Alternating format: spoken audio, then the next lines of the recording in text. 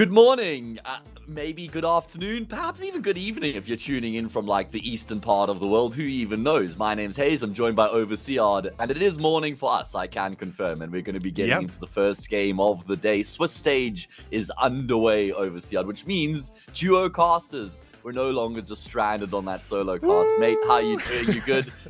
Good to have a duo, right? Yes, good to be back. Good to be back, especially with you as well. As always, Hayes, it's a pleasure having you with me. For us too, though, we've got a few great games, I think, lined up. I've taken the liberty of kind of going through the schedule a bit in depth. And honestly, I think we're in for quite a nice double best of three. Oh, yeah. I'd say, there's 4 banging games today. Yesterday, I covered 2 matches, and there were quite a few one-sided matches coming into yesterday's action, but today, that is just not the case. Yeah. Dynamo Eclot Zero Tenacity going to be the first game of the day. Of course, 1-0 match. Cybershock against Astrum coming up later. Guns Ruby, Iberian Soul versus Monte.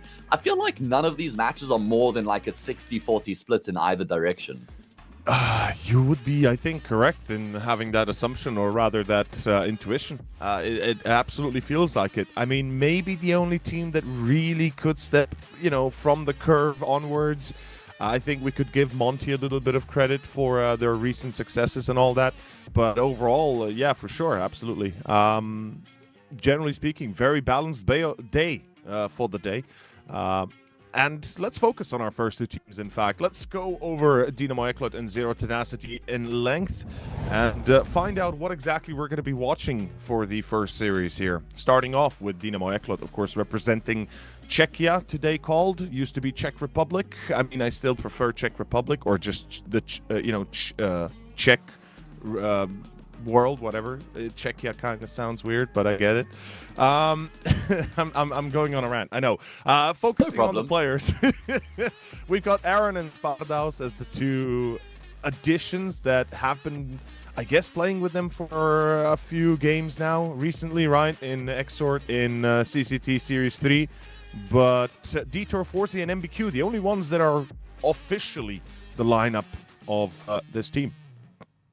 Yeah, Aaron actually hasn't played any games with Dynamo Eclot. This is going to be his first matchup. Dynamo Eclot have been going through so many changes recently. Yeah. I mean, I think the CEO's come out and just said that they are going to be trialing a bunch of different players to try and settle on a roster. I think they're kind of planning, looking forward to the next season, the second half of the year.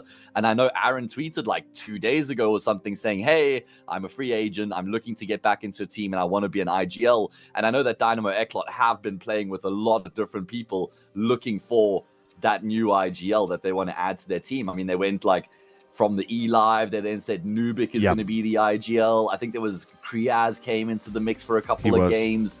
They tried a different player as well, whose name I can't remember. But I mean, keep in mind that Mangus was in this team. Mikey was even in this team. They benched Mikey overseas. I mean, what's up with that? I thought that Mikey was like the best player from the region at the moment. I would have thought the same, but apparently perhaps they were of a different opinion. Maybe they didn't find, equal grounds outside of the game. It's possible that just the characters don't work. I don't know the knowledge of the inner workings of the team, but I can assume that that must have been the case. Because, yeah, like you said, why the hell would you bench Mikey? Why would you send him off the team when just recently he's been giving you some great numbers, even if perhaps not the greatest you've seen from him? But let's not dwell in the past, shall we, Hayes? Let's see what exactly is being brought up by their opponent, though. It's going to be Zero Tenacity, a team that we are very much knowledgeable about. We've had them around for a while now. They have made changes that I don't think surprise anybody. Maden's here, which I love to see. Absolutely adore the fact that we've got Maden with the amount of experience he has, the wealth of experience he has, now joining his crew. But Simke has been benched. Yeah. I mean, like you said, there's been roster changes made for Z10. That's not a sentence we've said for 3 years for this team. They persisted with the same team, same group of players. They were the team that were the longest standing in terms of not having made a single change. I think throughout the entirety of the HLTV ranking, it must have been this Zero Tenacity squad. But the time was right. It was high tide that they did make a change and look to try and pivot in a different direction, because They had a really good showing in the second half of last year, but we just haven't seen that same sort of form throughout the first half of this year. And so I think he had to be like, yeah, you know what? We gave that team as long a run as possible. We're striving for higher highs. We want to start reaching LAN events. We want to really break through that ceiling and take things to the next level. And they have won by bringing Madden in. Like, for Madden, it's a bit of an iffy move, I think, from being in a team like Falcons and now he's dropped down to Z10. Of course, he wasn't getting any offers, so I feel like he had to just take a step down to remind everyone what he's capable of. So I'd say Z10 really won bringing him in. As for Madden, he has a chance for him to just remind everybody what he's capable of. That's one way to look at it for sure, and the other, I think, also to add on top of that is it's one of the first teams in a long while that Madden is going to be a part of that is wholly consisted of just his own team, his own countrymen or people that speak the same language. So I believe it's been since the days of Blue Jays almost that he last had the chance of playing with like a Balkan lineup. Yeah, so I'm happy. I'm happy to see this. I'm happy to see Madden in a bit of a different environment. I'm hoping that he, as you said, will showcase everything he's capable of, and I think this is the ample, perfect opportunity for it. And the rest of the squad, as you said, they're going to be happy as well. They are, they're going to have a great player next to them, and I think it's going to work out well. I'm just hoping that today will be a good day for the players. We're going to need Nemanja. We're going to need Brute Monster. We can't forget, we talk a lot about Madden, but Brute Monster as the primary opper, he's always going to be under a spotlight. Nemanja is always going to be under a spotlight, right? Absolutely. I will say, fragging power has improved, obviously, with bringing Madden into the mix. And I think that was something that's been lacking over the past few months, was just another stable fragger on the team. And Nemanja has been fragging pretty stably lately, but then it's just a bit scrappy outside of him. I think they needed someone else who could consistently put up decent numbers as well. So I'm really high on the Zero Tenacity team now that they brought Madden into the mix. But let's have a look at the veto, and we can see which maps are going to get played out in the series between these two teams. Now, Anubis is going to be the pick for Z10. They're reverting back to their good old faithful from last year. And it seems like their results have been improving on the map because they did taper off this year on Anubis. Mirage, I mean, statistically, it hasn't been great for Dynamo Eklot. They played the map 32 times, and they've won it on only 8 occasions. Yeah. So they've picked that. They're persisting with that as well, and then trained to decide. I can't blame them for going for Mirage. I think it's the best way to start your kind of fresh roster or get Aaron up to speed, right? You're gonna have to play somewhere where he feels super comfortable, and I think the only map you can really do it's something like Mirage, Dust maybe. I don't know about the rest. I haven't seen Aaron enough recently to know what he likes. Excuse me, not Aaron. Aaron, I guess, because Craze is not playing. So whilst, yes, absolutely, worries to be had, the Dynamo goes for Mirage and their low win rate, especially with the map's amount of played. But then we go into Anubis and train the second and third. I think statistically they do favor Z10, and as well as the fact that Z10 are a full squad rounded out, the exception that Madden has to adjust a little bit, but possibly not a lot, possibly by not a big margin. He's also played a number of games already, so he'll be somewhat familiarized with the team and his role within the team and the way that they want to go about playing the map stylistically. Obviously, playing under Nemanja will be a pretty different style of leadership compared to what he was used to previously under, like, Snappy, for example. Of course, he played under Snappy for a very long time in Ents and then Falcons as well.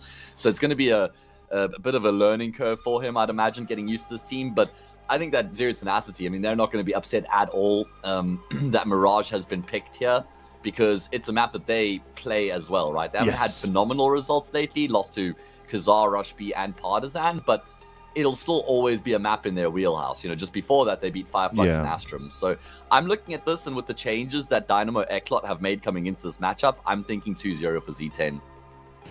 Ooh, okay. Like, I respect that call because it is a valid one. I would definitely can see that. I've had the chance to cast him with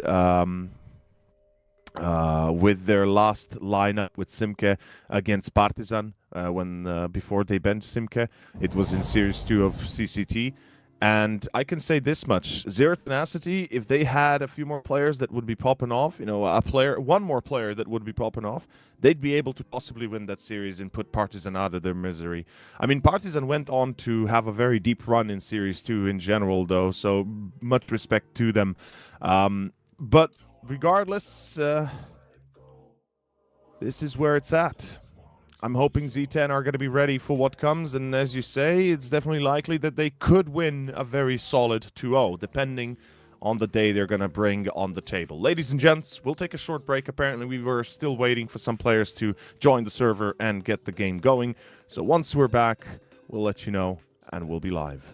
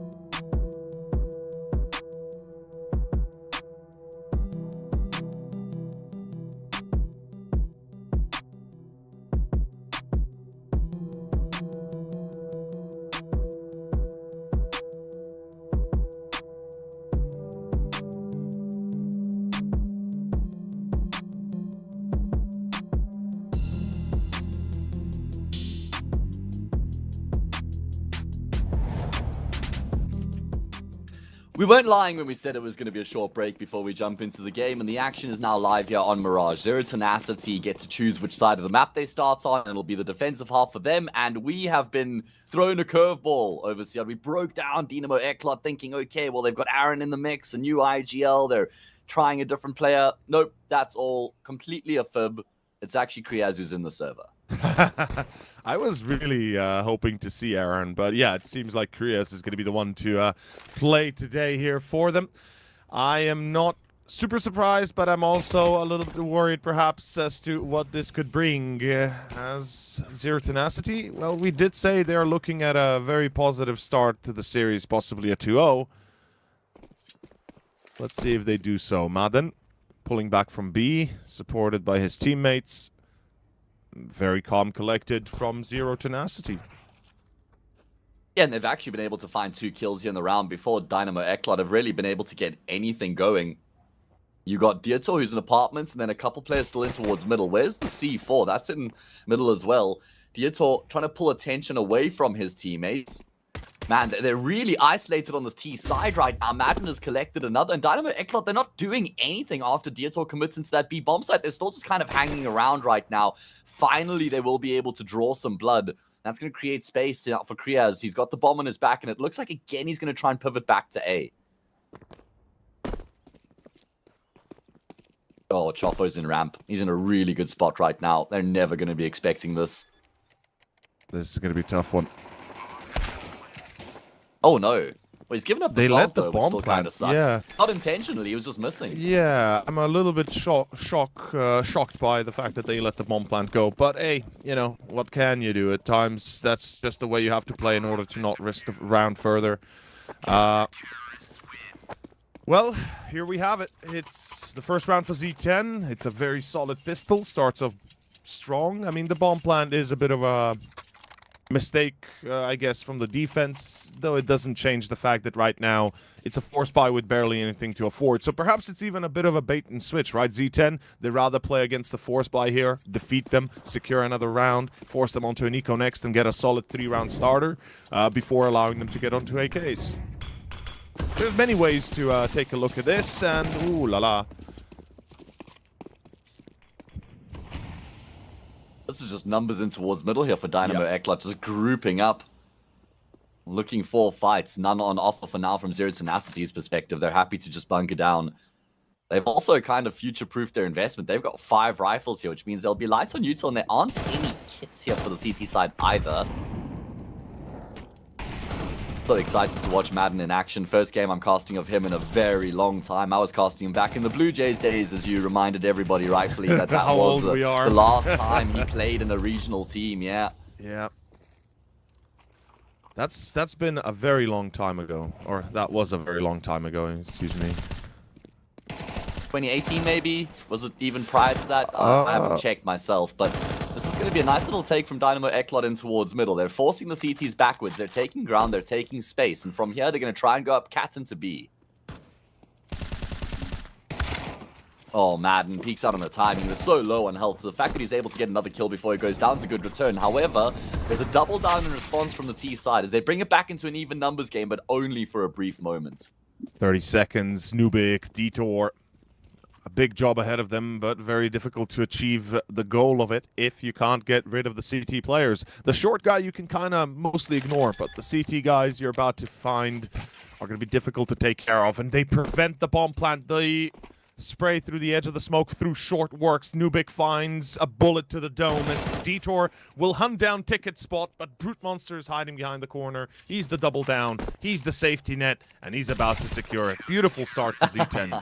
Great losses, though, and it does mean that there's a precedent for another buy here for Dynamo Eklot if they had gotten the buy. Or, excuse me, the bomb plant. Yeah, the plant, yeah. That might have just kind of convince them to go for the investment. But here's just some lore for everybody, and not lore as in the government's lore, but lore as in some information on Madden and just me as a commentator. In 2019, I was working the ESL Southeast Europe Championship. That was a tournament that used to exist 6 years ago. And there was a grand final between Fate, a Bulgarian organization, if I remember correctly, and Blue Jays. And Madden played in that final. And I was casting that entire online league for a couple of months. And I'd grown a bit of a relationship with some of the orgs in the teams. And the Fate CEO DM'd me before the final, because or going into the final, he put in Twitch chat that if Fate win, he will buy me a new webcam. Because my webcam at the time was so bad, I was casting that final, and he said, yeah, if we win, I'm buying you a new webcam. And true as fate, Fate won that final, 16-13 on the 3rd map, with Madden playing in that game, so he lost. And the Fate CEO bought me a new webcam. And I'm still using the same webcam to this day, 6 years later. Logitech Pro C922 or whatever it is. But shout out him for real. He, yeah, that was pretty cool, man. Shout out to your good memory as well. Respect. Yeah, it's been a while, man. It's been 6 years since Blue Jays were a thing. Since Madden played in that lineup in Apocalypsa. Apocalypsa, excuse me. But Spardau's I've actually literally just gone back. Sorry to interrupt you. Just to finish off the story. Gone back to my DMs here with Fate in my DMs. And they sent me money on PayPal. And I sent the proof that I got the webcam. And they were just so cool, man. They were so cool. So, yeah. Fate haven't seen around for a while. They're completely different time. I mean, in that Fate team, there were recognizable names like Duplicate, Rainwaker, Mark, Kaluba, Double Magic. Yeah. And in that Blue Jays team was Madden, Dimcare, AVN, even as well, who's actually on the server now. So AVN and Madden are playing alongside each other again. Anyway, story time over. Just thought that would be fun to share. It is. I love it. I love to hear it. And I think our viewers and our listeners are going to be even happier for it. Though, perhaps happiness ends quickly. Zero Tenacity is about to be attacked on A, and Siofo lets himself be caught. He trades, yes, but nobody else in ticket, nobody else on site. It's a crossfire for Brute Monster. Doesn't take the shot. What is happening? Brute Monster just dies needlessly, widens the angle, and gets absolutely clapped as Nemanya's going to try and push the smoke. He can't get a kill. AVN trades. It's back to a 2v1 in a 1v2. Excuse me, AVN at 22. You ain't happening, buddy. I'm feeling like thank you here. And Nuke should be able to finish the job. The crossfire, if nothing else, is enough. I mean, they are both fairly low, but he's going to be in the perfect position to catch a glimpse of AVN before he commits to the swing, and that is going to be Dynamo Eklock getting their first round on the board. They're just playing numbers-based Counter-Strike right now, just grouped up, excuse me, as a unit, making their way up ramp, trading their way forward, and getting the job done. But that missed shot there from Brute Monster was criminal. Or I guess the fact that he didn't even shoot in the first player crossing. Maybe he was looking at his minimap. And then like you say, he highlights a key point there that he widens the angle so he completely exposes himself. And there's no way to get out if he misses again. He does miss, and that costs him his life. Yeah, it gets me a bit by surprise, to be fair, that he actually does go for the re-engagement instead of waiting for his teammates. But hey, that's the world we live in. That's the rounds you lose as... The first one for Dynamo Eklock is a relatively easy one, given how quickly it happened. I mean, they still lose 3 players, so it's anything but economical, but nonetheless. 80 seconds to go, and again towards A, apparently. The idea is the same. Yeah, just different timing. More focusing towards middle at the start of the round. There's going to be some follow-up util being thrown into mid as well. Oh, you got to jump for that one. Mr. Forsey, you've got to jump for that smoke, I'm afraid. Priaz is the one who's kind of trying to feel it out through lowers at the moment and draw some attention towards middle. And maybe away from that A bomb site, Brute Monster will rack up $900 with that headshot. Default player's been spotted out though. This is where Chopper needs his teammates to come into the fray. Where's Priaz? Priaz is rotating into the B bomb site right now, so he can't help his teammates out at all. Completely useless, Priaz's lurk. Surely they'll expect something like that soon enough. They have to recognize that there were only 2 players assaulting. They got the one. And with the bomb dropped outside of pit, it's like, this is madness. Krias going to be walking through lower. Excuse me, through short, not lower.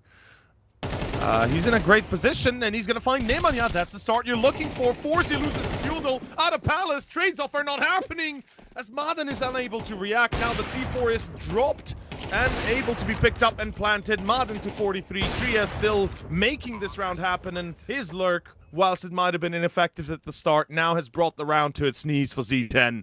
And it's Madden. Pavel Bošković, let's see what you do, brother. Well, I think he just has to save. He's going to drop down, and Savage has missed another shot. Madden. Okay, well, maybe it's best to just leave the AWP on the ground in the future there, mate, because he just missed so many shots there. Shots that could have made big differences in the grand scheme of things. And got to give credit to Dynamo Eklock with how they've been able to make that round work, because it was looking like it was just dead in the water at one point with Kriaz's almost negligible massive lurk slash flank. But eventually he does find a way to get in on the action, gets a kill from Catwalk. That then sows the A bomb site into disarray, allows for the teammate to swing Palace and ramp, and then find impact as well. So Dynamo Eklock, they're alive on the server. Not just alive, but in fact thriving, even. Yeah, what they're saying. Oh, what is that Molotov? It's it really puts you on a bit of a swivel there for Tiafo. It doesn't matter, it's an eco anyway. So round's done, that's 3 for Dynamo Eklot. They're about to tie it up. It's as simple as that.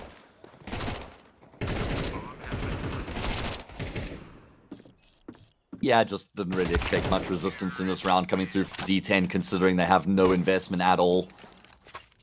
And it's going to be a leveled up scoreline here. As we head into the next gun round, open play for Britmonster again. Rifles to complement that big green gun. And this one's for the lead.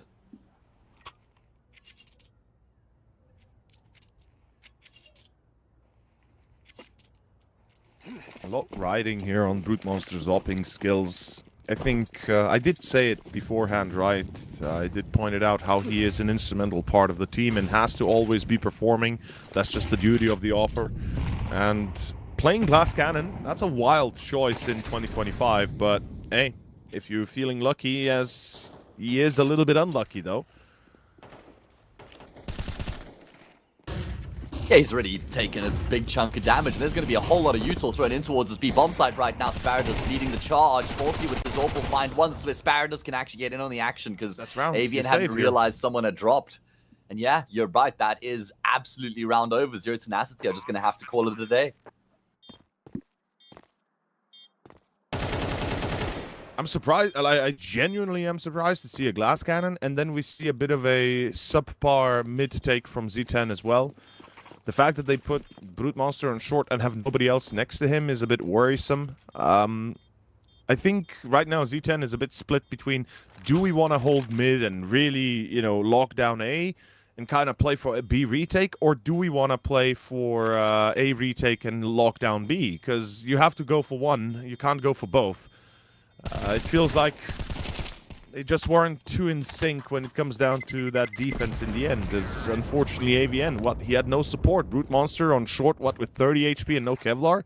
Yeah, right. Yeah, it was explosive from Dynamo Eklot, that's for sure, and it made it really difficult for Z10 to kind of try and set themselves up accordingly before the hit comes through.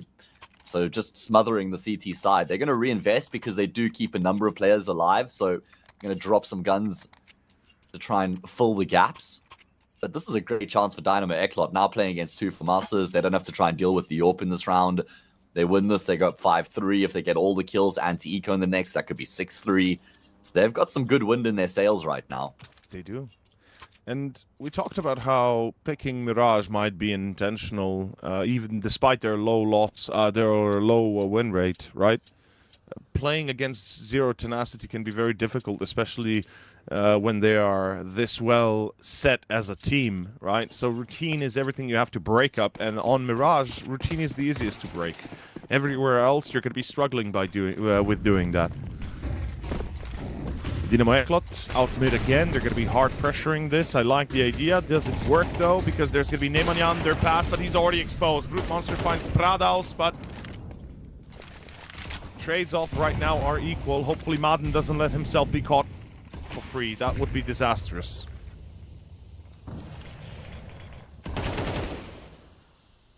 Yeah, Dynamo Eklot, they're still just playing the strength in numbers kind of style right now, just grouped up. Wherever they go, just clustered together. Zero Tenacity have at least been able to keep the numbers level here. Taking Sparadus down. Look at the flank from AVN, right? This flank could work wonders, especially... Oh! What? That was insane by Nuke. What an adjustment from Nuke. How the hell does he spring that? That's one of those... Yeah, that's one of those situations for AVN where he comes around the corner, sees the guy looking the wrong way, and you almost want to take an extra half a second to make sure your crosshair is perfectly placed before you take the shot. And that little bit of hesitation gives Nuke the opportunity.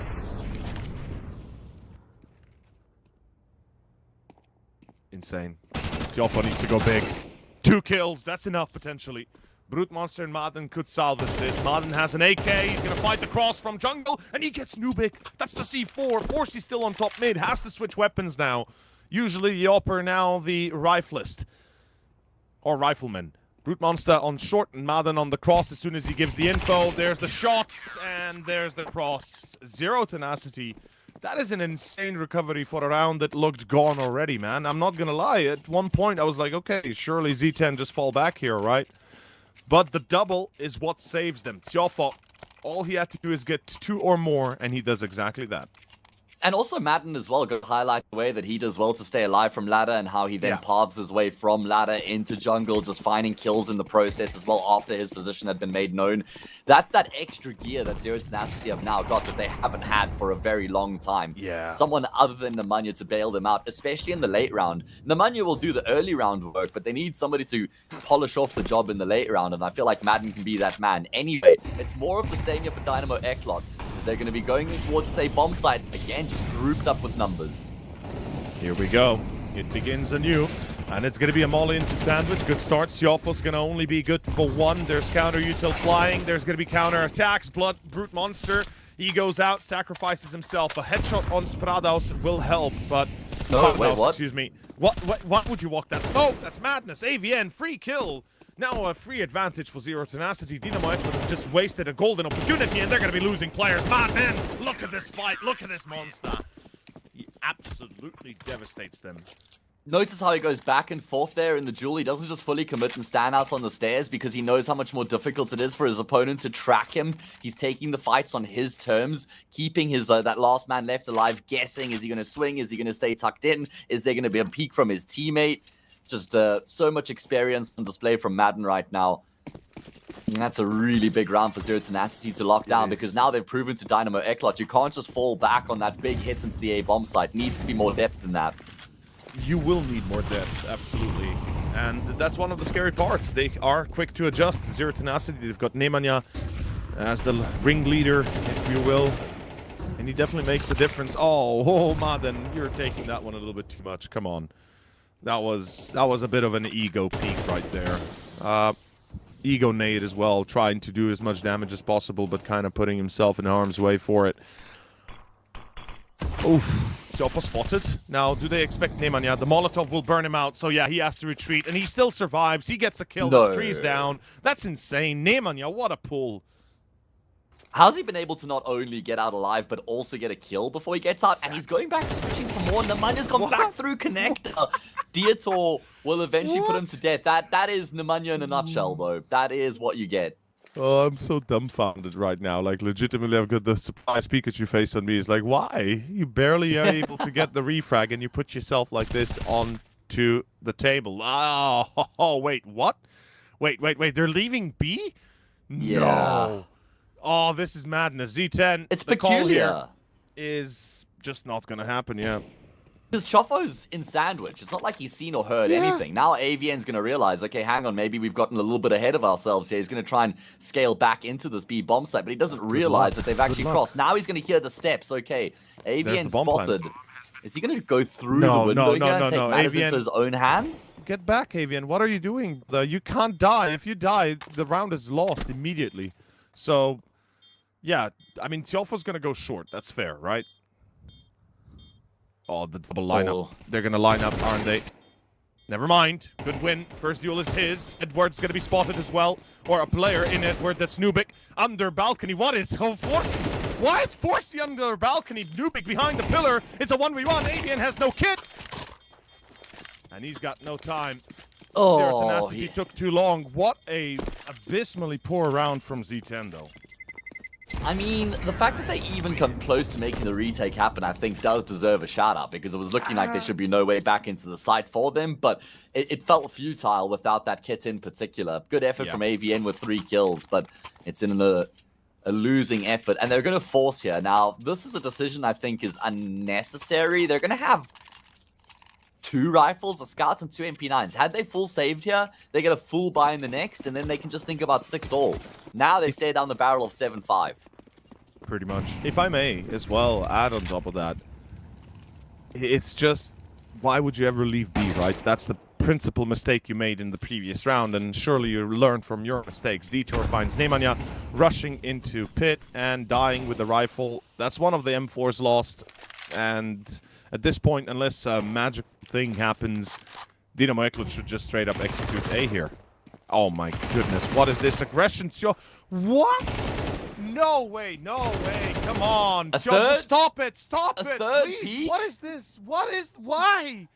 I don't get it. Like, you're sacrificing yourself for one trade. You're barely trading off as you is, and then you still fight. Like, it's insane. But he does really well to get that first kill. I'll give him Yeah, that much, no. but That's he fine. had no need to continue to commit there. But it's the same as, you know what, Neymar, who was it in the previous map? Or Martin, Yeah, actually, extending on short. Like, it's We've seen it a feels few like, times now. Yeah. Feels like they're just getting ahead of themselves a bit too much. And luckily, they're recognizing it's B. At least AVN's going to be here. But surely 1 man against 4, that's not going to suffice, is it? Here goes the exec, and here goes the push. First kill is AVN's. He has to stay alive. You have to stay alive. He's going to find a secondary. Rotations are happening. Finally, Z10 are in position to play this well. It's a 2v2. Make it a 2v1 now, Madden. Oh, gun barrel.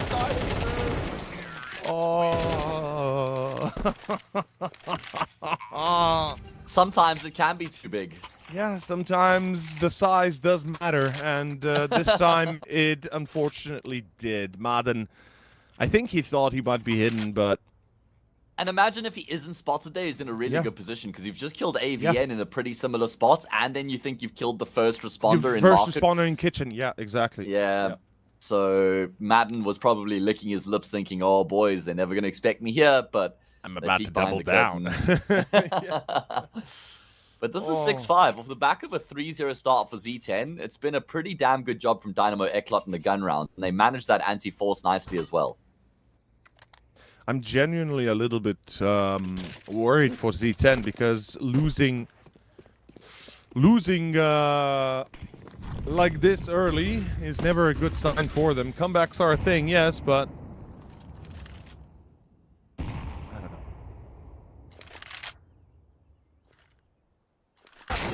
Yeah, it's going to be a tough round for Z10, but that's a fantastic way to open up. Little jiggle 1v guy in Nemanja. Now you've got Chopper underneath balcony. He's going to be able to capitalize. In fact, Nemanja's doubled down. You can't both go down in return, though. Oh, it's so awkward for the MP9.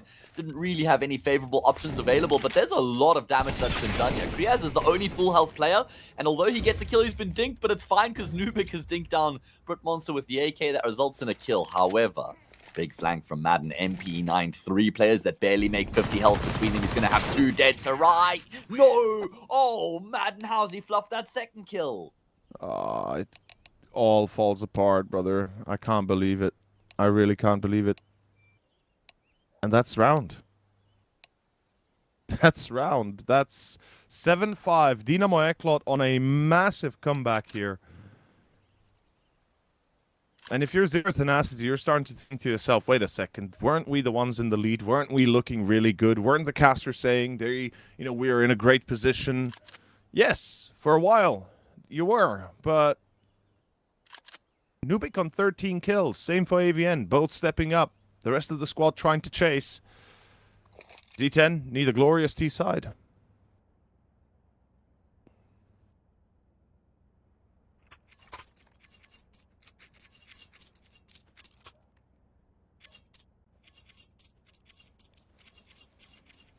Yeah, it's going to be a tall order here for Zero Tenacity coming into the second half to try and fight back here on the map and deny Dynamo Eklot the win. Forsey only 4 and 9 at the end of the first half, but now we keep an eye on him here on the CT side, especially once he gets that AWP going.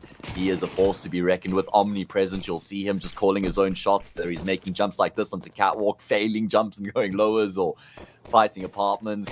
Palace, he'll just be all over the place, and he's already finding impact. However, just going to be the 1 kill, and I don't think that makes it worth it. 1-for-1 CT side pistol. Never I reckon worth it. Z10 will take that. Yeah. Yeah, especially when the Glocks get up close and personal. Let's see if Nubik... Nope.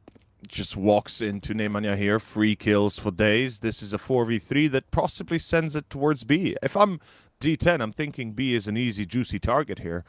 Because do you want to avoid the USP on ticket? I think that's definitely a yes. Or in jungle. So B feels like the most appropriate site to hit. There's the smoke into deep window. And I believe because of that smoke, Dynamo Eklot should have recognized that the smoke was flying in from B apps. So maybe, considering something like that. I don't know. Thinking about it, maybe. Doesn't look like it. Perfect read No. from Zero Tenacity, just filtering into this completely vacant bomb site. Plant's going to come through for free. And if you just That's save your round. Kevlar, yeah, you just straight up save your Kevlar because you haven't taken any damage, so it only costs 350 to upgrade to head armor going into the next round. Yeah. Nothing worse than like when you're trying to save on the CT pistol or you've won the round as a CT pistol, you're defusing the bomb, and then your friend just like love taps you for fun, has a little laugh. Haha, you know that the guy's not serious about the game. He doesn't really understand the implications of how now you have to spend $1,000 to get head armor in the next round. That's one of my pet peeves. I don't know if you can tell. No, yeah. It is. I can see you. I can see you having that issue. Same for me. I agree with you. 350 for a helmet or 1,000, there's a big difference, and you can do a lot with the leftover money. And then he just laughs after he does it. Haha. He's having a laugh. Like, that makes it even worse. Makes it even worse. Anyway, 7-6. It's going to be a force buy for Dynamo Eclot off the back of losing the pistol. They've now lost both pistols, by the way. Looking a little bit weaker for it. Imagine if they had not lost the pistols. We might have been looking at a very different ending to this map already. Round 14 kicks off, and we look at an A execution by Z10. Pretty straightforward. I like the fact that they're not complicating their lives, right? No need to really put yourself out there for nothing. Here comes the push. No way. Spardaus, you get another. Do you actually get another? Are you mad enough to get it? Oh, the damage, the delay, it's enough. The damage and the delay was plenty enough. That is insane. That's round. That's 8. Holy Dynamo Eclot. Like, how are you making these rounds possible? I can't wrap my head around. What have we just witnessed here from Dynamo Eclot? I mean, Sparrowdust does so well to get a kill, and then obviously he fluffs his spray for the second frag, but he's still ultimately able to stay alive, which buys time for the rotation to come through. And then Forcey just thrusts himself, was it Deontay? I don't even know who saved Sparrowdust there by charging through that jungle smoke. Forcey, I think it was, right? Yeah. Just charging forward with that MP9, collecting a kill there, kept Sparrowdust alive, and then they just continued to pick Zero Tenacity off. That's a big dropping of the ball for the team who won the pistol. And I love the way that the CT opened up as well, the CT side, with 4 players swinging cat with an MP9, 1 snipers or con, and just overwhelming the mid player. They had a decent idea what to do, and they executed it perfectly. If Z10 had 3 players there, it still could have ended up the same way for Dynamo Eclot. But regardless, they don't. They are not ready. They lose, and that is 8-6. A devastating loss, to be fair, right? You win the pistol, you lose right after. This is a repeat of that second half almost. Dynamo Eclot. Let's see if they run away with it this time. Man. If I'd be Z10, I'd be pretty pissed right now by their standards. Like, especially after the way they had started, up 3-0, and then even a couple strong showings in the rounds after that. They have been kind of getting worse as the map's been going on, which is not the way you want to be trending. Usually it's the other way around, right? You start poorly and then you end up good, but here it does feel like a little bit in reverse almost. Nice shots. It's a shame Avian can't do much. No damage that really matters, as Tiofa, well, he's hoping to get lucky. He's about to be lucked out. So, what? It's 10-6 before we have another buy for Zero Tenacity. Maybe a tactical timeout, potentially. I don't think so, though. No buy right now. Doesn't need to be a timeout. But yeah, it's 10-6 before we see another buy. And Z10, they're putting themselves on the chopping block with this.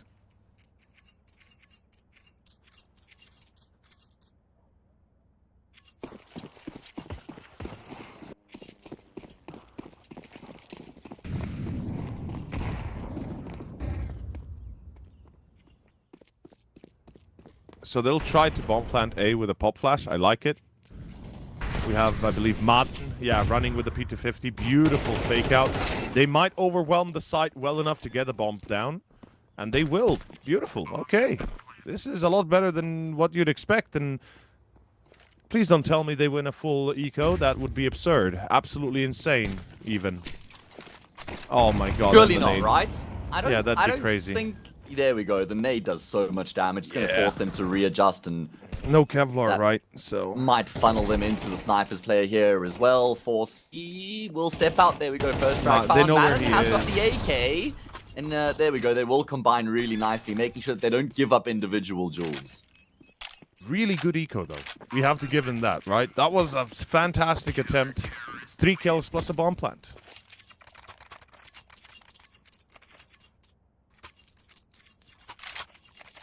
Yeah, that's a pretty damn good return for Zero Tenacity. They'll take that every day of the week. But they are in a position where they have to win this round now. They have to win this follow-up gun round. There's just no two ways about it. Have to start getting those dubs.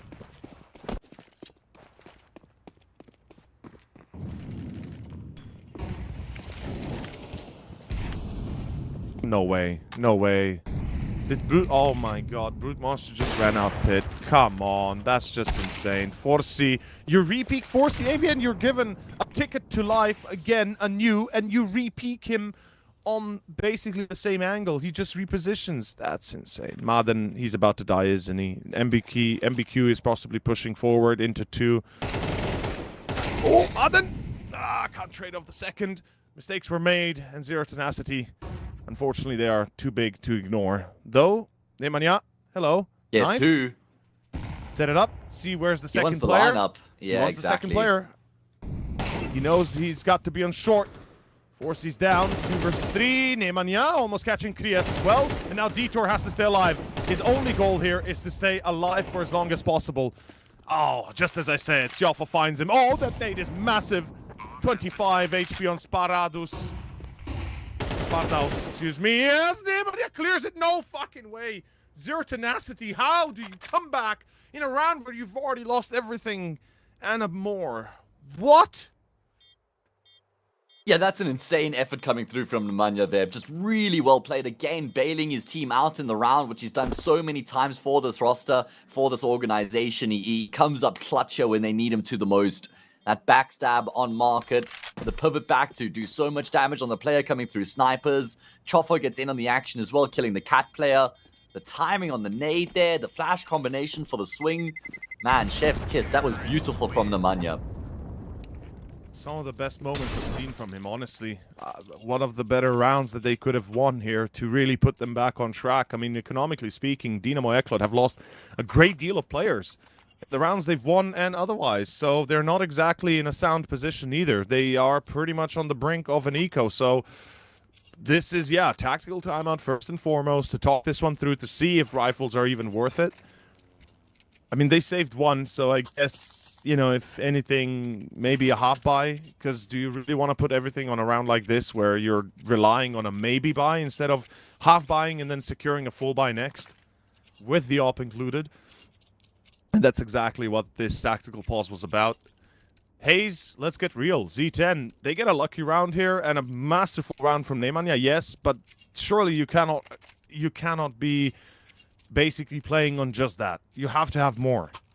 Well, I mean, the thing is, look at what that's offered up to them now in terms of Dynamo Eklund's money. I mean, they kept 1 player alive. I think they've invested into 1 rifle here, so there's a chance to go 10-8 before you get another gun round, so it's almost like 2 for 1. That's how impactful that round was. But there's still a long way back. It's not like that immediately gets you into the game and on a level playing field.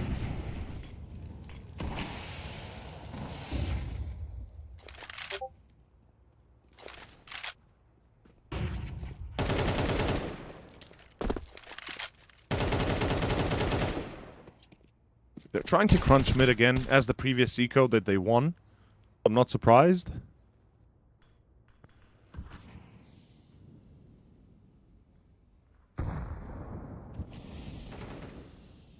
Yeah, let's see. 2 rifles in play for the CT side. 1 already been dispatched of. Nemanja just runs Krios over like a truck. He's 15 and 11. He is getting hotter and hotter as this map's going on, which is a scary prospect for Dynamo Eklund. Good trade, good spacing. Chofo doubles down. And with that goes any threat of the round. Forcing Spardaus, they should be looking to save again. It's as simple as that.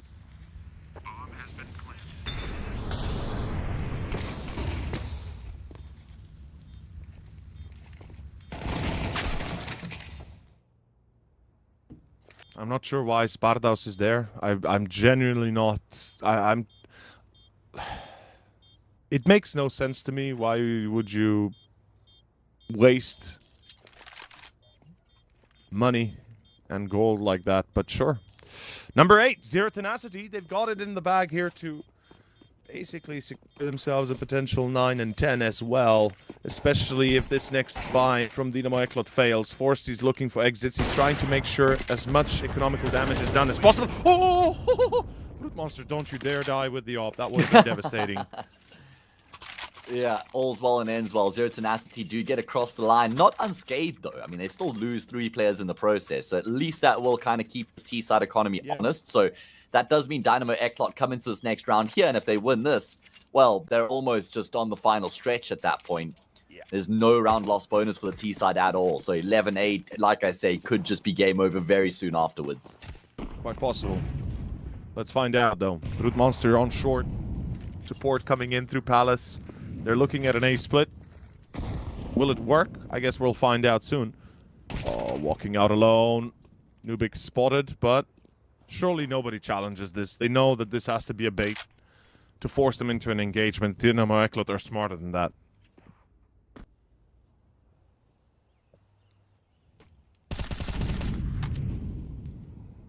Like, this is a B fake into an A split. This is what it looks like. I think Nemanya's going to sell the B fake. He's got very little util, though, so I'm not sure how exactly he intends to pull this off fully. And with the 2 players mid, now they either fake out going short, so it looks like an A-B split, but in actuality going towards A is the plan. Nemanja still has a smoke. Quite a little bit of util on players on mid. There's the molly short, con. And yeah, like there should be a smoke now following this smoke following this molly and con. Unless you want to telegraph your actions, and that's exactly what's happening. Forsey will check that, and now they know. They know this is an A split. They've got to know. Madden finds Spardaus. And we see Forsey's already trained on Palace. He knows that there's somebody about to walk out. There's the spot out from jungle. But how do they play this? Krias finds Siofo. The trades off are negative for Z10. It's looking like it's falling apart in the meantime. Still trying to enter the side. 24 seconds. Molo in jungle. Clearing out Nuke. But it's still a 3-on-3. Oh man, very good work here from Zero Tenacity to actually weather the storm and create the space for a plant. Now the pressure shifts onto the CT side to make this retake happen. Forsey's been tagged down. Veto's the one who's fighting forward though. Nemanja and AVN look to combine to finish off the job, and they absolutely will. Nemanja continues to be the shining star for his team. Fantastic, fantastic show. Nemanja, like I said, he's one of the reasons why this team has made it as deep as they did every tournament they played. And once again, they have to continue performing above and beyond what we almost thought possible. So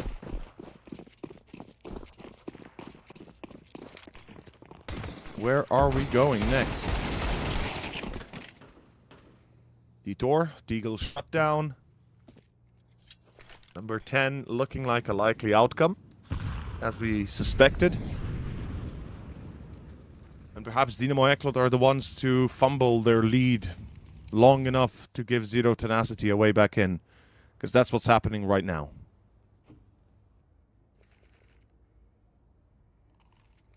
Yeah, true. They're prying that door open with a crowbar right now here on this T side. Both teams having some troublesome times on their defensive half of the map. Kriaz will do well to get a kill. This is a 3v3. Kriaz recovers an AK. Of course, he's very low on health, but there's a hand cannon on Nuke. Alright, that bomb plant does certainly restore some calm, though. And if you're Kriaz, I reckon you're just thinking about saving the AK. I don't think you're too keen to roll the dice just to try and find some damage, especially now that Nuke has gone down. Save that AK, right? Save that Kevlar. You need that money more than anything else in this world right now. Any damage on Zero Tenacity helps, sure, there's no denying it, but any damage on you basically buries you further down the drain. As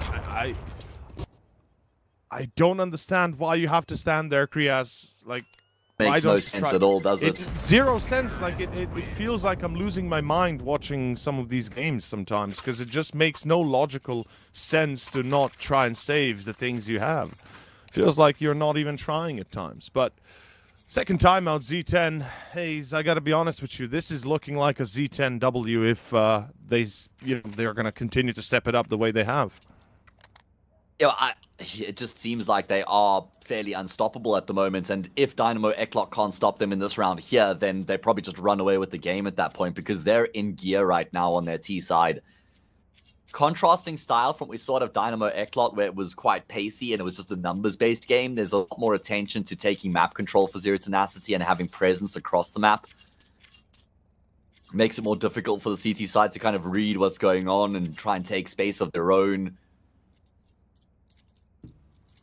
But this is the gun round, the deciding gun round. And listen, there's been damage done by Dynamo Eklot in these rounds that they've been losing. So it's not like there's a huge economy behind this T side right now. However, if Dynamo Eklot lose this round, then we're looking at 12-10 for the T side.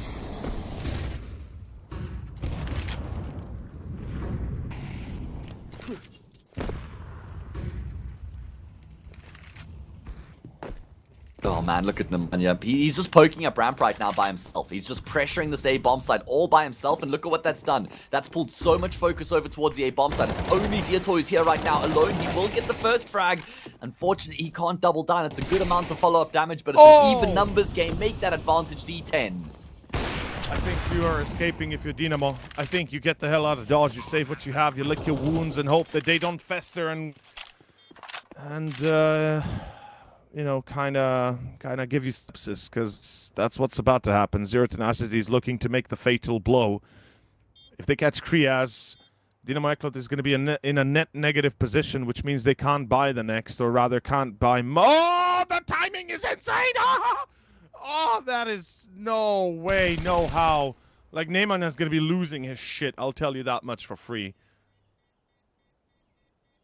And I mean, rightfully so. It's one of the biggest uncontrollable variables or factors of the game, is just the timing aspect. Just one of those things. Yeah. It's just insane. And it's actually the luckiest thing that could have happened to Dynamo Eklot. Because now they can actually buy again and prevent 12. I think they have to do that.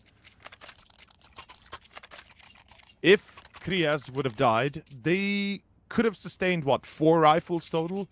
They would have had far less utility, and potentially could have lost even more. But in the end, 11-10, looking to prevent 12, Z10.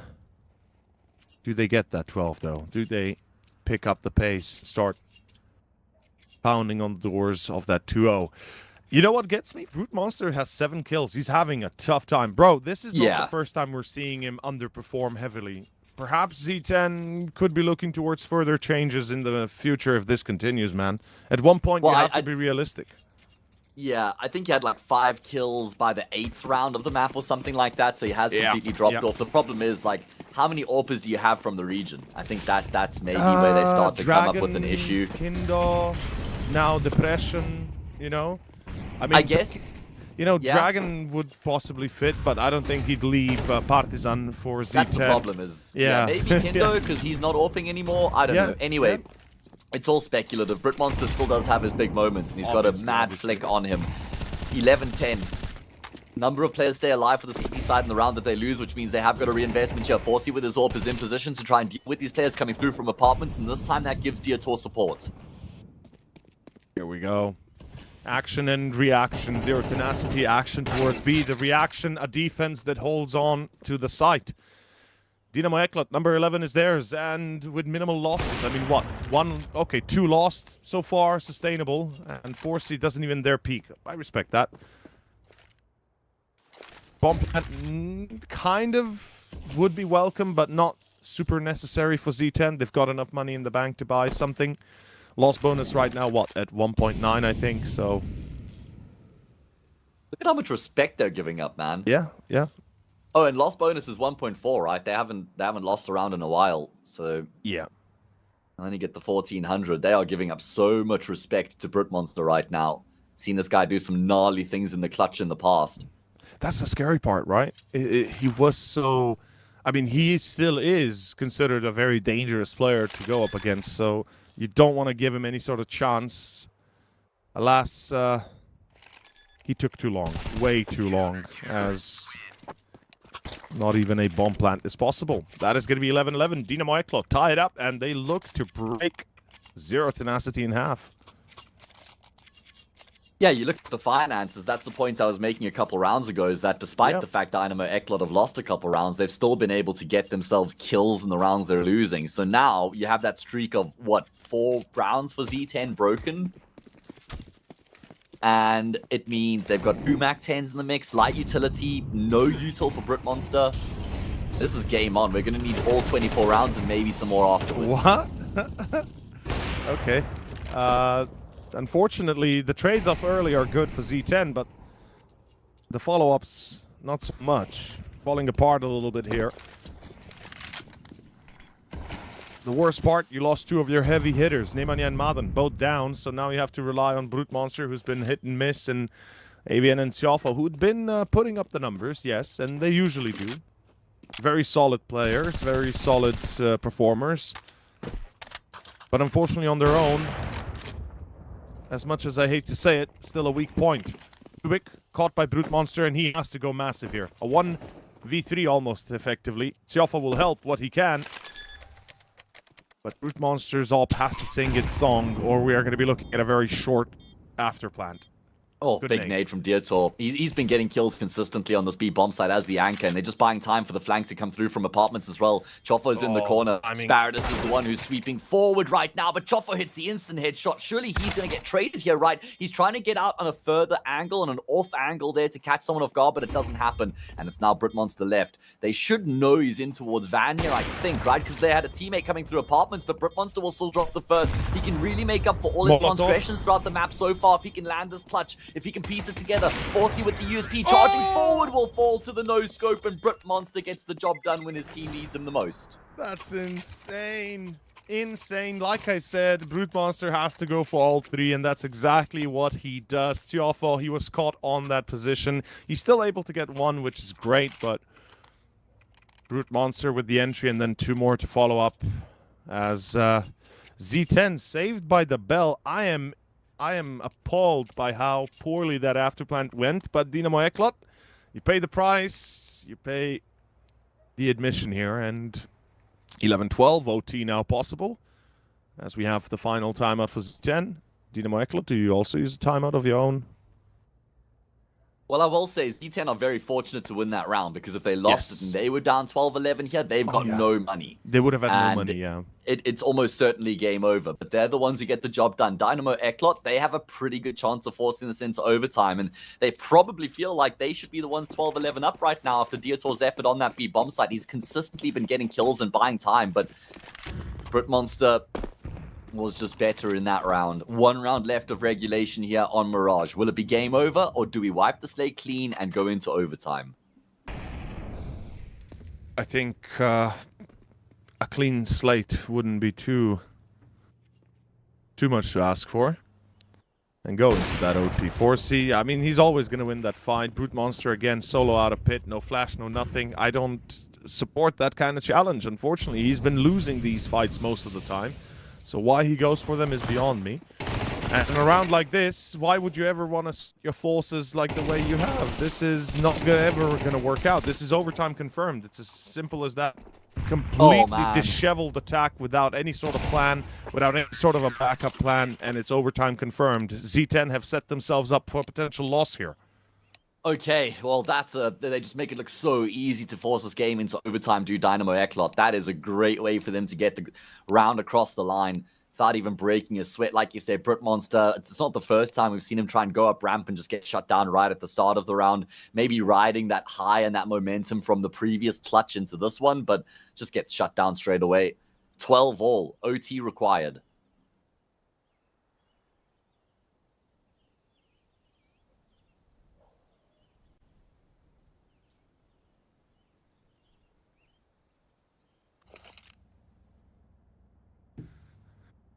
Here we go.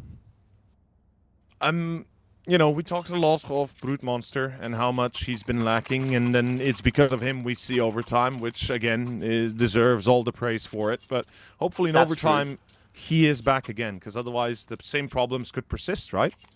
Like Zero Tenacity, they need to rely on somebody always to be able to get that entry or at least refrag. And Brute Monster's definitely, you know, as an upper, supposed to do that. Yeah, but like you said, can't just afford to be one round in isolation from him. We need to kind of bring that to the table a bit more consistently here throughout the rest of the series. Chopper's going to get double peaked, and I don't think the goal was to throw the molly so close towards ramp. Probably molly out the corner or jungle, but works out to keep his life intact. I think he could have been sandwiched, right? Just to make sure he can peek out pit, perhaps a bit safer. Though, smart man pulls back, doesn't want to play the jockey here. And what is this B defense? Dino Eklund leaving only Forzy with an op. That's an insane choice. You have, look at the deep position in Palace that Dynamo Eklund are holding, and they're still sticking to A. I'm trying to wrap my head around this logical process of how you defend your positions. Oh my goodness, wait, what? Shots. How has he just been out in the open there and Forzy hasn't spotted him? Maybe 4x3, unfavorable angle? I don't know, but Forcy's quite lucky to still be alive after the nade doesn't land on the mark either. Man advantage persists here for the CT side. They're going to go through short on B. And here we go. The aggression continues. 40 seconds. Z10 trying to enter side B. They find Forzy at low HP. 4v4. Again! This time on the side of Dynamo Eklund. The player is spotted in the ass. And that is going to be put down on his ass. Spardaus will refrag at least. It's a 3-on-3. But low HP on Spardaus means he can't be the first man. Wow. Oh, beautiful, beautiful, Avian. Send it fully. 1, 2, and Mr. 3. Worldwide, doesn't matter. Very good flank there from AVN. Good trigger discipline as well. Executes 2 players and effectively gets the 3rd kill as well by losing his life and getting the trade out of Brute Monster. So Zero Tenacity will open up in overtime first. And if you recall, it's not the first time we see Z10 win because of a flank like that. Nemanja pulling it in regulation already at one point. Beautifully performed.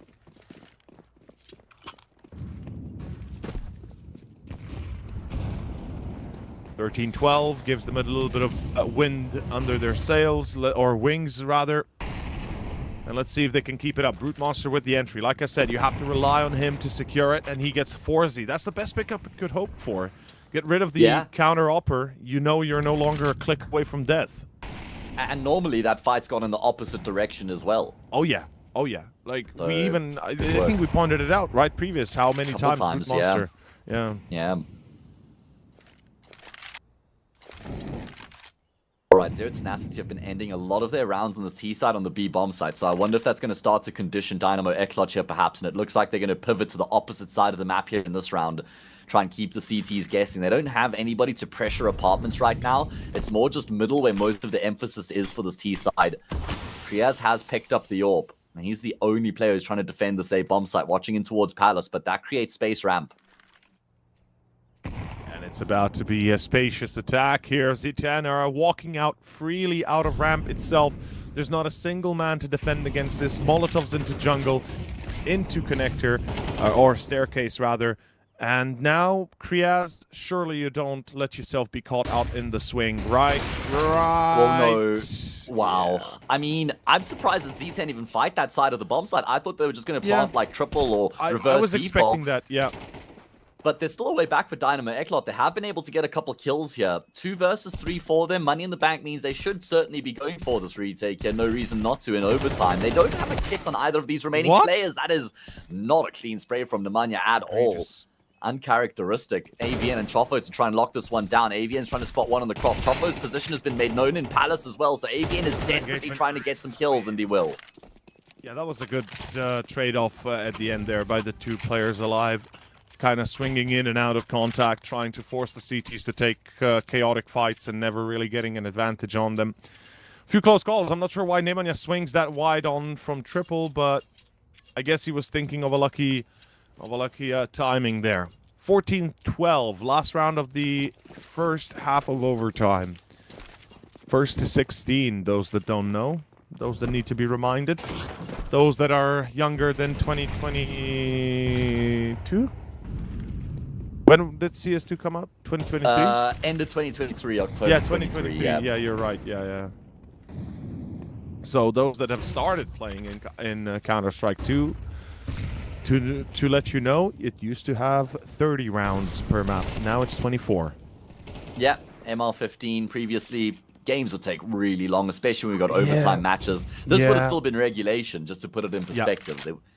So, I am a fan of MR12. I think that's one of the best adjustments from CSGO to CS2, honestly, just from a digestive, like a viewpoint perspective. For the viewpoint perspective, for sure, yeah.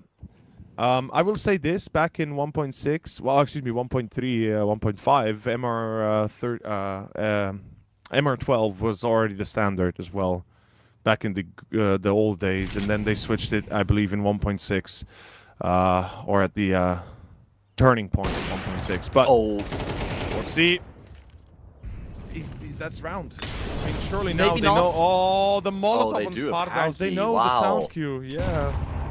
Very good awareness coming through here from Zero Tenacity, just dropping the utility to deal with that ramp player. There's now 2 players in towards ramp, but Monte tries to get the bomb across. This is where Dietor could be a big problem here for this T side. They're never going to expect a second player coming through from the flank, and he wants more than just the one. He's going to take down the bomb plants, and he finds Madden as well. That's round over, because Nemanya's in ladder room right now, and he's got his goddamn knife out. Riaz will finish off the job, and at least Dynamo Eklot do get 1 round out of this first half. So, it's 1 round at least. 13-14, first to 16 wins. Good job by Dynamo Eklot. They get lucky at the end. Zero Tenacity extremely, I guess you can say, not paying attention, right? Like, they didn't seem to have been very keen on checking pit double time, or, you know, really caring about a potential flank or anything. Yeah, the double flank was the money. It was a nice surprise. Yeah. Still, no. In regulation, we did have 7-5 halves on the T side, though. So the fact that Zero Tenacity get 2 is kind of what feels normal, feels required, and it also means we can't write Dynamo Eklot off here. Oh, absolutely. I think their T side is about to pop up in a better way than we ever thought.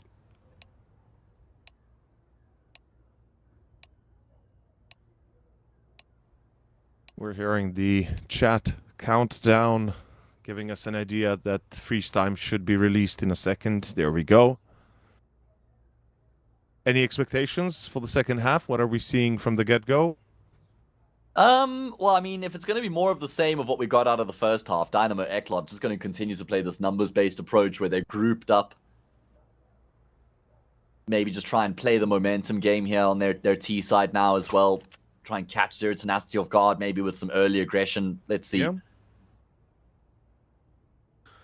I still kind of feel inclined to say that I think Z10 are going to win the map, and I've kind of felt that way throughout the map, even when they fell behind. Yeah. But let's see if they can finish it off, because this is Dynamo Eklot's map pick. Need we remember that?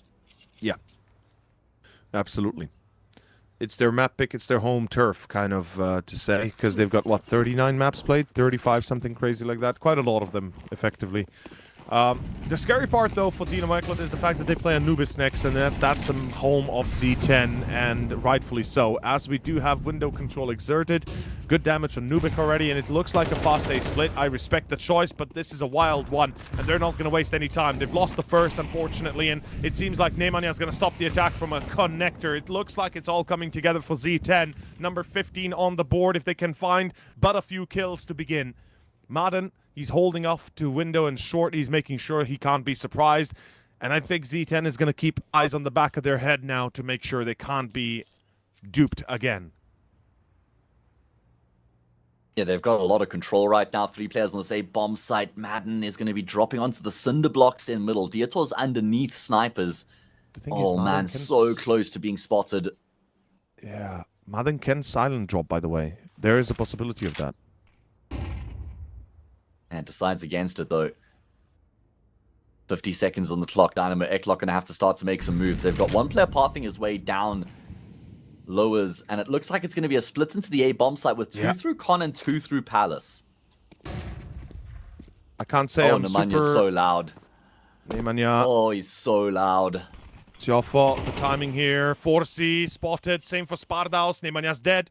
Through Con. Here we go. Brute Monster expecting pit, but it's Con and Palace, as you said. It's the unexpected that is not expected, unfortunately, as the word would suggest. As Brute Monster now realizes, hold up, we'd already lost Connector. Yeah, more than just that. You've lost a site. You've lost a round. It's Dynamo Eklot with a massive clutch moment here. Final seconds of the round itself, and they walk out Connector. How do they walk out Connector and nobody gives them a second thought? I'm not entirely sure, but I think Kriaz is the IGL. I know there was a moment where they said it was going to be Mangus, and then I think they said it was going to be Nubic as well. I'm not sure if they settled on Nubic, because Kriaz has been an IGL a lot in his career. It might be Nubic, but whoever it is deserves some serious... Okay, yeah, here's the statement saying that Nubic will be the IGL. So... Fair enough. If that is the case, we got to give him a lot of credit because he's been calling a fantastic T-side so far in terms of how they've connected the dots. This one's going to have more pace about it in towards the A bomb side. Iberian is on the balcony, and he's going to be clean enough to get both the kills. I thought it had taken too long to find the first frag, but he gets the second instantaneously. Oh, but look at the response from the util. What? The double nade. That's insane. Or rather, the nade and the molly. But Madden tries to trade. Can't do it. Dynamo Eklot 1 round away from 15. And for Z10, this would be disastrous. They're running out of funds. They're running out of options. Nemanja finds himself caught. Oh, he lost Overseer mid-sentence there. Diator, we nearly lost him from the round, but we haven't. He continues to frag. The man at the top of the server with 28 kills to his name. Brute Monster with an AWP left in the 1 versus 2. This is not ideal at all. Oh, and he's not going to expect Diator on top of the bench. Brute Monster exposes himself, and that's going to be Dynamo Eklot up to map point here. Very good work on their T side, winning the first 2 rounds of the half. I don't know if you can still hear me or not. Got you again, mate. Welcome back. Okay, I don't know what happened there, but for a second my heart stopped, and so did time, apparently, as Dynamo Eklot are able to stop Z10 from getting 15, from securing themselves another chance at OT. Dynamo Eklot now looking to secure the map instead.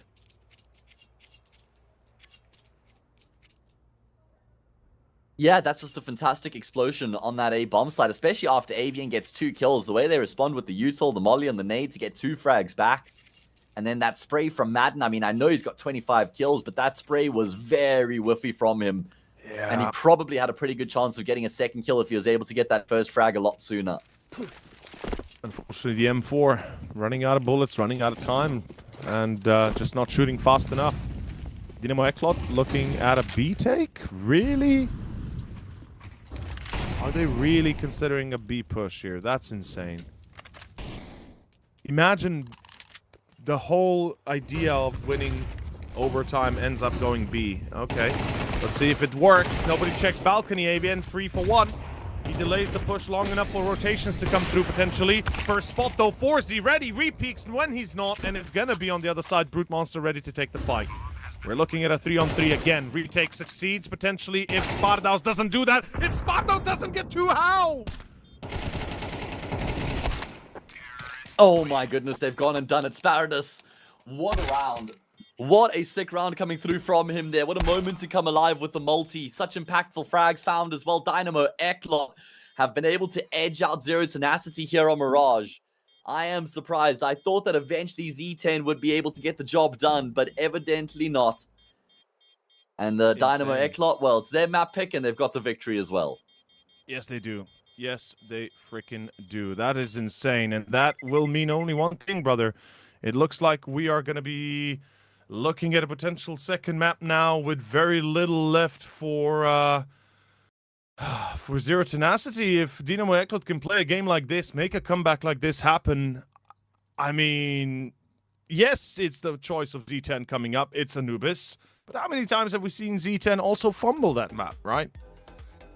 Yeah, I mean, also with the way that they kind of fell apart to Mirage, they weren't very convincing, right? And it didn't feel like that was a systemic issue because the map was Mirage. It felt like maybe they were just a little bit slow to frag in some instances, maybe on some different pages, making some poor decisions as well. But Dynamo Eklot, we can't fault them on that T side. It's flawless from them finding all 3 rounds to win the map 16-14. And like I say, it kind of feels like they robbed Zero Tenacity, but that's how it goes. We're going to now have a short little intermission. When we come back, we'll get into Anubis and figure out if this ends in 2 or if we require a decider.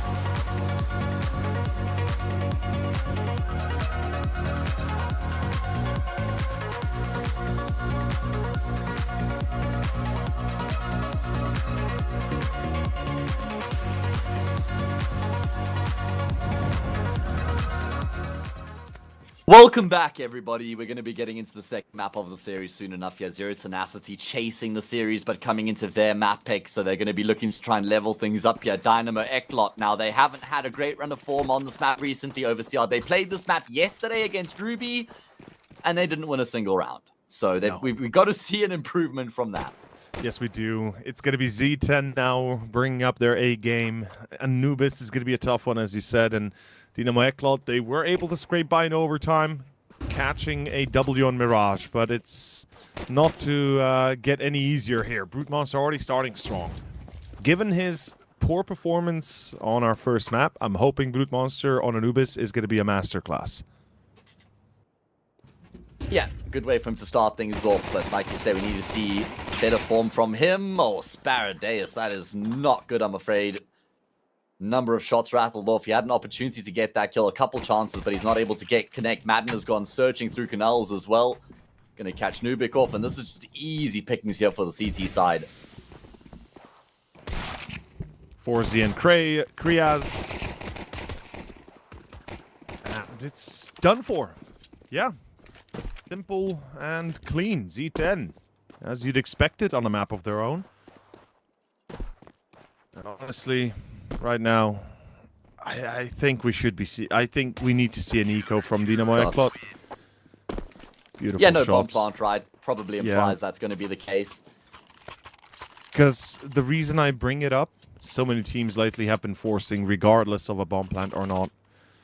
Kind of hate to see that, really. Yeah, it has become the popular option. Looks like here Sanity will prevail, though. They're not going to spend their money in this round, so they'll have AKs in the one that follows. Man, Z10 were basically unbeatable on this map last year, at least for a big portion of the year. They played this map, I think I checked it last time. I think they played Anubis 140 times throughout last year. Yep. So it was like less than every 3 days they were playing this map in an official. The first start of the year, they had over 80 games of just Anubis. Just Anubis within 3 months, yeah. Yeah, I mean, that's more Valorant games than pro players play throughout a year. Brother, that is one map. That is more games than top-tier teams in Counter-Strike play in half a year. Yeah, it's crazy. It's crazy how much Counter-Strike they were playing. Dude, absolutely the most active team at one point last year. Vitality has been on a 30-match win streak up until last night, which was a best of one. It's debatable whether or not we count that as a massive loss, but they were on a 30-match win streak since end of January 30th. They started the February 15th, I think they started with the match streak. So almost ever since they lost that game to then Eternal Fire, now the Aurora team. Yeah. Yep. And they played 30 series in 6 months. Meanwhile, Zero Tenacity played 80 Anubis maps within 3 months. Which obviously implies 80 series, because you can only play the map once per series. Exactly. Yeah. Bang on the point that you make there. They were very active, and they were very good on this map. And they're going to need that same sort of form here today to level up the series against Dynamo Eklot. Brute Monster going searching ahead of the molly, posted on the angle. Sparadeus, he's going to swing this, and it's a nice big wide swing from him, just getting past that AWP scope. Bit of a hit and miss there. Brute Monster, again, we've seen a few misses on Mirage that kind of gave me the, the stink eye. So certainly we should be avoiding that here on Anubis. Z10, meanwhile, very calm, very collected. They're going to be playing their defaults, super defensive, really, not even chasing for info. What gets me the most, one personal big issue I have right now, Nemanya's known as the king of mid, right? There's nobody controlling mid. There is a spot through camera towards mid, but nobody's really watching middle. So this is going to allow Dynamo Eklot to close the gap between the sides massively. It's an A-split through camera. The pixel angle for Nemanja could work, but he's got no smoke. He's just got the nade. This is going to be very tough defense. No rotations just yet. Oh, Sparadeus is pressuring through camera as well, and he will be able to find a kill. Good work from Nemanja. He was forced forward. Dietor doubles down on the front lines as well. That's going to guarantee the round. I mean, that round was so close at one point. All players on the server alive. You blink, and then there's just a flurry of frags for Dynamo Eklot. And it's all because of the fact that Z10 actually have nobody on mid. Unfortunately, that's as simple as I can put it, because that's effectively the reason for this quick L. Yeah, it's so difficult to hold the A bomb site when you're being crunched on from both A main and camera the way that Zero Tenacity were there. Nemanja realized that he had to fight forward to try and take space in A main, but he gets shut down by Nuke, and then the defense collapses from there.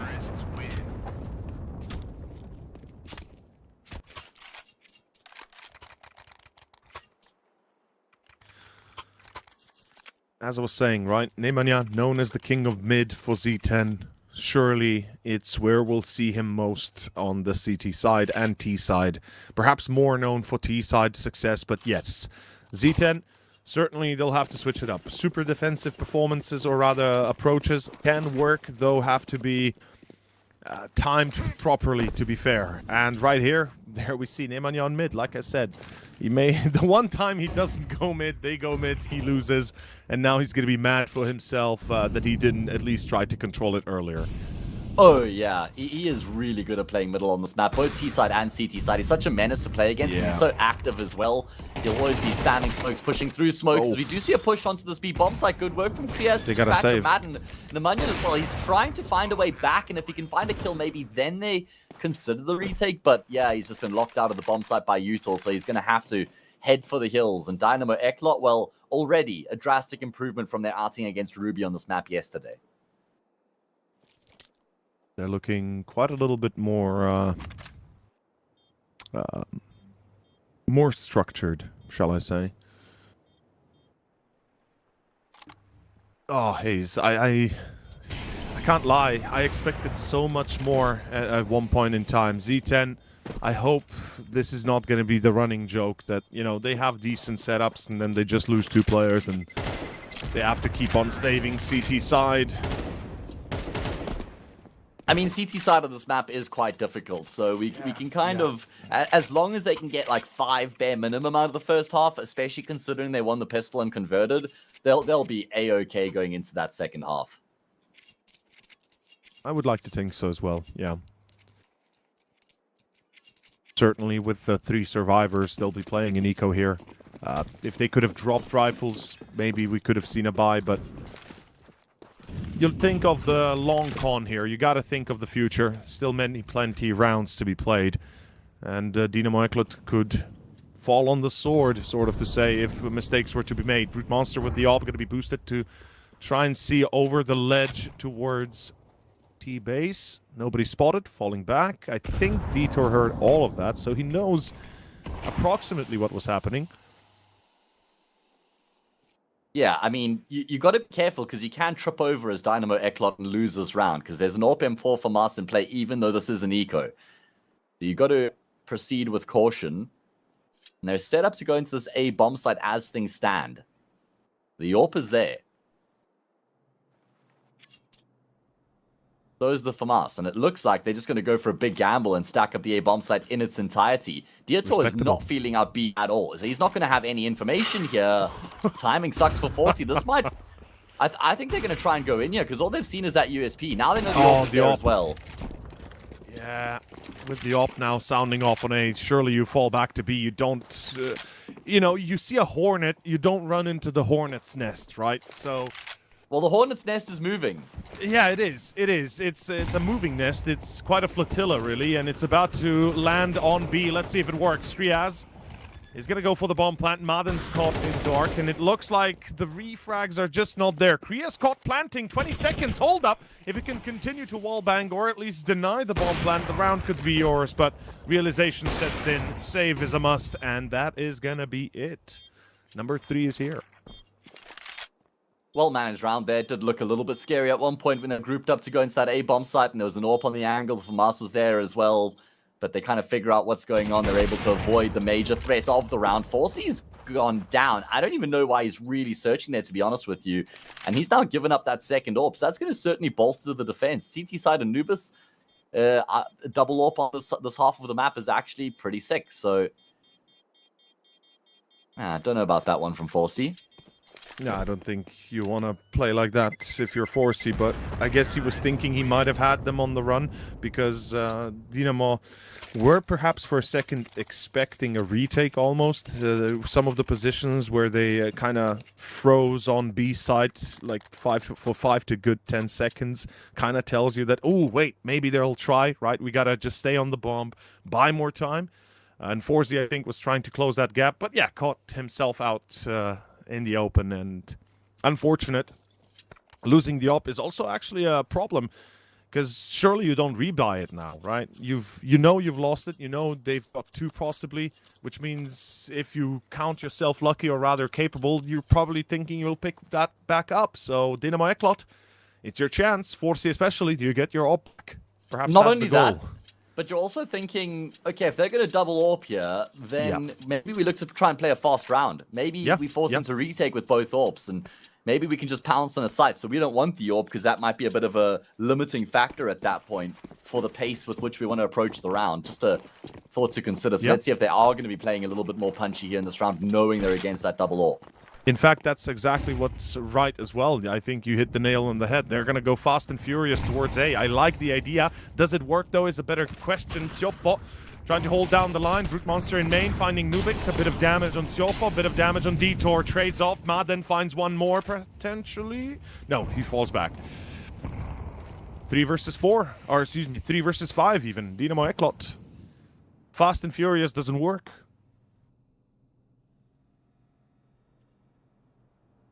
In actuality, the movies are really bad, and I think I've only seen like 1, to be completely honest with you. There's a lot more than that. I think I've only seen 1.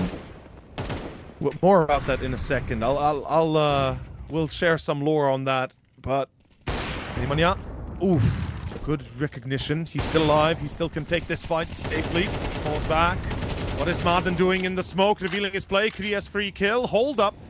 Perhaps they cooked enough. Another Molling Con denies Nemaya's chances of peeking, meaning the bomb goes down. It's a 4v3 retake, and now Zero Tenacity fighting against the tidal wave of T's, as it is Sparados to go down, but Forsey with the refrag.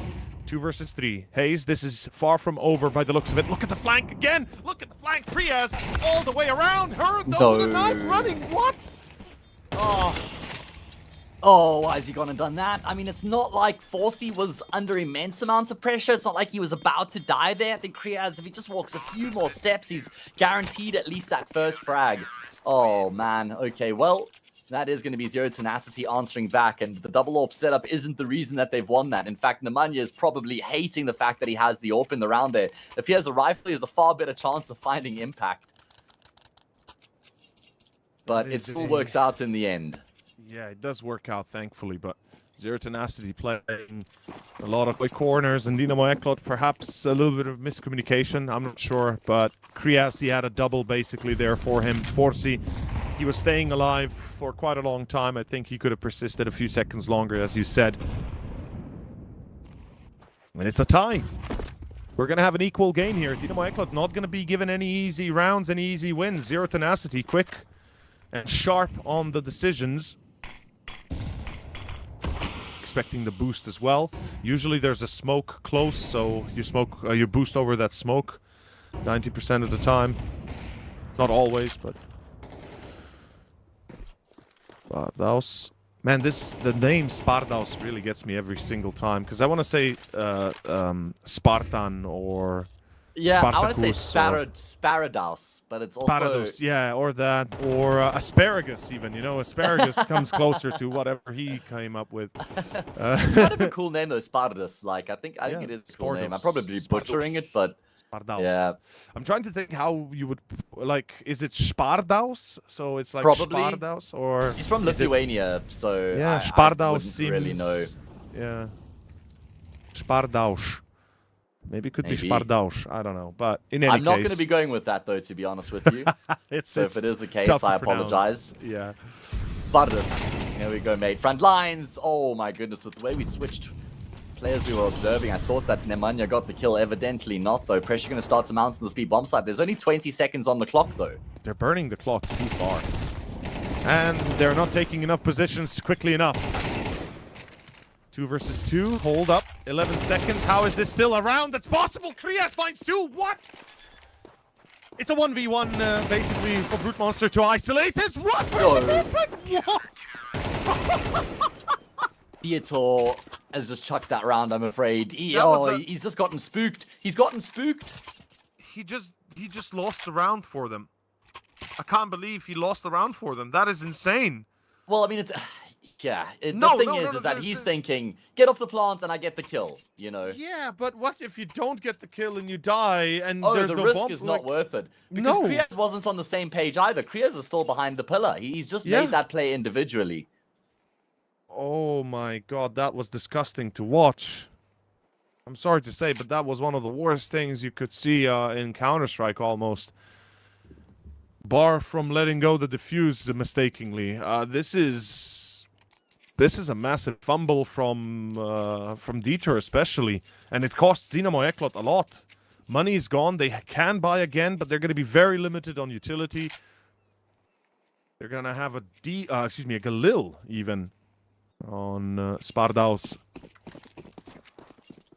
And yeah, I mean, Zero Tenacity takes those. Damn, what a fumble and a half, and that is enough. Yeah, I mean, that round was always going to be difficult for Dynamo Eklot with the little time they had left on the clock and the resistance they ran into trying to get onto the B bomb site, but they had done the hard work. You know, Krias with this fantastic multi, which we haven't even highlighted because of what a blunder it was from Detour afterwards. He's going to have to try and make up for that here, though. And he does find an opening kill to shut down AVN's early push. He's got to make up for it, man. That hurt the soul. Detour does die, though. And Spardaus will be there to refrag. So again, trades off. Brute Monster finds another, but it's Forzy on the secondary repeak. And Brute Monster, I mean, I guess he expected somebody, but it's not quick enough on the move. That's B-site lost, but what the hell is happening with the bomb? Hayes, I'm having an anxiety order issues here because why are they taking B control and the bomb is on T staircase? What is happening? How does Neman able to get the kill? What is this game and round? And is this even real? Am I still asleep? Well, Chopo might be at the wheel. He's just gone straight through the smoke there. And Forcey's gotten 3 kills in the round. Such vital frags coming through from him as well. First of all, that trade after he trades Krias out and then gets 2 really good follow-up kills as well as we continue to go back and forth here on Anubis between these two teams.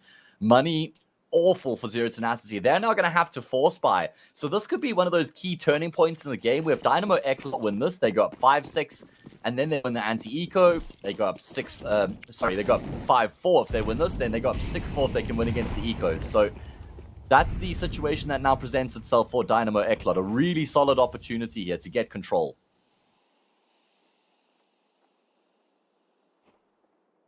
It's time to see what kind of control they can really play.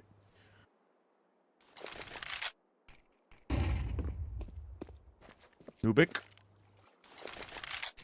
Trying to exercise this towards A main. Nice attempt with a nade there, but unfortunately doesn't do critical injuries. The other one does, though. The first one, Brute Monster on 50. Damn. Like, I didn't think it would be this hectic, honestly. I didn't think Dynamo Eklot would bring us a hectic game like this. It catches me off by surprise a little bit, and now we're going to go towards Con. Good timing on the Molly. A second player burns. Madden still able to steal one for free, though, as Tiofo does trade as well. That's the C4 dropped in canals. Tiofo surely doesn't challenge that. Nemanja, though. Oh, this is a classic Nemanja moment where he's alone on the bomb site with the Desert Eagle. He's got nothing going for him, and he can pull a rabbit out of the hat. But on this case, well, the rabbit's dead in the hat. And Forcey, well, he's the murderer at this point. 3 frags coming through from him. Not about any of this trickery. No jokes. No jokes whatsoever. Round 10. Okay, so if we calculate how much does Zero Tenacity need for this first half, I think you've already said it, 5 rounds, right? It's kind of like the golden standard for the CT side to open up Anubis with. let's say they are as close as they can be with 4. Do we trust their T-side enough to handle the pressure that Dynamo Club is going to be exerting on them? I think it's bare minimum, like rock bottom bare minimum to still feel like they're in the contest. It's far less than ideal. Forsey, especially if he's going to be playing like this, man, that's incredibly clean coming through from him. 4 kills, 3 with the AWP, and then the Desert Eagle to finish off the job. Or was it a couple Deagle kills? I mean, I know there was a beautiful 1 Deagle in the mix, and just looking very convincing from him indeed. That was quite a performance. Love to see it. Hopefully we'll see more Brute Monster in that kind of light as well. But no AWP this time. Zero Tenacity. It's one of those rounds, right? You either win it and you start chucking back rocks at your opponent, or you just take it on the head as you go and hope that 4 will be enough. A mistake here or a lost round here would pretty much translate to an 8-4 halftime. Dynamo Ekblad so far solid and convincing, really. Kriaz as well seems to have stepped perfectly into this team's role. Spardaus will be traded out though, and on middle, Nemanja holding that position perfectly. The off angle is beautiful. This guy always gets so much more than he should from these weird situations. Like, the fact that he's able to get 2 kills is ridiculously impressive from Nemanja. Plus the damage, yeah, it's insane. And the follow-up damage, as you highlight as well, yeah. If I may add here, I think it's, to be fair, more of a mistake on Dynamo's part. They know that Nemanja plays mid. I mean, if they just don't overcommit to the swing. They should be wide swinging him at that point, and they're just kind of like shuffling into the angle, right? And the M4A1S is going to do so much damage on that angle. And that's a second point you can make. And the third point is, where's the utility? No molly, no flash. I'm sorry, but I believe there might have been a flash, but you're asking for that trade to go badly, yeah. And Kriaz, unfortunately. Oh! He turns around, no way, what the actual hell, Kriaz, what? A 1v4, not like this, Zero Tenacity.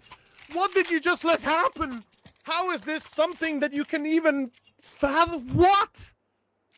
Yes, a 1v4, but within the context of the round, a 1v1, a 1v1, a 1v1, a 1v1. Kriaz just isolating those duels to perfection. Zero Tenacity in their heads had won the round before they actually had the job done. And Kriaz punishes with some superb mechanics, even dropping off the bridge to take down Chofo as well. But you could see Chofo was so scared. He was so worried. He was just trying to run away from Kriaz, but Kriaz was ruthless.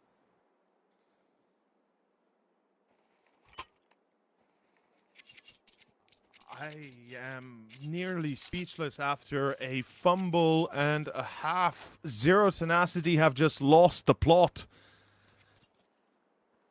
Should have been illegal. Somehow that round should never have happened. Zero Tenacity, how do you let it slip? And it's instead of a 5-6, potentially 6-6 halftime. Now you play with bad money, or rather no money, very little economy really, and you're playing with a very bruised ego. That is gonna hurt, and that is gonna leave a mark. Let's see how it works. AVN in the smoke, caught and dead. And I am hard-pressed to believe anything but a 2-0 is possible.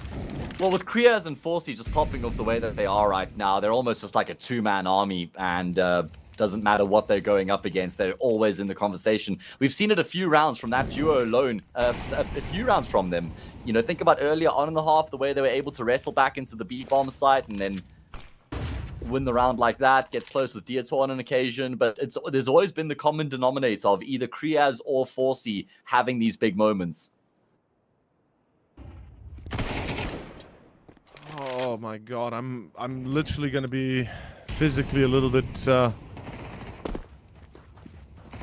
intoxicated by this before. I like, what? Yeah, I was wondering where you were going with this. Is it getting you a little bit randy there? Yeah, Theo? Is it getting you going? Does this get your engines going watching Counter-Strike like this? Oh yeah, it feels like my brain is about to cook off, because that is it's insane. It's insane how that can even happen. And Zero Tenacity, I mean, I don't know how what's the game plan here, but they better have a damn good one, because I can't see a way out. It feels like this is Moria, but without the exit, without Khazad-dûm. The bridge has already been broken. Gandalf never arrived, and now you're up against the Balrog yourself, and it's 5 of them, really. I don't know, man. That's insane. That's nightmare fuel. Yeah. 8-4. I mean, they should never have had this many rounds to work with going into the second half should Dynamo Eklot, but through sheer brilliance and fantastic individual moments, Absolutely. they will have a decent lead now going into the second half, and they can take a big step in the direction of winning the series 2-0 if they can win this pistol. Imagine how you have to feel as Dynamo Eklot bringing in Kriaz, thinking, okay, he's maybe okay, maybe works out, everything seems good, and then he pulls around like that and really kind of just solidifies your position in the series and showcases what he's capable of doing individually, and that's exactly the brilliance of the man himself. Round 13, as you said, pistol has to go the way for Z10, or we're looking at a 2-0. That's a guarantee. There's no denying it anymore. All right, well, let's see what Zero Tenacity have got planned coming into this pistol round. They're going to be grouped up outside of A main. They have got a molly on Chofo. That is the only piece of utility at their disposal. Nuke is just out in the open, catches a glimpse of one. That's going to be enough to fall it back, but there's a lot more where that came from. He's got good support. Does Nuke. He's got 4C in tow. He's got Kriaz there as well. Where's That's the deadly rest? duo. Where's They're the both rest? on the same bomb side. Nuke is the one who takes first contact, but he hasn't even gotten a kill. It's been Kriaz and 4C to do all the damage. Sparadesh gets in on the mix as well, and it's only Nemanja left remaining, and not for much longer. What was this attack? Where was the rest of the team? Why does, Siofo AVN shoot for a good 20 seconds without even having anybody around him? He expended his whole magazine. There was nobody behind him. I think that round hit the nerve for Z10, and I think it broke them. I think they are right now in such a downward spiral in their minds that it's hard to imagine a way out. And yeah, look at the force buy. No bomb plant. It's 9-4, and they force buy. They could have easily gone for an eco, have AKs next, but it tells you how anxious they are to just get this done with. And I understand it. Yeah, desperate, and I understand it. Like, they are annoyed by how poorly that went. And 4C could be in trouble. Run out of ammo already? Yeah, will be. Oh. Did he spam? He must have spammed. Must have, right? Yeah. Wait, I think there were still bullets in that M4, honestly. When I saw it get picked up for a brief moment, it looked like there were still bullets. So, I don't know. Questionable decision. But anyway, Zero Tenacity, they're not going to be asking any questions. They've got an M4 now and a man advantage. They don't mind. Oh. They will mind if they go up against the grass cutter here. Although Nuke doesn't take that fight properly, loses his life, gets one decent damage on Maden, but far from enough. And Zero Tenacity, perhaps this is what the doctor ordered. A remedy for all ailments is a 1 round, especially a one you don't expect it to win easily. And right now looks like it could be the case. Damn. It's a save. They're just going for exits. Yeah, Wow. They're just looking for exit kills at this point. insane. Gitoy is going to feel it out. Finds the first. I mean, he's basically just 1v3ing from here is the problem. Wait, hang on. They're actually starting to commit to this. There aren't any way. kits. There shouldn't be any time, but Sparadace has gotten another. Chofo left. He started Kriaz- defusing. He Kriaz started needed that defusing. kill. He's got the No. time. He's got the time. He started Oh my defusing God, before he's it flipped fucking- away. Just It as looked like they were almost committed to going for exit kills there, but they do change their mind because of Diator. That's insane. That's insane. The fact that a single man walks into into heaven and is able to take a fight freely without being punished for it is a mistake that Z10 cannot afford, and unfortunately it's their last. They need to start winning right here, right now. It's going to be another buy, obviously, with a bomb plant and loss bonus mounting. They know the damage on Dynamo Eklot is great. Either they break them right here, right now, or it's done for. This series is done for. It's as simple as that.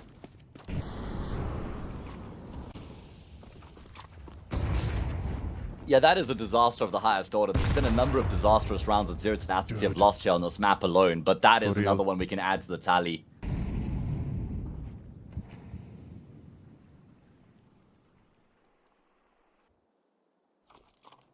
I like this A split. Surprised how Dynamo Eklot have zero clue. Okay. The lineup. No way. Detour with a double. And another double for Anubis. That's insane. That's absolutely absurdly insane. Yeah, there's not much else to say. Dynamo Eklot, they're just a better team today. They are playing better on all levels, and Zero Tenacity one too many lost opportunities, especially ones they were already sure enough in winning. So, they thought some rounds to already have been won, and instead they lost them, and that breaks the spirit, and that breaks the game. 11-4 looks like 12-4 pretty much soon. It's a force buy after force buy. Hayes, I know I took the podium here for a little bit, but honestly, I think I speak for you and I both. This has not been a very good show from Z10.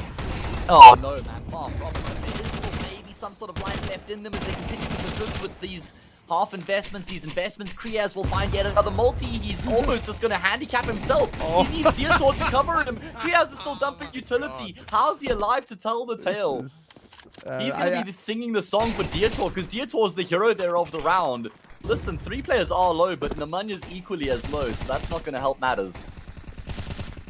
Honestly, it just kind of mirrors exactly what I said, right? It's unfortunately been going very poorly. Luck has not been accompanying the side of Z10, and it's the last potential round of the series here for us. Z10 on the verge of losing it, 0-2.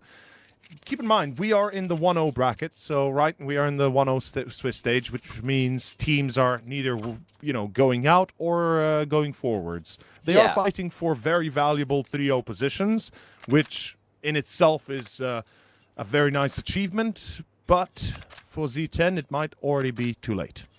Let's think about some of the rounds that Zero Tenacity have lost in this map already that they should have won. There's that one round in the first half where they get the massive advantage, but then Deertor and Kriaz go crazy. Okay, then of course the site, Deertor gets off the plants, and that's when Zero Tenacity kind of get back. Then there's the 4C multi-kill with the D kill as well, where he just pulls a multi out of nowhere. Then there's the round where it's just Kriaz 1 versus 4ing them. That's ridiculous. And then pretty much every round in the second half, bar the pistol, has looked like Zero Tenacity have had an advantage, but Dynamo Eklot somehow has been able to wrestle it back.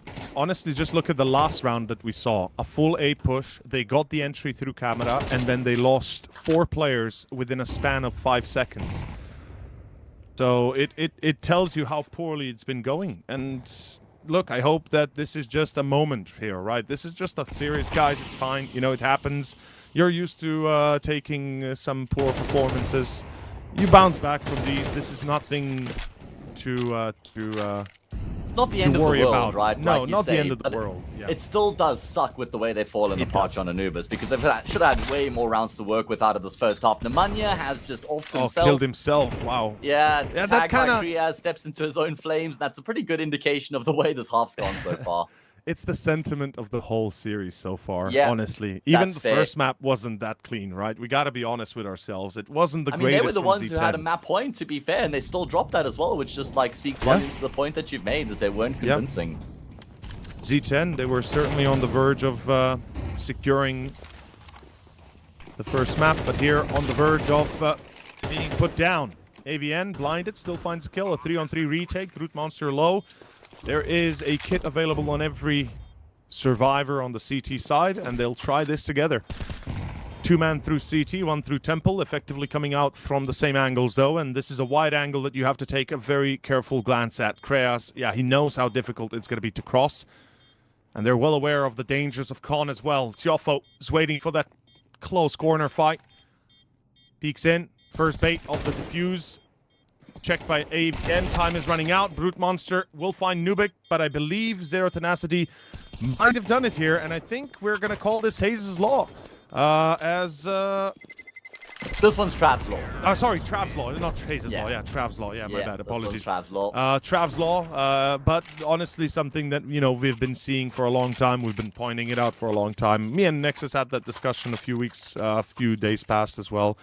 Yeah. This factor of, to those that don't know, just to bring it in, as a team gets to 12 on series or map point, they never finish 13 to X, but they always lose a few more rounds and then get to 13.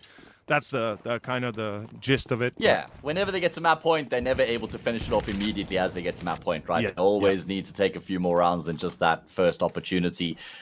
Let's see if it will be the round straight afterwards. It's just such an impossibly long road back here for Zero Tenacity, needing to win 7 in a row. I mean, I know it's T-side, it's their map pick, so they got to have the belief and have the faith, but based on what we've seen throughout the map so far, it feels like it should be an insurmountable task.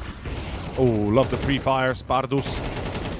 Oh, the wide swing. Spardus is just taking these fights. Holy. Is Detour to help in dark? He's in a bit of a tough spot, about to burn out, and he does die. Nuke and Krias maybe looking at a save here. I wouldn't mind that. Neither would they, but Zero Tenacity, number 6 is theirs. 6 to go for a comeback. Now, this wouldn't be the first time we would see Zero Tenacity perform a comeback on a map like Anubis, and especially on the T side. It's their specialty after all. Yet somehow, again, I know I'm kind of sounding like a broken record on this one. It does feel like today is not the day to be potentially seeing that. I don't want to be a dick about it, but let's be honest. It just hasn't been the greatest performance out of most of the players.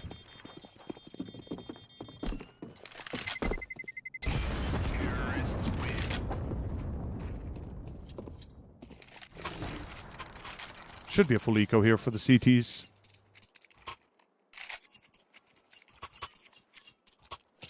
I hope so, I guess.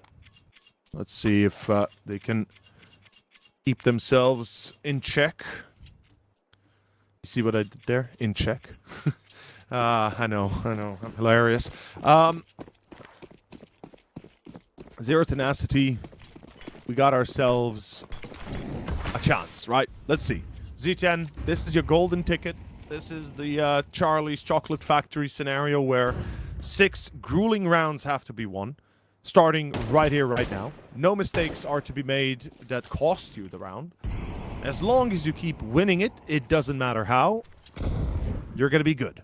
And it's always the question of everybody watching, everybody kind of, you know, either cheering for or against either any team that has to do this. To basically kind of play a game of, how do you call it? Chance, right? What's the chance? What's the opportunity, or rather the, what's the chance that they actually do get it? The odds, thank you, yeah. What, for the comeback here for Zero Tenacity? Yes. I'd probably put the number somewhere around like, 10%? Is that too generous, maybe? I don't think that's too generous. No, I think it's... I think T-side Anubis, you know, they win this round here, which they should, then it's 12-7. They'd have to win 5 in a row from there. Maybe 10% actually isn't accurate enough. Maybe it's a bit higher than that. Yeah, I was about to say, I would say even perhaps a bit higher, around 20 even, dare say. Okay. But, Dynamo Eklot... It all depends the next round, right? The gun round.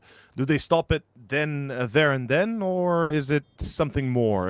Are they maybe getting ahead of themselves, starting to underestimate Zero Tenacity? 5 rounds in a row can quickly come around, especially when you look at Anubis. How many Anubis games have we seen where the T side runs into B, they find 2 entries, and it's an immediate save for the CTs? So, precedent for it definitely set. Will they be taking it, though? Nobody knows. We're about to find out. Let's see. Well, the thing is, we need to remember that Zero Tenacity have, actually looked very convincing for the most part throughout this entire half. I know there's a couple rounds they should have won that they lost, but if we kind of try and draw the positives from those rounds, there were positives in every round for Zero Tenacity. Like, they've looked alive and well on this T side. Unsurprisingly, a pause is going to be called by Dynamo Eklot to discuss the situation because they don't want this to be getting out of control. Yeah. They've got, what, a gun round here, 12-8 if they lose. Eco 12-9. Gun round 12-10, Eco 12-11. So they've got 3 gun rounds from between them and overtime currently. That should be enough for Dynamo Eklot.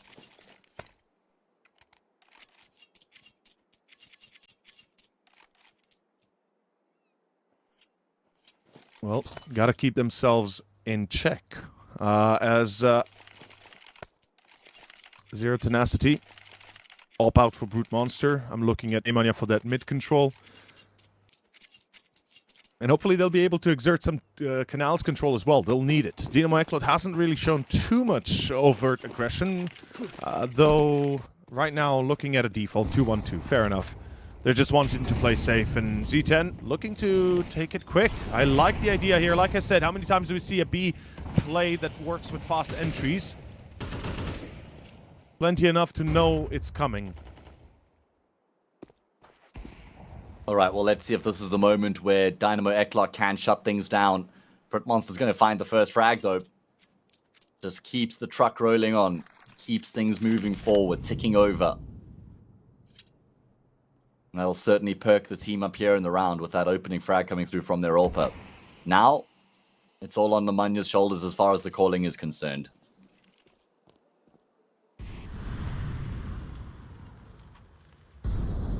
I wonder what kind of a game plan they'll be coming up with, or rather he comes up with to play this.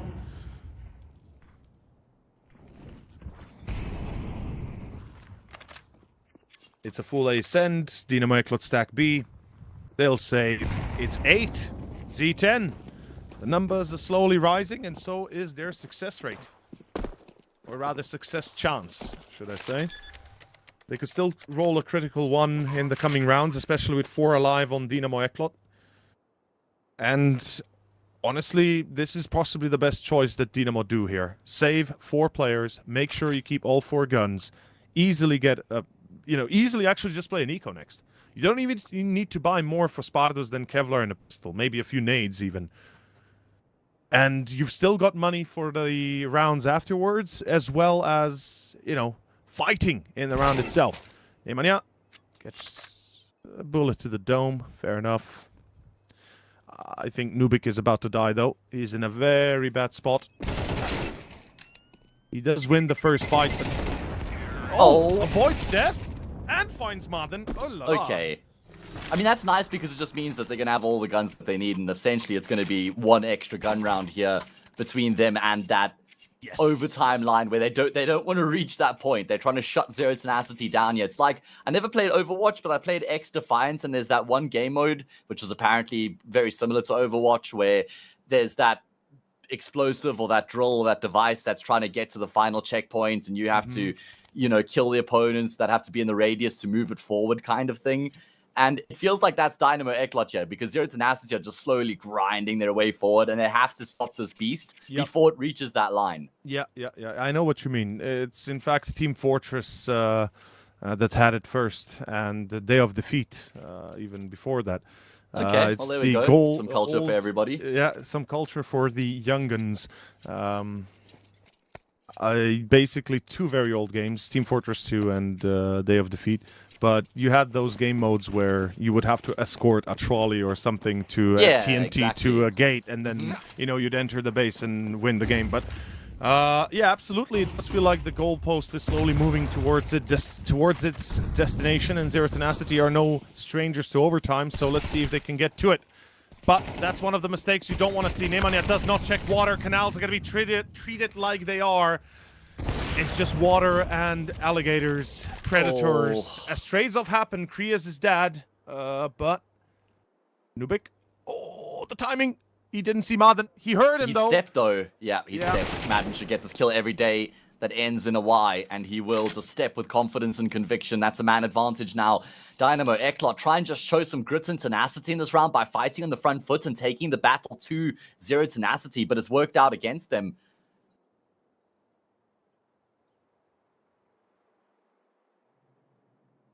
Oh boy, Detour. This is such a bad position for the man. He still steals one. Not ready for the second there, unfortunate enough. AVN and Madden, they go A. It's pretty much a clear sign, and ooh la la. This is getting closer and closer. We're starting to close that gap faster. Zero Tenacity overtime is certainly becoming more and more realistic. 3 more rounds. Boy. Yeah. You know the odds we were talking about at the start? I said 10% before they won the first, and then, we went to 20 after they won it. Yeah. Well, right now, I think they're on the verge of being close to around 40% of a potential comeback in my eyes. Yeah, that's probably a pretty accurate representation of what the chances are right now for Zero Tenacity, because they've just looked so convincing. It hasn't looked like they've been even close to losing the map here when they've been up against map point. Every single round has just been really solid, very convincing, hasn't really gone down to the wire. I'm looking at the money now, and we will see another investment. Forsey can drop his M4, he can buy up a North. Nuke will have to use an MP9, but that's going to be the only weakness. In fact, no. I mean, Stardust gets the FAMAS, and everybody else has their desired weapon. I am genuinely surprised we see helmets on Spardos and Detour. I hope they recognize that, but... round 22, 3 more to go. Critical mistakes not allowed. Zero Tenacity done 0 after they were forced to play for overtime. Let's see if they continue to do so. Default from Dynamo Eklot. 3 players on banana. On B, I meant. Lol. Thinking of Inferno already, even though it's not even in the pool. Yeah, it's okay. Has that effect on us? I have a feeling we'll watch it next, by the way, between Astrum and... yeah, Cybershock. I feel like Inferno is going to be a map we're going to watch. I don't know. It's Cybershock's permaban, so maybe not. Oh, yeah. I always forget that. Either way, Zero Tenacity been able to get themselves a little bit of a foothold here at the bottom of the middle bridge. And they're going to be looking to try and take some space here. It's Nemanja who's working that part of the map right now. Everybody else is kind of paused around him while the captain makes his move. And did he spot the head on the jump peak there? I mean, he certainly does know that Kriez is there now. Such a slow round, man. This is going to come down to the wire again, and rotations going the wrong way. Dynamo Eklot reading the wrong book. It's Zero Tenacity sending the wrong info intentionally. Let's see how it works. Spardos. Oh, that molly. Sound cues are not going to be there quick enough. Detours. Spardos are dead. That's round. Surely, right? You don't try to come back here. Oh, that's round. Yeah, like, no, that's definitely round over. No chance that they're going to roll the dice on the retake, because they can get a full buy in the next if all 3 of these players stay alive. That is, I mean... First of all, timing kind of sucks on the Incendiary because they just step ahead of it at that point. But really good awareness from Madden to still clear out that auxiliary corner and not just get baited into Spartus. Because that would have been the end of the round. That's the scary part, right? It's the small differences that make all the difference in the world in the end, or in the round at least. Because the Molotov, as you said, a second sooner, and it would burn both players, giving sound cues to Dynamo Eklot, not only forcing the rotation to return, but also both players in Con would have been twice as aware of a potential quick push through that molly, because I think that's exactly what would have happened. Z10 would have pushed the molly. They would have lost a little bit of HP crossing it, but they would have lost their both would have lost their lives, even potentially just with a single trade, which wouldn't potentially be enough. And all of a sudden you have a round on your hands if you're Dynamo Eklot. But 12-10, 2 more to go, and it's looking better and better with each passing one. Yeah, it is. And now we're up to, what, maybe 65% chance of them making it work, because if they win this, it's not like, and they get all the kills, there's not going to be much money in the bank for Dynamo Eklot going into round 24. We've already had 1 set of overtime on within the series. That was on Mirage. Yeah. Dynamo Eklot forced it into overtime on that occasion, but they only had to win 1 round to force it into OT. Was it 12-4 at one point here? I think it was, right? 12-4. 12-5, I believe. 12-5, and then 12-6. And it was 12-4 as well. It was 12-4 before that. Yeah, because they lost the pistol. Yeah, you're right. They lost the pistol, and yeah, 12-4. 6 in a row here. 6 rounds in a row for Zero Tenacity so far. They need to add 2 more to that tally. And again, it's going to be the same sort of opening in every single round. Just poshed it up across the map, waiting for aggression, and then grouping up and making a move. Damn. So much space in middle. All the space in the world in middle right now. Funny how we were talking about the chance for Z10 to actually make this comeback possible. It wouldn't be the first for them. Another B split. I love this mid crunch. It could work massively if they don't get caught by Spardus. I believe he's... No, he's not watching Temple anymore. He's dead. And he's dead. Oh my god, he jumps into the headshot of Nemanja. And that's it. It is indeed. Oh my god. How have Zero Tenacity made every single one of these rounds look so easy? Such brilliant calling from them as well. Recognizing all of that space available in towards middle, taking that gap and then just grouping up in Temple. I mean, Sparatus tries to jump peek into Temple, but just has his head blown off by Nemanja, who then doubles down on the entry duties. He's even gotten the 3rd frag there as well. Z10 at 7 in a row. But they still need 1 more. 1 more. It all comes down to this, especially if both survive. There's going to be enough to go around for Dynamo Eklot. Surely you don't die here, Dynamo Eklot. Surely you don't offer it up to Z10. Please, 4C, get your ass to safety. Yeah, he realizes now he's in trouble, bro. Like, oh, he gets stuck. Oh, help me, Step Bro. I'm stuck. That's what happened right there, and he's about to die. Oh, he survived. Oh, my God. That is so close. Okay. They've got a buy. They've got the op. They've got the chance. Dynamo Eklat, now or never. You either close it here before overtime, or I think Zero Tenacity beats you to hell and back, because train is coming up. And I don't think you want to face them. And there's no way that if this goes into overtime that Dynamo Eklat win an OT, right? No, surely not after losing 8 rounds in a row. Yeah, That would just be so comical. And look, it's going to be a change-up. I was just referencing how every single round has been very similar for Z10 so far. This time they're going to group up and try and go into the B-bomb site. Forcy's missed the shot, though. It's a big problem. Sparadis has been traded out. Forcy, he's looking for an angle. He's not being offered up anything right now. There's a man advantage for the CT side. Yetzel has to drop the smoke to extinguish the flames. He's taking a lot of damage in the process. Nemanja halved HP from that nade, but he still continues to frag. He still continues to go pretty well for Zero Tenacity. They'll get the bomb down, I think. Low HP on 2 players for Dynamo Eklat. And I think Dieter is still caught in that dark spot. They know about it. They have a Molotov to clear him. And they will. There we go. Tactical and sensible. Good flash, free kill for Forzy. It's overtime, baby. We're going there, because Nuke has 0 chance of getting out of Temple alive.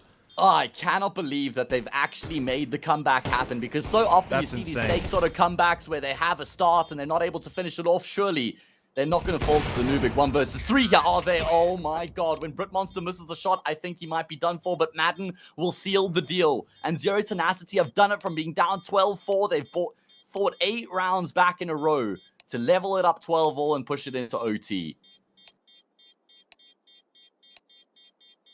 Well played.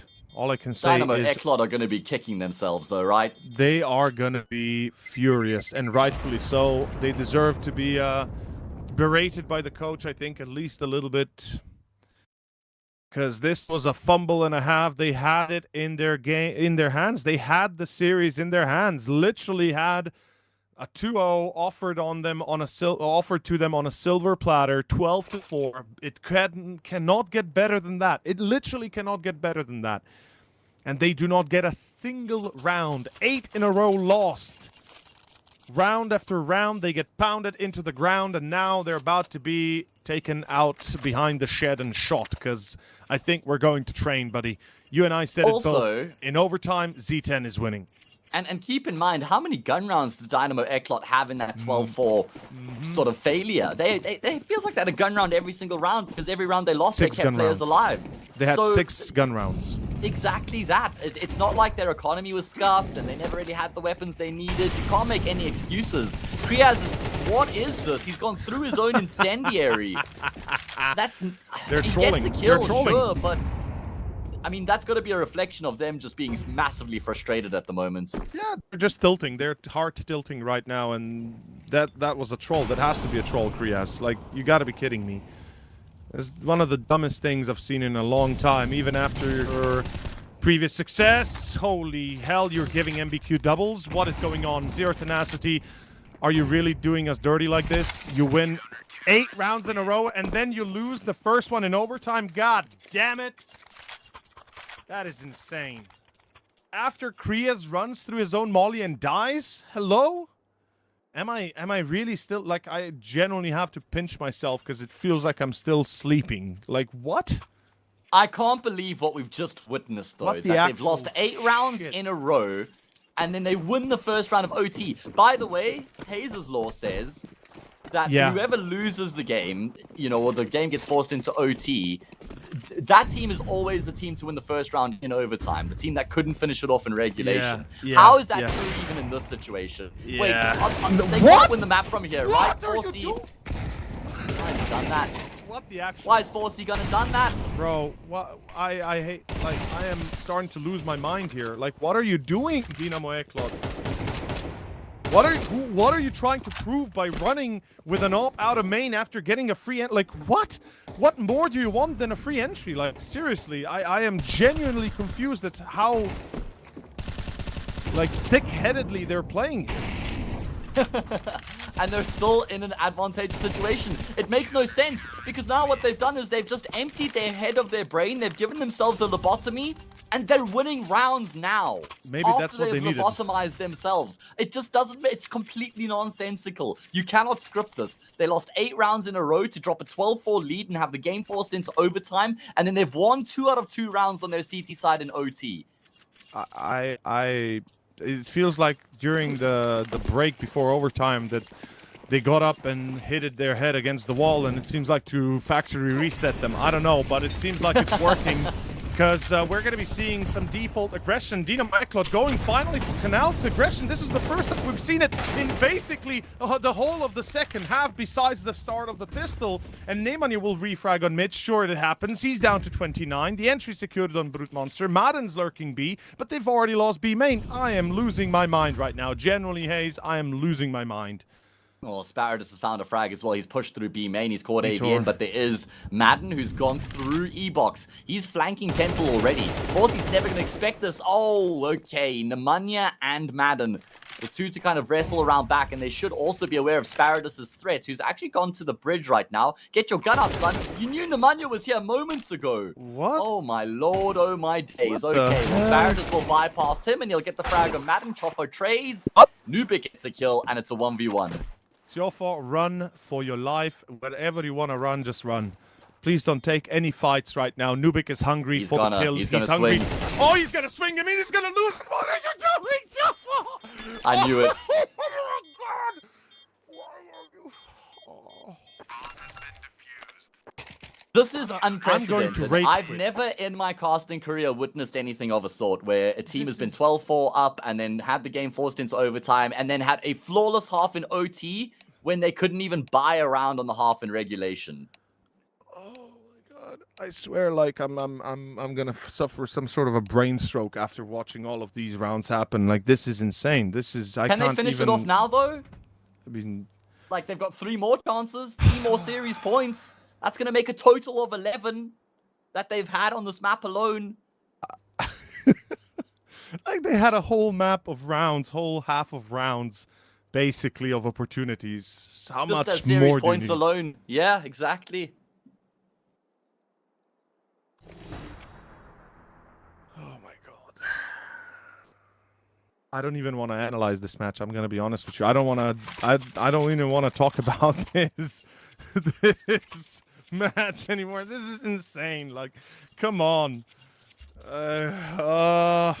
What is going on? What are we watching? How can we even say this is a real game right now? What in the world? 15-12, 3 in a row. CT side for Z10, which has been abysmal. 4 is the all they got on the first half of their CT side, and now they're looking for 3. And holy, 4C through the smoke. Sees another. 4C's like, He's had enough.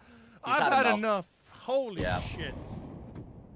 Okay, well, 5 versus 3 now for Zero Tenacity to try and save their day again. They did it 8 rounds in a row. That was on the T side, though. This time, it's on the favored side of the map. Madden's little bit of aggression has been spotted out, so he, with his tail between his legs, will have to retreat back to E-Box.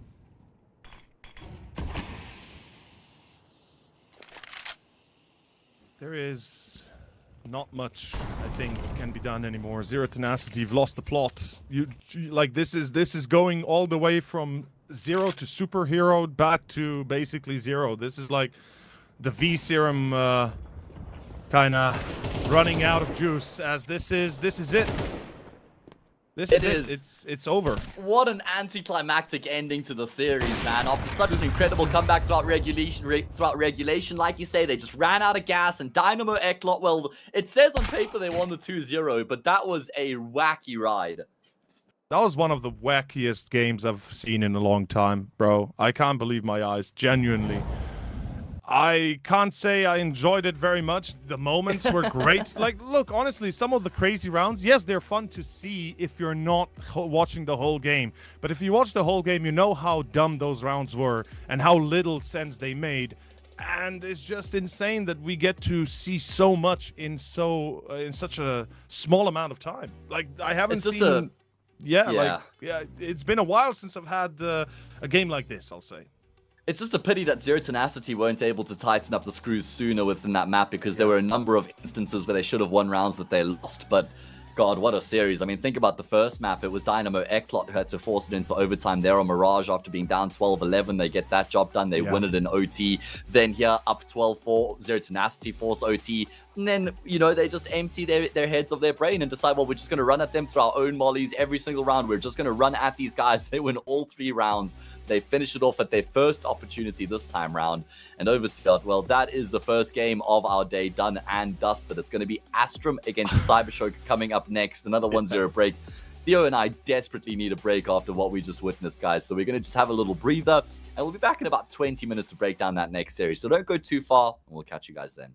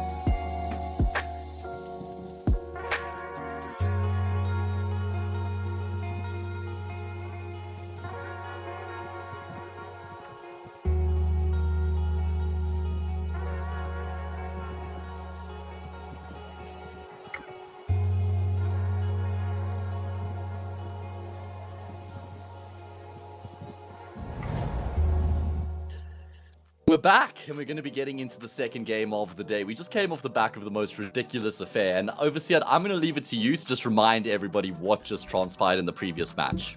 We had seen something we don't get to see very often, and whilst it was entertaining, it certainly wasn't good CS. At least not in some certain moments. It certainly gave us a fright. It was a bit of a unforgivable ending towards a very good comeback that ended up going 4-0 in overtime, and a 2-0, of course, for Dynamo Eklot against Zero Tenacity. Yeah. Hayes, I don't even want to talk about it anymore. Just reminding me That's about true. it just gets you me back, struck. Back to Nam, all of a sudden, the trauma. I mean, guys, what happened is that Dynamo Eklot were up 12-4. Zero Tenacity win 8 rounds in a row, force it to OT, and then they lose every single round in overtime. They lose the series 2-0. Now we can leave that in the past where it belongs, like Overseer says. Let's bring up the schedule, and we can see what sort of action we have left lined up here for the day. Next game is going to be Cybershock against Astrum, and that's one we're going to have the pleasure of casting. Yes, we will. I'm very excited to see Cybershock. They've been extremely, surprisingly stable for the last few months or so.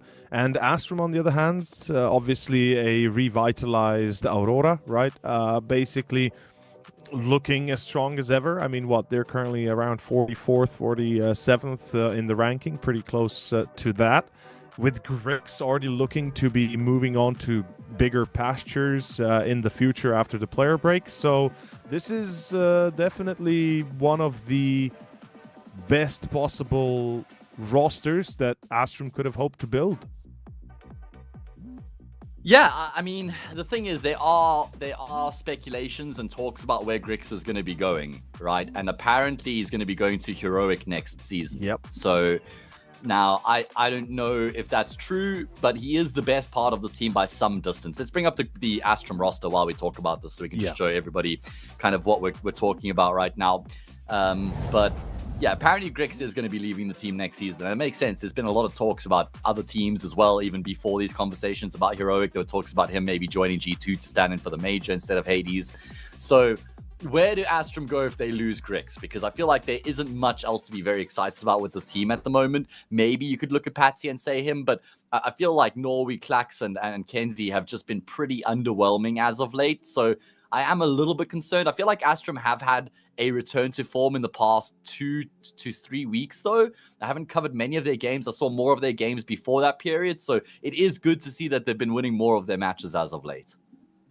I can't deny it. Absolutely. It seems like they've kind of gotten their ducks in a row, right? It's finding their vibe, really, if that's the way to put it. And I do agree with you. Claxton Kenzie have been massive blunders recent past few weeks, and so I'm hoping that tonight will be different, or rather today will be different. They're up against a pretty strong side of Cybershock, who have been stable for a while now. And whilst I will say this absolutely without regret, Astrum has the upper hand when it comes to firepower. I'm not so sure it can be said the same when it comes to experience and just the amount of leadership that Cybershock have. Yeah, let's bring the Cybershock roster up and we can talk about them a bit more here, because I'm quite high on this team. I mean, they looked very good last season as like dark horse underdog kind of teams who would often push teams that were much better than them, but then were not as stable against teams at their level or below them. But now they have kind of transcended since they brought Glowing into the mix, and now they've got this extra experience at their disposal. He's also the IGL of the team, but he's fragging like a madman. He's just contributed so much to raise this team to the next level. Blixie's also come into the roster a bit more recently. Of course, they were playing with Levikas, not Levikas, with what was the guy's name? I can see it, Levantino. That was him. I can see his face, but it took me a moment. It was his first professional team, and he was the anchor player. It was always going to be really difficult for him, and they gave him a decent amount of time, but just never really saw that potential being realized and coming to fruition. So they brought Blixie in his place, and Blixie has been putting up some good performances. So I think the Cybershock team is trending in the right direction. I have to agree with you. It definitely feels like it, no doubt in my mind. And I'm hoping that, that there's going to be a performance and a half coming out from Cybershock. Like I've said before, they are definitely one of the better teams that I've had the pleasure of watching past few shall I say, months. Notineki certainly proving to be a great addition. You know, Blixie as well, absolutely on point. But I think the biggest part of this team always and forever will be, as I've always also said, Glowing. I feel like he is for me the reason why this team is as strong as it is. The experience, the leadership, as well as just the general gameplay he brings. The man still frags like absolute madman. Well, let's have a look at the veto and we can see which way this is going to go in terms of maps being played between these two teams. Now, there is a glaring issue for Cybershock. Their permaban's Inferno, and they're really bad at Nuke at the moment. They're struggling on that map consistently, haven't gotten a win in a while. I mean, generally, when they've been losing it lately, it has been closer, so at least that's maybe a positive. But then they get to pick Mirage, which is a very solid map for them. Having said that, it's also a great map for Astrum. It's a map that Astrum pick a lot of the time in the games that they play as well. So Nuke into Mirage into Anubis bodes really well for this Astrum team. For Cybershock, they look at Mirage and Anubis and they'll say, yeah, very happy with those two maps, but Nuke will certainly be a challenge for them. I feel like Nuke will be a big problem, absolutely. Especially given what we know about it for the team itself. They've been a little bit hit and miss. We can save that much. All right, well, we're going to have to wait before we get into the hitting part of things because we're going to have a little bit of a delay here, unfortunately. So, guys, don't go too far. We're just going to have a slight break, and once the players are ready to go on the server, we will be as well.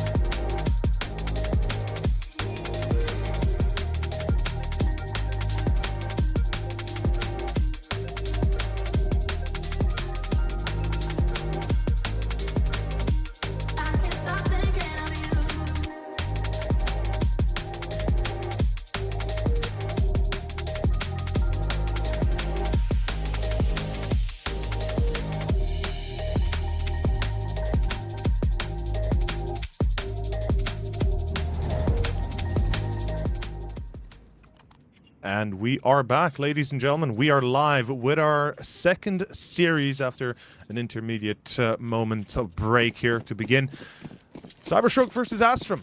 It's Nuke. It's our first map, the choice of Astrum. We said our piece. Astrum certainly on the individual level, I think on a higher horizon. But on the other side, Cybershock still held up by experience as well as leadership, as well as individuals that can perform above and beyond what you'd usually expect. With that being out of the way, ladies and gentlemen, let's jump into this pistol as it goes. Glowing is dead already, and it starts pretty poorly here for the side of Cybershock. So far, not exactly a good reaction. No expressive aggression, though. I'm surprised that Cybershock is, or rather, excuse me, Astrum is this passive. Yeah, they're happy that they've gotten the opening kill, and they're waiting to see if there's going to be a response from Cybershock before they make a decision to commit. Yeah. And now they start to send their numbers in towards ramp. It's Plexi who's behind the box right now, and he's playing the long game. He's going to be just tucking himself in, hiding, and waiting for an opportunity to pounce. And it's going to be Notaneki on top of Hut, who will double down. Okay, fantastic response from Cybershock after the pressure ramp. It's going to be a follow-up into the A bomb site, and Astrum have just been cleaned up. That was very easy. What the hell just happened? Cybershock, they start off by losing Glowing, and then everything turns the other way. Glowing the only one that actually dies. Surprising result that ends up giving Astrum a bit of a heebie-jeebie moment. Not the greatest start you're hoping for if you are playing on your own map pick to begin. I will say, Astrum should win on Nuke pretty much every day of the week here. If they lose this map, then Cybershock have got both Mirage and Anubis, and they have to only win one of those maps. They're very good on both of them. So, yeah, Astrum, I feel like it's really important that they get the job done here on Nuke. I think you're absolutely right. Couldn't agree more with you, brother. They have to get the W.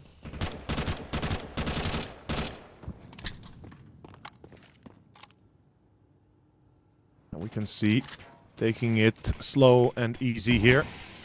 Not exactly looking for an immediate fast fight.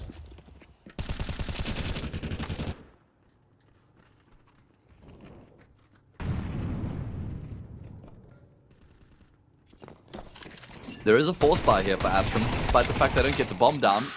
Looking to try and trade their way forward into this B bomb side. It's going to be Notaneki out in the open, and he's also only good for one. Glowing, he's going to be the difference maker, because he's able to get a kill and then stay alive. However, there's pressure from ramp. He's not going to expect that Tlaxus further forward than what Glowing had anticipated. And that levels it back into an even numbers game, but only for a brief moment. That's going to be enough, I think, to secure this second without further disruption. Though decent damage, given that we're looking at a force buy, we'd still expect the bomb plant, though. So Astrum, if Kenzie can hook one up, that'd be amazing for them.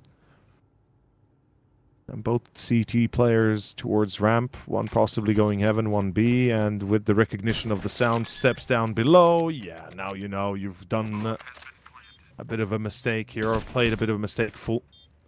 Kenzie allowed to bomb plant, might even get another kill. Hold up, Kenzie has Kevlar, he's got an M4. Kenzie could still win this. This is not yet over from a 1v2.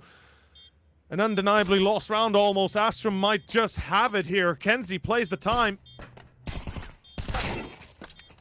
Oof, though, a bit of a mistake at the end there. Plays it a bit too rough around the edges, does not play the corners correctly, gets caught out in the cold, and Lovikus does, in the end, save the round for Cybershock. Costs them a lot, but hey, they got the round, and 4 kills and a bomb plant is exactly what the doctor ordered for another force buy. I mean, in all honesty, great effort there from Kenzie. Didn't have much going for him. The fact he's able to reduce it to a 1v1, but then an equally good effort from Lovikus to hold his nerve in the 1v1, not overcommit there, and then find the frag to finish off the job and make sure that they do win against the force by Astrum. Well, they're going to persist with their forces. It makes sense. They know that there's no money in the bank for Cybershock, and they get the bomb plants in that previous round they lose. So they've got an even better force buy to work with this time around. And it looks like they're going to be able to use it to their full potential. They're going to be sending a full A execution their way. Let's see if Cybershock have the nerves of steel to hold this. Or are they going to throw smokes outside and maybe run towards Secret? Some players leaving roof, outside gathering. Seems like no execution. In fact, A outside smokes. Okay, fair. Trying to make it look like they want to get closer to garage and main.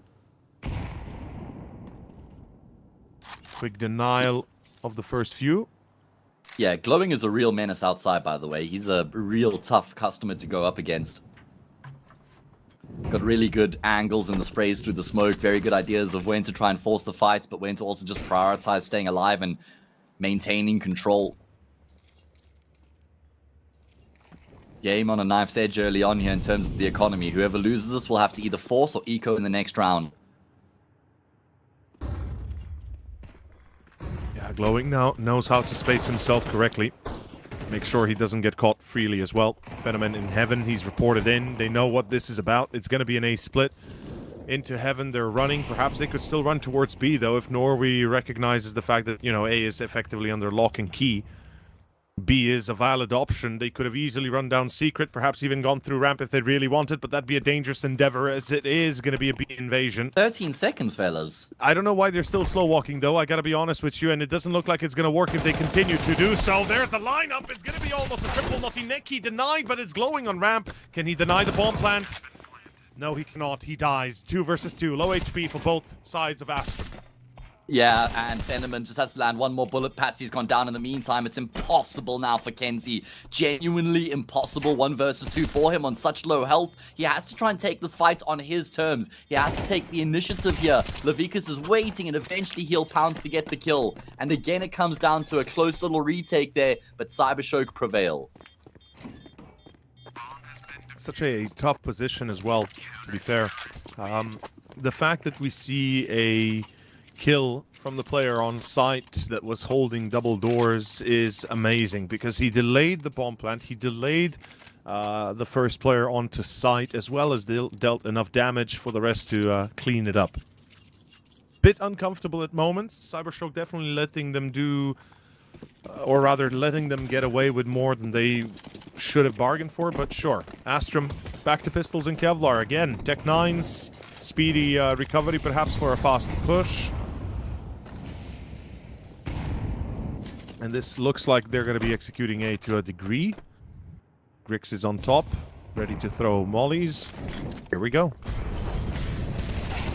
Okay, well, don't count them out of this one, despite the fact they haven't fully invested. They've got Tech 9s, they've got armor, and they've been able to get a couple of kills. Make that more than just a couple. They've got a man advantage all of a sudden. Notineki and Glowing lift to try and pick up the pieces, and it's now just Notineki who has been able to creep out of Heaven undetected initially. It's going to be the low health player who he kills first. Takes damage on the drop down, and he's able to find a second, but the trade comes through straight afterwards. And ironically, the one round in which Astrum don't invest all their money will be the first one that they win. Feels like this is the running gag on Counter-Strike for a while now, yeah. As not only that, they play fast and furious towards a site with Tech 9s, and the only thing they need to do is, what, throw a Molotov on Hut as well as CT Vent, and that's all it takes to take the side? It feels like it's a little bit of too easy of a job. Cybershock definitely not expecting, I think, the fast approach. But after it seems like the ferocity caught them off guard, right? Yeah, exactly. All right, well, it's going to be a reinvestment here for the CT side. Not nearly as convincing as a force buy that we saw from Astrum in their 2 rounds. They spent all their money. And this is Astrum's chance to now level up the scoreline, because if you win this, you play against an eco in the following. And you avoid yourself going bankrupt as well, keeping potentially all 5 alive. Oh, fast ramp. Okay, this is a very glorious endeavor. Notineki caught trying to escape. Blixie just left to die, and round is done. Just as that, like that, should be over. I mean, not sure what happened with Notineki and Blixie, but that was a bit of a, I would say, miscommunique. Seems like Blixie called to Notineki to retreat, but yeah, unfortunate. Yeah, she got run over by a truck, and that truck had a name. Its name was Patsy, and it was a fantastic double kill with the MAC-10 to just blow the door wide open. He's the guy who was supposed to be traded out, but he just finds both the frags and just surges into the B bomb side off the back of those kills. Levikas, Phenomen, and Glowing will remain alive here. It's going to be a bit of a contest, and okay, Grix. Great shot there. Oh my goodness. Norway with his MAC-10 could cause some trouble. Glowing's in the corner though. Good bait being provided there by Levikas. And it will be Astrum who make it 3-2. I mean, we're seeing threads, right? We're seeing some threads where things could work out for Cybershock in a force like this, especially that ramp push. If Patsy is not allowed to take a free kill on Notsineki and Blixie doesn't get left to die, maybe we see a trade-off, some sort of a positional advantage that Cybershock could utilize. But so far, it seems like Astrum has got it figured out pretty well. Norvi this time on the Mach 10, and I'm fairly certain they're just going to keep running the default here. It seems like if ramp is working fast, they'll try to poke at it a few times, maybe see if something comes out. No ramp control whatsoever. Obviously an eco here from Cybershock, and Astrum is effectively chasing ghosts.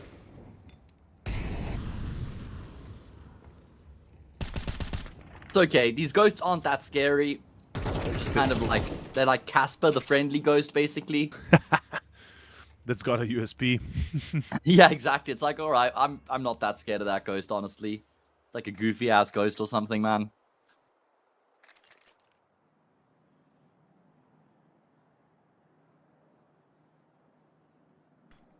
At this point, Cybershock are just hoping that they can get a couple of kills here to try and stop this T-side economy from snowballing. It's already in a really good spot coming into the anti-eco. So if they can win this, keeping 4 or 5 alive, and they find themselves with a good, strong foothold early on in this T-side.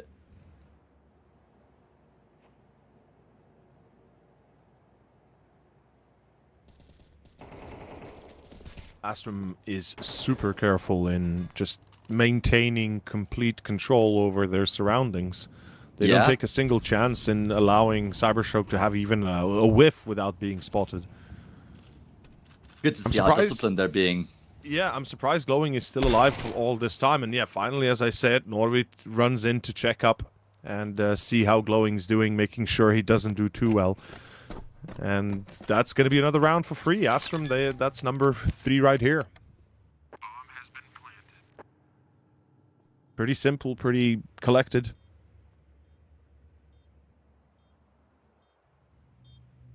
I gotta say, Cybershock and Glowing and just the general, this lineup that they've built, it's been really, like, they've been quite consistent to a degree. They've had a fair showing for the last few months. Series 2, Series 1 even, I think.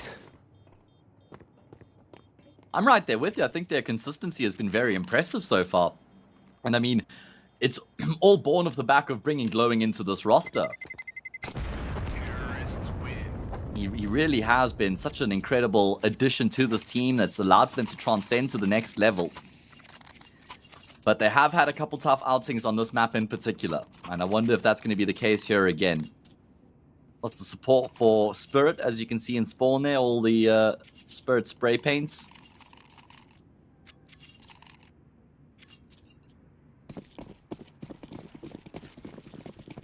Seeing some support, yeah, nice to have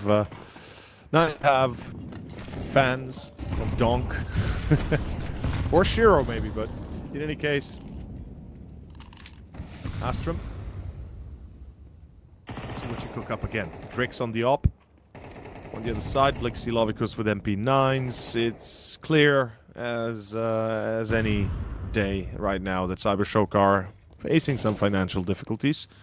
A single defuse as well gives me a bit of a worry, especially if Blixie dies in a strange position. He tends to play either on top of Hut or, you know, maybe runs into Squeaky or something crazy like that. Yeah, we'll have to wait and see if that'll have any implications later on in the round as Astrum starts to move on here towards outside Norway. He spots Glowing as he jumps around the corner, and instead of just tucking behind the box, he actually just tries to take that straight up duel. Cost him his life. Grix has also gone down here. This is a good round from Cybershock, and they're going to shift their focus back to ramp, but Astrum's taking the space in the meantime. And Patsy will double down, but he's lost Plax in the process, so it's still a man up here for the CT side. Looking a little bit better. And it keeps on getting better. Okay, fair enough. Now they know where Patsy is as well, completely confirming his intention to plan B. He does get rid of Blixie. Does he know about the player short? He should have... Yeah, I was about to say, he should have been well aware about it, though he's exposed towards ramp and Lovicus on time in position. Cybershock, deny number 4, deny the advantage. And it's Astrum to pick up the pieces, see where their road leads them next. Grix back on the op, yet to get a kill with it, I think. Most of the kills so far from him have been on either with the pistol or the AK.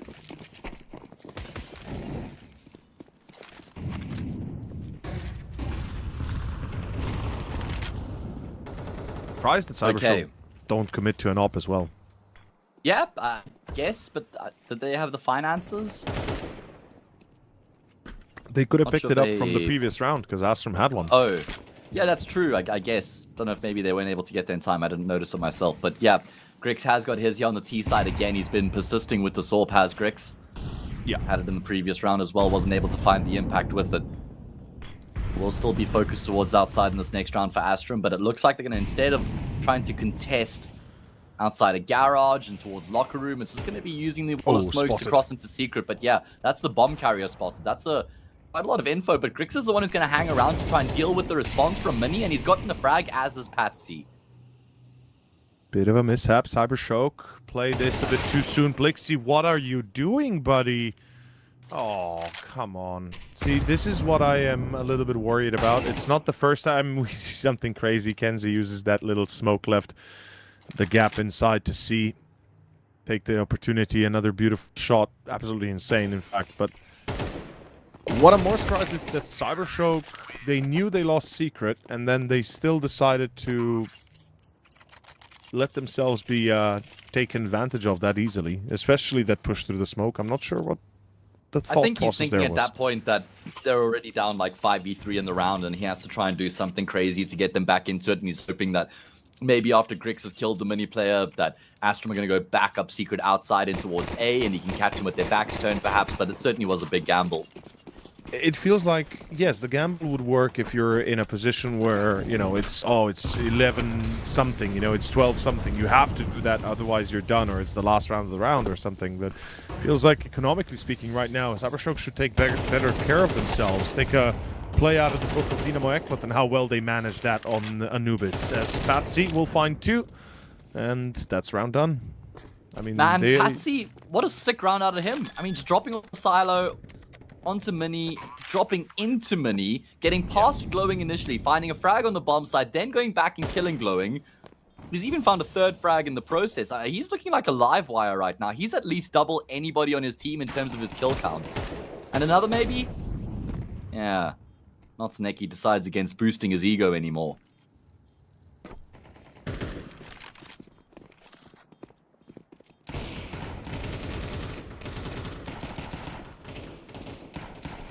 Terrorists win.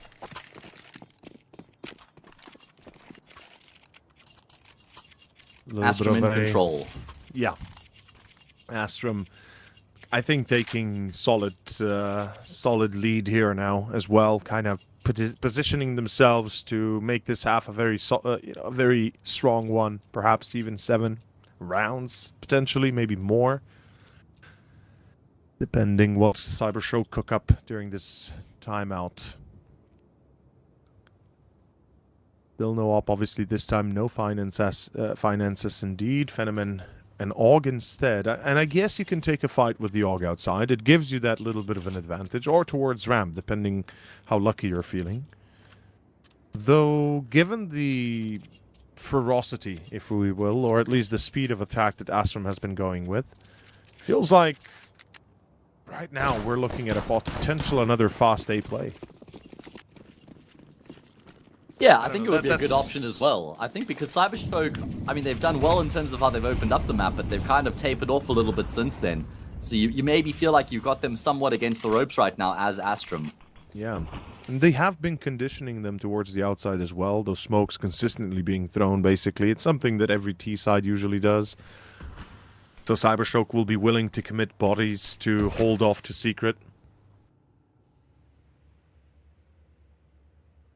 Oh boy, this is going to be fun, isn't it? Norvi. No way. Nobody's checking main. Are you kidding me? Cybershock. What are you doing? Well, Good refrags. somewhat been brought back into control, at least a doable situation as Levikas is able to get a couple back, keep the numbers level here. They have had to relinquish control of the A bomb side. There's still a Molly here on Grix to work with as well, but he's hard-rooted outside, so he's not going to be able to really help his teammates on the site itself right now with that utility. Bomb plant found, and it's going to have to be a retake. No defuse as well. A single smoke. And a man advantage. Things looking on the up and up. Grix finds one. That's glowing. And as I said, without a kit, you're in trouble. No, they don't check Clax on site, and Grix does not miss those. Okay, well, that's just... these rounds are looking so stable for Astrum right now in terms of how they're going through the early and mid round and then actually getting on the bomb site from there as well. I mean, like you say, how has Norway been able to just get into Mini and find the kill on the HUD player without any resistance? Levikas almost saves them with his double, but even that wasn't enough. We have to break it down that Cybershock, they were committing bodies earlier to Garage and outside secret control, but somehow not having anybody on main, or at least taking a look at main, feels like a gross oversight that is caused by miscommunication or some sort of misunderstanding. Regardless, it's one or the other, doesn't matter which. They've lost a vital round, 4-6, forced onto another eco, looking like 7-4, and 8-4 smells more and more likely here. Oh, Glowing is dead. They're going to check him. They've already checked the corner once. Once the smoke clears, surely they'll check again. They're not foolish enough to let it slide. Indeed. Yeah, good awareness there. Against the eco, just crossing all their T's, dotting all their I's. And this is where Astrum can really start to pile on the pressure and the misery, is if they make sure that they don't slip up against one of these lighter investment rounds. They've been really convincing in the gun round so far, and they want to complement that with a strong anti-eco. Again, no one's looking Mini. And Levikas should just get traded. No, he's actually doubled down a third, perhaps. Absolutely. This time he has been able to find all three. Sick. Might be enough. Blixie invents. Unexpected. Oh! Patsy turns down and... Oh, no, Blixie. He was on the ladder. He was inaccurate in the first shot, and then he jumped down, so the inaccuracy just doubled over as Notineki finds the kill on Patsy. Insane. 1v1 against Glax. Closes the door on short. Surely Notineki just runs into the fight. He does, and preemptively fires into the smoke, thinking that maybe Clax ran through double doors, right? I think that was the logic behind it. I get the reasoning. Unfortunately, not the right choice, and it costs him his life and the round. 7-4. Damn! That was an eco. I mean, I think he's also just trying to force the issue as fast as possible so that he can try and catch Clax when he's maybe like getting off the bomb or in transition, not giving him any time to really let him settle into the clutch. But 7-4. Astrum, yeah, well worked. I mean, like you say, good effort from Cybershock considering it was eco, and it was Levikas' heroics again. He's had some really big multi-kill rounds here, but both of them in losing causes. Needs his teammates to come to the party.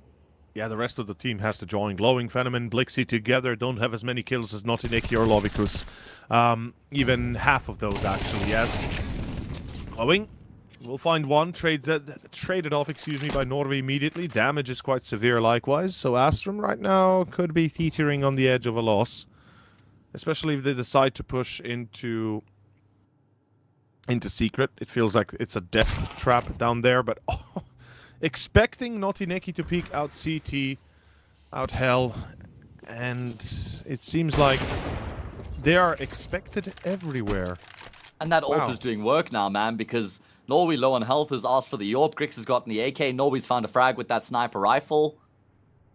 2 versus 4. Ah, man, I feel like Cybershock need a 5th round from this first half. I don't see a world in which 4 on the CT side is going to be enough here. No. I think it's a gross understatement, in fact, actually, to say that 4 would ever be enough in this position. It's Nuke, for Christ's sake. I mean, Nuke is a heavy CT-sided map. It's one of the last ones that still remains a CT-sided one. Even if the numbers say differently to a degree, I think for some reason right now the numbers are like 48 T-side and 52% CT-side. It's still one of the last bastions of the CTs alongside Inferno. And Lovikus, good entry. Though, as we said, last round of the half, you don't have a lot of time, you don't have a lot of choice, you die, and it's Astrum on 8. Astrum on 8 indeed. Very, very good showing coming through from them here, especially considering that they lost the pistol. Yep. I mean, they would imagine if like, they don't. it was 3-0 at one point and then 4-3 afterwards. So they win 8 out of 9 rounds here on their T side. That puts them in a really comfortable position now going into the defensive half, the favored half of the map. That reminds me actually of yesterday's match between Vitality and Legacy. how Vitality got the pistol, and then they lost every single round afterwards. It's crazy day yesterday. Today, perhaps even more. So, Cybershock versus Astrum. It's been a one-sided affair. Not surprised. Astrum is the better team. On the individual level, they've got the star talent as well. Grix, he's absolutely leagues better than pretty much anybody on the server. Yeah, and then Patsy as well, 14-8. He was the other guy I highlighted and said also very exciting aspect of this Astrum roster. And from start to finish in the half, he was just fragging like a madman. Super active as well on the front lines with that Mac 10 towards ramp in one round, and then dropping onto the mini roof into the A bomb site in another in the first 15-20 seconds of the round. So explosive from Patsy, and Astrum are now 5 rounds away. Slow and steady to secure map 1. And it's been less than half an hour. So big ups to Astrum to making this one a short one, actually. I'm surprised that it takes us this little time. Because we got to be honest, they didn't play slow rounds, right? I believe maybe 1 or 2 rounds where they slowed down and kind of just took their time in approaching it. But overall, most of the rounds went by very quickly. They've got no time to waste here, it seems like, as second half is here. Second pistol, Hayes, this is it. Cybershow, got to win the pistol. That's the start, and then it's a full-on comeback. Let's see if they can do it. You're right, though. It does have to start with a pistol round win for Cybershow, because if they lose this here, go down 9-4, then it's going to be really difficult to come back from there. Need more from Blixie, need more from Fenneman, need more from Glowing as well. 9 kills between the 3 of them.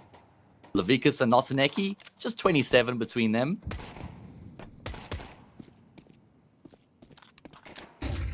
And what's the plan going to be here? Good flash, blinds up Grix. It's going to be Glowing who's looking to try and fight forward here. And he will find another support flash coming through, but he can't capitalize on it. At least Levikas will get the trade elsewhere, though. Notaneki. Venom just running in. An easy round, potentially, for Cybershock. Pistol is theirs, I think, with this confirmation of the kill on Claxton Grix. It certainly is. Cue elevator music, because we're going to see a full eco next. It has to be, right? Astrum know the rules of engagement. They know the rules of economy. They've got a massive advantage. Well, massive. They've got an advantage that you don't want to waste away with a force bite to maybe win. Maybe, like, the chance is very small. I don't know. I think they're going to force buy. I just want to temper your expectations so that you're not devastated when they do it. I don't know. We'll have to see. Thing is, if you save here and you buy in the third, it means you're a bit light on utility in that gun round that follows. Maybe that's something they're considering. Sure, but then again, we have to consider what you're left with if you lose, and, you know, the gun round doesn't change, it just delays. In general, I think Astrum would have been better off to play it safe, but if they trust their skills, absolutely, you know, yeah, force buy is obviously what most teams do, though most teams are not Astrum, so maybe Grix is gonna cook up a few shots, damage a few players, and then the MP9, the pistols, and the FAMAS can finish the job. That would be ideal. That would be the goal here, I think, coming into the round. Just let the scout tenderize a few of these Ts and then hope that the upgraded pistols, SMG, and FAMAS can finish off that job. And look at how quickly he escaped Silo. Like, that's a smart man right there. You know there's a scout out there? Yeah, I'm not taking a fight. Don't duel with him. Yeah, literally.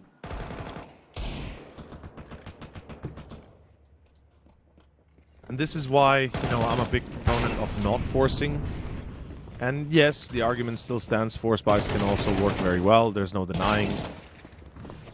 Somehow, wait a minute. T-side, what did you just do? Why did you sell Glowing? Crunch. They just sold Glowing. Oh, they just kind of gave him up for free. Nobody even came in to help him. That's absurd. Oh, man, Levikas. He's just dodging.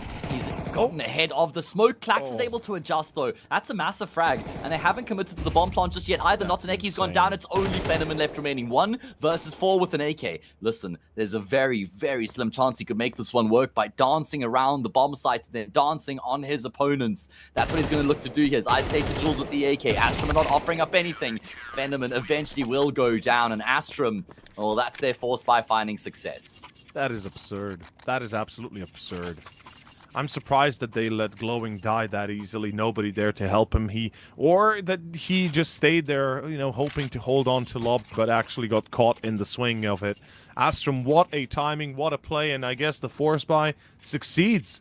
On top of a few wild choices by Cybershock. That's round number 9, and it's looking like it's going to be order number 9 here because it's done. I don't see Cybershock making a comeback without that second round going their way. Come on, let's be real, right? Ooh. Come on, let's just be real for a second. Well, they have to win the force buy if there's going to be any chance, and unfortunately, Zero. it looks like it's falling flat on its face right now. Double down from Klax just shuts down that venture into the A bomb site. Notaneki and Fenneman left alive here with their tails between their legs. Astrum stand tall.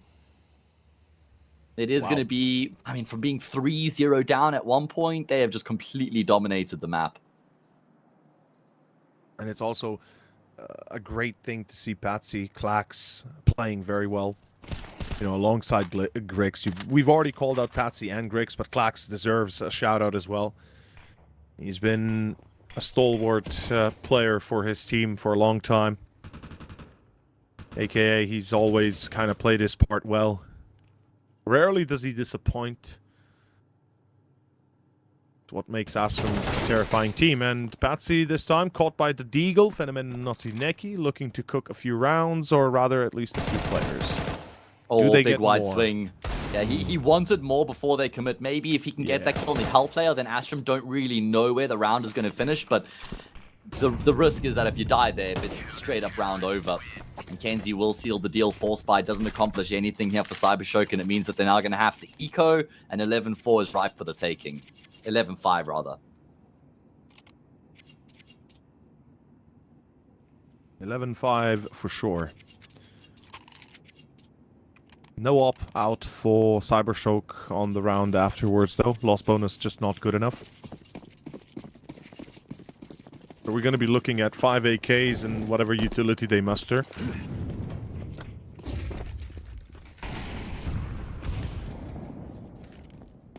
A lot of them on the rooftops. I'm not sure what they're doing. Were they just depositing utility up there? If maybe. No, didn't. They didn't have any util. What is going on? They're just stepping on top of the roof, trying to fake sounds on the roof. Okay. I mean, Astrum is impatient enough to go chasing, so maybe they lose a player or two. You would say they are not going to be impatient enough to go chasing? I don't. Well, I think that they've probably got enough discipline to avoid chasing the pistol players. That's fair.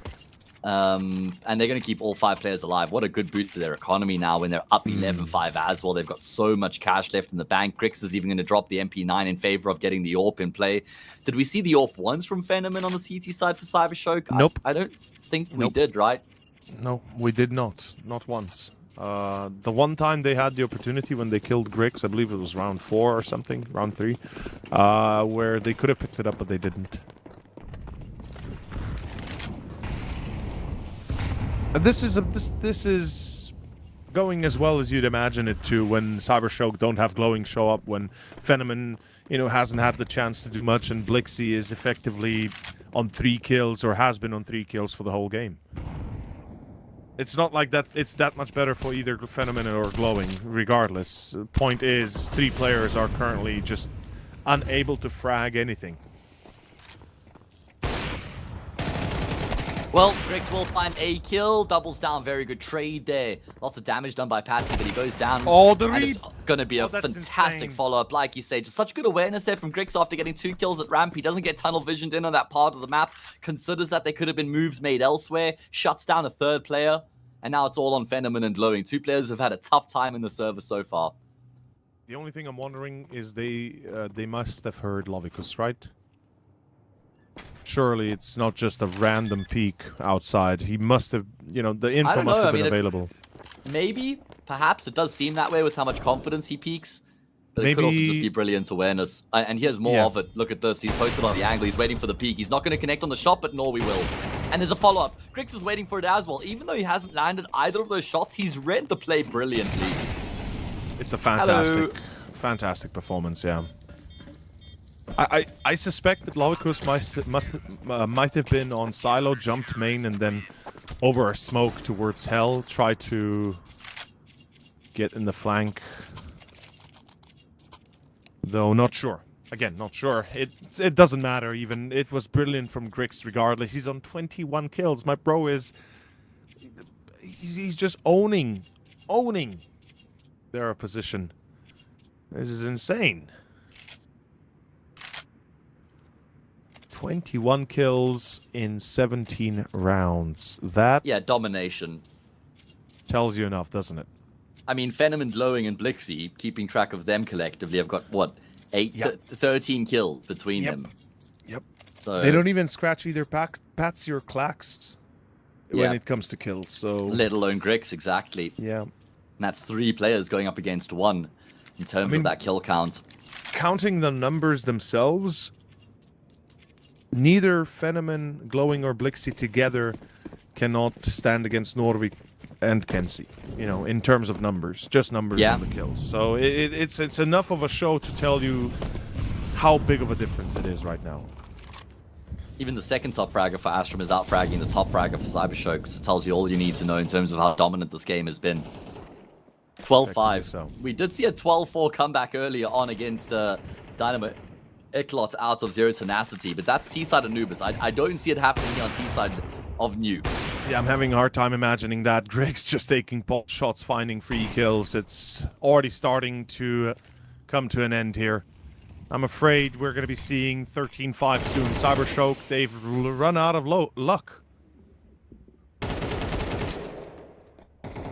Does seem to be the case. Clax is going to be the one to try and finish off the job here. Good multi-kill coming through from him in the round as he continues to have a good, strong performance here. Spoke about how he's been in maybe a bit of a dip in form lately, but he certainly has delivered the goods here on Nuke. It's Blixie left in a 1 versus 3. Grix is posted on the angle. Remember, their ex-teammates are Grix and Blixie from the Aurora Youngblood days, and Grix, well, will miss a shot.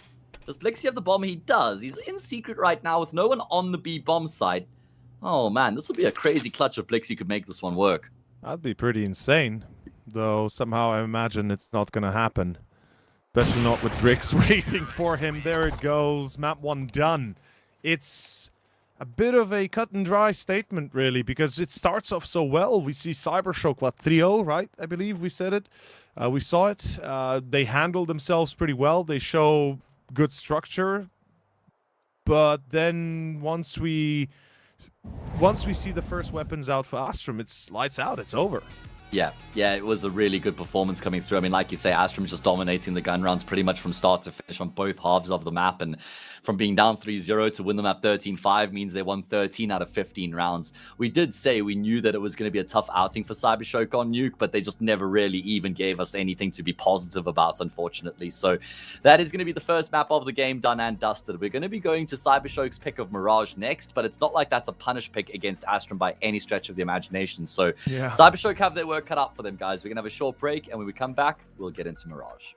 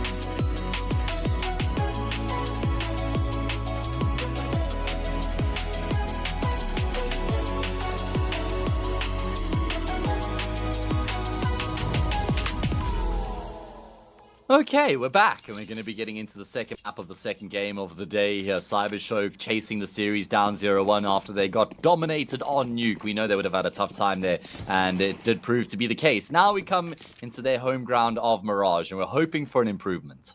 Yes, we are. It's going to be Astrum looking at the CT side now with only USPs and Kevlar. No other utility. Klax, meanwhile, is able to steal one. Gets out of Palace safely. He's still alive. Somehow gets a secondary. It's looking good for Astrum in a moment, perhaps for 3. Klax is holding this down like a fortress that it is. Glowing with the refrag, but it's too little, too late. Glowing is dead, and so is the rest of his teammates. Astrum with the pistol. Oh man, what good work there from Klax. He gets 3 kills with a single magazine. 2 frags initially, and then there's 1 bullet left in the chamber. Magazine's empty. And you could see how calculated he was with that shot as well, because he knew if he missed, he was dead. But he connects and basically wins the round for his team. Because if he goes down to that initial Palace player, then Cybershock are all over that A bomb site like a rash. Exactly. And almost immediately afterwards, it would have been a bomb plant and an ending to the round potentially in favor of Cybershock. Instead, it's a 1-0 start for Astrum. We have a full eco coming out from the T's. Glowing absolutely understands the nature of this game and how important it is to sustain that economy. On Mirage, we said it both, even during the pregame, or rather between the break, or in between the breaks, how Cybershock and Mirage are a pretty well-known factor these days. They're going to be a much tougher team, a different one as well, most likely.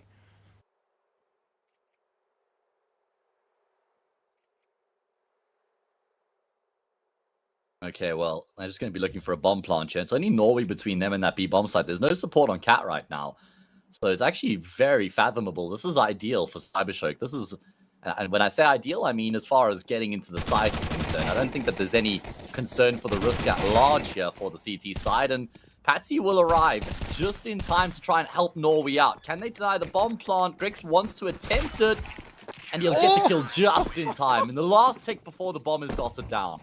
Legitimately, the animation, if it had finished, it would have been enough. Less than half a second, less than milliseconds even, as just had to finish the final animation. That's crazy. Preventing the so bomb. The bomb was activated, if we think about it, like technically speaking, but he just couldn't put it on the ground. So that just deactivates it. How does that work, guys? Come on. Welcome to He just Counter-Strike, dies I and guess. drops the bomb and it's live, right?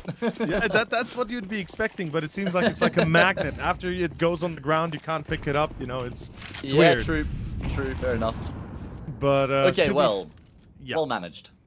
Well done, well done. That's actually really good in the big picture for Astrum, especially if they make this round their own again, and convincingly so. They'll have not only great economy, they'll break that of Cybershock's, and pretty much just kind of put them on a bit of a life support system for another round or two. This is a great start that Astrum could snowball massively.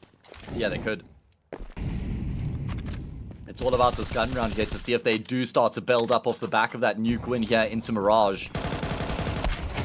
Oh, Patsy, that looked awkward and uncomfortable initially, but he's still able to come away with the kill. Almost nades himself, by the way. That was a scary thought for a second. Patsy, no support anymore as Kenzie dies, but they don't check him. They don't check him in Forest, and it's going to be Naughty Nicky that makes the 3-on-3. Now, Grix should wait for support. We always talk about retakes, how important it is to wait for your teammates. Another missed utility. This is a little bit worrisome. Klax is going to try and come through from Catwalk right now. I don't think he'll have any direct gunfights being offered to him. Glowing has just checked back in this direction. Klax could find some favorable timing here, perhaps. There is a kit on Norway as well. Glowing hits the deck. This is going to create the space for Klax to now try and close the gap and push up. In the meantime, Phenomen's gone back into Van, and they know that Notaneki is rooted on the bomb site. He's running out of ammo. He's dead. And they should know where this last player is. No, they've scooped up the kit. There's just enough time. Phenomen has to clutch though, and he won't be able to. Oh, they do have the kit in the end. Grix picks it up in the nick of it as seconds were running out there. And Astrum still successful. For a second, again, Klax looked like he might be too late, right? He had a perfect timing to catch the rotation to site, and then in it where it cleared out, he could have perhaps got the rotation towards Scar. Regardless, they still win, and that's a 3-0 start that right now Astrum are going to be grateful for. Working against the half-buy, though. Tech-9s and an AK. That's what's taken Cybershock to potentially win the round. Let's see. I mean, that was certainly touch and go there. Really good retake from Astrum. Yeah. It was looking like it was probably going to go against them at one point there. Especially in the 2v2, but Grix is able to keep his composure. He's going to find the opening kill. Blixie is trying to charge forward, but Grix will cut him down. That creates space for Klax, but maybe Klax isn't even required right now. Grix is just picking them apart. I mean, he had a fantastic game on Nuke, and he's delivering here on Mirage as well. It's like it's not even an attempt here. Ooh, glowing though. The attempt made. Good damage. Fantastic damage. Glowing with the Desert Eagle. That's one way to light things up a little bit and maybe just try and bolster the team's confidence a little bit, which will certainly be at a bit of a low point right now. Grix can't finish it off with that shot. If Glowing gets one more kill here, he's inflicted a lot of damage at that point, if he hasn't already.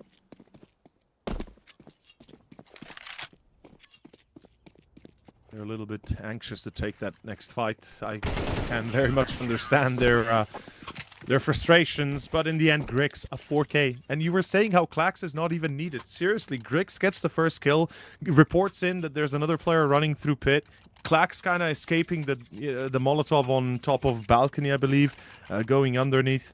And then before he can really react, 3 players die around him, and all of them, of course, from the side of Cybershock. Klax is, in fact, not required in that moment. Insane. A round that never should have happened in the first place, though. Glowing somehow still manages to get 2 kills, but... Timeout. No op again. Phenomen on 0 still. Same for Lovicus and Blixie. I mean, we have another 0 on Astrum. Unfortunately, that's deaths for Grix if you're a Cybershock fan. Yeah, Grix is just having such a good time of it in the server. He was impeccable on Nuke, and he's started off equally as well. It actually started off better here on Mirage, which is a scary prospect. He's going to land the cat jump, which will get him here nice and early on in the round with the AWP. But nothing on offer. Cybershock know how important this round is here. They know that if they lose this one, then they're in a really rough spot. So they're going to apply maximum caution and make sure they don't give up any unnecessary opening deaths. Very intense mid-take. Grix still on short, not being buzzed out. There needs to be a molly, a flash, something landing his way. Smoke into window. Top con. Pretty standard so far. Wasted an incendiary, but Klax finds an entry in T-base. That's so much information available to Astrum. Grix should be well aware what's happening. A short peek. Yeah, he's ready. Glowing is dead. And he will escape through short, go possibly back to kitchen soon. Or does he just go window? That would be a crazy pull, especially with the mid-control. Phenomen and Lovicus line it up, but it's not enough. Klax still with another on the board. A nade almost bringing down Phenomen. The problem is the ramp player. Notaneki, oh yeah, he gets the dunk. And Grix will be the one to fall in middle, but Norway's able to get the instant trade. That drops the bomb. So even though Notaneki has full control of the safe bomb site, well, he has to try and think about recovering the C4, and most people, if you're in Norway's position, would think, well, I'm going to play safe, I'm going to try and force him to come get the bomb, I'm going to try and catch him off, but no, Norway just swings. And swing he does, as a 5-0 brings Astrum to a perfect start to the map pick of Cybershock. This is a bit denigrating almost. Cybershock are being played with, and yes, the rounds are very close. To be fair, we have to give, you know, credit where credit's due, and Cybershock have been trying their very best. As cautious as they were, though, it's still not enough, and somehow Astrum is just getting away with absurd plays as Blixie out A to potential bomb plant. Yeah, that's what they're looking for right now. Kenzie will shut down the first, though. Blixie's tough times continue. He's had a really awful day in the office so far, and Kenzie will relinquish full control of A. They're happy to give up the plant if it guarantees them the round at this point, and Grix will even land a tap. He's got one death. Oh, that nade. And the nade will tenderize them even further. Bomb plant is still good, though. Any kills they get extra on the top. Nonetheless, as you said yourself, Aston, they don't care about a bomb plant no more. They just care about getting the round, and that's what they're preparing to do right now. 3 CT. Actually, 4 in CT? That's a lot of CT players, but Kenzie's going to be left alone to con. and single kill is not gonna give Notineki much of a chance. This is a 1v4 action. He gets 1 kill, which is more you would usually bargain for. Decent damage, a bomb plant.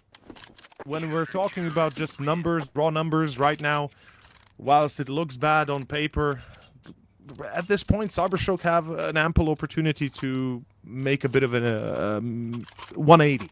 Start turning this around. You're right. It's not like it's closed shop, game over by any stretch of the imagination, but they need like at least 4 from this first half, and there's only 6 rounds left to be played here. So it feels like if there is going to be a way back into this game here for Cybershock, it's going to be born off the back of winning this round.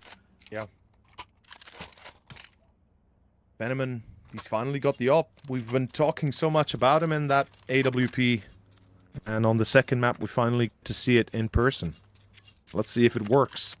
If it's not a rusty old gun anymore, forgotten somewhere on the shelf. Felt like that on Nuke. Yeah. I mean, maybe maybe he's got some VD40 for that, but is that like anti-rust spray kind of thing?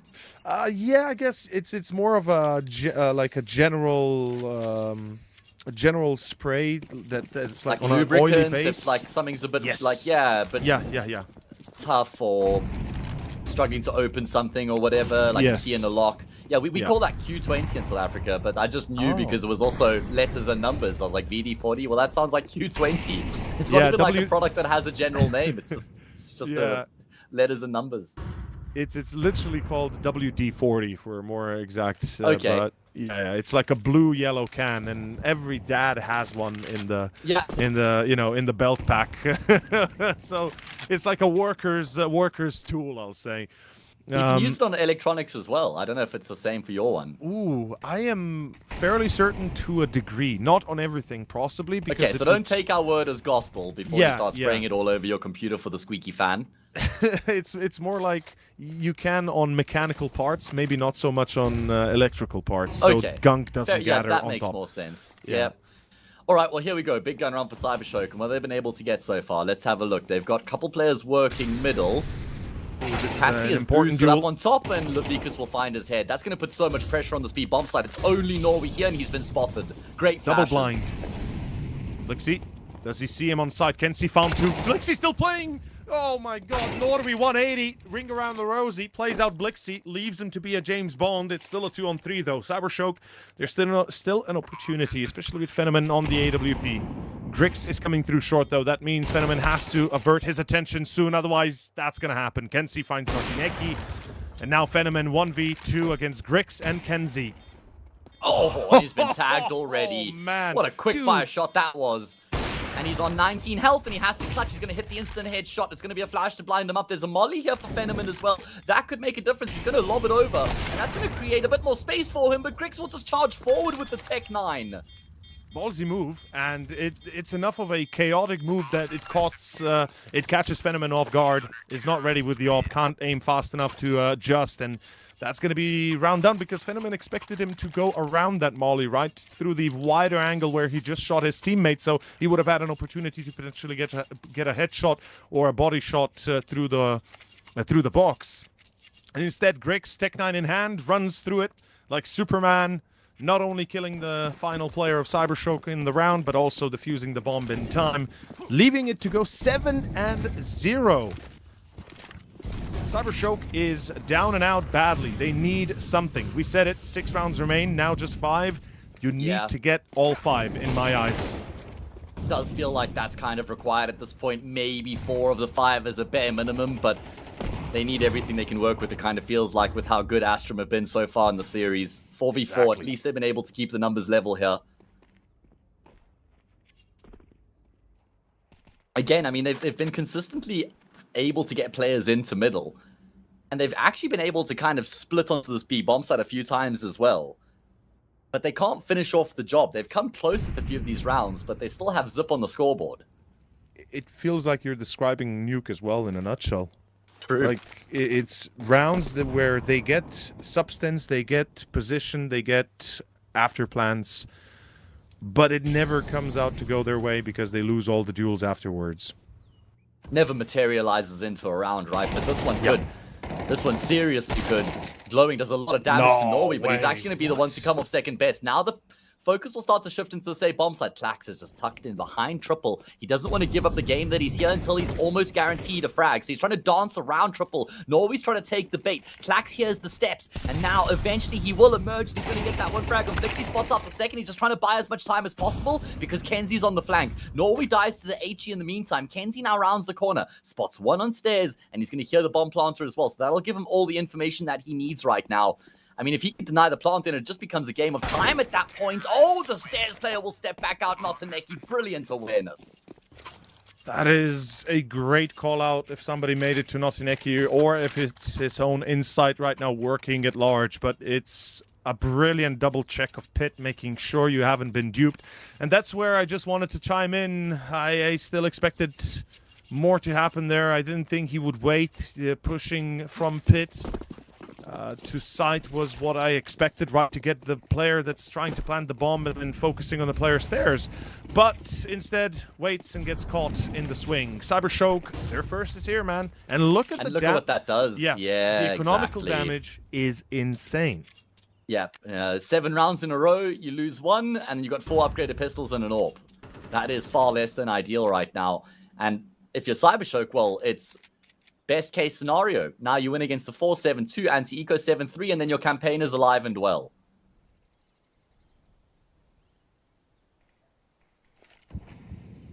This is a tough one. By the way, just as a PSA, when we were talking about WD-40, or what did you say, U20? U20, yeah. Yeah. Don't use it, Q20, yeah, thank you. Don't use it on your PC. We didn't say you should use it. We were just kind of just messing about. We don't know if it works or not.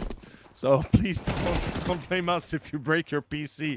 Well, I did also say not to use it on your computer. Like I specifically said don't go using it on the fan in PC. So maybe that was lost in translation. Yeah, maybe that was lost in translation. I think it's just important that you echo that once again. Anyway, this round is going to be successful for Cybershock. 1 kill enough. Grix's AWP has been dispatched of. It's unrecoverable as well. So that next round is going to be very doable for Cybershock again. Exactly, yeah. Yeah. I'm expecting something crazy from Aston. Maybe a push mid, maybe a push pit. Just generally a team effort at taking some control. Oh. Hey. That's madness. Get out of there. Save the AK patch. It's not worth it. Kenzie's coming through from lowers. Hang on. Oh, okay. They're able to adjust and react in time. And Patsy's also died, by the way. So no AK. Barely any saved forced up weapons for Astrum. So this next round has just become that much easier. What? Why? I don't get it. Why? Like, exit frags. I mean, yeah, sure. I get the damage you want to do on your opponent. But it's like, are you really caring about that right now? I think, It's funny. It's funny how sometimes these games go, how these rounds are turned out to be surprisingly entertaining ones still. Despite the very one-sided affair. And Cybershock, again towards B, they're pretty consistent. They seem to be confirmed in that as well, because they're about to get it for free. On Patsy, give it to me. I want it. I want that Zeus kill. Oh, he's got it. He's got an AK. He's gotten a kill as well. Klax has come into the action with the Dead Seagull. It's suddenly Fenneman left remaining 1v4. He bangs one out. Plenty time. But he's been tagged down to 17 health. Worst case scenario for Cybershock, who are looking to get their campaign back on track. But now they're about to fall to the eco. I'm sorry, I can't contain my laughter anymore. This is insane. It reminds me of the Zero Tenacity round. The Krias 1v4 moment right here. What in the world? Cybershock, you just lost 4 players. You don't even know how. And I'm in disbelief that a Zeus actually works in 25. I mean, he plays it perfectly underneath the window. He they does. don't actually clear him there. So he had an extra second to just guarantee the kill. And then that's funny. Okay, but then with that kill, he picks up an AK and gets another kill. It's not funny anymore. Now it's seriously impactful. Now it's like round-defining kind of play.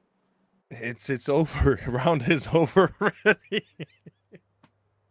I don't think Cybershock were laughing as much as we were. That's for sure. I don't want to make Cybershock fans mad, Just No, understand I that. mean, it's a Zeus kill that ended up in an eco round win, man.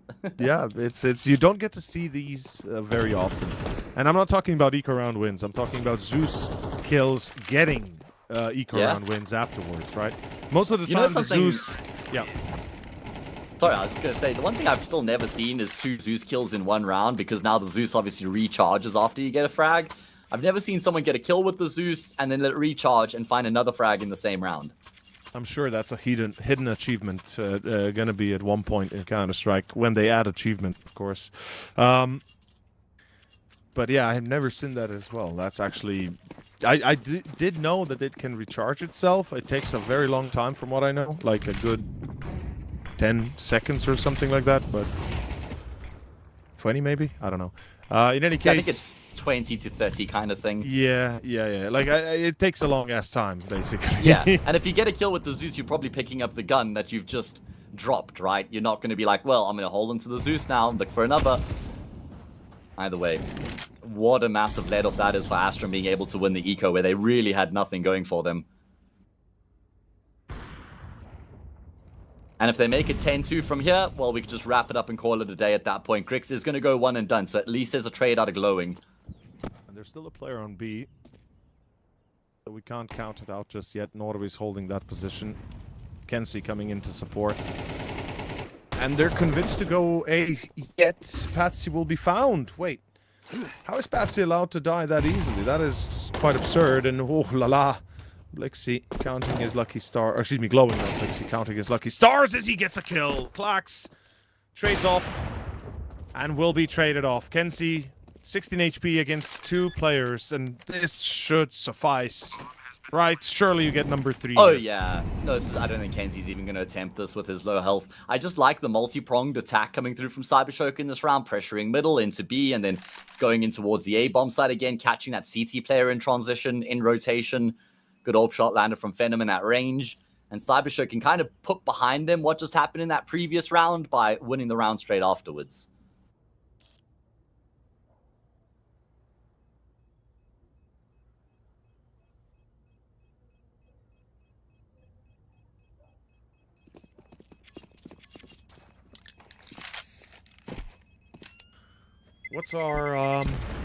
What's our expectation? So let's say 8-4, right? Halftime. They make it again to 4 at least, so it's not the end-all be-all result.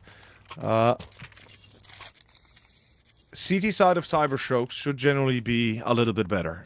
What I'm worrying is Is that the case? Have you checked the numbers? Because they strike me as a team that might have... Okay, it's 56.7 to 55.6, so it's basically equal. Yeah, it's not a bad CT side is what I'm saying. No, it's very them, good. right? You're right. Yeah. Yeah. It's more about the day they're playing, rather. Sometimes you just see them kind of be distant, be not present on the server fully, it seems like. I would love to see face cams because it would give you a better story. But right here, it's round 12. It's entering onto A side again. They're looking pretty strong. Should that not timing be... sucked for Grix as he unfolds the Patsy through the smoke. How has he been able to find that second frag? That bails his teammate out of connector as well. That's going to give him a path to get back safely. And it's a man advantage now for Astrum on the retake. Nixie was chasing him into con. That's insane. They didn't even have the side yet, nor the bomb plant. And now in CT, Naughty has to play the hero. Go big or go home. It's as simple as that. It's a 3-on-3 with Grix still alive. It's a dangerous 3-on-3 your play, but Grix unscopes. The movement is right, but it's Lovicus that who get traded still. Ooh la la, and it's Phenomen in 48 against Kenzie and Grix. Feels like we're watching history again, but Phenomen, the jump expected and a quick reaction. Insane. Another attempt. Kenzie, crazy, still gets him. And he's got And he's found the bomb just in time. He's found the bomb just in time. I think the defuse will be completed. And yes, only just Kenzie. How has he managed to get that kill through the smoke against all odds? Oh, man. That's 9 for Astrum. I am just a little bit shook by the fact that Cybershock committed 2 players towards con, right? They had 2 players die basically in front of connector. Blixie and another. I'm not sure who it was, but they didn't have CT control. They didn't have side control fully yet, nor the bomb plant, and they started off on the wrong path. Cybershock, pay the price. 9-3. This is a tough one. Second map looking like it could be a done one in moments, really.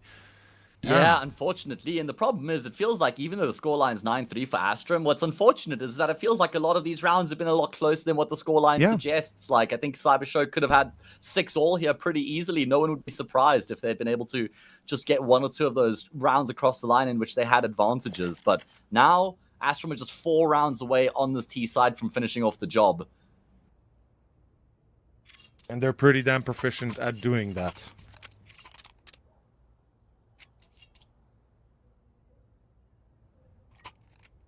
If they win the pistol, it's game over. Pretty much. I think it's the fairest way of putting it. Cybershock have run out of luck. They now need everybody to be on their A game. It's as simple as that. I don't know how many timeouts they have left. Probably not many, but surely they'll use one before the next gun round. But by then it might be too late. We go for the pistol towards A. It's a stack on B instead by Cybershock. It looks like they're going to have to play retakes instead. And with Phenomen on the fuse and smoke, they could still they're playing retake on A.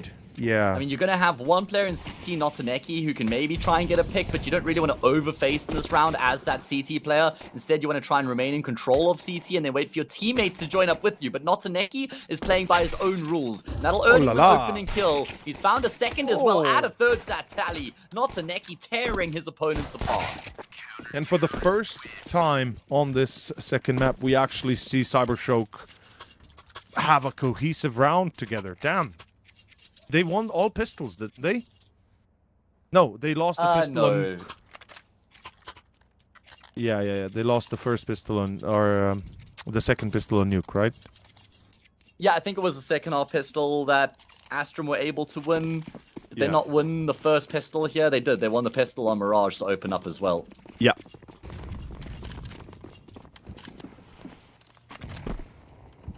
Okay. 4-9. Hey, we said the pistol is one of the markers. They hit it.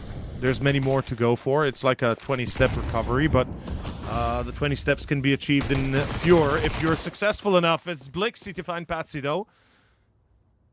Astrum just offer up one for free as they walk out mid into window. Nobody there to check it. This is a bit of an oversight by Cybershock, it seems like. There's a player watching Murder Hole, and Phenomen should, survive. He does. And they're going to go for the A attempt to get the bomb down. Not really going to succeed. The 4's by so far. Not looking too strong. And there we have it. Yeah, very good lockdown coming through from the CT side. Never looking like they're going to get this... drop the ball, let this get out of control, and now they get to play against the pistols and reduce the gap to just 3. So a very good opportunity for Cybershock to start to make this competitive again.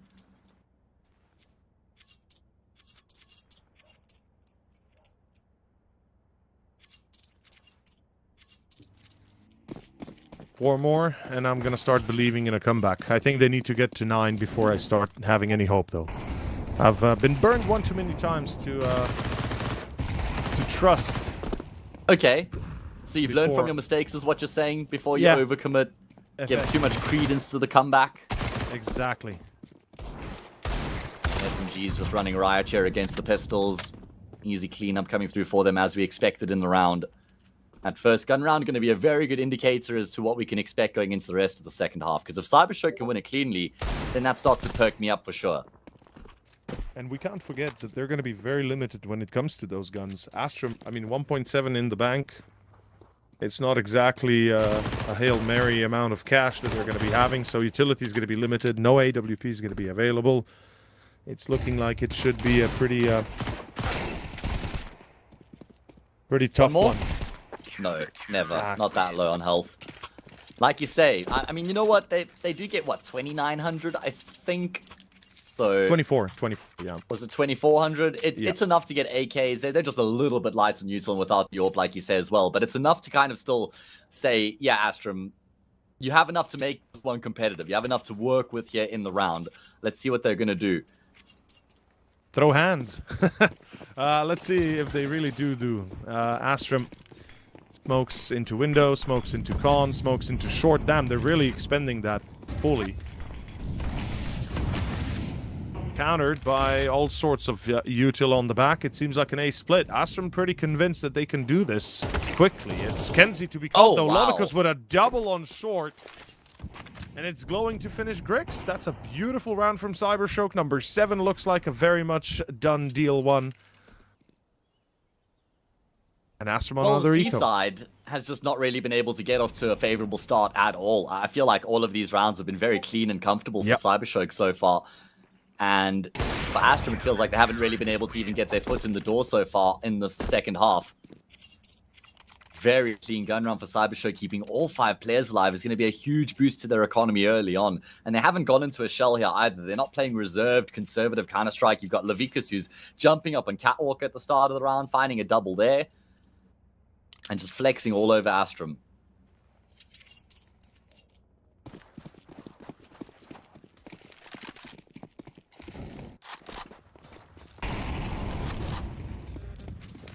Here we go.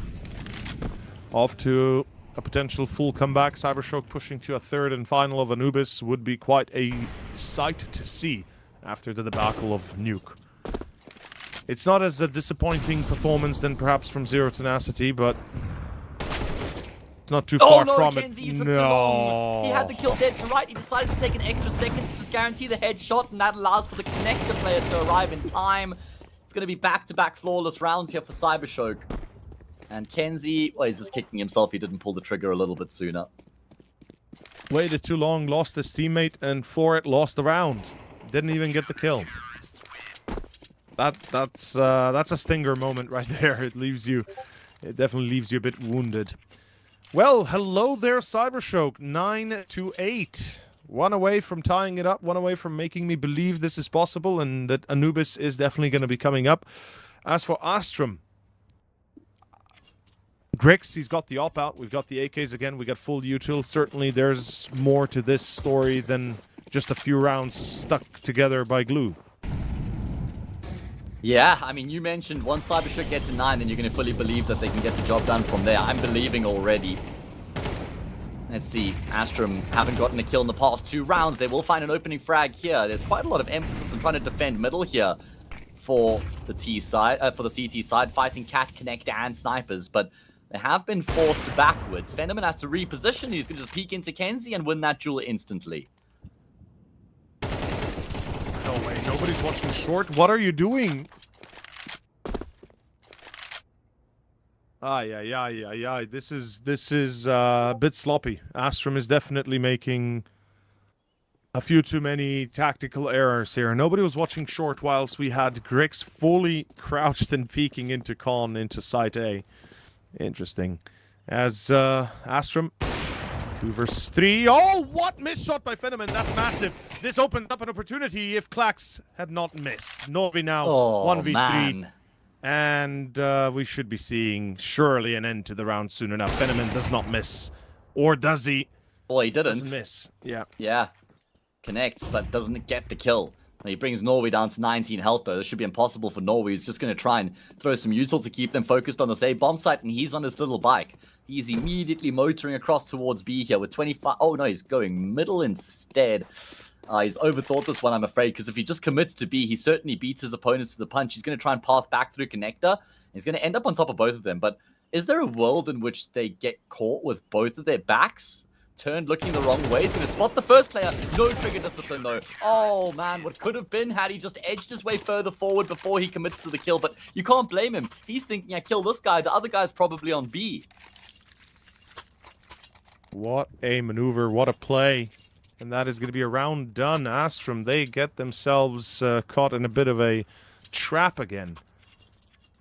And Cybershock have sprung it beautifully. Everybody showing up. Naughty Nicky on 20 kills. The rest following suit with 13 to 14. Blixie, tough times. Yes, but hey, at least he's on 6. He's no longer at 0. On the other side, everybody kind of shut the hell up. Grix has not gotten a kill, I think, for a straight 5-6 rounds right now. Like, I don't remember actually when was the last time he got a kill. He was 10-1. So he's gone 4 for 10 since then, unfortunately. Yep. Cooled off massively. Kenzie again able to path his way through lowers with this Tech 9. Not the first time we've seen him here. Cybershock with a very convincing performance on the CT side so far. Kenzie just bursting into connector, wants to phase through the smoke grenade. Levikas will get one. Kenzie is still just rampaging forward. He's surely going to die here. I mean, is it to the AWPer? Is it to the rifler? They're still trying to chase for him, and eventually they will be able to get the kill. Why is the rest of T side not pushing on A because of him? Like, why is why does activation. Kenzie play so aggressively and the rest of the team is just waiting by? I mean, yes, they get opportunities here. Yes, they get a double, and yes, they get a bomb plant. That's great and all, but still, Kenzie had a great position that they could have abused far better than they actually did. Blixie finds Klax. It's over for the round, surely, as number 10, Cybershock take the lead for the first time in a bit of a time right now. First time since the start of Nuke, right? Yeah, for real. Quite honestly so, yeah. It's ludicrous, really. Okay, well, we're going to have another gun run. This has been a phenomenal display from Cybershock on their CT side. What, 7 rounds in a row? 9-3 coming into the half? Yes. 7 in a row. And Astrum are yet to win a round here in this second half. It's been a pretty toothless showing from them so far. I mean, they've been kind of maybe getting a little bit closer in these past few rounds, but still. I don't know if they're getting complacent or what. You know, if they're feeling like, we are, better. We're just going to keep on doing the same thing over and over again, etc. I don't know. It's weird. They keep on losing the early duels and nobody's refracking. Everybody's getting decent positions, but nobody's there to really, capitalize on top of it. It's weird. Yeah, I'm right there with you, honestly. Let's see if they can try and find a way to turn things around here in this first half, get themselves on track. Running out of time. Losers 11-9, no money, 12-9. Just write the game off at that point. Notsuneki's already done a lot of damage. Black's going to try and combine coming through from Palace, but Venom has also come alive with his AWP. As Grix has kind of tapered off, Venom has come to the party, and he's had a lot of impact with his sniper rifle, but okay. Well, you can't fight a guy if you can't see it. Patsy with smoke will get that kill. Patsy will jump across and impact the frag on glowing. No way. Black doubles down, and welcome back to Winning Ways Astrum. What in the world, bro? How do you lose 7 rounds in a row and now you have a round where nobody dies and it's just near perfect? It's insane. Cybershock. Well, I mean, with what we saw earlier, we should be open to everything at this point. Like, nothing should surprise us anymore. That's fair. That's fair. And this is what happens when Astrum puts their minds at ease and actually focuses on a strategy instead of just having... it's like throwing sand at a wall and just hoping some sticks. That's how they did it previously. And it's not even, wet sand. It's dry sand. Ah, my God. Took them long enough, didn't it? Cybershock. It did. Longer than they would have liked. But it is enough to be like, okay, well, they're still in the contest here on Mirage. Absolutely. Still showing up, making sure the Cybershock don't themselves feel like they've done it just yet. Great comeback, but not enough to sustain a potential win, perhaps. Let's see Astrum with Grix and Toe back on the op and looking like waking up slowly. He's gotten 3 kills within the last 2 rounds that we spoke of him. It seems like a little bit of caster magic always helps, as we have a top mid push and there's nobody to intercept it. Nobody to even see it. What is happening? Cybershock. No, wait. Astrum is full sending it B. This is madness. This is absolute madness. It should never have worked in the first place, but they're getting out. They're getting out successfully. Blixie's in trouble. He's completely lost. He's got support coming in, but they're too late. They've already lost the sight. What is happening? Astrum, a blazingly fast beat rush, and it works perfectly. Glowing in trouble. Job's not done, though. Job's not done yet. The rotations have come through pretty thick and fast. Glowing's been able to get out into the B-bomb side himself, and Levikas will combine a flurry of frags from them. Kenzie answers back with 2 of his own, though, to bring it into an even numbers game. Kenzie and Norway up against Fenneman and Notsuneki. And Notsuneki's looking to make his way up catwalk. Norway has crossed in the meantime. Back turned! He's going to lose the vital gunfight, and that's the bomb dropped. He was trying to get out of there. This is absolute madness. I don't know what the hell he was thinking getting out of there. Why didn't they just go for the plant from the get-go once they had stabilized the site? And mistakes were made. Astrum lose a vital round. That is... What a... Oof, my head hurts watching a B rush somehow work, but then fizzle out when you let Glowing walk out window and nobody punishes him. Sure, you know he's there. Nobody peeks. Everybody's just hiding, baiting. Seems like bait supreme here, but 20 seconds. Kenzie picks up the C4, about to be checked and dead. Yeah. Why would you turn around, Kenzie?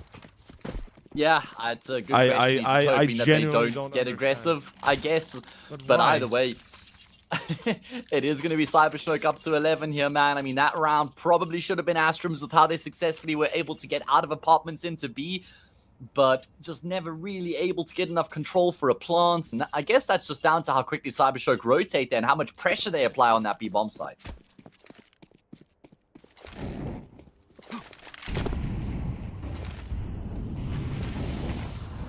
Round 22, Astrom one away from forced to either overtime or lose the second map. I can't believe that we saw 9-3 halftime. Spiral out of control now for Astrom on their T side, where they should have the upper hand regardless. Patsy, great entry. Glowing caught out in the cold towards Con. The smoke deploys and he just takes a few pot shots. Damage will be severe with the nade. It's actually amazing. They have mid control. That's what they do get. Can't lose this round if you're Astrom, though. Otherwise, you're going to have a really tough time trying to stop Cybershock from finishing off the map at that point.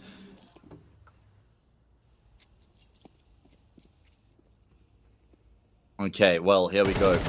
Minute left on the clock. Patsy just decides to buy a lotto ticket, and you know what? He's punched in the winning numbers. That's madness. Lovikus again through short. He's going to have to stop this. Does he even realize it? There's fake noises being made in B apps. He's being forced to take the fight on B instead of short. Lets the players go through Con unobserved, uninspected.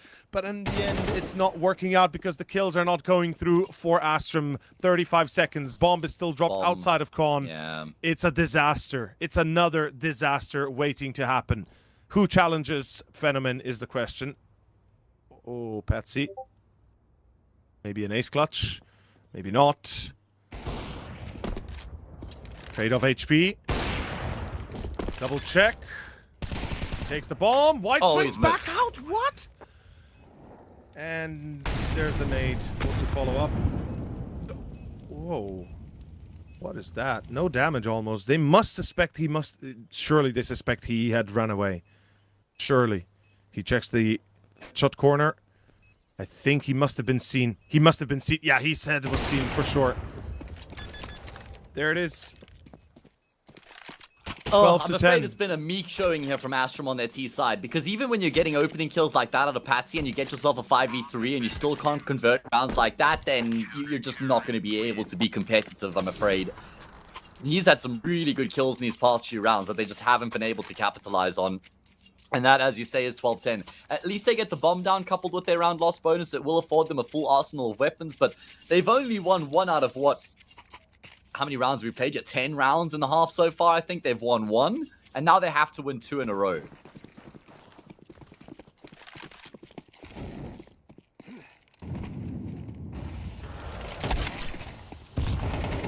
And straight out into A they go, and straight into map 3 we go, maybe. Yep. Oh, back and forth right now. Yep, there we go. Oh, there we go. Nosaneki on the balcony should seal the deal, unless Grix can do his damnedest here to win a 1v3. Oh, he's dead. Hang on. He actually spots that player in connector. He's going to have a molly to force him out, but he doesn't actually throw the molly. He doesn't expend the molly. He's going to have a second chance at doing that. Nosaneki has a smoke grenade, though, so he'll be able to extinguish the flames, and now Grix will make his way through, walk onto this B bomb site. Blixie in pursuit, though. Steps hurt. Oh, man, he's just setting him up. Grixie. Blixie became the Grixie, as now it's a 1v1, and no! He swings out to peek, and it's Nosaneki to catch it. That's going to be game ending. We're going to map 3, gentlemen. We are going to map number 3. What an incredible display coming through there from Cybershock on their CT side. I must say, I'm really impressed, because it never really looked like they were at any risk of losing the map once they went into that second half. From start to finish, it was a really solid performance from them, and one that certainly does them justice and deserves a third map. It does deserve a third map, excuse me. Even if it was a bit of a third map from Astrom here on the second half, as getting ready for Anubis, ladies and gents. Short break, and we'll be seeing you in about 15 minutes for that third and final one for us too.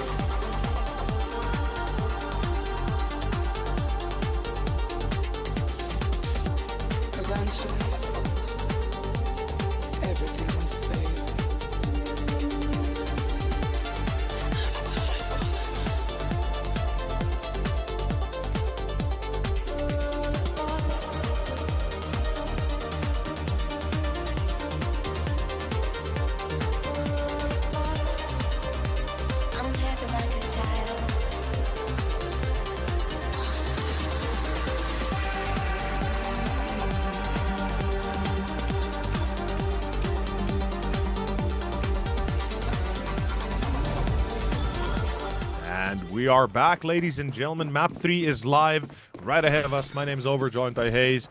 And we are going to be seeing the first round here of the pistol. It starts off with Cybershock on the CT side, Astrum T side, as they take it all the way to this third and final of Anubis. Yes, sir, and it's a pretty evenly contested map coming into this, I'd say. It's quite difficult to pick a favorite. Astrum probably feel like they should have got the job done in 2, up 9-3 on the half going into their T side, where they only managed a single round on Mirage. So, as a result, a third has been forced.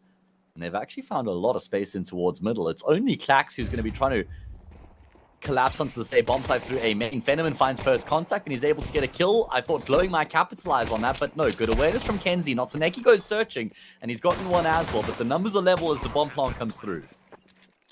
And here we go. It's going to be Norby. He's going to be trying to escape the death clutches of an A main push. It's going to be Lovikus through condos, through camera rather. He finds the first. That's excellent. It's Grix and Kenzie left, and they've got a tough position, especially against the dualies, but it's Grix to still hit the shot. Down to Kenzie it goes. A 1v2. He needs to evade death. He needs to escape death, but no. Not possible. Cybershock secure their first pistol. They don't even need the kit, but they get it anyway. And that is going to be a great start for Cybershock, given what we've experienced on map 1 and 2. Something we saw from Cybershock a lot in the CT side of Mirage, and something we see get early as the first round of Anubis, is just how much pressure they're applying on their retakes. They're never giving Astrum any time to set themselves up in the post plants and get comfy and cushy and get their post plant, get their crossfires set up. They're just always constantly on the front foot pressuring Astrum there. And then they isolate a player and they run at him. They just use their numbers to try and overwhelm the jewels. And so they open up their account first here on Anubis. CT side as well. Good way to start things off. And now a force buy in response.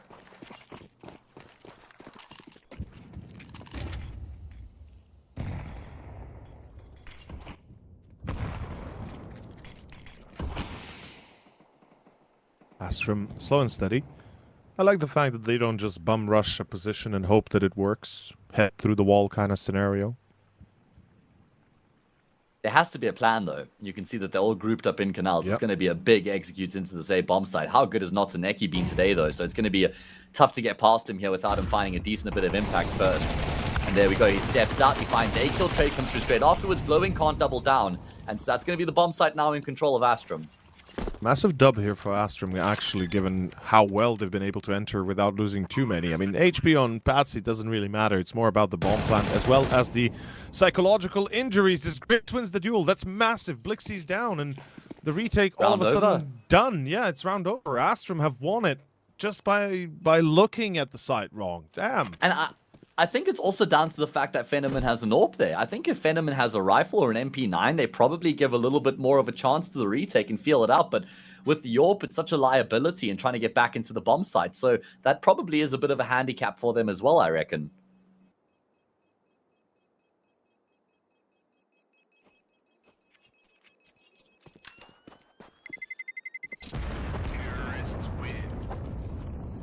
Great way to answer back for Astrum after losing the pistol. Committing to the force, a very good plan being employed there as well and executed to perfection. Especially from that kill out of Grix. I mean, that was the round-defining frag, really. Yeah, it was. It was. And it kind of puts everything into perspective how difficult Astrum will be to play against, especially having started on T side. Getting the ball rolling, something Cybershock never was able to do on that first half, and then somehow return the favor on the second. Mirage, I mean, it's still a bit of a misty one. Rather, how do you call it? Like, it feels like it's half-faced through the wall kind of thing. You know, Mirage was definitely a weird map. Nonetheless, Phenomen, very aggressive, obvious, and caught. No damage besides a little bit on Klax, and surely Blixie, you try to escape. Well, you're gonna try. That's what you're gonna do. And you get one. That's a good start. Glowing with a second. Damage dealt, but no control out of Astrum, which means they should just slow down and stabilize here. They've got the advantage. No need to throw it away for nothing. I mean, what Cybershock have done well is they've just chained the smokes in towards B mains. They've stifled the attack. Astrum haven't been able to actually get onto the bomb site itself. Glowing will scoop up an AK. There's also an AWP on the platform there, but he's more interested in the rifle. And it's going to be Levikas who's in T spawn right now, but he gets found up by Norway, and that just opens up the map massively here for Astrum.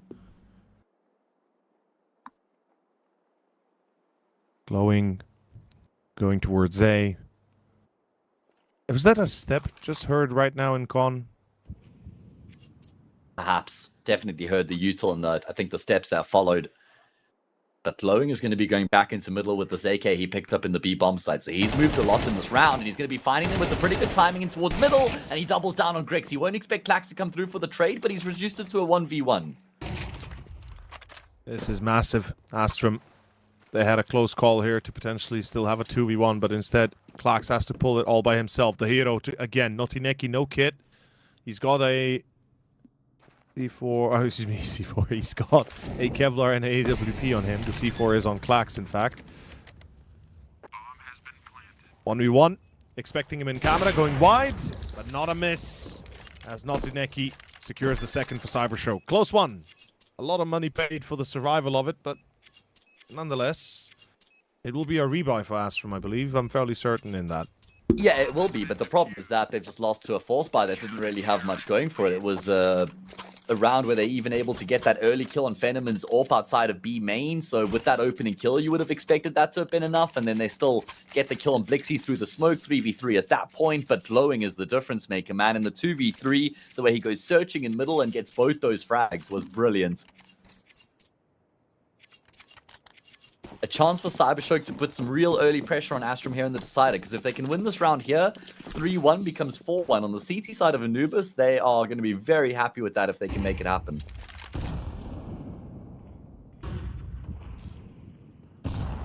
Pennaman, he's hoping for a little bit of luck.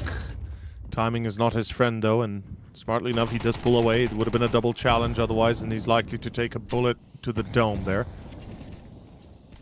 We're seeing a lot of exchange utility. No mid-pressure fully applied, but here we go. Astrum have played their hand. They've shown what they're going to be doing. Mid-control will be contested fully, and it's all about this first shot. Fenneman, if he misses, they have to retreat. If he hits, Glowing will step in and keep on shooting. A B split, I believe. Or is it going to be a rather A split? Perhaps with the player in heaven on A. Clax could indicate something towards A. Yeah, well, if we have no idea, then Cybershock absolutely have no idea, because we can even see the minimap. And Astrum are just kind of keeping both options available right now. Kenzie will drop some util over towards B, and now he's going to shift across to join up with his teammates. That's a very big kill from Norway, cutting the map down the middle. It's now down to Notineki and Fenneman. They've been a phenomenal duo so far here for Cybershock, and they're going to have to try and lock it down, but Fenneman can't connect on a shot, and it makes life impossible for Notineki. Clax arrives at the perfect moment in A main, and Astrum will win their force buy seemingly flawlessly. That's kind of madness. They actually get it flawlessly. Okay, Astrum, they do go for A. Initially, they still had an opportunity towards B, but it was meant more of as a lock in place to make sure that whoever would chase B main would be confronted and wouldn't get too much information available to them. And that's exactly what it was intended to do, and it did so beautifully. The rotations were too late. By the time Cybershock had everybody in position, they had already lost. 2-2, tied up. And we continue. Another round. Soulbound. Astrum for the second, potentially a third. Money is going to be gone on Cybershock. Well, they will force up again. That is for sure. That is a surety. And that means now we kind of flip the script with the opportunity that was presented to Cybershock in the previous round. Now it's being offered up to Astrum. Because if they win this, 3-2, anti-eco 4-2. And they're in a good position nice and early on. And this is a round where it would be criminal for Astrum to lose it against the M4 from Mouse MP9 upgraded pistols. Especially now that we've gone back and forth a couple times. It's time for them to just lock in now. Take advantage. It definitely would be one of the more disappointing losses to see out of them, for sure.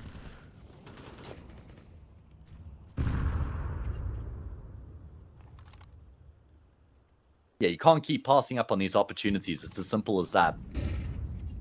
Clear, cut, and dry. And they're indecisive in their mannerisms, but they have a plan in mind, and it does seem like it's stemming towards that A side again, potentially. Though it would be smart to, this time, relegate it towards the B position, because you have Canal's control. You're looking to enter A main, and you're possibly making a B fake here, right? Cybershock is stacking A.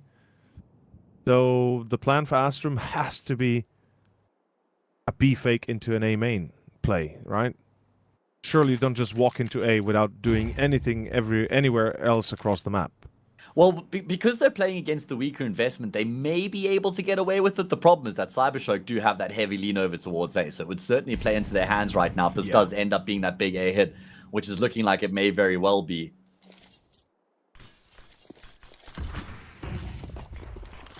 But towards There A, we go. holding. Oh, Klax goes down with that one. Notaneki finds a multi, as he has done so consistently throughout the series. He's been the difference maker. They have to try and force their way through this camera smoke. It's going to be Kenzie who comes out on the other side. Lots of chip damage being done. Eventually, he will find a kill. Now, Blixie has to follow suit. He has to push through the smoke as well. Look at the time. Grix is the one with the bomb on his back. Wait, the bomb can drop. Wait, what's going on? What's going on with the C4? I'm sure they had it on one of the players, and then he drops it to his teammate, but it isn't picked up. What's just happened? I'm a little bit lost myself there for a second. Though wasn't the bomb dropped in? I don't know. I don't know. It looked, when I had a glance at it, it looked like there was a player who had it on his person. And then I think Grix tried to drop it to his teammate, but he didn't register it in time. I wish we could see that again. I'll try watch it back on stream. Must have been the wind. But they've just lost another force buy. Yeah, again. They have. It's starting to fall apart a little bit here. Astrum, what is happening with you, right? How do you lose rounds like these? Is the better question in my eyes. Such a big advantage that they had.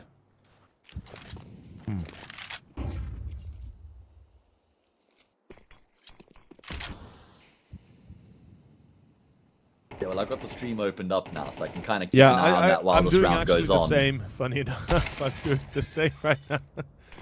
Well, we'll just continue to trade rounds back and forth here, because that's been the pattern throughout this map so far.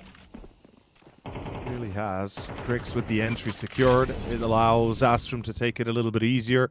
They don't need to rush to take the site. And we are going to be hearing players in Canals pushing a main. I mean, obviously realizing this, Klax will take the first shot. Easy as that. And it's effectively a done deal. A clean round almost again here for Astrum. They lose one, but it's a good enough of a one. How are they so much more consistent in these sort of rounds than when they're playing against these broken force fires? It just doesn't make sense, the logic. And if you're Cybershock, you're way happier with these rounds being traded back and forth, because you're on the CT side of Anubis right now. You take this every day of the week, and eventually, I mean, surely now this is going to be the moment that they drop the ball and Astrum can win consecutive rounds. Surely they don't have another successful force fire in the tank. Well, that's what we think, right? That's what we expect. But at the end of the day, we could always be surprised, and maybe that's exactly what's about to happen. Astrum. Okay. This time, hang on, I am watching back on the stream now, and I can confirm that neither of them had the bomb on them. The bomb was actually dropped in A main. Yeah. Okay. They just took too long to clear it. Yeah. All right. So my apologies, guys, for the aspersions that I cast there. I had that wrong entirely. Nothing really they could have done in that situation. It was really just a lose-lose no matter how they had approached it. Anyway, they don't want to drop the ball against the follow-up force here. To be fair, you were still right in my eyes. They still should have been faster about it and gone to deal with the bomb sooner, right? Regardless, it's 4-4 again. Astrum do lose Klax.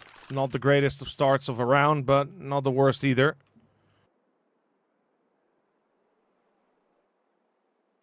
Yeah, question is, where do they go from here? Because Glowing has been tasked with controlling this A bomb site all by himself, so that means he has to be worried about cameras and A main. Does seem like it, yeah. And that's the way that they're going to be headed. Does that smoke grenade dissuade them? It doesn't look like it. Norway has an HE to break it open if he wants. Patsy looks like he's quite keen to just phase through it. Oh, this could work, Glowing. He might be caught off guard, but still only good for one. That's not enough as the second player joins the fray. It's Phenomen to fall. It seems like control has been fully established, and I think it should be enough. Blixie finds Norway. And it's a 1v2 that surely you don't lose. No, you don't. There we go. Finally, for the first time here on the map, we've had consecutive rounds won by one of these teams, and it was looking like it was really touch and go at one point there. I mean, Norway does well to just get posted up on the angle in time to find the rotating players and then give his team the advantage, and they're able to finish off the job from there. These rounds have been hotly contested, very difficult for both these teams. It's been a scrappy affair to open up this decider. Astrum, though, can now build themselves a little bit of breathing room. One of the scrappier games we've had, that's for sure, yeah. I mean, nothing compares to the first series of the day, but in terms of normality, this certainly is a bit different. Regardless, I think we can safely say that this is shaping up to be a pretty decent attempt here from Astrum towards that A main. And it is going to be a 5th round. Well done. Yeah, finally an elementary round here on Anubis. Every single round has been contested so far here on the map, but that one is clear-cut. Took them long enough. Yeah, fair enough. But now, this is the concern for Cybershock. It's all good and well that they were able to trade rounds back and forth in the 4 spies, but if they start to lose these gun rounds rapidly, then Astrum could start to run away with this. That's kind of the perception, right? That's, or rather, not perception, but the expectation, perhaps, yeah. And there's certainly going to be some doubts that it will have to be dealt with eventually. Good damage to start, though. Can't lie, this is a lot of overall injuries they sustain on the side of Astrum.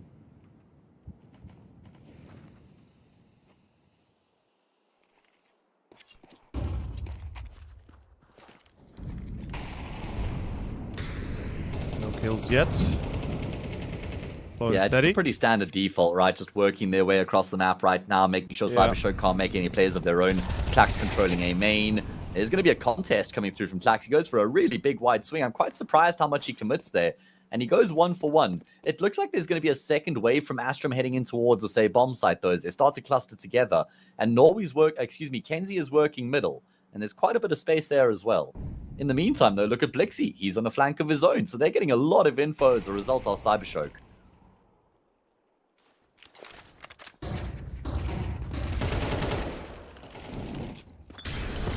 Got away with more than you usually think, right? Oh, Venom shouldn't have gotten away with that second kill, that's for sure. Norway just doesn't have the health to stand much of a chance in these fights either. And that is going to be Cybershock prevailing, reducing the gap to just 1. 4 to 5. We are not done yet.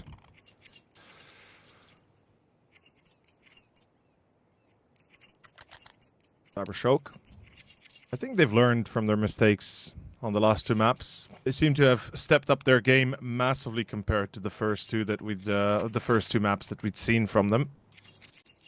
I mean, obviously the fact that they make the comeback on the previous is great and all, but that opening map really did give us a fright, didn't it? I mean, at one point in time, you and I were convinced that it's going to be not just an easy game, but too easy of a game almost for the side of for the side of Astrum.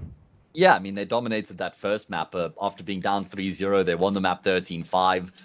And then going into the first half of Mirage second map, they go up 9-3 on the half. And it's looking like it could just be game over immediately. But Cybershock have done really well to just wrestle themselves back into the conversation, give themselves a really good chance here. It is a 1-0 matchup, so by no means is it the end of the world if you lose the series. Still got 2 lives left remaining. You win this, you go up 2-0. And then you're in a really good spot to get into playoffs. That's the reward. Oh, they don't consider Kenzie there, but even though he's kind of got the jump on them, he still hasn't been able to get the kill.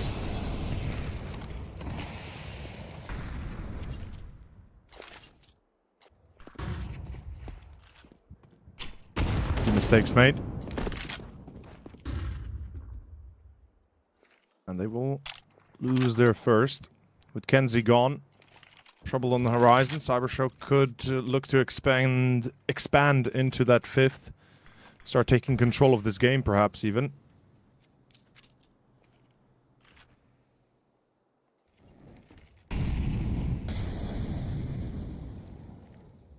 Yeah, that's true. If they win this, then you're absolutely bang on. Cybershock do start to get control here of Anubis on the CT side, the unfavored side of the map. And we know what a strong T side they have at their disposal. 60% plus win rate. Yeah.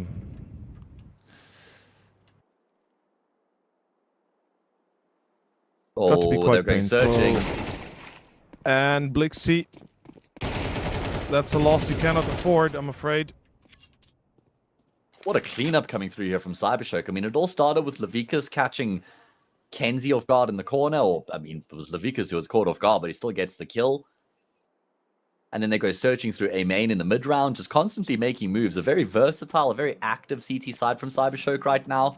Very rarely do we just see them sitting around not doing anything. Yeah, proactive, very proactive, yeah. Basically chasing down all their targets, all their opposition here easily. Counter-terrorists win.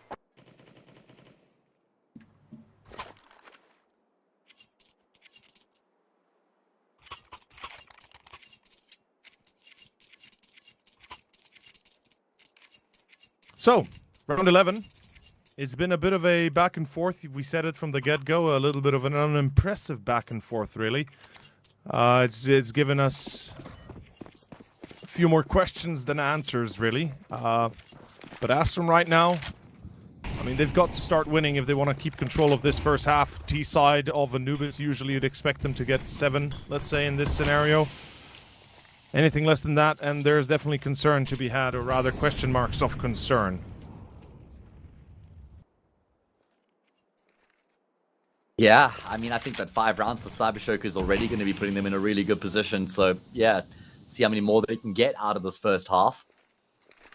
Patsy's been able to find space in middle again. I feel like this has been a pretty consistent factor. Cybershock, we haven't seen many contests in towards middle from them. They've generally just been watching it from the bomb sites themselves. Very passive setup in middle. Glowing is going to be flashing in for Blixie, who's able to get one and get out of dodge. Drops a smoke to support his teammates on A. Notsaneki is fragged Klax. That's a big kill to take Klax down. And a huge advantage for Cybershock. They can make 7 out of this.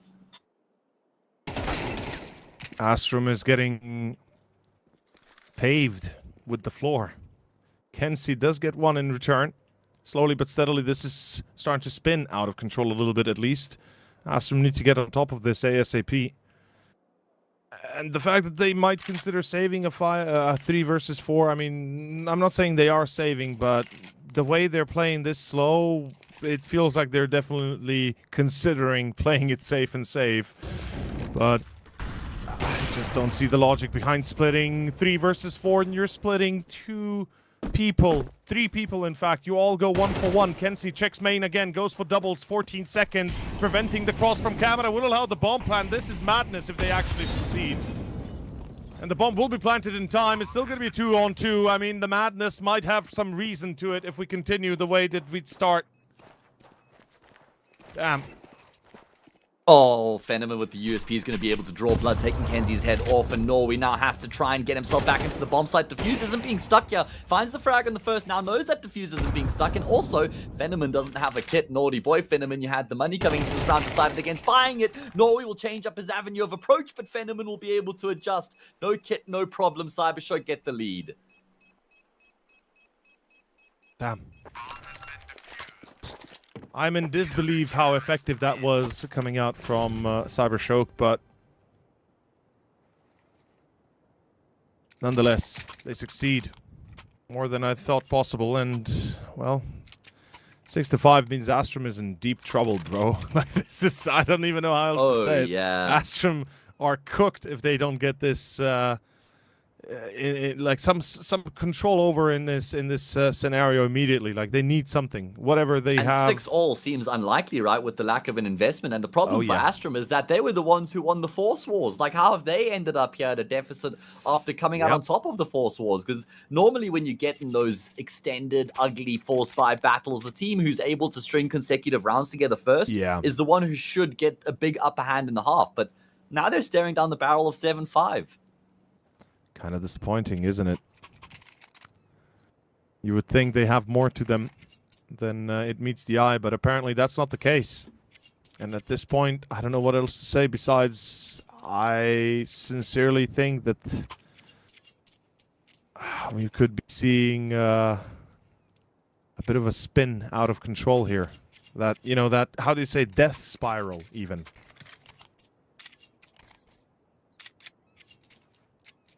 What worries me most is Patsy's on 5 kills, Klax on 6, and Grix on 8. The 3 that have been the hardest hitters in that first map now find themselves in the worst of positions.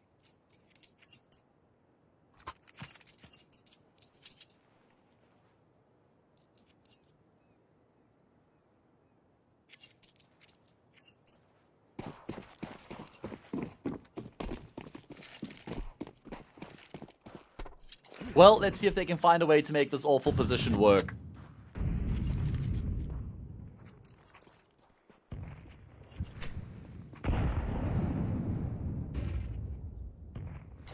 Well, maybe. Maybe they do. I genuinely have no expectation right now, to be fair, for them. Yeah, Kenzie does find the first kill, though. It's a good way to start things off, but a brilliant response. I was talking about how active the CT side's been for Cybershock, and we see that on display here again. That flash into B main to earn a kill. There's going to be a flash play in towards E-Box as well, but Patsy will still be able to come out on top with the Mac 10 despite being mostly blinded up there. And they're going to just try and ride that wave into the B bomb site. The problem is that there are 2 CTs here.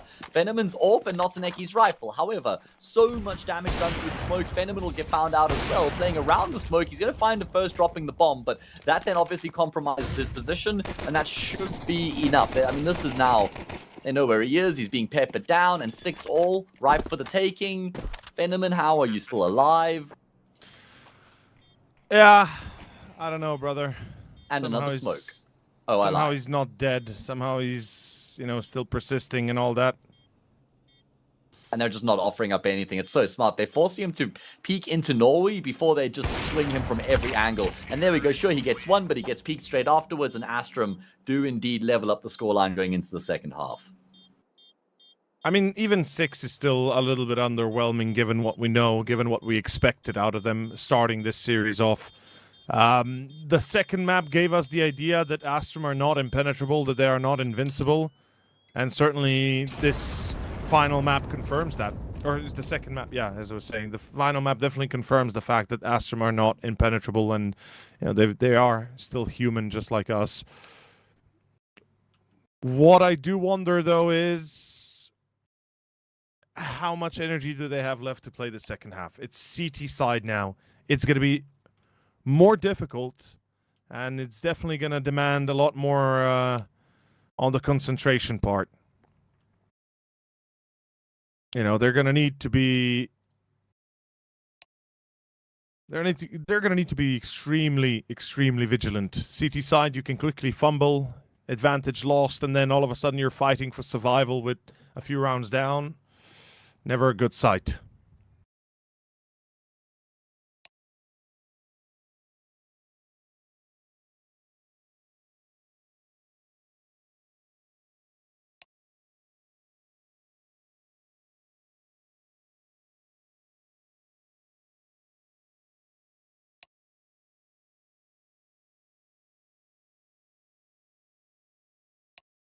Okay, well,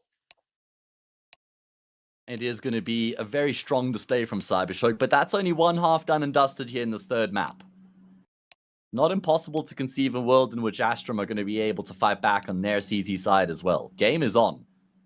Pistol around is going to carry a lot of weight here as well.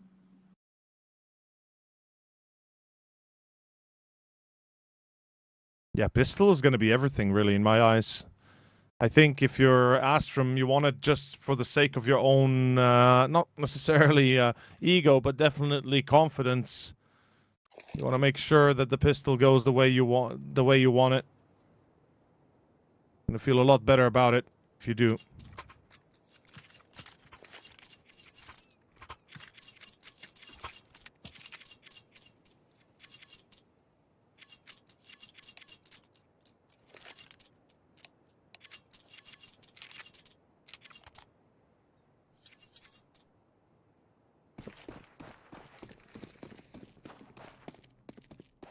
Here we go. Cybershock. Second half, second pistol. Third and final map.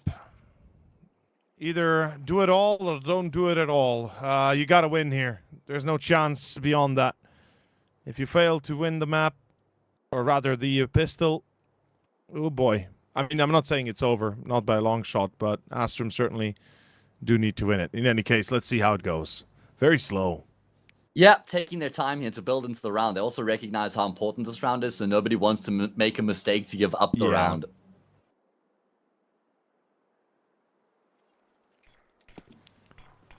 And it is going to be Plax who's using his util early on. I'm quite surprised he's decided to smoke up A main here, considering that they have got 4 players on A. Now, normally you don't want to dissuade your opponents from coming into a bomb site in the pistol by dropping a smoke, because look at what that's done. It's immediately just funneled Cybershock in towards B where no one's home for Astrum. That smoke, I don't think is a great idea in all honesty.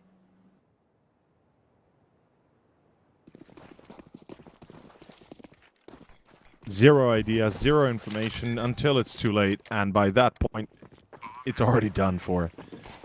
That's it. That's all you need to see, all you need to know about this one. Round is gonna be a tough retake, especially if Cyberstroke defend this position well. Monte finds one, glowing traded off. The duelist close range, though the duelist close range are given space and are given room. What a masterful show. And it's supposed to be a difficult afterplan, but in fact it made it look even worse. Astro, Norway 2 has a versus kit. 1. Kit to And there we defuse. go.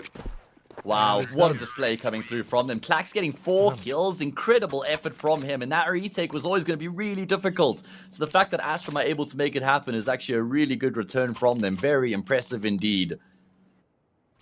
As they've regained the lead here. Perfect way to start things off in the second half. Regain composure, get themselves back on track, sure. We'll see if it's going to be enough, though. Round 14, Cybershock onto immediate buy, AKs, Galils, the whole 9 yards, and a full B execution. They won't waste any time. I respect that. Fast and easy.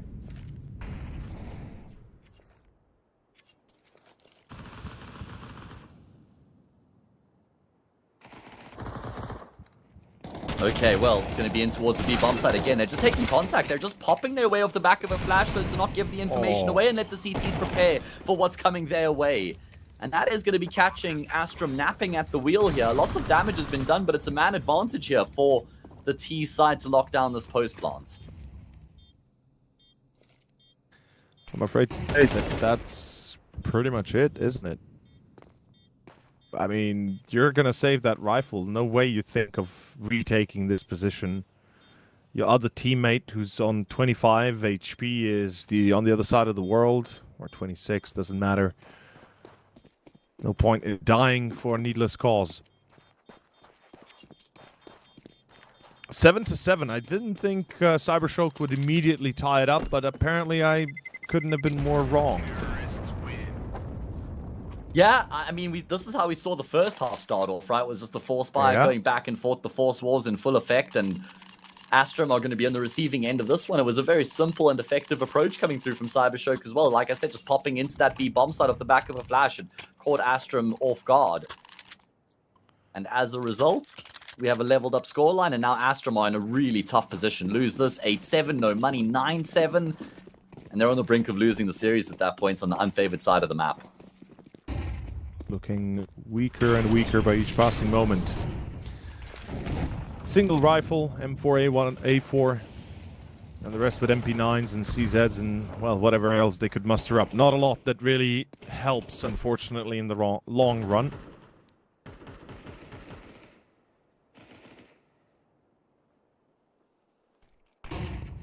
Again, slow round. Cybershock have been patient. Same from Astrum's side when they started.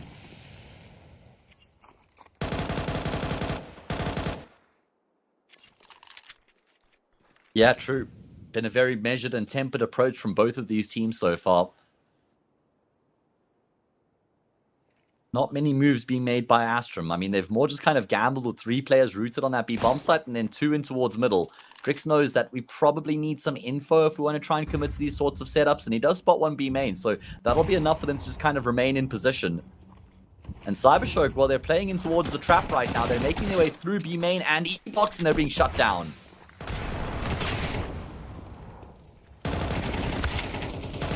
Good couple kills coming back, though, and it's a flurry of frags for Cybershock. It's actually only Norway left. He's an E-box, and he's been taken down. My goodness, Cybershock lose the first 2 players of the round, and then get all 5 kills without losing another player in the process. Quite a maddening experience, isn't it? Ah, this game is gonna get us all eventually, I swear. 8-7, Cybershock. Good recovery after having a bit of a fright at the start there. Immediately back into action they go, and we have ourselves a decent little chance all of a sudden for Cybershock to start running away with the results soon. I mean, they're not far from it. Yeah. That's for certain. I mean, it's basically one gun round. You win this, which they almost certainly should. 9-7, then one gun round. You win that 10-7. No weapon save. That's going to be 11-7. So... yeah, they are on the brink right now. Very important that they don't drop the ball in this next gun round. They've got nothing going for them here, and I'm afraid, with just a CZ, Desert Eagle, and USPs. Pray for success. I mean, if Astrum lose the series, they're probably going to be massively frustrated with the way that T-side on Mirage went down, right? Similar, yeah. I could see that, yeah.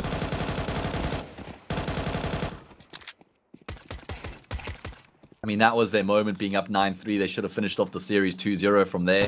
That should have been the case. That So should have been the if they lose case. the game here on Anubis, then they'll just be kicking themselves with how they didn't get it done there on Mirage.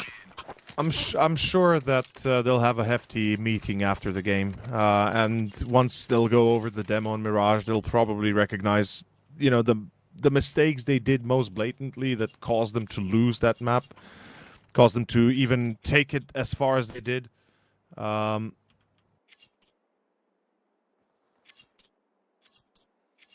As far as we can tell, though, here in front of us, there just isn't much for the near future. Let's see if Astrum have what it takes. There's a lot that is demanded out of them here. Starting off with, first and foremost, this round. Yeah, this is the one, exactly. All eyes on this round, the 17th round here on the decider.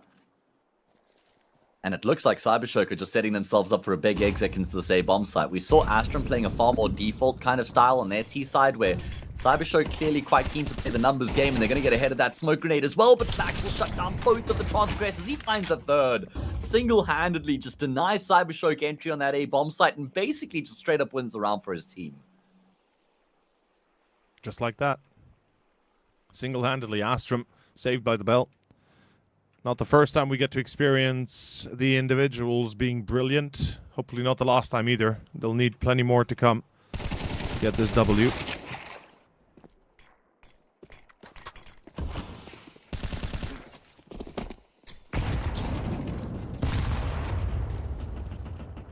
Okay, well, as was required, Astrum are going to be able to deliver the goods here. Great hold coming through from Tlax. I mean, he's always been recognized as such a strong anchor player. It's why he was brought into this, well, then Aurora team when they traded him with Shelfie from 9 Pandas. And he's just been such a huge asset for this team in terms of stability, anchoring, and lurking ever since then. He really has, yeah.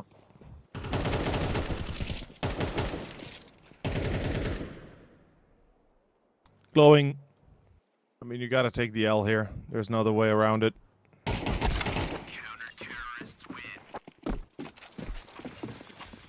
L delivered. Hand delivered there. Yeah. And Astrum draw within 1. Plenty money for the T side, at least on Phenomen. So guns will be dropped here. Just Notaneki who'll have to settle for a Galil. Game on.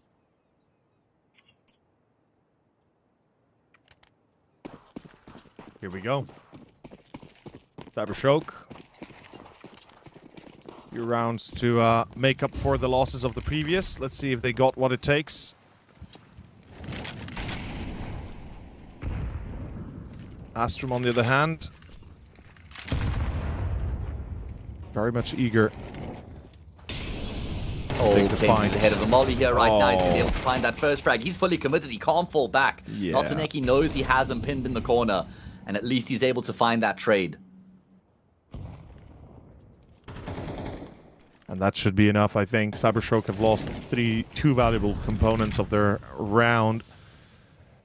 Unless we're going to see some magic from Glowing again to secure a potential round. This is going to be a tough one, especially when Grix is still alive. And whilst he's been very cold, and we said this before, he is not to be shied away from a challenge. No, Patsy, what is this? Complete miss. Patsy gets caught out in the cold. In fact, it's a 3 versus 3, and all of a sudden, back to magic variety we go. Okay, okay. Towards... Do they really go B? Is that really the crazy call we see here? Yeah, what are they going to do from here? It's a good question. This is very unorthodox, that's for sure. It is, yeah. All right, well, they're kind of tracking and tracing Norway right now. They're in CT spawn is Blixie and Fenneman. Blixie's the one with the bomb on his back. Glowing's going to path his way with the AWP through Temple. And Grix is the only player on the side of the map right now.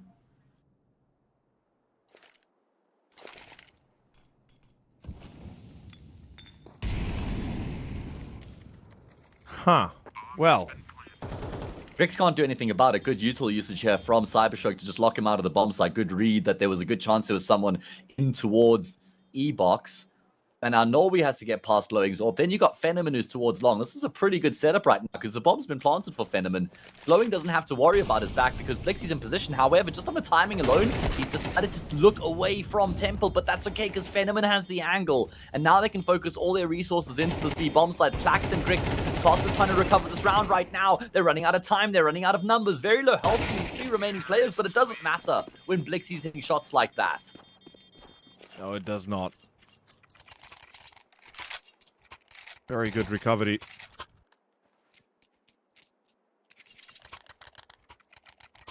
10-8. Cyberstroke looking to get themselves in shape and close this game out ASAP. Still 4 rifles on the board for Astrum, 1 pistol on Clax. Not looking too good.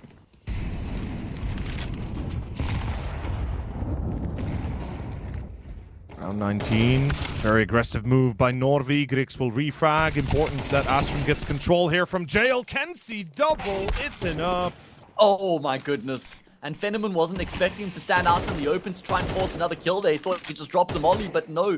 Kenzie is just riding that wave. 3 frags from him. Just single-handedly locks down this B-bomb site.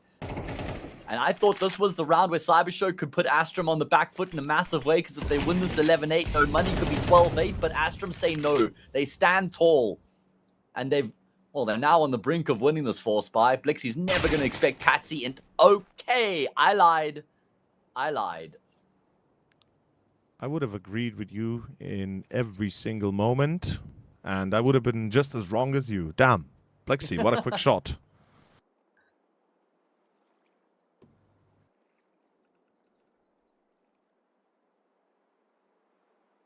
This is still a round where Astrum should have no issue winning.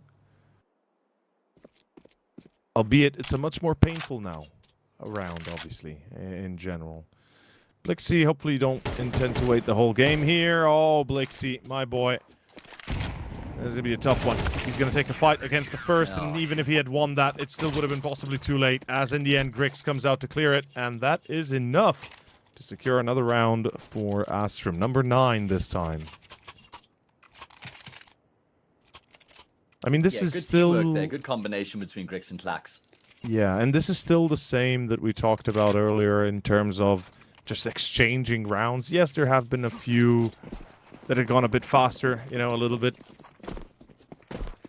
rougher, but yeah, generally we've just been switching in back and forth. Sometimes one side gets 3 in a row, the other, you know, sometimes the other. I don't think we've seen more than a streak of 3 so far on this map, actually. Yeah, I think 3 has been the utmost, so maybe finally time to see the breaking of that curse. Cyberstroke also able to break away a little bit from the mold.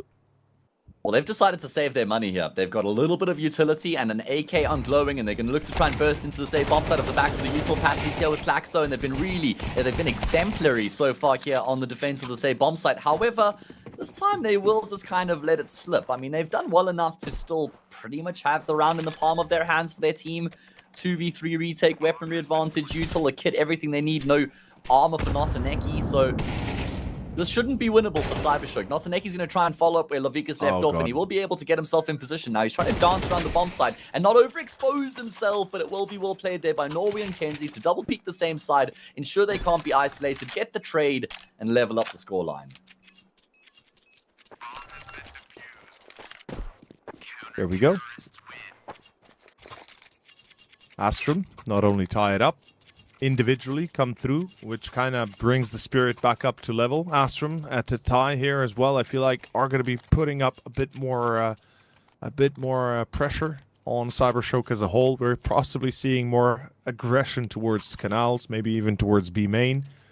Cybershock forced to take a timeout here. Well, forced, rather. Like to take a timeout to talk this one through. Now, they can't go for the op without going for glass cannon on Lovikus. That's surely not to happen, and I don't think they want an op on Anubis. Though, I want to see a bit of a faster approach by Cybershock, honestly. I think they need to speed things up a bit. Because every single round... Yeah, because every other round has been going pretty much the same way, right? If they were able to get into the side before Astrum are able to respond, then yeah, they win the round. Otherwise, it's always a tough, grueling after plan that somehow ends up always in the wrong hands, almost. Yeah, well, let's see if there will be a bit of a change-up. The problem is, when you start to get these really tense moments on a deciding map, no one really wants to be the team that makes a mistake or the player that makes a mistake that gives up the round. So you can sometimes just inadvertently become a bit more conservative. Not really anything conservative about this from Klax, though, because he's also got Norway, who's pushed all the way into Canals. You were talking about maybe something a bit more pacier and aggressive from Cybershock, but how about this from Astrum? I did expect aggression into Canals. I like it. I think it's always a good choice when the Ts are proactive and looking for information, looking for a fight a little bit. Shows how much confidence they also have. But naturally, it also poses a great risk, so you have to be very well prepared for what comes afterwards. And right now, Cybershock, they seem to have read this perfectly. They're ready for Norvi to be underneath them, and Norvi's already looking to escape, but he's going to be caught just as he's trying to get out, as he is literally caught escaping. And that will leave Klax alone on A. Doesn't need to necessarily be still an A push, though. Nice little flash there for Grix to toss so that they can peek off of it into Canals. Nothing on offer, though. Man advantage for Cybershock, but as you've mentioned already, they've really taken their time in these rounds, and that is going to be the case here again as well. What's going to be the finisher here? It looks like they're going to try and split their way into this B bomb site. There's two players on either side for Astrum, so it's going to be a tall order here. Kenzie drops the molly at a good timing, but he just still gets swung on by two players, loses his life. Grix with a massive job to do is going to be able to find one.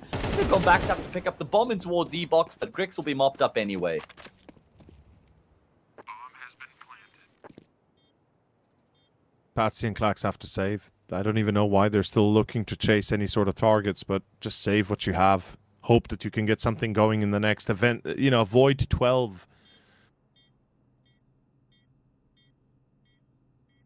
I think my, well, not mine, but rather your sentiment that was previously expressed, how it's kind of shaping out of control for Astrum, and it seems like they really are going to be hitting themselves over the head for not closing this in 2 and giving Cybershock the chance on that second.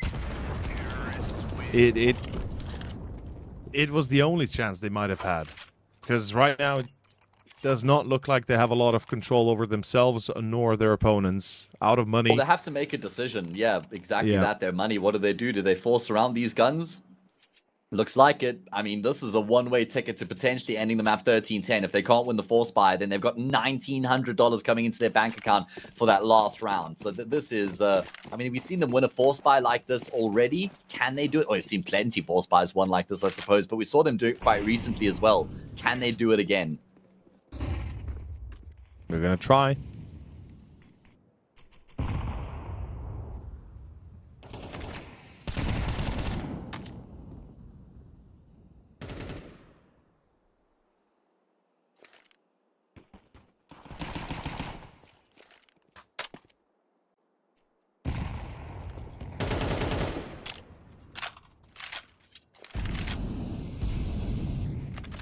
All right, well, still a measured approach coming through from Cybershock, not over-committing here in the round. Very slow Knowing approach that Astrum are going to be super light on util, right? Yeah.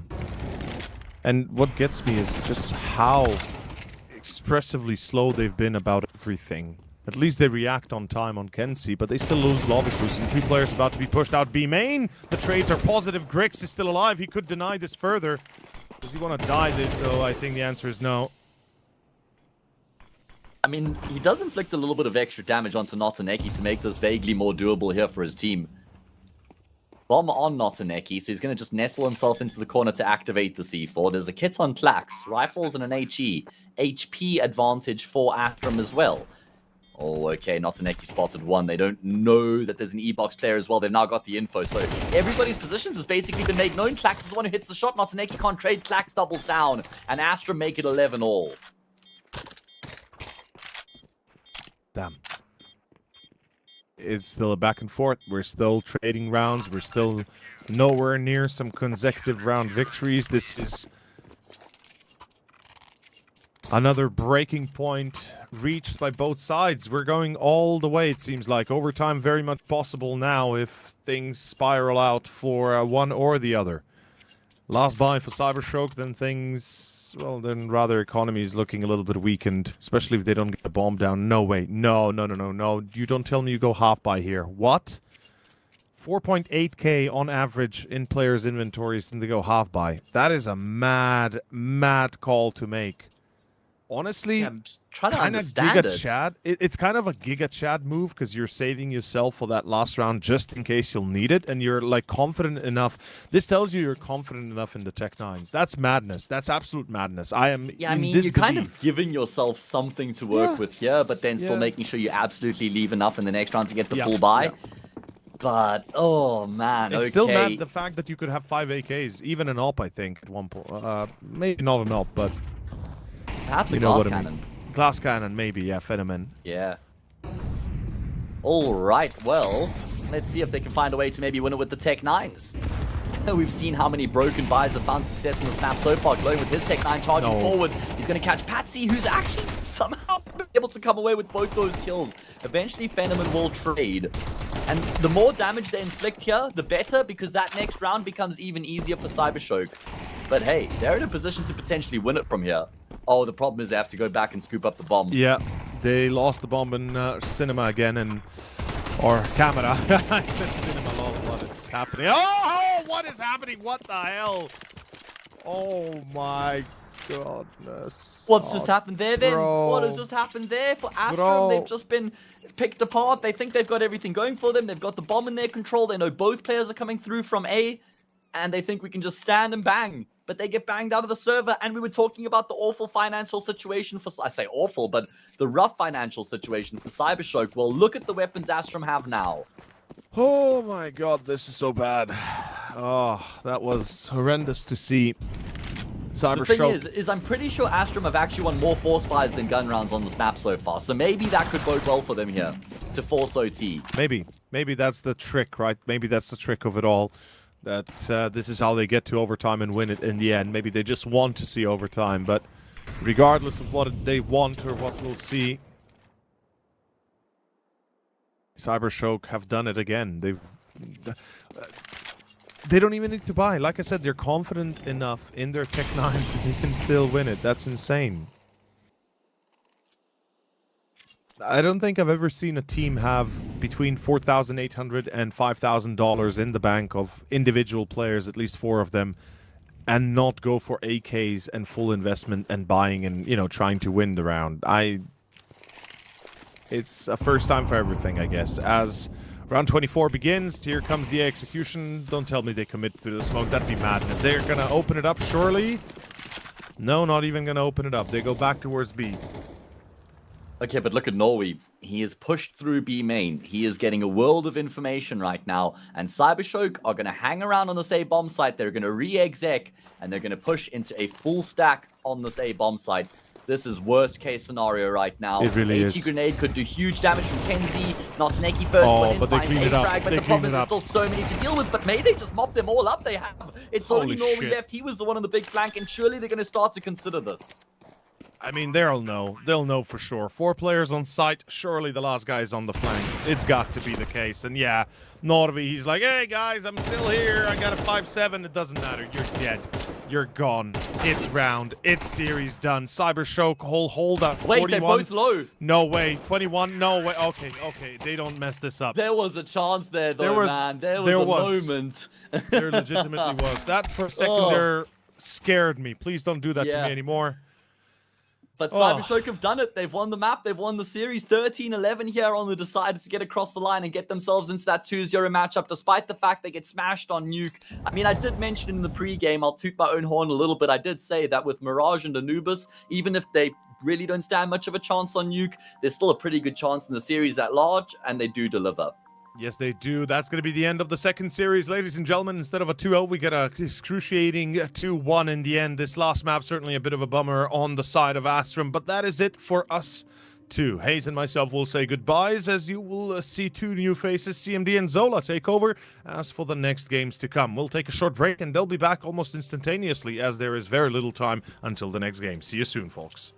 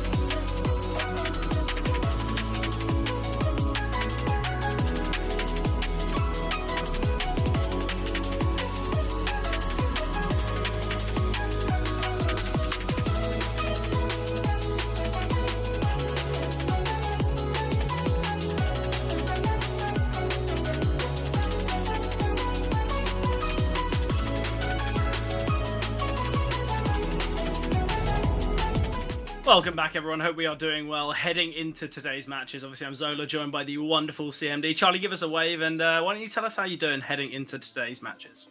Yeah, I'm doing great. I'm looking forward to this. This is my favorite part of the Swiss stage. I think when we're already starting to get some ideas of where teams are looking, what teams are on sort of the precipice of progressing through, as well as what teams are about to be eliminated. It's a really tense time. This where the pressure is really elevated to the max. And it feels like a lot of the early stages in the Swiss stage, we kind of can talk about, even if teams win or lose, it's like, oh, it's not that big a deal. They've also got other games left behind it. But not so much anymore. There's not really these second chances as much. And we've got two more great games coming up for you. Gun 5 versus Ruby, and then a bit later in the day, Iberian versus Monte. These are two games where sort of us looking at the results beforehand and having a bit of a discussion. I don't think either of us had a sort of necessarily clear-cut winner as to potentially who's going to take either of these games. Yeah, I think both of these, well, all four of these teams kind of have had recent changes, whether it comes to a change in leadership or kind of a change in individuals. That's something that we can talk about when we talk about the rosters. And obviously, Charlie, we're about 10-15 minutes behind schedule. So why don't we just roll through it? Why don't we bring up the rosters? We can have a little bit of a chat, try and get ourselves back on schedule. But yeah, I think both of these games, as you mentioned, they've got that 3-map potential. They've got that kind of unexpected outcome, because I think both Guns and Ruby have been a little bit tough at times. You just have to look at kind of how they performed in the last couple months. It's not been perfect. It's not been kind of bells and whistles. I think, Guns maybe have had a lesser last couple months. Obviously for Ruby, they've got kind of about 64% win rate overall, but you look at how they perform in some events. We saw in Series 1, they lost out to Nexus in a 2-0. They lost out to Monte. Obviously, I believe they made their way, pretty decently in the playoffs, but it's still some moments where I think we can see Ruby lose to teams that they really should be beating. So I think that's something that we are going to talk about. As I said, we'll bring up the rosters. We'll have a little bit of a chat on kind of what we're expecting from the teams. Any ideas? We can talk about Guns first. Anyone you want to point out? Yeah, I think the most obvious one is honestly the most recent roster move that we've seen. Texi, I got to actually watch a couple of his earlier games for this roster. Still very fresh. Hasn't exactly probably got to be fully integrated into this team just yet. And I think it's a pretty spot-on signing. But like you said, Gun 5 in general, they've had some really difficult times in the past. It's from a team that literally earlier this year, and I think this is the most notable thing whenever I talk about this team. This was a team that was pushing top 30. They were within the top 40 of the RS, and now they just absolutely plummeted. They haven't quite been where they wanted to be. Results aren't working. It felt like this team stagnated. They tried to make a couple of roster moves throughout the time. Bringing in Fine Shine initially still hasn't quite worked out. Morton Lackey still hasn't quite worked out. And then they've obviously made this recent change, and it feels like we're getting to the point now where it feels like there's a lot of change in the team. We've got to start to see the results change with it. But Fine Shine's been a player I've actually really enjoyed watching. Had really difficult results when he first joined this team, but now, look, after a couple of months, results are turning around. Individually, he's looking like the player that Gun 5 wanted to bring in. On the York, really exciting player to get to watch. And I think Gun 5 in this game are going to need to try to make sure he's on a specialist weapon as much as possible. Yeah, definitely. I do believe Blue White actually is going to be playing. Obviously played in the first Swiss stage game. I don't know whether there's a roster lock, so I'm not 100% sure on what's happening there, whether we can see a change. Either way, I think Texi, as you mentioned, clearly a good addition to this team, but whether we'll see him in the server, I'm not 100% sure. On the flip side, though, we can look at Ruby, have a little bit of a chat about, that side. Obviously, it is going to be with the newest edition within the last 10-15 days. McQueen, are we just going to go Lightning McQueen? Let's hope that's the name, and hopefully he's lightning fast on the AWP, because that is his specialist weapon. Brought in, still a very young player. This is his first HLTV team, but Ruby have been really good at kind of picking these youngsters kind of just out of nowhere, and they've had a real kind of positive impact, and that's exactly what McQueen has done when it comes to this roster. Obviously, I think a lot of the time we'll talk about a player like KD, but I've actually been really impressed with Fozzel, actually. I feel like Fozzel's the type of player that you look at and you go, well, he's never really going to be up there in the fragging department just based on the names alongside him, but he brings a lot of stability for this team, and I think when we saw him back on that roster, when we saw him back on space, he was able to provide a lot there, so hopefully we see that level of Fozzel here today. Yeah, I mean, look, this Ruby team's had a lot of strange moves in sort of the last 6, 7, 8 months. in terms of they got rid of some of their players and they ended up bringing them back. Like you said, bringing in Fossil from Space, it felt like a very good signing. Fossil's a player who's got a lot of impact. Obviously, recently got Joe as the coach just a few months ago as well. So there's been a lot of movement within this team. But in terms of the actual recent results that they've been having, I've been super impressed. From a team that it felt like not too long ago we were seeing kind of just getting eliminated at the play-ins, sometimes just about making it through. But falling a bit short on this Swiss stage. Yeah, the team's results are completely turned around for this team now. And we're starting to see a little bit more consistency, which felt like their biggest issue. They're losing to some pretty solid teams. Look, they certainly can still lose to any team on any day, really. But I think that kind of comes with the nature of being still a super young roster. But undoubtedly, this is a team that, when they're on form, individuals, and when they're stepping up, there's not many other rosters who can really go toe-to-toe with them in terms of pure firepower. Yeah, definitely. I think they've got that it factor about them. I think they certainly can provide the goods, but sometimes it could go a little bit missing when we aren't seeing that crazy firepower. And I think that's something that Ruby have struggled with when they aren't kind of all hitting, all connecting. That's where they sometimes seem a little bit lifeless. But obviously, something that is going to be very impactful for both these teams and going to be the kind of dictating factor of who is going to take the series is going to come down to the vetoes. Because when you look at these vetoes on paper, you're thinking maps like Trainer in the bunch, but not the most of sample size, so that's why it's not being played. Anubis could have been an interesting one, but Guns have opted to ban it based on Ruby's strengths. And because Guns kind of do have this, I guess, newly adopted 7-map map pool, kind of, I guess, reintroducing maps like Train, like Anubis, obviously, as well, it means that they have a bit of a better position with the vetoes. Saying that, Dust 2, it's not their best. Obviously, one of their most played, but they do struggle on it. Ancient, again, Ruby are a little bit more successful there. Mirage, obviously, we talk about Ruby being kind of a team of aimers, and that's where it could work out well there. But there's still this idea that we don't know where this series is going to go on the basis that these maps, they're not the team's worst, they're not the team's best. Where are we thinking this is going now, Charlie?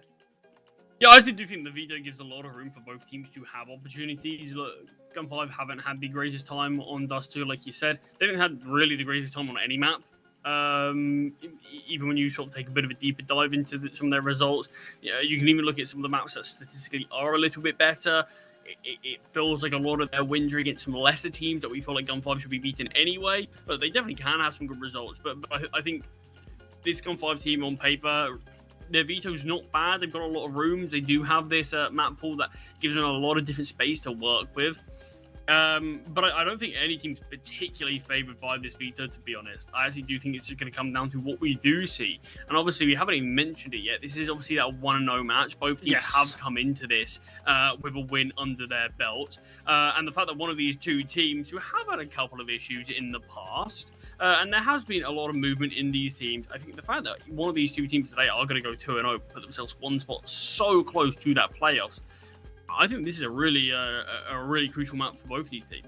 Yeah, I think it's going to be a good one. I think if you asked me a week ago about Guns Dust 2, I'd say, okay, well, there's definitely something there. You look at the wins, some of them are pretty dominant, some 13-3s, some kind of 13-7s, and then a vast majority of the losses, it's 13-11s, 13-10s, some overtime losses. Yet in the last week, it seems like they've just forgotten how to play Dust. They've 13-4 lost to Spirit Academy, 13-9 to Eclot, 13-5 to Partisan. So I think, it looked as though the stats would have been quite nice for Gun 5 on a map like Dust, but in the last week, what has happened with this map? What's kind of changed? Which I think is something certainly to note if we do see a blowout victory for Ruby. I think that'll be another stat that I'm sure Guns won't be too happy to be brought up. But look, I think it is going to be a banger. The fact we've got 2 of the 3 CS classics in here always adds to a bit of chaotic CS. I feel like Dust and Mirage is where you can just see players just light up the server, big clutches, big moments, and then obviously Ancient in the middle. But you alluded to it, the idea of maybe a team 2-0ing. Are you going to be kind of delayed with your prediction? Are you thinking that we need to see that first map before you speak your mind? I mean, honestly, I think the series can go either way. I think we can see Ruby win map number 1. They can win it dominantly, and I still wouldn't put it past Gun 5 to bounce back on map number 2. Similar if it was flipped as well. I think this is really a game for either of these teams to take and prove why they deserve to be in that 2-0 spot. Because, look, this could be a 3-mapper on paper. This is potentially a close fixture between these two teams. You can also just see if Ruby are coming out the gates in sort of red-hot form, Why can't they go on to take it? Same thing with Gun 5. Why can't they be the ones to take it in a 2-0 fashion? I think there really aren't any guarantees in this one. I do think potentially you could put Gun 5's inconsistencies and recent poor form down to potentially maybe it is just taking them a little bit longer to get Texi into the roster. Maybe if Blue White is going to be playing this game, you've got some issues there in terms of you just brought in a new player, practicing with him, and now all of a sudden you've got to play with another player. It could be these things. Sure, it's only one player. Sure, it's not going to be a change of leadership or anything, but these things certainly can sort of just mess up your flow a little bit. Yeah. Look, obviously though, you said the Victor is going to be going 2-0, joining both Eclot and Cybershock. Both teams that I think when you look at both those teams, are we thinking they're 3-0 in Swiss Stage? Are we thinking they're a 3-0 team? I don't want to say that they definitely are, and I don't want to say they definitely aren't. But I think for both of those teams, they've now got a really good chance to kind of close out this Swiss Stage and get themselves to the playoffs. And obviously, after these next two games, we'll have an idea of which two teams are joining them. So obviously, I know it's still kind of the second day or the second round of games. But there's still this idea that Swiss Stage come and goes within a blink of an eye. We're going to be seeing, in a few days' time, we're already going to be seeing teams eliminated, teams promoted. But here we have it. Gun 5 starting on this CT side. Selection now of Ruby. Pistol round underway. And a play through middle, it seems. Oh, God, this is going to be an absolute bloodbath. 3 Ts towards top mid, 2 towards lower. And there is 3 CTs ready and waiting. When Ruby looked to go out towards middle, user was being sent now. Molotov towards the lower tunnels is going to force Feinstein forward. Has to take this into Adley. The grenade helps soften up these plays, and Feinstein's Julies get a double. Advantage for Gun 5 as they do lose Celta towards mid in the meantime. Yeah, I think when you look at that kind of altercation on paper, it's a 5 versus 3 in favor of Ruby, but the problem is that nade just softens up the Julies of Feinstein connecting to both. I think if a trade comes through, it's a 4 versus 4, and I still think Gun 5 will be happy with that kind of result based on the fact that they were outmanned and outgunned. But so far, so good. They are in the advantage. There is a smoke on McQueen, so could drop that for a bit of a mid to B, maybe change the idea of where they want to go. There's still 40 seconds on the clock, so it's not as though they are forced into heading towards the A-bomb site, but it does seem that's where they're wanting to go. I mean, not a lot of time remaining. Plenty of their util was used towards middle to take that initial space. It seemed like Ruby had a good idea of what Gun 5 might have been hoping to do, but... Ooh, important find from Katie. Flash coming over from Stein. Blinds all 3, but does not connect the shots. There is a smoke and a kit in play. They are disjointed, though. Kit on Lackey, smoke on Stein. Katie with a P2000. Stein creeping closer up the ramp. Katie... bit late to react. Feinstein, Shawley's again. Surely not the ace already. Taken down. Katie in the clutch now. 40 HP. Stein. There is a kit for him to retrieve, but he's taking the fight here and now. Reload coming through. This is such an awkward fight for both, but Stein, he will find enough time for the defuse and guns. They kick off Dust 2 with the pistol round. Yeah, big thanks to Feinstein in that round. I said that this is a guy who's had a lot of difficulties with form when he first came into the team. Had some great games and then felt really absent in the other. But now it feels like after being introduced to this roster, we're seeing what I think Gun 5 brought him in for. Even without the open hand, still putting up these big numbers. Great showing there, and Gun 5 will win that pistol round. But look, Fred, there's the major going on as we speak, and there's a lot of teams here at Series 3 right now who fell short in terms of qualifying. Yep. And I think a lot of these teams, that's why we've seen a lot of movement, a lot of different changes in terms of rosters. This event for me is the perfect chance for a lot of teams to prove their worth and prove what they are all about going into the player break and then obviously the foreseeable future afterwards. There's a lot of teams that I think they do have something to show. Zero Tenacity's been a big one for me. Obviously bought in Madden recently. I mean, that's a big signing for them. Yeah. Finally changing their roster after a long time. But look, every team, it feels they've made some sort of change, some sort of a move in their roster or at least their map pool because look, they need to. They fell short of the major. This is the event to prove what you're all about now. Yeah, no, definitely. I think as well when you look at both of these teams, I think there's certainly pieces and certainly individuals who will want to make a no longer a lateral move but a kind of progressive move.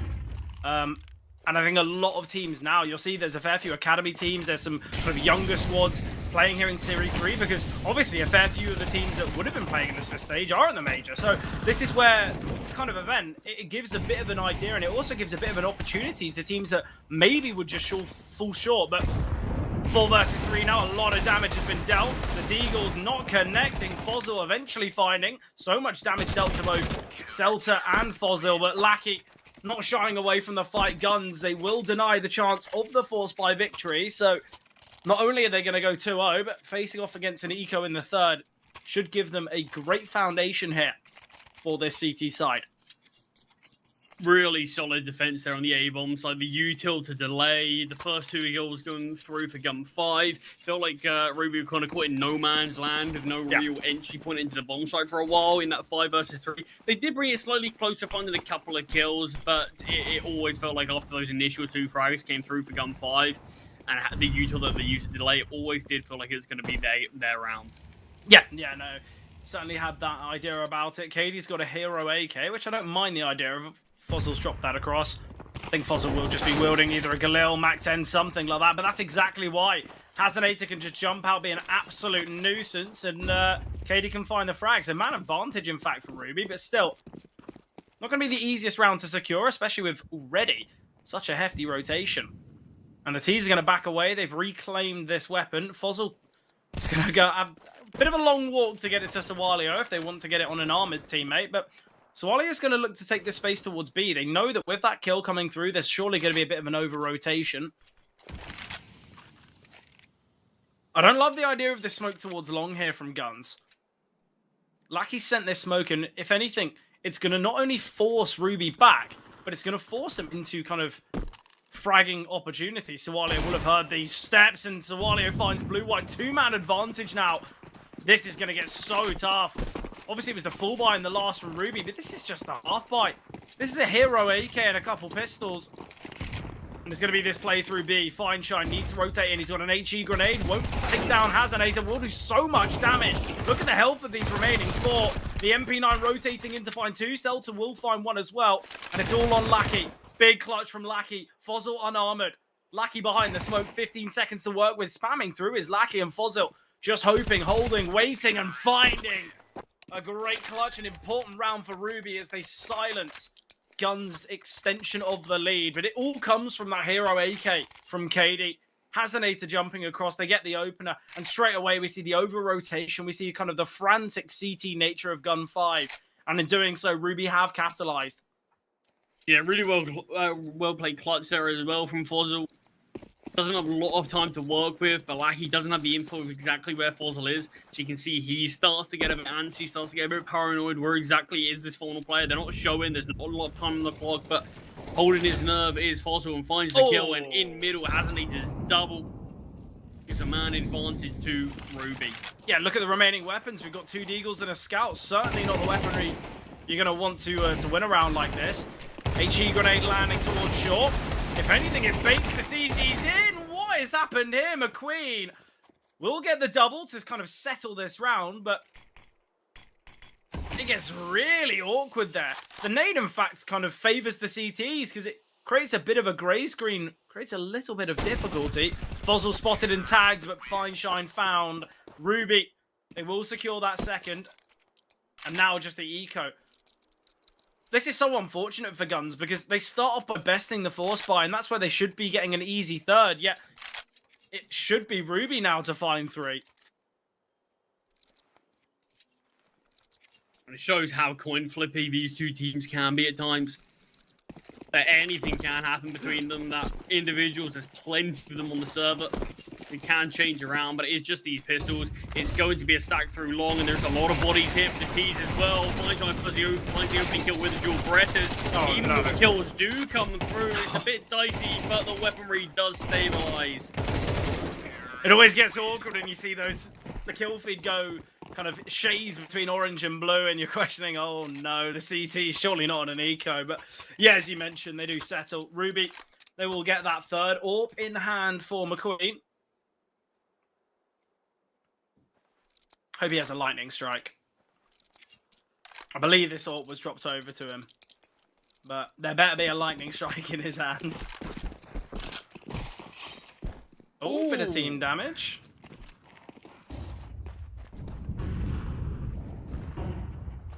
Steps towards middle, very fast there. Lucky able to get out of dodge, just backing away through those doors as Ruby fire a lot of bullets into that position. It's this 3-man B setup right now as players advancing through the tunnels. Fozil is just outside of this, but he has heard a lot of noise. Oh, he's just going to shift through. Oh, blue-white spots. I like the idea of blue-white's jiggle. I thought he'd just drop the smoke and back away. Still this 5-on-5, limited utility now for guns. There is a defuse kit on Stein, but the equipment remaining for guns, very, very limited. Flashbang coming over, has an 8, turns from it, drops from it as well. Fine Shine, dropping another piece of utility across. It is going to be this execute onto the A-bomb site. Fozil still towards top tunnel. Sawali is going to go for a bit of a lurk. Katie found by Fine Shine. Lucky gets a double, make it a triple. Now has the AWP in hand. It's all on Fozil. He will take down blue-white, but that is all that will be seen. Yeah, impossible clutch here for Fozil. 30 seconds on the clock. Surely just going to try to keep hold of this AK as all of Gun 5 reside around this bomb. What a round from Lackey, though. A player that I think a lot of people will note isn't always the highest fragger, isn't always kind of the highest impact player when it comes to the kills. I think a lot of Lackey's kind of importance and impact is not only going to be the experience that he brings, but also kind of the utility uses and the kind of the supportive nature that that Lackey provides. A big moment there. Yeah, Gunfire are actually going to respect this save as well. They want to work on their own economy. Had obviously difficulties with that in the past. So just want to make sure they've got as much bank to play with, because this is going to be a back and forth game at times between these two teams. But got Fine Shine on that AWP. Lackey, the player with the heroics right now, not having a weapon in hand. Has finally got himself that A4, but look at both these teams quite heavily prefer the T side. So actually for guns, if they can get themselves 6 rounds here on the CT, they will be ecstatic with that result. Ruby really struggle on their CT side. It's been a big issue for them on Dust too. Less than 40% of the rounds they win on Dust are on that CT side.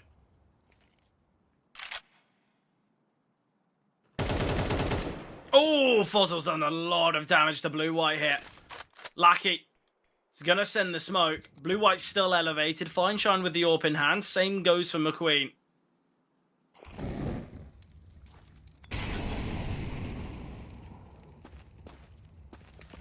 Molly here. In the middle, but it's this short setup that you've got to keep your eye on. Molotov's great, really well placed just to force these two CTs back. With mid to B smoke. Does look like it is going to be this B lean here from Ruby. A smoke from the CTs is forcing back the Ts, but all in tunnels for now. Yeah, the problem is Stime's pushed through this smoke. Lackey's on the other side of window and not seeing anything, so we're going to see this aggression towards short. And oh, Katie looks as though he catches off Celta, but the missed shots from Katie devastating. Blue-white. Oh, blue-white can peek on out. The fact he goes 1 for 1 on such limited health is brilliant. Gives them that man advantage. Great flashbang coming over the top. Not the greatest of sprays for Lackey, so Sawalio can find. Tap of the bomb. 23 seconds remaining, but Stein doubles. And it's all on McQueen. 1 versus 3. Such limited time. Doesn't have the bomb down. So he's going to have to save once again. And guns. Very impressive CT side so far. We have to say that Katie should have found that kill towards short and to Celta. And that's where maybe the round looks a little bit different. But either way, guns. A great idea. We talk about how the B-bomb site notorious for its difficulties regarding retakes, so guns decide to take the fight before that bomb can even get planted, even before the thought of it going down. Excellent there from guns. Yeah, I mean, McQueen, you can see in that 1 versus 3, he's hoping someone gives something up, but Gunfire have been really disciplined in their approach. Not allowing the AWP to find even a single shot, and we'll just back away. But it does mean there's AWPs in play in this round. We probably should have spotted at least 2 players have crossed, but no one's looking to take that fight down. It'll Deagle in lower tunnels, taking a battle onto Celta, but finds the first, drops an HE grenade, and just backs away from this position. Job done, man advantage gained. Yeah, no need to mess around and around like this. Obviously, it was this kind of half-by hero rifle that gave Ruby that first round, and I think Guns have realized, look, we don't need to throw too much into this round. We don't need to over-rotate and over-complicate this. Let's just keep weaponry in play, and that's why they've got so much utility remaining. They know that there's the Deagles. They know that it is going to be maybe a bit more of an explosive play, so let's not mess about here. I quite like the idea of McQueen just peeking towards CT. Could really catch off a player dropping down. And with no one holding currently towards middle, McQueen does have this freedom. Lackey might go searching, though. Opts against it for the time being. And a regroup in middle here for Ruby. Yeah, KD's been given a lot of space here. It's just this Glock spot at one, but you can see the lack of weaponry there really hinders KD. Blue-white doubles down, realizes his position is probably not great as no one actually holding towards middle, but it's the one kill from McQueen and another near impossible clutch with the bomb dropped. Maybe this is around that Gun 5 will look to remove this weapon. We are having the advancement through tunnels. Not a missed shot from Blue-white does. Look at Stein. Stein is so fast here towards T-spawn. Oh, he has been spotted, but what a shot there from Stein. Just spots the top of his head and does fine. So, Guns, an important start. Finances for McQueen, pretty poor, and this is maybe where Fozzel's wanting to question, well, I'll drop over an AK, you give me a Deagle or a Mac-10, and we give it a go here in number 9, but Guns, this is a really impressive start here to Dust 2. We did say that both these teams, they've got that upset potential, they've got that potential to obviously take one another's map pick, just due to the fact that neither team have had such a concrete map pool, and it's not as though a team's got kind of a 70-80% win rate on any of these maps, or any of these three, so if Gun 5 can continue this success on the CT side, this is where Ruby are going to be really worried. Yeah, it definitely does feel like Gun 5 has stabilized these last couple of rounds. I am curious where Ruby are going to look to exploit. Because you do see some teams who it's just not in their game plan whatsoever to even consider taking long early. But obviously, that long fight, a lot of teams, it gives so much space to the T's to work with initially if they are able to claim that control. But in a buy like this, maybe with lack of utility, Ruby aren't all too interested in it. So it is just going to be a bit of a lean towards Banana, a couple of players outside long, and you're just maybe hoping that KD can find something towards mid and short. Yeah, obviously McQueen joining him as well. Same goes for Hazanator from lower tunnels. Strong setup here towards long, though. Stein forced out from the Molotov. Bit of confrontation towards top tunnels. Fozzel's dropped this smoke once again. Lackey rotating down, though. This is a perfect time for them to hit towards A. No one's actually on the A bomb site. We've got 2 towards long, and Lackey has just rotated in. Gun 5, they play this double B setup, which is quite interesting. I don't think many teams kind of elect for that, but again, this could go so wrong. Selter and Stein, yes, they'll offer quick rotations towards the A-bomb site from long, but seemingly going to be a retake here for Guns. They do have the util for it. Hazanator's kind of questioning, well, we've cleared out the whole of the A-bomb site. Where the hell are these guys? But the true realization will come now. Flash not perfect, but Lackey can get one. McQueen doubles with the tech, though. Problematic here now for Guns. Yeah, I mean, that's everything. McQueen finding 2 there. He's alone. He keeps hold of short for the T's. We do have Swalio's flank all the way through B. That was always going to initiate at some point. But if short was taken, you've got the long players as well, and they can start to crunch onto that A bomb site. And then very quickly, it feels like the only control that Ruby actually would have would be towards CT where Swalio resides. So massive double there from McQueen. Yeah, feels like it single-handedly gives Ruby that round, because Gun 5 from there on out have very little space other than towards long, and Ruby do break this streak of Gun 5, even with some of the weaker weapons in play. Yeah, look, still going to be an investment for Guns. I don't think we're really going to be seeing, a weak buy from them. Selter can drop, Lackey can invest. We've got an AWP in play. It's a perfect investment for both.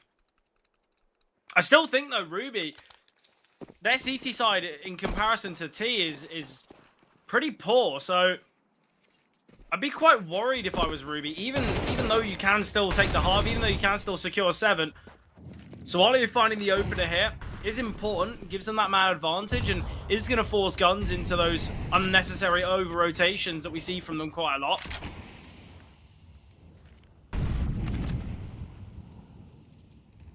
Lackey got a triple in this position a few rounds ago. Flashbang coming through. No one blinded. Naded the smoke here. Lackey wanting a slight sightline. Celta is playing close here towards short. Molotov. Oh, Stime's playing in front of it. Oh, huge risk from Stime, but I love it.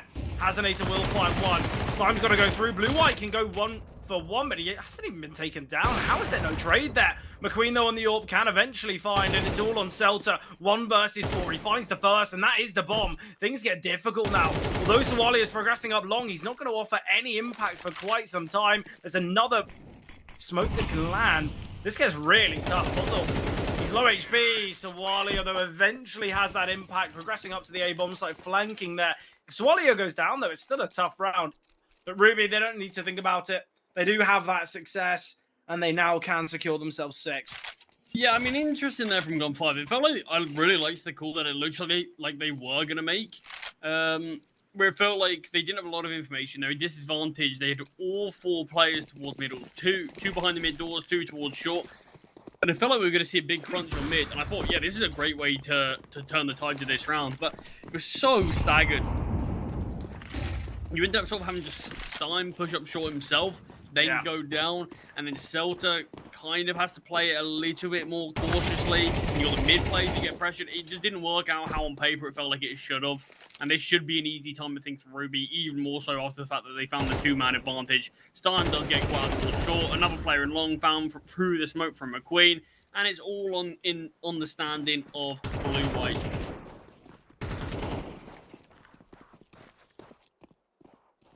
Yeah, Ruby, look, they're going to go into the final round with the lead.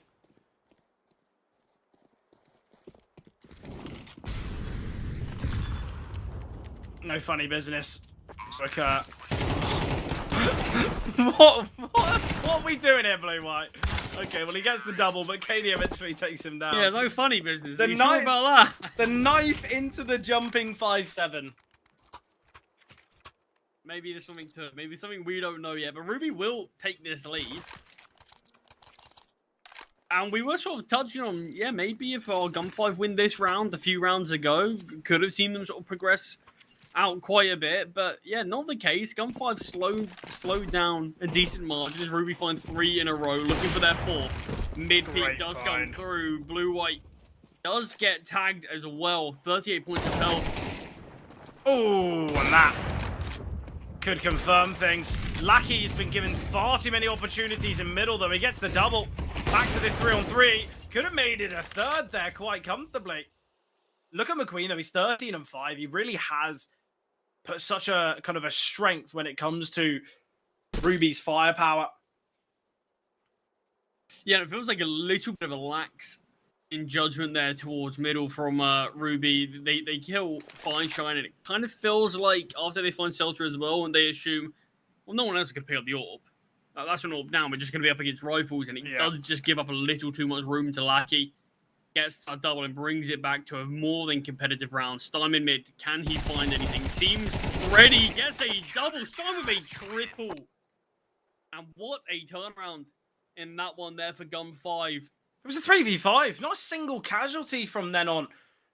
And as I said, if Guns can level up the half, if they can get themselves 6-6, this is where I would be very worried if I were Ruby. Their CT side's been very poor, as I said. Less than 40% of the rounds that they win here on Dust come from the T side. So, of the CT side, sorry. So this is where I'd be very worried. I really would. And it's Guns' CT side that's usually pretty poor as well. The fact they've leveled up half, they've got a pretty decent chance now to take things. Obviously, with the way that players have been playing, Lackey's had some good moments. Stein with that double. Obviously, McQueen's 13-6, but you look at Fozzle, you look at Sawalio, Hazanator, KD, they're all negative when it comes to KD. It's tough. That's sometimes how it goes. I mean, most importantly, it's all square. Yeah. Both teams definitely have the opportunities. And look, I think this game's been the perfect example of that. Even when one team takes a slight lead, it always feels like the other has a response to deny things getting out of control.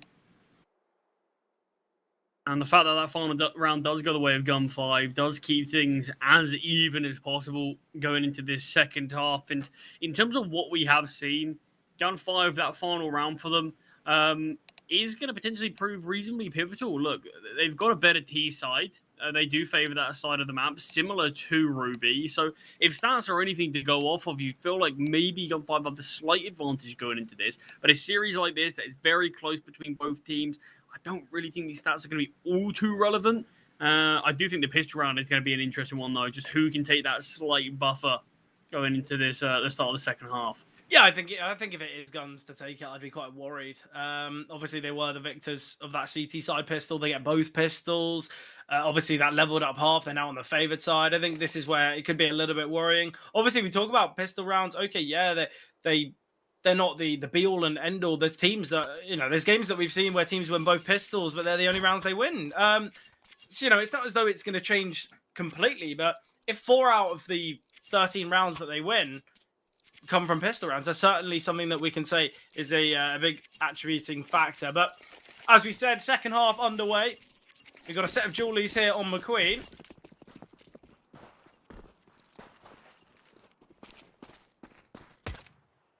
Where's Lackey's money gone? He's dropped P250s. It seems like there's Glocks, but do my eyes deceive me? Oh, he just dropped the util and spawn. Yeah, I was going to say, he's got full better view. What are you on about? But yeah, just retrieve that there. Flash into the tunnels. Hazinator takes this space. Oh, Hazinator. Isn't he down, though? Yeah, Stein taking a fair bit of contact. Sawalio and Stein, a little bit of a 1v1, but Sawalio's teammates have joined him now, and this is where it'd be a big risk here for Sawalio. He's progressed the car. This is going to be a problem. They might overlook this angle, but with the smoke down, surely they're going to have a look. And with that aggression towards B, Celtra just remained here to deny any sort of extra space towards T-spawn being taken. So after Long's been found from the T's, they are just going to set their sights elsewhere. They know that there's so many bodies from the CTs.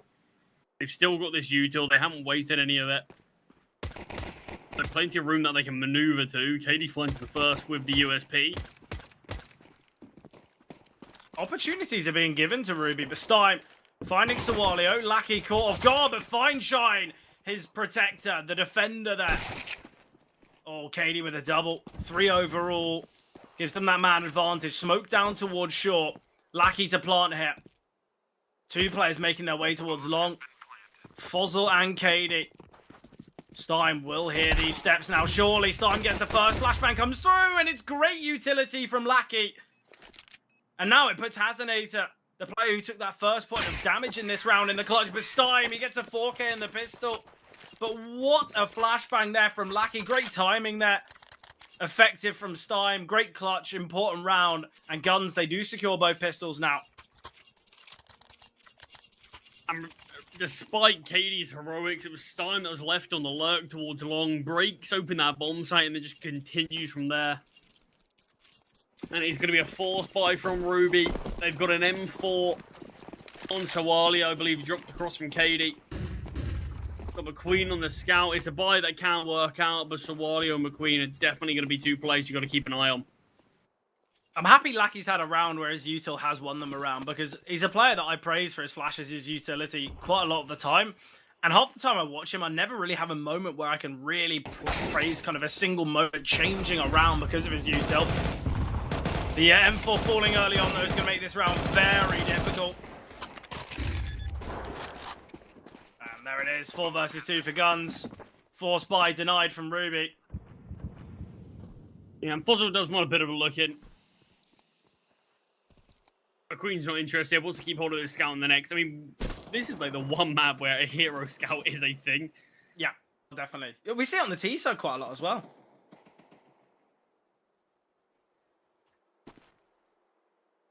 Yeah, so I mean, look, there definitely can be work done with this weapon if space is given up and chances are taken. But for now, it is going to be gun 5 with 8. Should be 9. And that's when they are starting to creep closer and closer to that finish line. And of course, this is with a standing as well. Yeah. Yeah, obviously Blue-White has played, you know, alongside this roster a few times. It's not as though he's is kind of a new face, I guess you could say. Obviously played in that victory against FabBet. I want to say we saw him in Series 2 as well. Yeah, still in for a series there as well. Yeah. So, I mean, look, he's not going to be completely uncomfortable with these guys, but it will still be the system. Will still be sort of the strats and things like that probably isn't quite going to be fully adapted to. But so far, Gun 5, it doesn't feel like they're making it look too difficult, considering. Well, I think it also means for Gun 5, they might play their T side a little bit kind of, I don't want to say stratless, but a bit more defaulty, where you can kind of have an idea of where everyone wants to play initially. It seems like Blue White's going to be playing just shoulder to shoulder with Lackey in this one. And I don't mind the idea of it. They are going into a stack B bomb site here if Guns do decide to continue. What an HE grenade that. Talk about softening Hazanator up. Down to 23 points of health. And Katie defending half of the map here with his Deagle. Utility coming through. Taken down by Lackey, and now we can see the acceleration. There's 50 seconds to work with. It's not as though Guns are in any hurry to take the A bomb site. They'll still be systematic in their approach. But round over.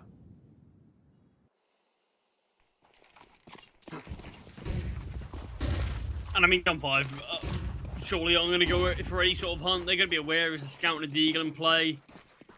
Sure, removing Fosdol's armor, removing Swalio's armor is going to be nice, but regardless, it's not going to make much of a difference. So Gun 5, just keep holding these weapons, grow an economy. It's what, $650 that you'd be taking away, and you know everyone's got Galils at worst. You're offering up 2,800 of a loss to 650 of a gain. Not really worthwhile. The only reason I think maybe you'd be going for kills in a round like this is if there was a Mac 10 or maybe someone was just hungry for frags, but there's no real financial gain here.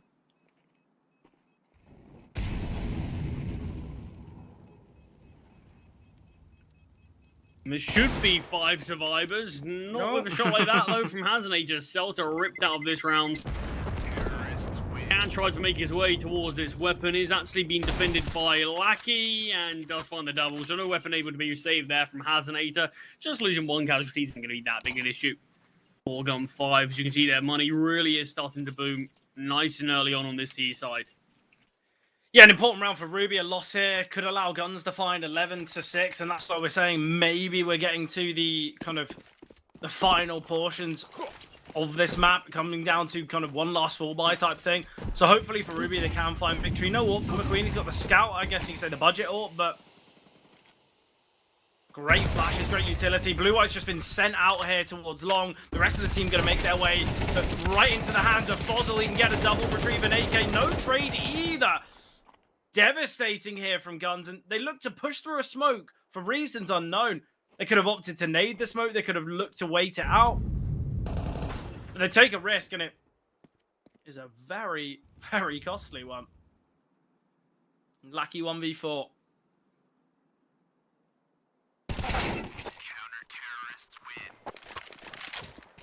Great round there from Ruby, but obviously a lot can be put on Fozzle.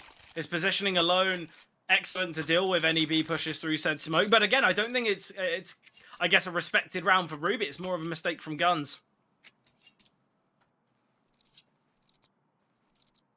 Yeah, I mean, most importantly, Ruby just winning that round. First full buy from them out on the CT side. They go on to lose that one. It's a real possibility. We see 11 rounds for Gun 5, and that's where they have quite a substantial lead. And you feel like, regardless of what Ruby can show us on their CT side, Gun 5 is still going to be able to close it out from there. So, really vital round.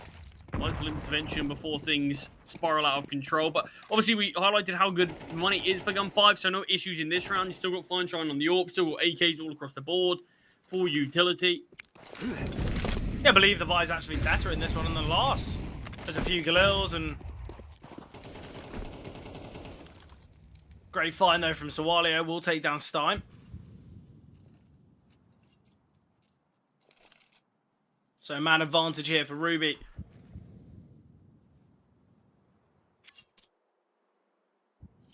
Looks like Fine Shine might go searching here in middle.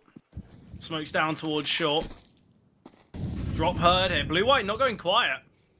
Lackey's going to drop into CT as well. He's being held. Oh, Tommy's great for Lackey. He will find one, and now Blue-White looks to accelerate. Celta here, emerging out of tunnels. Flashbang coming over. Great flash for Blue-White. Hazardator still an unknown factor. Finally comes alive. Hazardator can get a second, but Celta with the trade. It's now a 1v1 between Celta and McQueen. The bomb is dropped as well. McQueen, surely to have this information. And Celta, it's all a guessing game for him. Minimal time here. Celta will retrieve the bomb. Maneuvers to window. Surely a molly landing in tunnels. He's cleared it out. Stick of the bomb here, Celta. Great plant position. Oh, but a little too... Well, he gets a lot of damage off, but a little lackluster on his decision, I have to say. If you've cleared out tunnels and you're sure he's not there, why are you not thinking he needs to be close towards CT? Look, it's an important clutch from McQueen, but again, the round shouldn't be getting that kind of close. I feel like Guns should be taking that every day. I think the second that we see Lackey get that kill in CT, my mind's going that Guns always take this. They've got it's cut off from the Hazardator. It's look, you see a great setup in the utility to send Blue-White in. Finds a player on the B bomb site, and it's solo defended from Hazardator there. 3 players pushing his angle. He does get the trade onto Blue-White, but that's expected. It's the miss shot from Fineshine. It's really costly. And even if Fineshine misses but survives, it's a completely different look for the round, because Celta ends up being a 2v1 rather than a 1 versus 1. Yeah. And then we probably do just see McQueen even maybe just look for a save at that point. But unfortunate stuff. Hazardator again towards B, able to find one before getting traded out. This is a weapon that can be picked up. There's a smoke towards door, and the bomb can get planted. Yeah, there's another smoke on Stein as well, so they can just churn out another smoke. This round's going to get quite difficult now. Although they've got the weaponry and utility, it's still not going to be an easy retake. Stein has just re-smoked now. Plenty towards tunnels, a triple tunnels. Fineshine playing quite a wide angle. I like the idea of this. And now backs away. He's got information of 2. Katie is going to get pushed across because they know there's at least 2 towards tunnels, but it's all 3. Molly Loud landing at tunnels. There's another one, and Fineshine, he gets the double. And somehow Gun 5, they produce a round out of nowhere. Yeah, it's a really great call there. You feel like with Hazardator's position, there would probably be 2 towards B. Just because of how advanced he is, it can sometimes be a one and done. You're very much relying on players not clearing you initially. But you see the first player to push through the smoke is the one to clear it. Takes him down, but just too many players there too quickly. And it was not even really a mid player there. There was everyone more leaning towards A. So the smoke was able to get down. No one was able to find a kill on the cross. There's a weapon found in a 4v4. Even with some weaker weapons, we know what they can do. Great decision-making, though, from Gun 5. After we see Fineshine get all the intel towards the tunnels, they look to swarm on those towards CT and middle. And that's where they only need to be worried about one entry point. But Gun 5, even on the weaker weapons, do not give up their lead. Well, look, as well, we spoke about how kind of the first 4x for Ruby, if they lost it, it would have been really tough for them. They're in a similar scenario now. They lose this round, their money's broken, they go for the eco. It's going to be Guns finding 12, or at least expected 12. And that's where Ruby require 4 rounds in a row. And as I've mentioned, Ruby's CT side on Dust has been pretty poor in the past, and they don't really show many signs of kind of winning 4 in a row. So a big round here for Ruby, an even bigger one for Guns, because an opportunity to steal your opponent's map pick, always an important moment.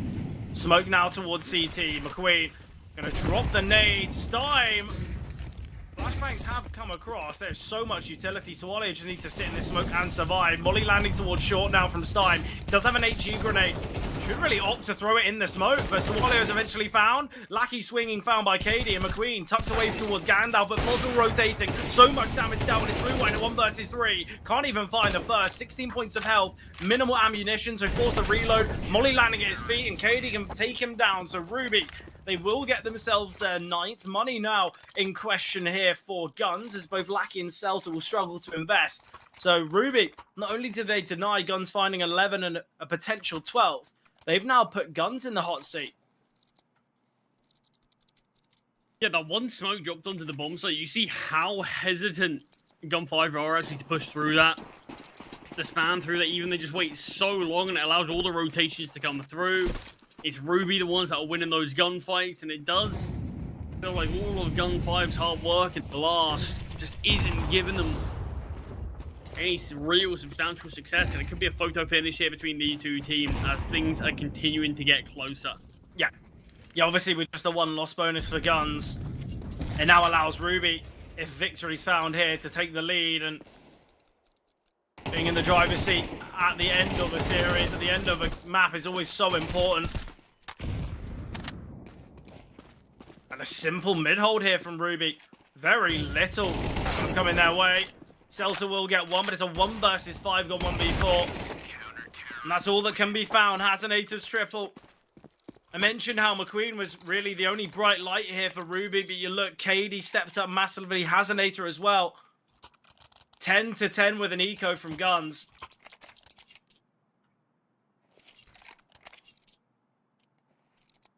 Just the few rounds remaining, 4 rounds is all it takes, and one of which Gun 5 here at least can't really compete with.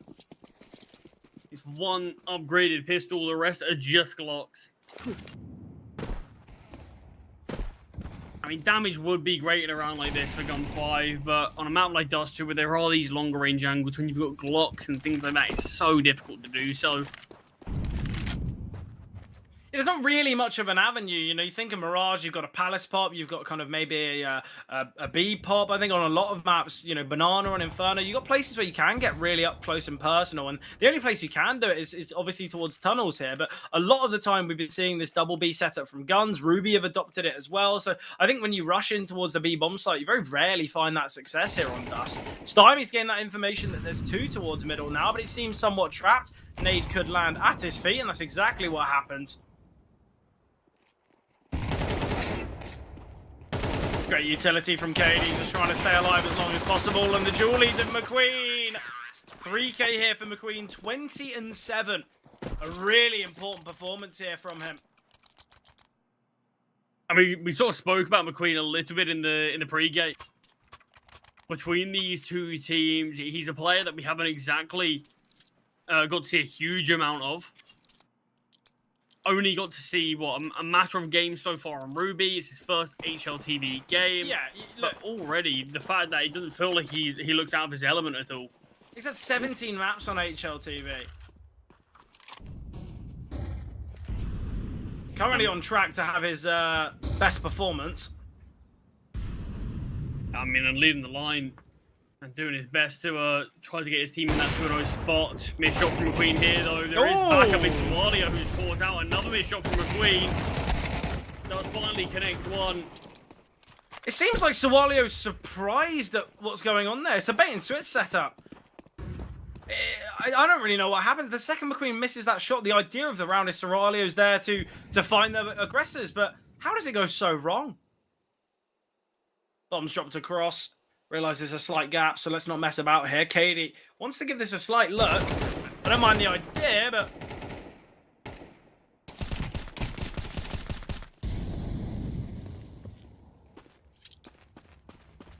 Well, Liz fighting back, but there's no chance in a round like this. He's half HP. Money is okay for Ruby. 11 to 11, though. It's going to be an exciting one. OT or no T? Yeah, I mean, it does feel like there is a chance for that. I do think it's going to depend massively on this next round, though, because both teams' money is going to be a bit dicey.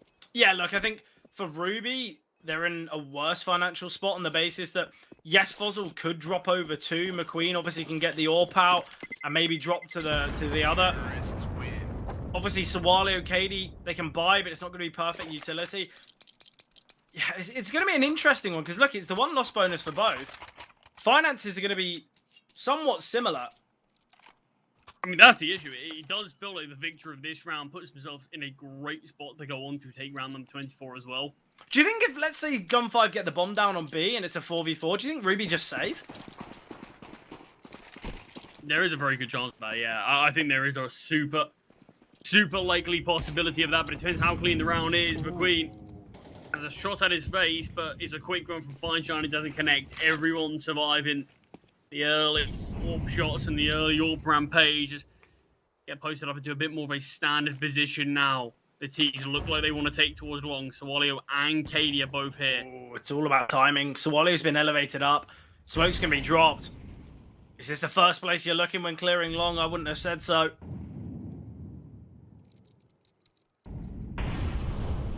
Swalio's going to be under a lot of pressure. Flashbang comes over, and there it is. Should be an easy kill for Blue-White. Secures it. McQueen does take down Lackey, searching for more. His teammate flashes him in, but he's the only player blinded by it. Oh, Katie going down. 3 versus 3 now. Smoke towards CT. There is backup. It's both going to be flanking, but the molly here from Blue-White towards short should delay it. And now we've got this idea of whether to save the right call. 2 smokes, 2 flashes, and a Molotov here. Spam coming through, but Celta the one connecting, in fact. But Ruby want to give this one a go. Blue-White's going to send a flash hit. Timing could be perfect. Great flashbang, but it does half blind Celta. McQueen's still low HP. Limited time. Molly on the bomb site.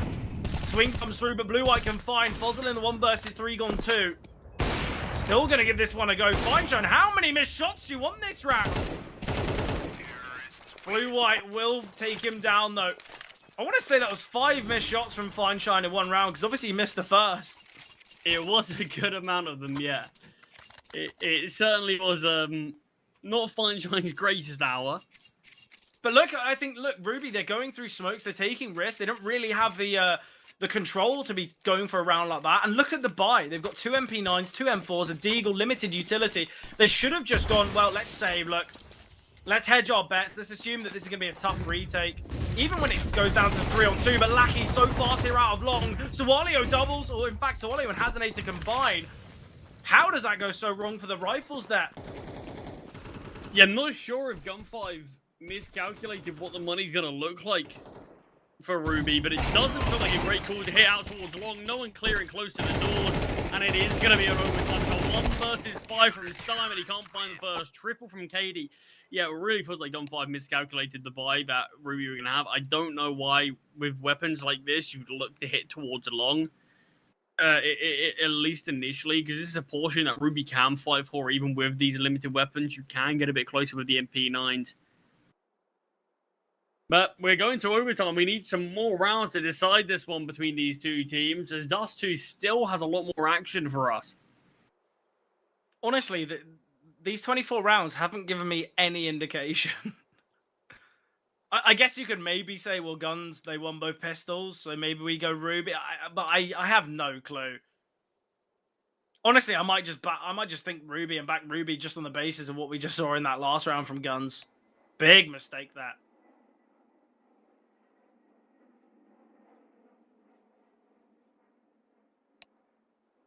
Yeah, I mean, it definitely was a great opportunity. But like you said, I'm right there with you. I do think after watching these 24 rounds, I don't exactly think we're any closer to finding exactly an easy solution as to where this one's going to go between these 2 teams.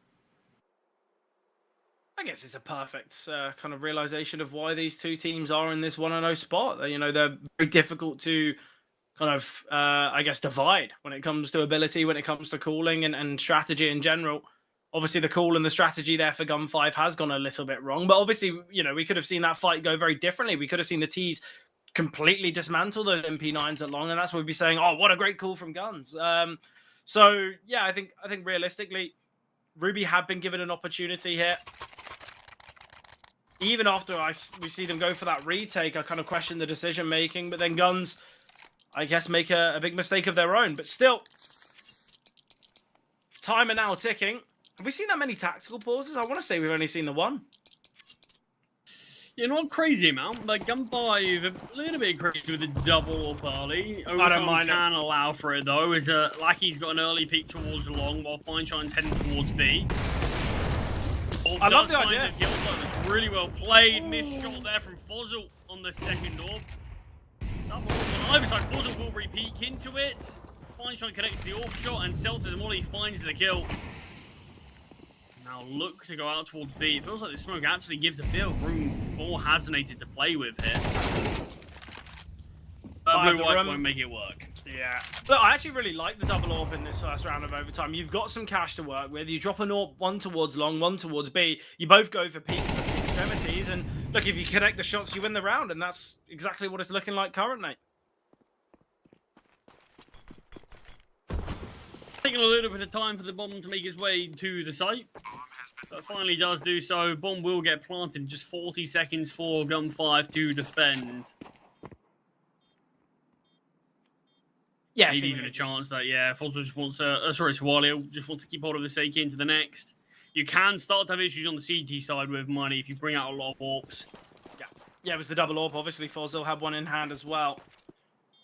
Is that where Lackey's going? He's wanting to kind of ensure that they don't pick up that second AWP towards long. Well, Lackey goes down. Not going to be an issue. With the 2 saved weapons, CT should be fine. T's obviously going to be fine for the rest of the half regardless. They come 5 in the first round of overtime. And it's good decision making there with the double AWP. Could go for it again if they wanted, but the jig's probably, up. Exactly. You're going to lose that element of surprise.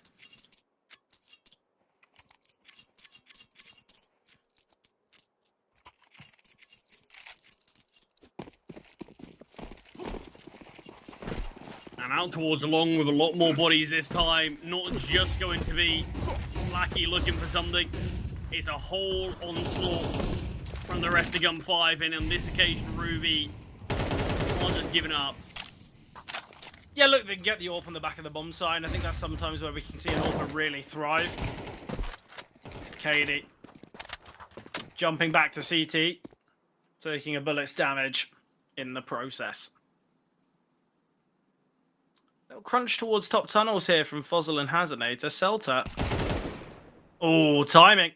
Celta didn't seem as though it was the best of the decisions. He was holding the top tunnel side, in fact, but... Or the lower tunnel side, sorry, but a flick was nice. Hazinator still holding his ground. Celta can find again, though that's disappointing from Ruby. They look for a crunch towards upper B, and both players fall to the same.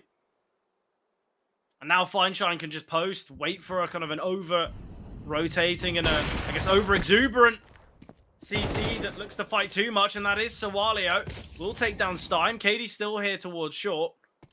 I don't know if that tick in the molly would have been heard. So Walio's going very aggressive. Has just backed away, in fact. I feel a little surprised we haven't seen Walio push out towards B and take this space, because this has become a lot more close in the round. Probably should have been after the first 2 kills from Swalio. McQueen is going to peek into long. There's 2 players here. He can find first and back away. Still, Celta not striking. The orb getting pressured, but handled really well. And I think Gun 5 have played this round pretty damn poorly. Yeah, and look, he's just been spotted. Celta, what's going on there? Did he just gamble that he got the kill? Nade thought at the feet of Katie, but Katie swings. It's a 5-on-3. What a waste of a round here from Guns. I mean, those initial 2 kills, though, I don't know why, if you're looking to push into a bomb site that you have no information on where the players are, I don't know why we don't just have Celta pushing out towards B. Look, even if it's a 3-man stack there and he dies, but he gets the info. Even if there's 1 player there, but he dies and gets the info, at least it's info for your team to know, okay, there's only 2 towards A, there's only 1 towards A. Something like this, so that Gun 5 can make an educated guess off of, but instead they just push onto A with no information, not spotting anything, and just get picked apart. Well, look, you say they push onto A. They're just stagnant towards deep long. Swalio's just having a grand old time. He peeks towards top, or kind of back boxes, he finds a kill. He then maneuvers all the way out and towards car. He pushes back towards CT, then has a look to find the player kind of towards the left-hand side in the orb. I don't really see what Gun 5 are doing there. It seems as though their kind of passive nature has cost them massively. And again, just overcomplicating around. All they need to do, you either group together or you send Celta out, but they didn't do either. Jiggle there from Blue-White, just keeps himself alive. Molly's going to lock them in here. So Hazinator needs to fight forward. Blue-White can fight. McQueen's still here. No scope from McQueen. Will fight. Katie now with a lot of work to do, swinging wide. Stein struggling. And Lackey's taking all this space. He's going to spot out too. Oh, this is so tough for Lackey. He knows there's 2 here.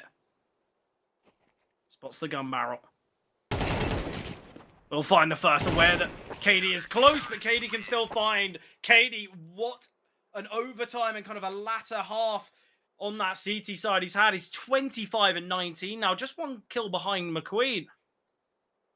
Yeah, I mean, that's super difficult there. Poor Lackey. Yeah, you see, after all the lower tunnels presence was made, he makes the decision, I'm going to push through this mid smoke, get so much room to play with, but KD alone towards short just gets a double and wins the round from there.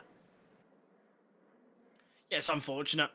You know, if his teammates can get the trade in middle, Lucky's in an excellent position. But Ruby now, they head to their favored side. They head to the T side with the advantage now. And this is where Guns... Honestly, I think Guns have had the better opportunities in a vast majority of these rounds. Yet, missed their mark massively. And in doing so, they can give Ruby the opportunity to take things here. Definitely chances. And I do still think chances are going to be given up in the second half of this OT. Yeah. I think if Ruby had given 15 before Guns can level it up, if it's 15-13, I think with 2 opportunities on the T side, I think Ruby will take it. It's all about this first round of OT. Because I think this could be a kind of a mentality breaker here. If Ruby do find 15 first, I think they will be the ones to do it. Double AWP in play, Lackey wielding alongside Fineshine. Fineshine, look, he's had the AWP quite a lot of the time, but really has struggled. 15 and 9. He had a great start to this game as well, but not really with the AWP. It's obviously that 4K in the pistol round with the dual Berettas. Got a couple in the rounds after as well. Yeah, exactly. So we're sitting at like 6-1 or something. Yeah, along the lines of that. But yeah, it's been a little slower than I've wanted to see him. Like I said, I got to watch a decent bit of this Gun 5 team recently, and Fineshine really was the player that felt like he was spearheading a lot of their success. So look, there's opportunities in overtime for him to be able to turn it around. Can be a player that can just switch it on at any moment, but I think for Gun 5, they are going to need him to switch it on pretty soon. Like the idea of this, Lackey's dropped his utility to blue-white. We can just see Lackey playing towards kind of the back barrels. Utility coming through now. Molly's landing. Lackey's repositioned, but the volley's landing at his feet. Spots out one, but he's still in the flames. If Lackey could get another, that'd be excellent. Blue-white just sitting around the smokes, being a real nuisance, and he will get one more. Seltonating open the smoke. McQueen, he's been elevated here for quite some time in the hopes that someone's going to swing, someone's going to make a bit of a mistake. Tap of the bomb now. Is it Celta? Doesn't overextend. Smoke's going to fade here. Saw a couple of moments like this from Gun 5 beforehand, where they're up against McQueen in a really difficult clutch for him, and they just don't give anything up. The third tap of the bomb is when the CTs look to push in. The flashbang comes over, misses the first shot. Even if he connects it, you think a trade would come through in Gun 5. We'll level things up once again. Yeah, Blue-White does so much in that round. Not only getting the first, but also kind of just trying to live as long as possible. Not only allowing for rotations, but when he gets that second kill, that's when you know the round becomes so difficult. And then obviously Celta nading open the smoke, finding, I believe it was Fozzle. That's where the round was really put to rest.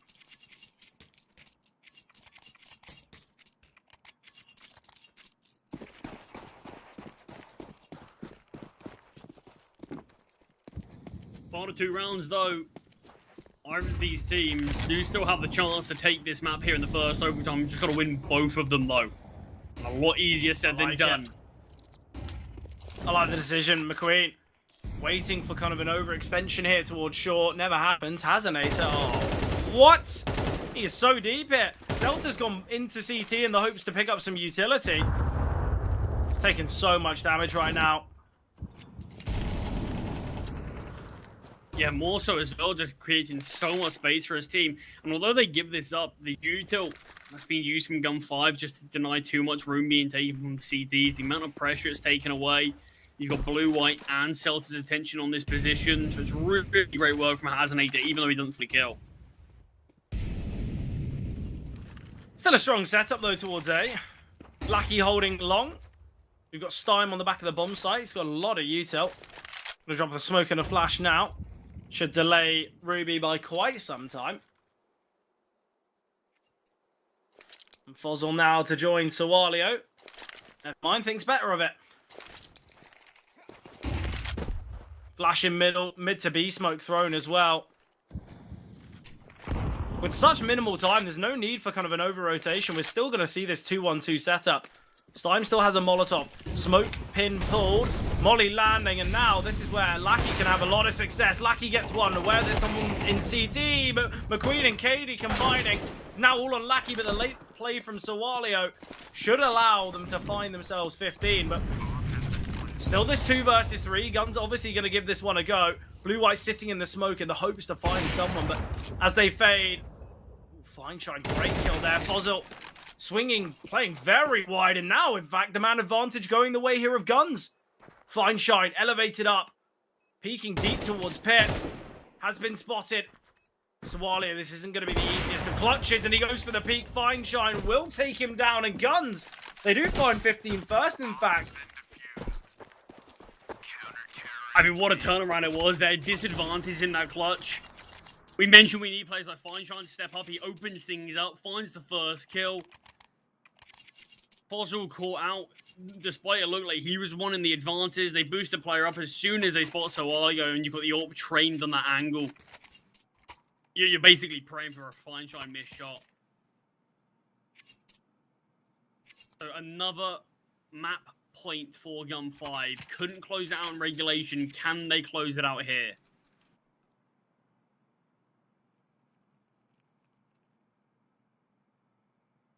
Bit of a technical it looks like we've got. A bit of time before I suppose both teams have a bit of a breather in this game. Just settle as things are really getting tense on Dust 2. Neither team can really quite muster what they need just to bring things over the line. But I do think Dust 2 is a perfect example of what we were expecting from both these teams, where it is going to be this really close back and forth game at times. And it's been like that throughout all of this map. Yeah, look, again, Gun 5 with an opportunity to close out the map. Whether they'll find it, though.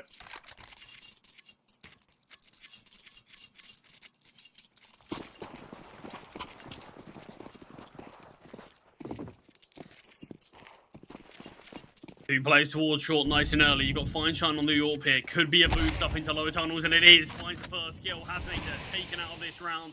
And a smoke drop towards long, not giving the T's any more room to play with. Yeah, makes things tough now for Ruby. Not only have they lost that kind of space towards tunnels, or at least lower, that was their condition in middle. And now that's been taken away from them. Ruby are going to have to use quite a lot of utility if they want to make their way up short, if they want to opt for this kind of late mid to be.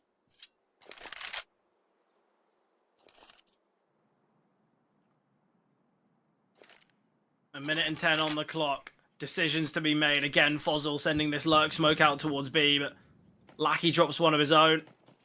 Lackey might go searching. Look at the space that Lackey could take here. Be absolutely excellent. Look how much utility in CC spawn here for Celta. So much to play with. Smoke dropped. It's about 4 HE grenades. I mean, it could just be for that bomb plant. You see a lot of teams doing that now. Yeah. Dropping HE grenades can just be thrown towards that plant position and take someone down. Yeah, oh, massively. 35 seconds on the clock. Time is ticking. Ruby, they've been delayed by this smoke. First HE gets thrown. A little bit of chip damage on Katie. Fineshine doesn't get anything ripped out of the round from Katie. Yeah, great find here from Katie. Celta still has this HE grenade to work with. I believe he has another as well. Stein sending the flashbang. Lines a few. Here is that HE. First one gets thrown out. Ooh, a lot of damage. Another bit of damage onto Sawalio. Flashbang towards window. And finally the utility surely to dissipate.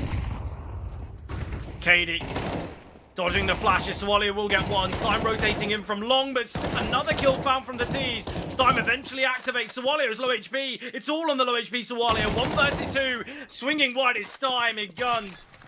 They will find it.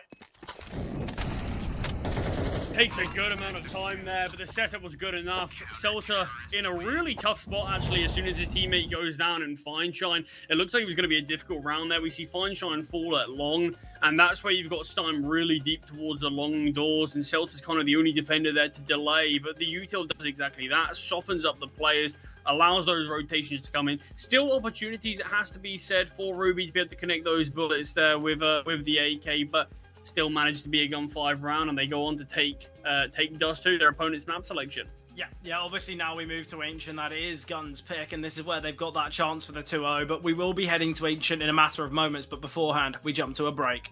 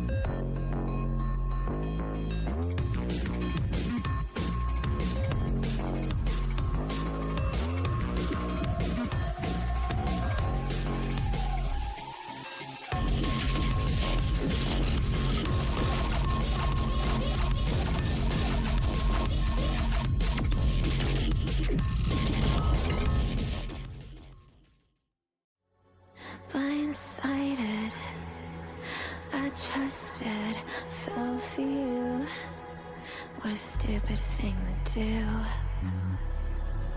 Blindsided. High hopes, but they fell away the moment you lied to me.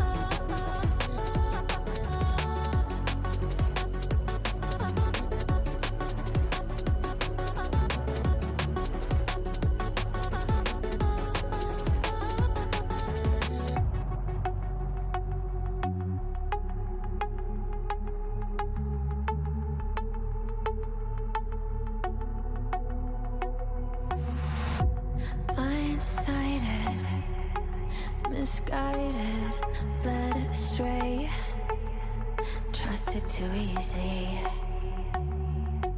Blindsided, strung out on the smallest string, had me questioning everything. I don't know where I am now. Pedestal I had you on is crumbling down on the ground. It was all illusion. Where do I go now?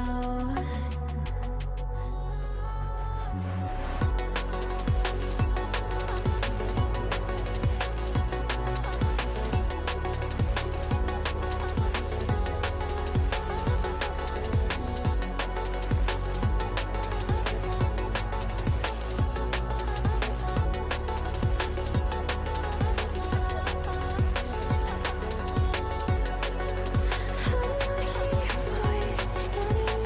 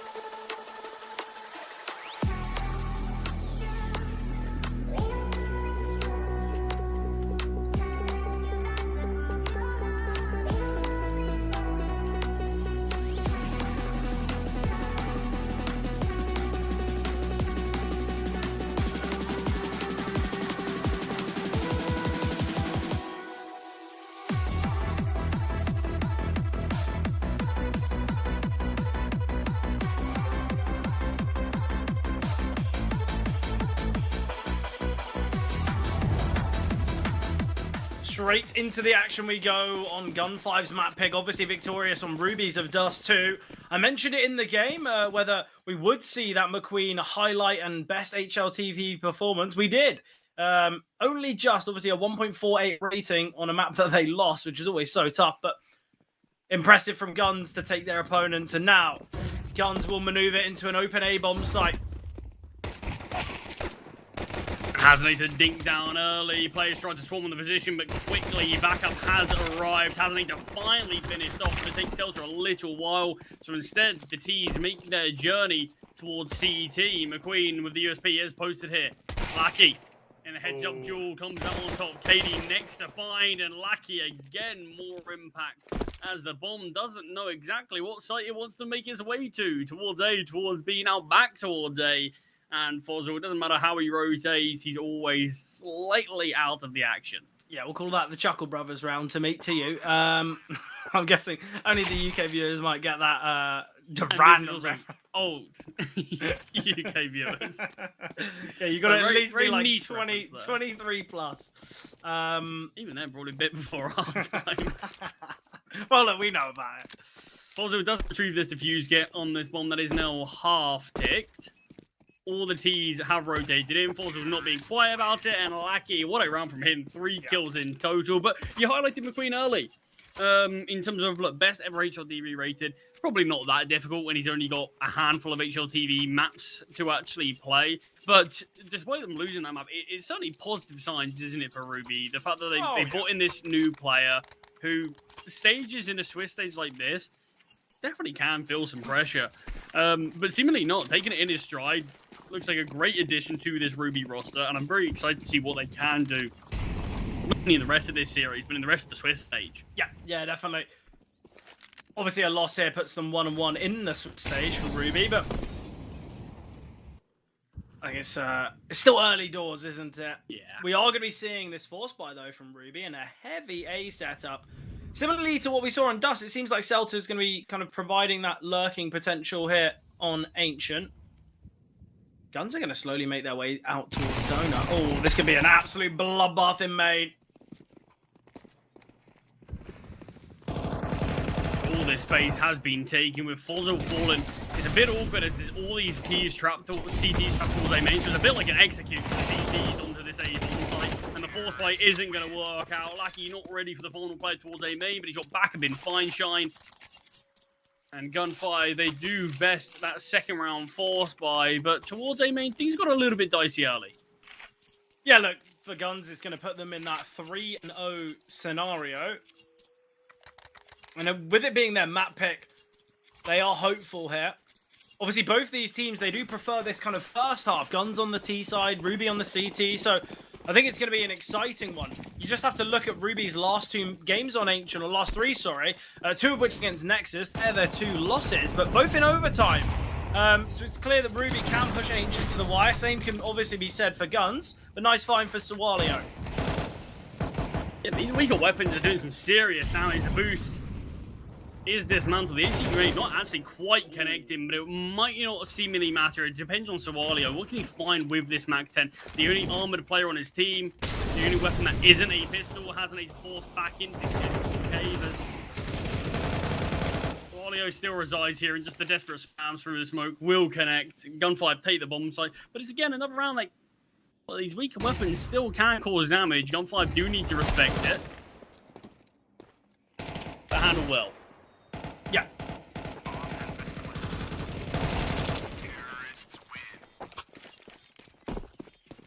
Not a bad round.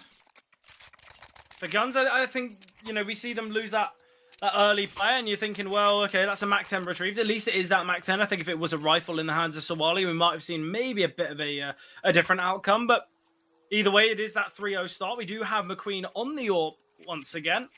Obviously, it was really important to Ruby's success on Dust. Yet, sadly, no victory on the map. 28 and 13 for McQueen on Dust 2. He played really well.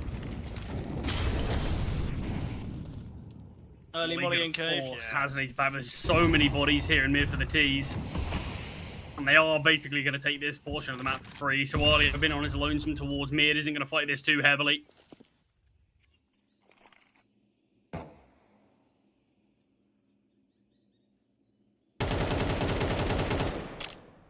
Oh, Celta. Bit of a spam through. If he opts for it again, could see a kill. Well, just moves his crosshair placement, had the right position, but not quite ready for it. McQueen's AWP in hands, does find his first kill of map number 2, spotted out as he backs away. Number 5, where do they look to head? Blue-White tries to open up space towards Donut, not ready for the double setup considering how much presence has been made towards B, and really good first full buy here for Ruby. Yeah, really important, not only to win this round, but to keep as many players alive as possible. Stein will get one. AK retrieve now for Stein. McQueen's going to look to take some space here towards ramp. Oh, ops against that. Would have really liked that, in fact. He's playing a open angle right now. Reposition, so now safe from Stein's angle. Fine shine. Just holding for this reaggression. Just going to be the save. Nothing out of the ordinary.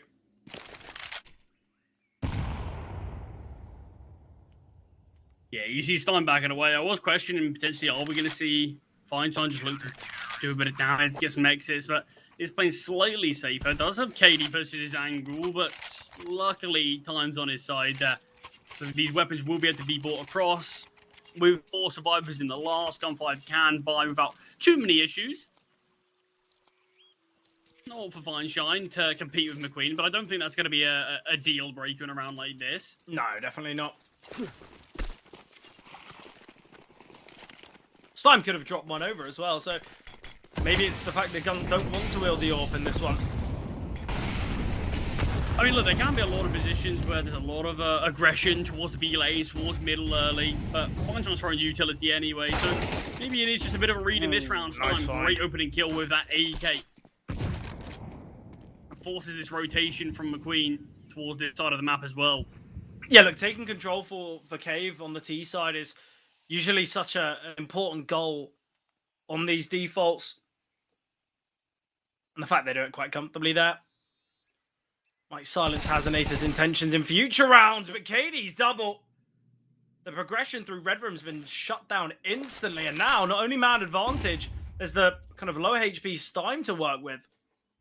Yeah, Katie's had so many multi-kills in the series so far. And I think he always will be till probably the end of time. One of those players that you always have to talk about.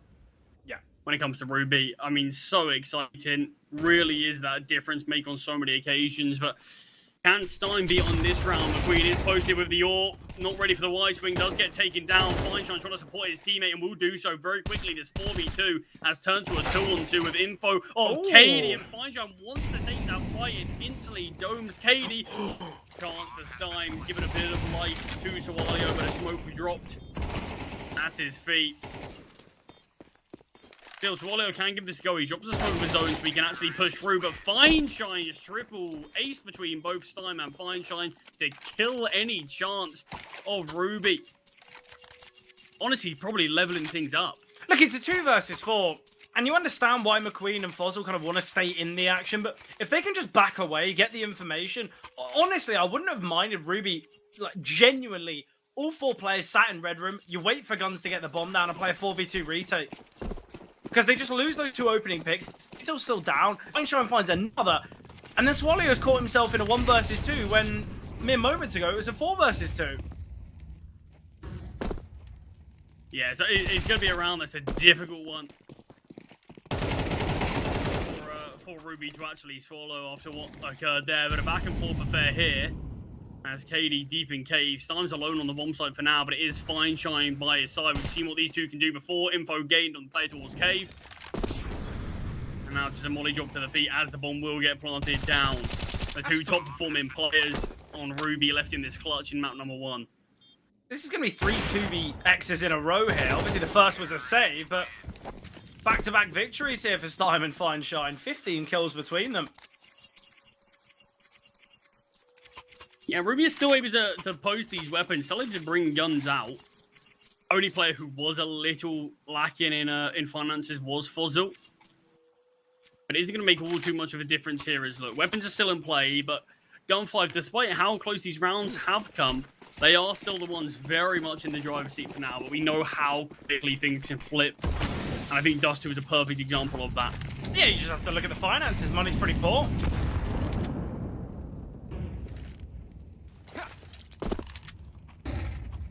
Looks like Fozza wants to go pushing here down towards ramp.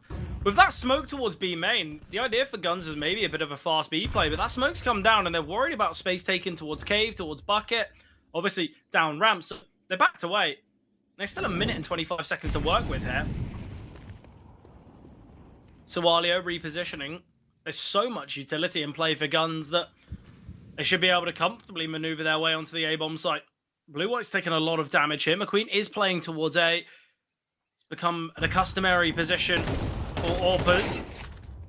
Katie can find one in middle, though. Yeah, question is going to be, what can McQueen get? If he can find one, can he back away? Missed shot, getting overwhelmed. Jumping shot from Stein will bait out the AWP shot and allows Blue-White to rotate in through Donut and get a double. Finishing off the softened up players. I have to say, have Ruby just forgotten that they lost mid-control? Have they forgotten that Donut would be under the control of Guns? Because just seems so easy for Blue-White that. Information here, Fine Shine gathering. He knows there's 2 now in Temple. Hazanator's given that information away. Not the best of phrase from Hazanator, but the jump actually allowing him to find that kill. Great from Celta though. And now it's all on Hazanator. Oh, we can get the first 2. Low HP for Blue-White. Smoke on the bomb. Obviously Hazanator's low himself, but Blue-White, he will find the kill, will win the round. And Guns continue 6-1. And it is another round that's coming right down to the wire. So you can see, despite this lead, money's not being stabilized whatsoever for Gun5. So it will actually allow Ruby to, if they do finally break this economy, if they do finally win a round, that's their chance to be able to pounce. But I have to say, Blue-White's had a lot of impact so far for Gun5. Top frags for them on Dust2. Here on Ancient had some real impact, particularly in that round. Triple from him. Oh, this can get really costly. The SMG and 5-7 will find 1 apiece. A lot of damage has been dealt to Fine Shine. Katie is here as well. It's all about what Celta can do. There's no need for these 2 players to progress on out. Nice flashbang. Information on Katie's angle. What has happened here? Molly at his feet. He will go down with the HE grenade from Fossil. Fossil's Deagle finds as well. And it's still all on Celta. In the Molotov is Fossil. Celta can find the final player in Hazanator towards Temple. And how has this round come down to a clutch? I mean, basically every round's come down to a clutch so far, so why not add another on top? Oh, I love this from Celta. He's got so much time to play with. The bomb is dropped towards A main, but it's just going to keep on making both these players question, so it could be around all on time in here. Yeah, obviously there's weapons on the bomb site. There's an M4 that Hazanator could have gone and retrieved, but little did he know that Celta was going to rewrap through A main. The bomb's dropped too deep for Hazanator to know, and it's getting to a point in the round where the B bomb site could be the play. Will Hazanator take that gamble, though? I don't think he even wants to take the space. He doesn't know at all where Celta could be. Has he just spotted him there? I don't actually know if he has, but the position is incredible. Celta, if he got that information, that would have been everything in this round, but the fact that he hasn't actually done so, he does have a smoke grenade, can drop this towards Donut. In fact, great jump to tap the bomb. Knows where the final player is. It's going to be the full stick. Hazanator tries to bait it out, pushes slightly late, and Hazanator wins the clutch. It felt like the tab was good enough. Felt like we might have actually seen Celta look for the fight, but I think just a bit paranoid that we could have seen a world where Hazanator just backed all the way through into Red Room before Celta can catch him. But huge round from Ruby to win. Weaker weapons, and they can finally break the economy of Gun5. But break it to a certain extent. No, my biggest issue there is he drops a smoke towards Donut. I would have much preferred a smoke kind of just on the bomb site, Molly and Donut, planting the bomb in the smoke. You've just cleared Temple. You could back away back to Temple, and then the timer's on your side. But yeah, look, I think the idea for Celta to kind of rewrap through a main, I think it definitely can work. But yes, he had 1 minute and 15 seconds on the clock when he made that decision, but the time was the big costly factor.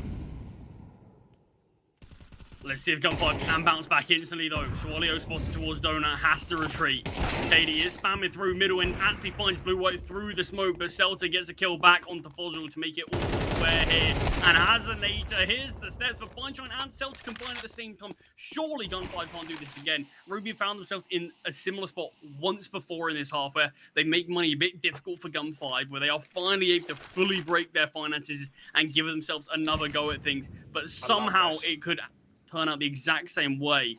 A bit lucky that there's only one player in cave. Not anymore, though. The Orphan McQueen. They've swapped places. Oh, McQueen! How has he been able to get to that? He's put Solawalio in a winning position.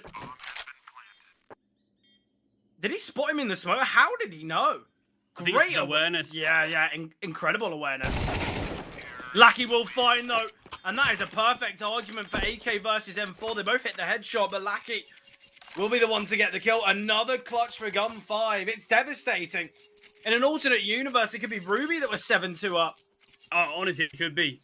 But it's another round where Ruby is just one step away from breaking the economy of Gun 5, making this game look significantly closer scoreline-wise. I mean, look, we see Gun 5 lose that round, they're going to need to likely force and go for the eco. We very quickly go from this 7-2 to what realistically could have been a 6-4 scoreline, so significantly more respectable, but not the case. The fourth one that you said, advanced through the flames, but Fineshine's all does get posted just in the nick of time. But Fineshine goes down to the Molotov. Blue-White's taking all this space, and KD's trapped towards round chaos here in round number 10 as McQueen gets the kill back, but still disadvantaged are the CTs. Yeah, McQueen and Swalio in another kind of forced clutch. Are they going to give this one a go, or are they just going to bite the bullet? They got no util, no defuse kit. I think you've just got to accept this as a save, and that's what they will be doing. So 8-2 now for Guns. As I mentioned, what on earth has this game been? Yeah, look, it's been crazy. I said that this was the preferred half hit for both teams. I think Guns will be the happier.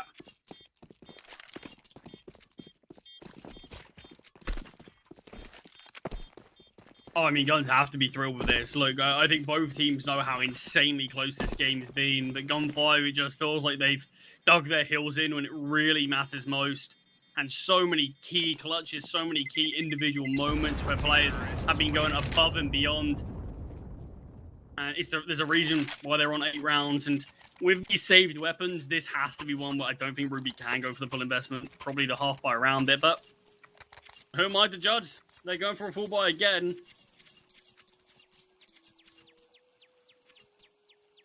Util is not great, but they do have full weapons.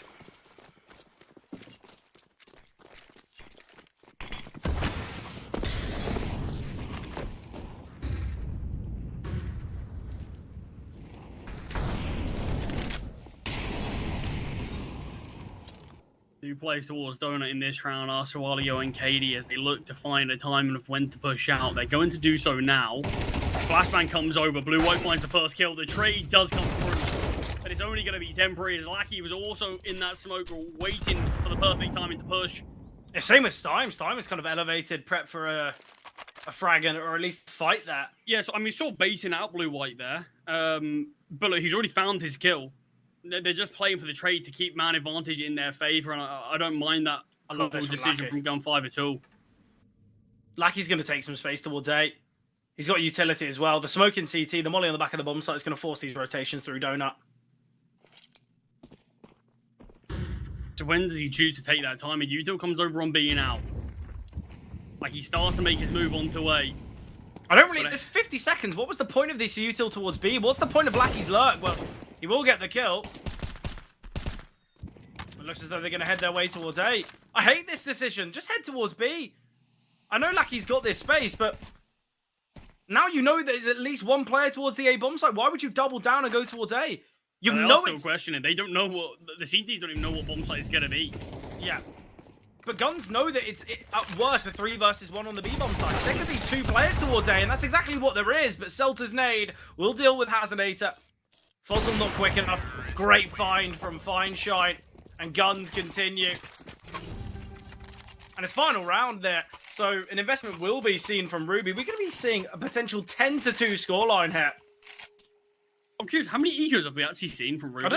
I don't think there's been an eco all game. I think there's been one. Yeah, I think if there is, it's been one eco. Other than that, it's just been sort of force buys galore. Yeah, I think it was round number 3 we saw an eco from Ruby. But other than that, plenty of force buys. They got 3 pieces of util in total. And quick through the B lanes. The gunfights come through. The CTs are favoured for the first time in a long time. And it's taking them a long time to do so, but round number 3 should be on the board. Fuzzle, a big risk there, just pushing through the smoke, giving Fineshine a chance. Yeah, giving him a real chance as well. Swallow won't have been spotted, but Fineshine, aware of the idea of this, as Swallow was giving up a heads-up fight. Stick of the bomb, Swallow creeps on closer. Fineshine gonna have to shotgun AWP hit. Smoke drop towards cave. Gun barrel spotted. Fineshine turning from it. Oh, Swallow. I thought he got a high damaging dink, but it's just the tag, and Fineshine gets one. He's dancing around the pillar, and now Sawalio is the one playing chase. USP in hand, Fineshine shifting round. Sawalio, he will take him down. I think there was a moment where Sawalio might have thought, has he headed into cave? Either way, though, we will see that third round going the way of Ruby. Finally, a clutch going their way. I mean, we say it's a clutch going their way. It's 1 versus 3 for Fineshine that he brought to a 1v1 that, honestly, I think if he just held his nerve a bit there and continued pushing on that right side of the bomb site, but as soon as he turns away, that's when Swallow peaks. But look, it is a 1 versus 1 clutch. It is a big round from Swallow, but it is also a big mistake that Ruby almost let slip. Double digits not far from Gun 5, but I don't think they're going to be complaining. Considering on paper how close that half was, a 9-3 scoreline is a great platform for Gun 5 to look to take this second half and take this series in a 2-0 fashion. Not just a platform, not just a foundation. It's a fully furbished house. They're going to be heading to that CT side with everything. They've got a 6-round lead. They've been good on the pistols. They've won all 3 pistol rounds so far. If it continues on that trend, we're looking at maybe an 11-3. But I think this is what we were talking about in the pre-game between both these sides, is that on paper, it feels like it could easily be a 3-map series. But on paper, you could easily make an argument for why both teams, if they step up at the right moments, both sides could take it in a 2-0 fashion. And it feels like this has been a perfect example of that being the case. It's a close map number 2, but Gun 5 being the ones that they just had that killer instinct when they needed to, just managed to get the one up on their opponents in so many different rounds. And despite so many clutches being the name of the game, Gun 5, they're the ones here. And like you said earlier in this map, you could have easily seen a 7-2 scoreline for Ruby instead of Gun 5.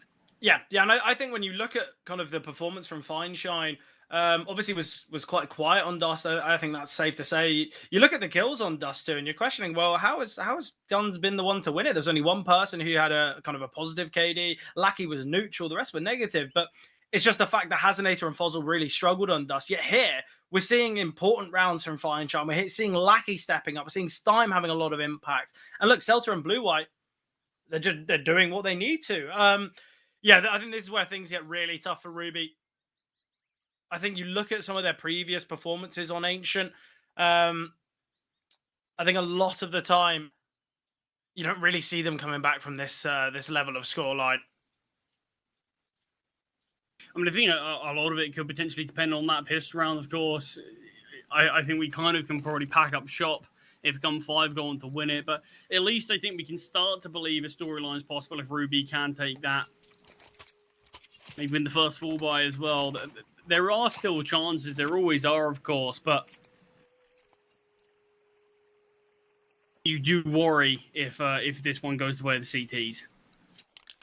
Oh, most definitely.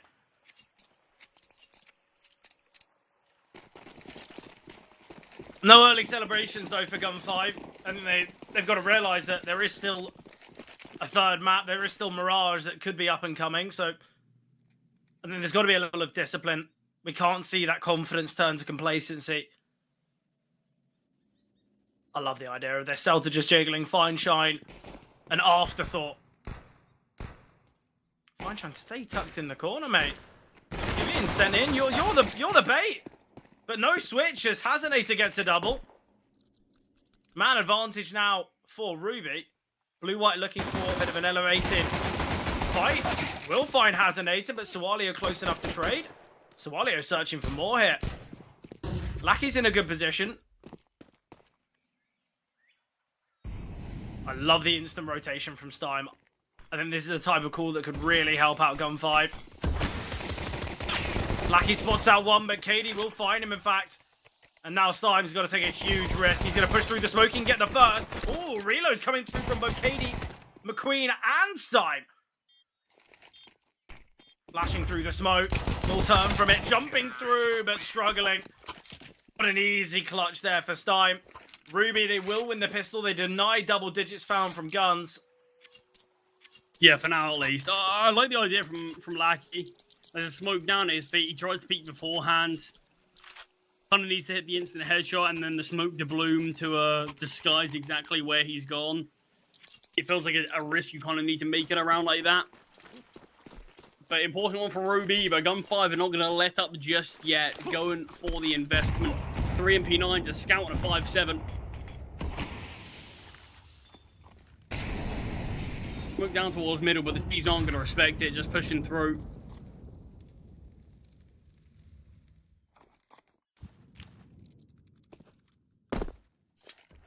Fuzzle jump spotting. What do you take of a round like this? Ruby, they've taken some control. They've looked to kind of claim the initial portion of middle. They're yet to take Cave, but we've got a AAA setup currently. Lackey will be rotating round, but are we thinking the CTs are playing too disciplined here? Are we hoping that they're going to try and take some space, or do we mind this static approach? Look, I do always like aggression on a map like Ancient. I feel like it tends itself, especially towards those B lanes. You see a lot of it on full buys, rounds like that. But when there's not a loss of utility, Gun 5 potentially not wanting to take that. Fineshine had some chance with the AWP, does get one tag, and it's what Lackey can find in his flank. Hazinator reacts, does go down. Great from Sawalio. Ready for a push through that CT smoke. Both Celta and Stein are low. Celta will get one. Celta does so much damage to McQueen now. Yeah, I think Stein just wants to save this one though. So Celta, unconfirmed damage onto McQueen as well. Of course, it is going to be Ruby successful against that force buy of Gun 5. So we need to bring this game even closer, bring it to 5, and then with just the eco in the next around these weapons, which we should see, it should lean itself to being 6 to Ruby. And at that point, you're only 3 rounds behind your opponent. Definitely chances, but... Yeah, 2 full buys away. Terrorists win. And Stein still, in fact, goes down to the... He was in cave. You're 3 HP. I mean, that is still ridiculous, though. Yeah, You're it's on the nuts. B-bomb Look, it is nuts. But at the same time, you're at the closest point towards the A-bomb site on the B-bomb site. You're 2 HP. It's Ancient. I reckon it probably does about 3 damage. Yeah, probably not far off it. But that's going to make this this next round for Gun 5 sadly even weaker. It is just Celta's MP9 and Stein with that MP9, with that 5-7, sorry, and Stein with the MP9, it would have been a chance just to sort of see if you can find a kill or two, make a bit of extra cash. Maybe look to drop an AWP over to Fineshine in the next. Yeah, no, would have had enough money if that MP9 was saved and he gets 1.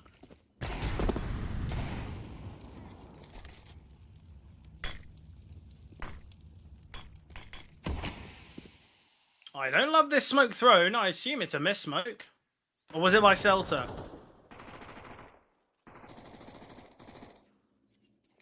I'm unsure, but...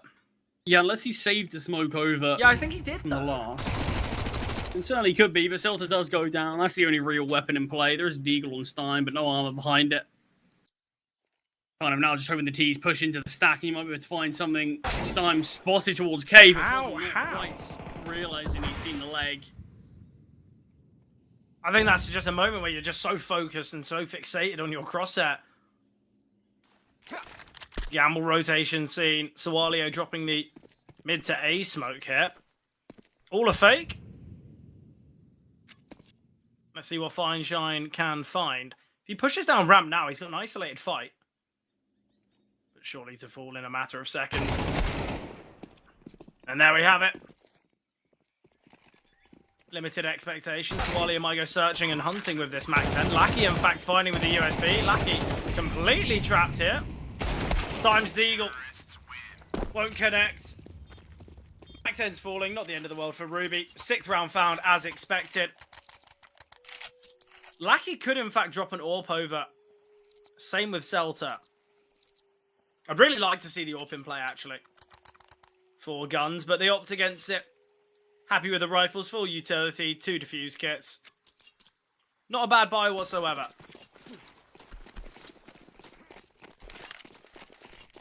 Yeah, I'm sure Feinstein would love to bring out the AWP. Had a lot of impact in the first half. In general, what a couple of HE grenades there. Lackey brought down super early. And great awareness from Ruby as to where this util is being thrown from.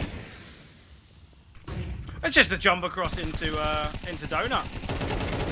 What is this? Missed shots here, and Katie looks to go through. Fossil confined towards ramp, takes down Celta, and it's Feinstein and Blue White in a 2 versus 5. Making a 1v5 for Feinstein. What a poorly played round from Guns. They overlooked the idea of Katie swinging. Feinstein can get his first. Second scene as well, but McQueen gets that trade. Ruby now very close to find it. Yeah, bringing things still even more close. This is obviously Gun 5's map selection. Had a decent bit of recent form on this map as well, but CT side so far hasn't quite worked out. We've only seen 4 rounds played, but not a single one going their way, and just going to be a half by hit. Ruby are going to put themselves likely just 1 round behind their opponents. Scary stuff here for Gun 5. But again, look, I think a lot of people do forget that it was a 9-3 scoreline at the half, but it wasn't really a 9-3, was it? The amount of clutches that went the way of Guns, the amount of rounds that kind of went their way that possibly shouldn't. Yeah, I mean, look, of course there was options in pretty much every single one of those rounds for both teams to be the ones to go on to take it, but at the end of the day, regardless if it was a true testament to how close this game's gone or not. Okay, hello, so Wally is going to 1 versus 3 now. I thought surely we'd at least see those trades, but apparently not. Sidelines over the bomb. Util's being dropped down to allow Swallow to take that great HE grenade, softening him up to half HP, making these pistols really good to thrive in positions like this. The spam through the smoke connects onto Feinstein. The bomb still hasn't been retrieved. Yeah, Stein rotating to Red Room, just going to post here on Shelf. And I quite like the reposition out of both Feinstein and Lackey. I mean, 30 seconds is not a huge amount of time to play with, and if Swallow does go towards A, that's where this early info will come through from Stein. A great chance of the kill as well. It is going to be this cave setup. That's Swallow is going to try to breach. Not going to fully clear it. Feinstein takes him down, and Guns, they do deny. They do find double digits eventually, and it's the 5-7 of Feinstein and Stein that really combine. Obviously, they were the 2 in those 2 VXs back-to-back and did find success, and obviously 2 players who have a lot of impact in that one. And now, you know, we've praised Ruby so many rounds in a row. The money's now very difficult for them. 4 wins in a row, and now they could lose back-to-back rounds and reset. We could see Gun 5 be in a position where they're 11-7 up, and the finances of Ruby somewhat broken. Lackey playing here towards Cubby. Feinstein's holding the flashes. Freebie for Lackey. Yeah, no, I mean, of course, Katie isn't clear. He's out towards mid so early. Doesn't see anyone crossing in there. Great from Celta.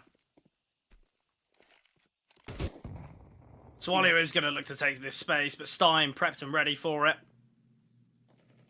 Ooh, information gathered for Swallow. This is your GOAT moment here, mate. Get yourself out of A main. Try and take some space. You know he's here towards Donut. He's got to get into Temple. He's got to try and maneuver. He's lost that chance. Stein's now holding. And this is the problem. So many times you'll see teams or you see players kind of have their moment for a timing and forego that opportunity because of too much discipline. Celta, freebie there, Sawalio. Don't know whether that was 4x3 or whether that was just late reaction time. I mean, could even just be looking at the radar, waiting for your team. What are they doing here? Are they making their way towards A? But it's a 4 versus 2. Fuzzle and Hazenator to try to pick up the slack here. Is Feinstein tucked in this corner, and Blue-White wielding the AWP. He finds the first kill. Hazenator might not even clear Cubby. Back turn, Feinstein misses his chance, but won't miss the full swing. And Gun5, like you said, that they had the opportunity to reset to Ruby, and they've done it here. Round number 11 secured. And now what do you do? What do you call an AK? Yeah, look, I think Hero AK for KD is the play. I think it gives you a chance at the round, and obviously you can still get a full buy in the next. Interestingly, it's Guns calling this timeout. First time out of the map. Coming in at round number 19. Yeah, we said neither team really called too many timeouts in the first half. In the first map, sorry. So yeah, we got a couple in OT, but yeah, definitely taking both sides a little bit longer, especially. I mean, I suppose it's difficult for Ruby in the first half to necessarily feel like they really need a timeout when it wasn't exactly the rounds that they were losing; it was more the clutches that they were losing.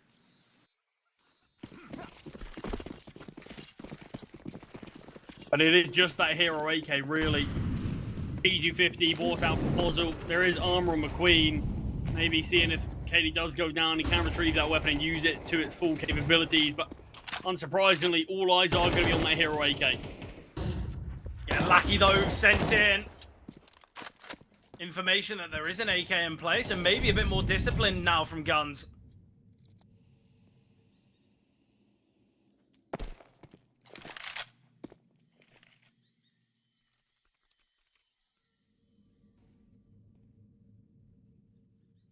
Moving up towards B now. They've taken this space in middle.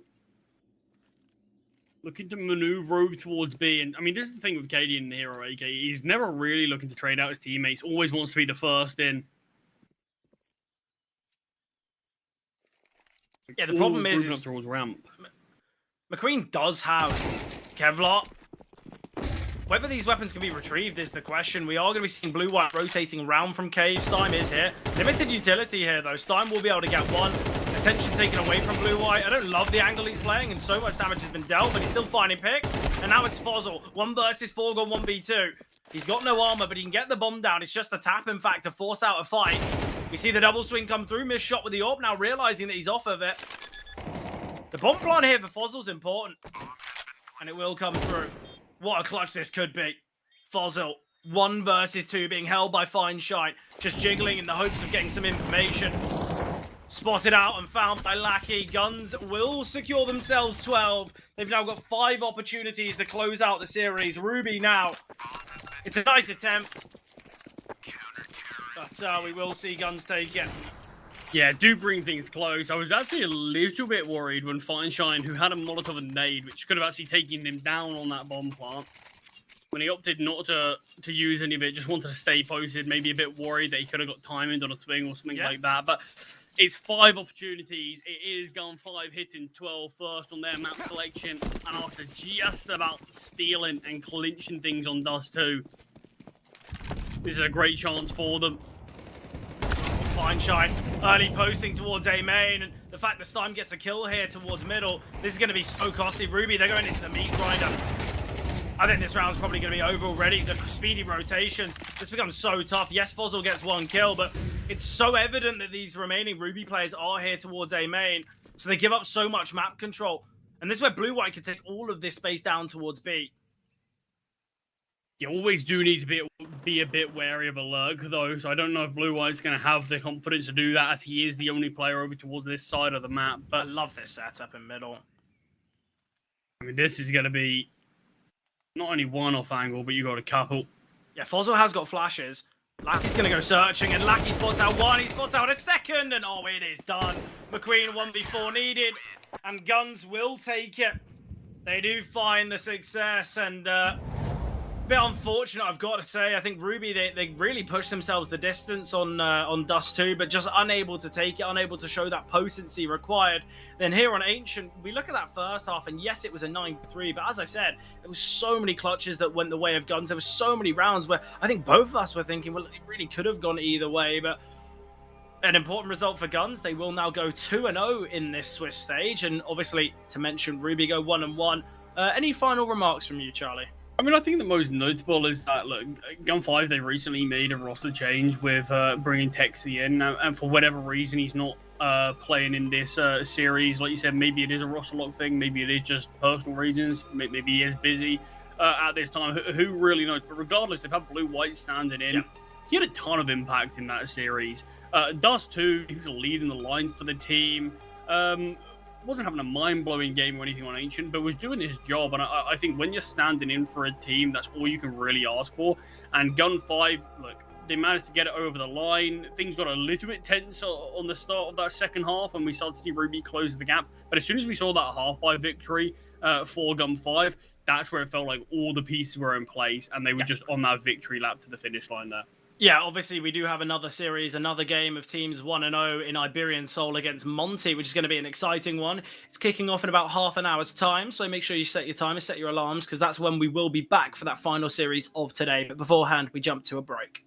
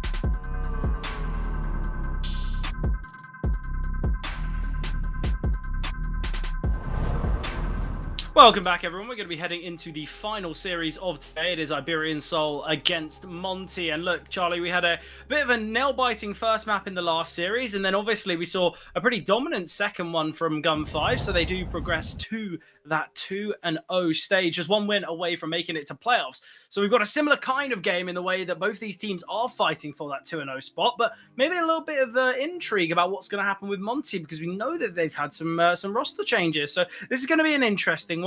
What are your initial thoughts as we head in? Yeah, I mean, Monte's in a strange spot. There's a lot to discuss about them.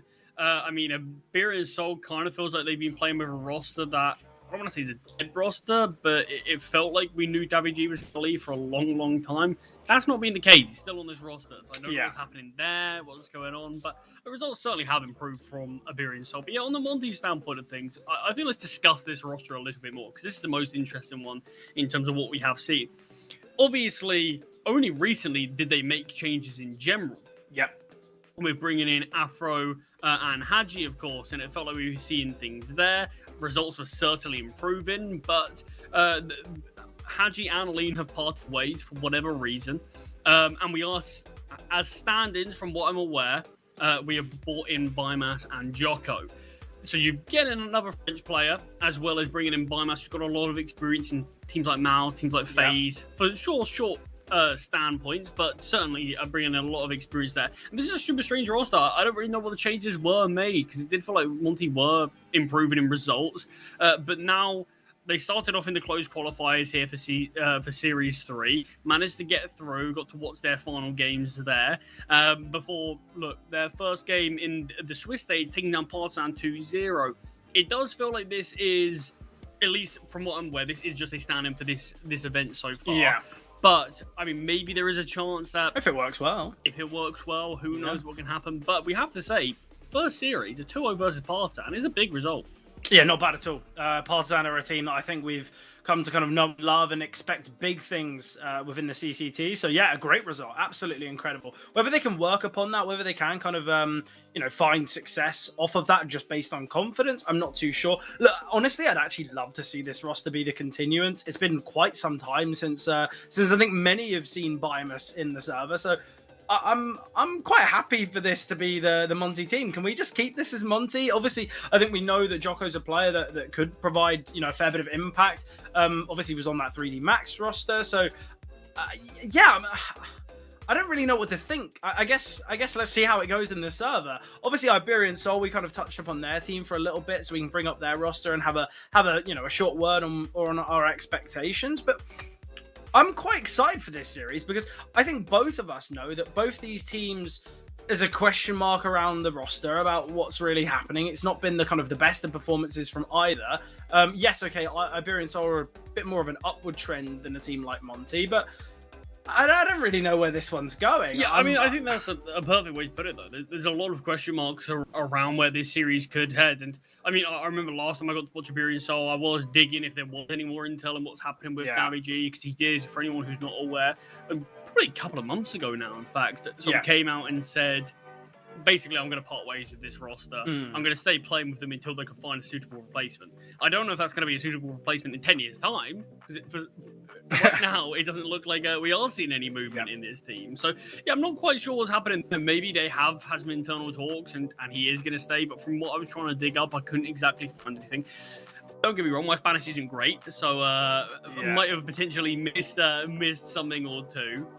But yeah, it is an Iberian Soul that, like you said, they are on an upward trend.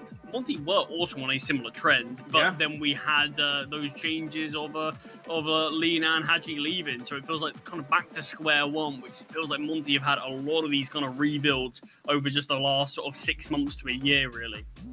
Yeah, and I think when you look at some of the results that that this Iberian Soul roster have had, I think there's been a lot of positives and then a fair few negatives. I don't want to take away kind of from their performance, because I think they have looked really good. But you look in some events, you look back to Series 1, they lost out to Ruby in that 2-1 fashion.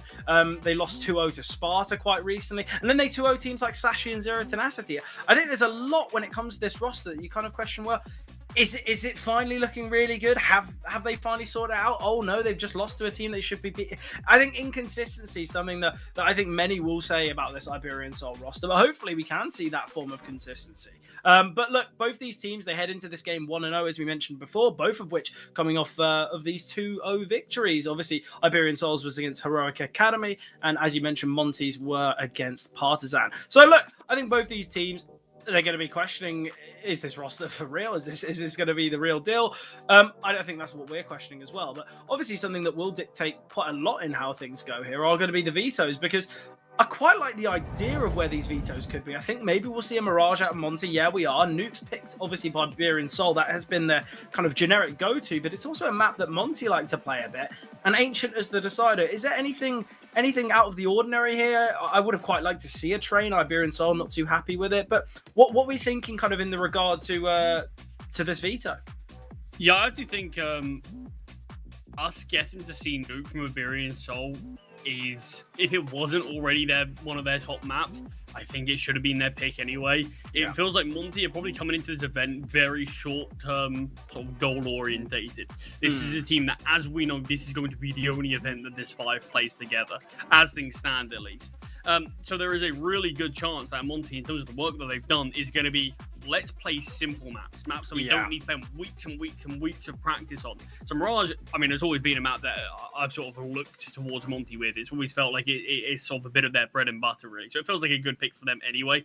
They have played Nuke a couple of times with this full 5. One of it's been a really positive result, one being very negative, and it feels like that's probably one reason why Monte probably would want to stray away from this map slightly. I do think Mirage and Ancient are reasonably solid maps for this team. I think Iberian Soul have a great chance of taking things on Nuke, though. It's a map that not only are they super comfortable at, Monte are going to have their own issues, I do feel like. Just in terms of Gizme's really got his work cut out for him in terms of how to get sort of Biomass and Jocko very quickly orientated into this team. Even Afro to a certain extent. It's not been long that he's been on this team as well. So a map like Nuke, you can really see teams falter on the CT side even, where rotations aren't quite right, and it feels like they're leaving a lot of open space, particularly in those disadvantaged situations on the CT side where you've got to try to position your pieces where they can, you are going to have to give up space, and you are going to have to look to take it elsewhere. So I am very curious to see what happens on Nuke, but I do think Monte have a decent chance at finding things on Mirage. Yeah, I think the question is there going to be that positive integration that I think many will be hoping for, right? I think, are we going to be able to see kind of, as you said, Biomass and Jocko be integrated in this roster? Are we going to have those synergies? Because surely if they've only just been brought in, protocols aren't really going to be in place, and it's not as though that both Biomass and Jocko are kind of teammates from another team that have been brought in, so it's not as though they have that synergy either. So yeah, I'm excited for this one, but just got word we're heading into the action now on Mirage. It's the pick of Monte. Let's see how things go. Pistol round underway, and Monte to make a statement here on map 1. Wow, what a statement it is from Alex with a nice find early in middle.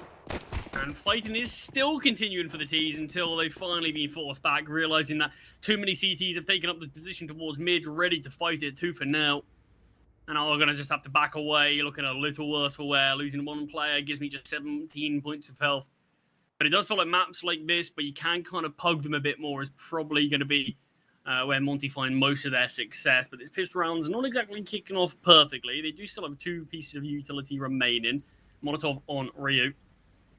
And that smoke grenade on Gizme. It's going to be so tough because we are just seeing the jump spot coming through. It's by Mopos. He's got a smoke as well. I think in a round like this, it's going to be so difficult for Monte. You're going to need some kind of lights out moment, and expecting from a player like Biomass, like Afro. But right now, Iberian Soul very disciplined. I don't know why they would ever look to try and give up a fight, give up some space. And you can see them systematically dotted across the map. We're just going to see some quick rotations. I think Salzo is going to be a really impactful player here towards short. But sadly, they've alleviated any pressure towards B. So look, I got that one completely wrong. No B play from Monte. Or at least it's not what it's looking like. It did seem interesting with sort of the only other piece of utility being on the A-bomb site. So I was curious what they were going to actually do with that, because it feels like it'd be quite a lackluster looking fake with just a Molotov and one player pushing out. But util is coming down now. There's the smoke grenade. Here is that molly. Alex spots one towards ramp. That's the lurk. That's the flank being taken down. Stododo in an excellent position, unaccounted for. He should just look to sit and wait for the rotations to come through because it's only momentary, but Afro will get one. 1 versus 5, gone 1 versus 4, and bomb plant denied. I got a little bit worried. Yeah, there it's for really Mopos. tricky there, actually. Because it felt like Mopos was considering, do we take him down after time here?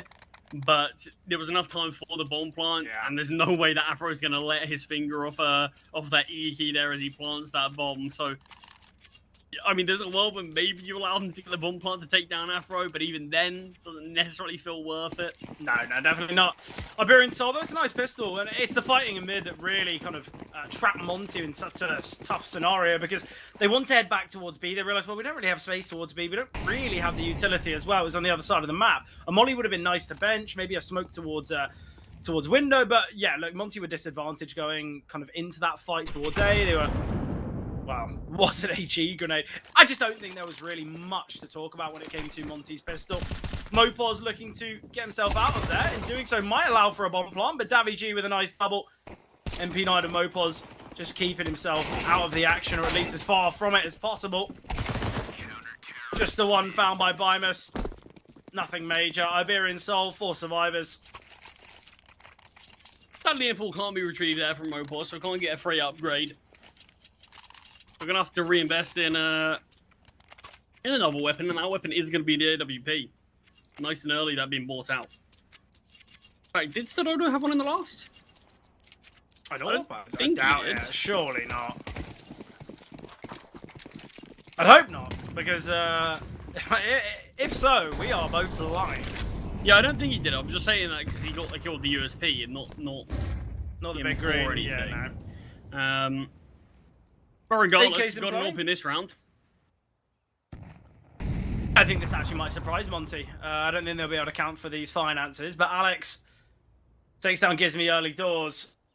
Very limited in the kill department here. Monte are... Obviously, it's just the pistol and the eco, but we expect a little bit more from them. Jocko might be able to creep out the sandwich, but Salzor spots him down to 9 HP, and now Jocko out in the open. He can get the first. The molly might spread. Flashbang coming over. Alex forced back. And now Bimus is going to look to progress up into combat. Dodo. Again, another kill on the USP. He's got more kills with the USP than he has the AWP, and we're questioning whether he's had the AWP in the last 2 rounds, but Afro 1v4. This round falls massively apart here for Monte. But all of those fights are individualistic, and Iberian Soul come out on top at every turn, or at least near enough. I mean, Afro does have the ball in its bag, does have some room to play with, but it's being held as of now by Alex, who is just going to back away to have a quick glance into connector. There are even flanks coming through now. Position being made known. There is no way Afro saves this weapon. No, not a chance. It looks like Davy G doesn't even has want to take him heard down it. after time. Yeah. He swings wide. I think Afro would have assumed that Davy G's playing back and trying to take him down after time, but Davy G will find. It's interesting, right? When you look at Alex as a player, he's not kind of the highest fragging individual. I don't know what it is. It seems like on every game of Mirage, I just see him just top fragging because he's, you know, playing towards Con, having so much impact. I can't wait for that comment to bite me in the back and he ends the game 4-16, but I feel like Alex always provides something on Mirage that we just don't see on other maps. Yeah, we'll see if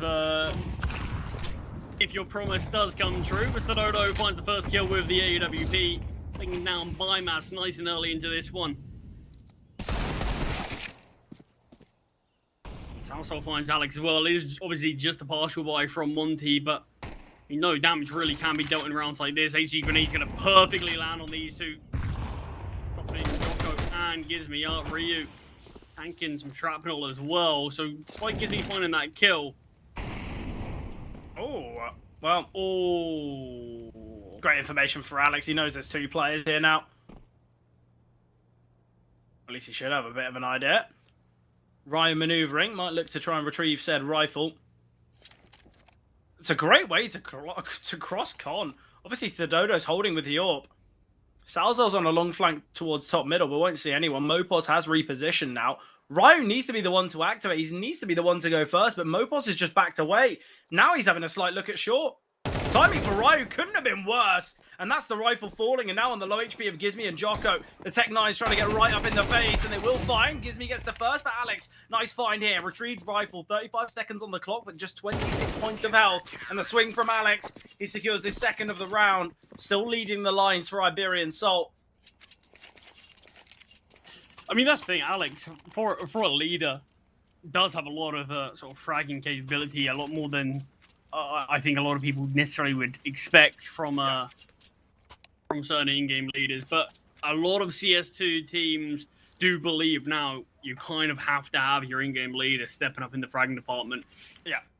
And you do see a lot less sort of those traditional in-game leaders where they're sort of dropping a 0.9, 0.95 rating and kind of can just hope on other players. It does feel like everyone needs to chime in now, but it's great to see Alex leading the lines as it's this 4-0 start for Iberian Soul and Monte just with an early tactical pause.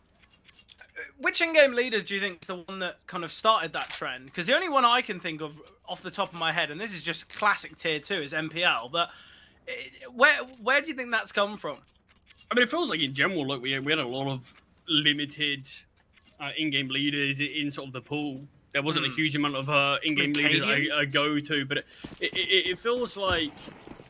Yeah, I mean, I feel like the Orbs was always an easy way out, isn't it? Yeah, saying that as an author. But I mean, look, historically, it felt like it was kind of Angel. You had Angel as the fragging in-game leader, and that's like him sort of dropping like a 1.07 rating. That's classed as like a fragging in-game leader. So, yeah, it feels like it's sort of the nature of these younger guys coming in, it feels like. But Sal's a great double. This is a tactical pause from Monte, and it's fallen on deaf ears. It's Afro, another impossible clutch, finds one. But Iberian Soul humiliate and dominate Monte in that round. Yeah. If this is signs of things to come, if anyone was wondering if they'd be late for dinner reservations, I think you'll be an hour early. It does not seem like this is going very well for Monte. And as we mentioned, we moved to, well, Iberian Soul's best map in Nuke. There's got to be a change. But not only has the cooling been pretty lackluster for Monte, the individuals are lifeless. They've got 6 kills combined. Alex has 7 himself. Salzor was 6. We're into round number 6 now, Charlie, and Monte has been a finite number of frags, and that's why the finances are looking so strong. It's the Dodo on 8k, Salzor sitting around 7.2. Yeah, it has been a tricky start here for Monte, but look, there's plenty of time left in the game, but you are needing them to really show off and showcase what they can do a lot earlier than what we're seeing right now. Davig so close to spotting out Jocko in middle. He takes the fight onto him, in fact, and the Galil comes out on top on this occasion. So a 4 versus 4 and still room to play within this round for Monte. This one's not dead in the water just yet. Great flashbang. Absolutely excellent. Salzor sent in towards ramps. The Dodo might not be having kind of the highest numbers so far, but a flash like that, the round looked as though it was already bleeding away from Monte, but well, Alex is 10-1. Thank you for not bombing out, mister. Well done. But it's more impressively this 6-0 start. This is Monte's map selection. I've said I'm a little bit worried about what they can show us on Nuke. They did play it against Partisan, but they won that one quite comfortably. But they also have lost to some teams in it in a bit more of a dominant fashion, and it could really come down to our Iberian Soul going to step up on it to the degree that they normally do. But it's the fact that it's such a good map for the Spaniards. Yeah, no. That's a real problem area. Nice find from Afro, though. We'll take down Salzol. And finally, it looks as though Monte... Look, I guess when you're dead in the water on the T-side of Mirage, go back to the old reliable bit of the A smokes. Mopos and Davig swinging. Mopos will get a double, sends the HE grenade towards default. Will slightly chip away about Jocko and Bimus. They're still looking to take this control towards TP, but definitely not the right decision. Mopos in front of the Molotov, wants to elevate. He's going to look to get top ticket, but Gizmi aware for it. Takes him down, and now the clutch required from Stadodo and Alex. Still got a fair bit of utility to work with, but that molly won't work wonders. There's already a differing in positions, and great from Jocko. Nice double there. Puts the first round on the board for Monte. Orp in the hands of Bimus. And hopefully this is the turning point here for Monte, but It's interesting, right? Bimus is a player that, realistically, right, we haven't seen in the tier 1 of Counter-Strike for about 2.5 years. Obviously, that time on Mouse, kind of his name was brought into, I guess, intrigue back in 2020 when he was playing for FaZe. That's over 5 years ago now. He's still only 21 years old. He's still probably one of the younger players here in the server, which is nuts, right? Oh, 100%, yeah. What's he been up to? I mean, he had the brute on into the breach, didn't he? That was still a year ago.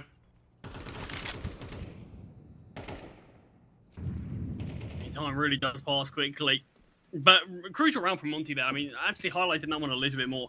We saw tons of flashbangs to actually delay for the CT side. The issue is they didn't have anyone towards CT to actually capitalize on any of them. So it was just everyone sort of throwing flashbangs through the smoke, but no one's actually able to find any kills off of it because Monte was just fully blinded by a huge amount of those nades that were flying out onto the bomb site. But as soon as you have that one defender going down, didn't really have anyone to follow up and try to level things up quickly there. But an aggressive stance towards ramp for 2 of the CETs. Is this mid-take from Monte instead? And you've got Salsol taking a bit more of this space while his teammate instead Odo just backing away. Yeah, I don't mind the idea of this. Dodo look to play from CT. If anything, it'll bait Salsol in even more. We have seen Bimus look to take a bit of space here towards top con. We'll look to try and take some control now in jungle. On the other side of the map, Gizmy claiming ground here in ladder. It's seemingly going to be this play here towards the B-bomb site. Bimus can cut off these rotations massively, but Davy G, Alex on the back of the bomb site. It goes so wrong. Why do we have 2 lurks on A? 13 seconds left. What a mismanaged call. Bimas does need to be careful. He looks like he should be able to take down Stadodo and save this AWP. Stadodo turns at the worst possible time. The AWP can be saved, as can both of these weapons on Ryu as well. I mean, the difficult thing is there for Iberian, for Monte, is as they push into that bomb site from short, you can see they catch off Mopos. He's looking the wrong way. But what it also does is just fully baits in Davy G. He's on Alex the balcony, well, yeah. and you've just got a player there, and when someone's holding apps from that position, you're not really going to expect that. And Alex is at the back of the bomb site as well. You can see Davy G gets one for free, and then just tucks, allows Alex to take the space before he looks to re-peek into it. So, I mean, it was a really good setup towards B. Definitely helped out by Mopos going down to Dodo. Zor finds the first one to Jocko. Yeah, I think Monte, it's unfortunate that there is that triple B setup, but at the same time, why do we have both Ryu and Bimus on the extremities?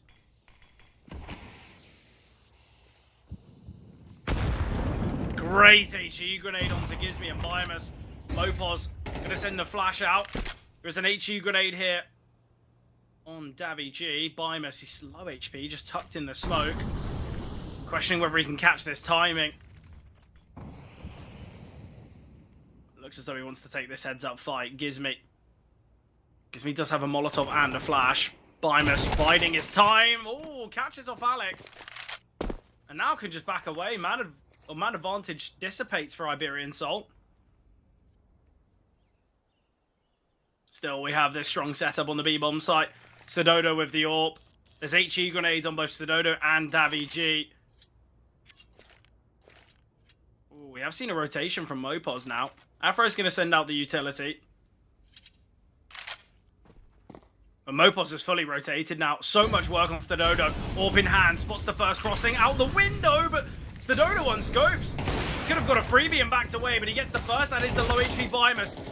In the flames, though it's so tough. Mopos has rotated in time. Gizmy jumps out the window and goes to short, but will fall to Mopos as well. And it's all on Afro. 9 seconds remaining against the P2000. Will find. Stick of the bomb here, and Davy G can deny. Iberian Soul go 8-1 up here on the CT side. This is Monte's map pick. But Mirage, it doesn't seem as though it's the best battleground for Monte. Not only are Iberian Soul performing to such great levels, it's kind of combined with the fact that Monte seemed missing. I think it's also the fact that it does feel like everyone on Iberian Soul right now is playing well individually. Everyone's having their moments. I mean, look at Mopos there. Rotates off We see Starodo get one on the B defense. Mopoz rotates in, gets the trade from him, and then even though he's being held, is still winning the gunfight onto the second player. Yeah. It's just the trade is good for Iberian Soul.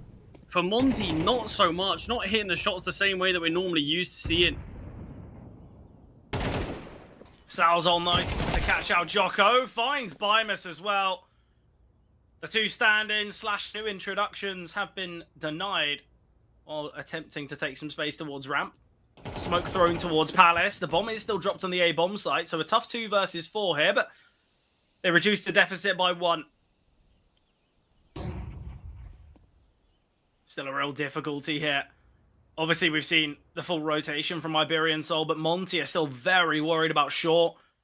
We have been seeing Ryu kind of turn his back ever slightly towards top mid just in case a flank's occurring. There's a minute on the clock, but the problem is there's still mollies, there's still HEs, there's still a smoke on Davi G. And as the timer ticks, this just gets harder and harder. A boost into window. I like the idea of it, but we've got a double bulk setup. They're going to be well drilled into this angle, so Ryu is best chance surely to head to CT.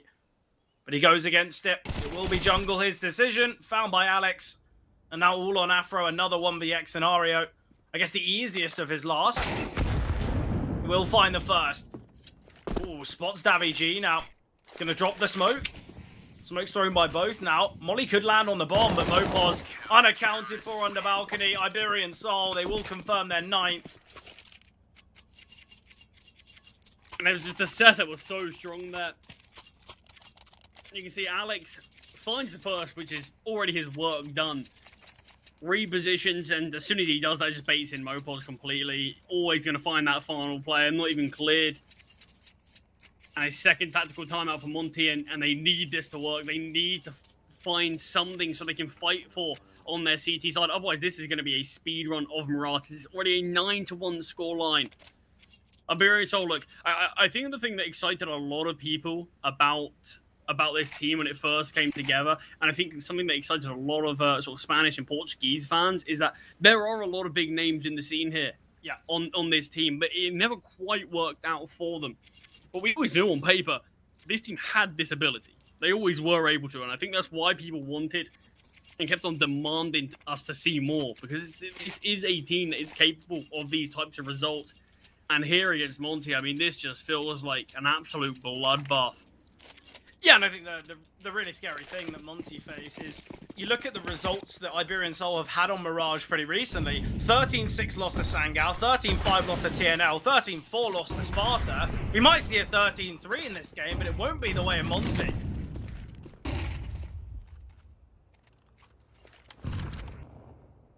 No, and that just makes things even more worrying for map number 2 in this series. But there's still 2 more rounds remaining of this half. Can Monte find them?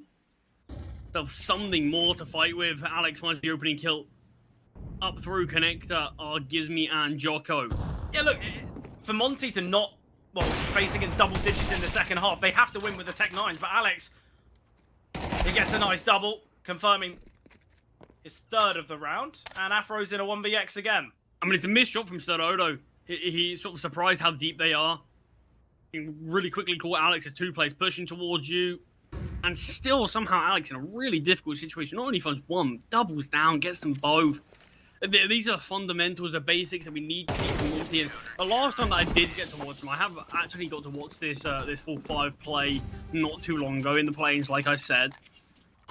It was significantly more impressive than this. It was against eyeballers. And it felt like they at least had that as the basics. They were at least able to get that. And look, don't get me wrong, I think it's always going to be a tough task for Gizmi to try to cool around this team that does feel very sort of chopped and changed throughout the last few months. But these aren't things that need to be cooled. These are the basics.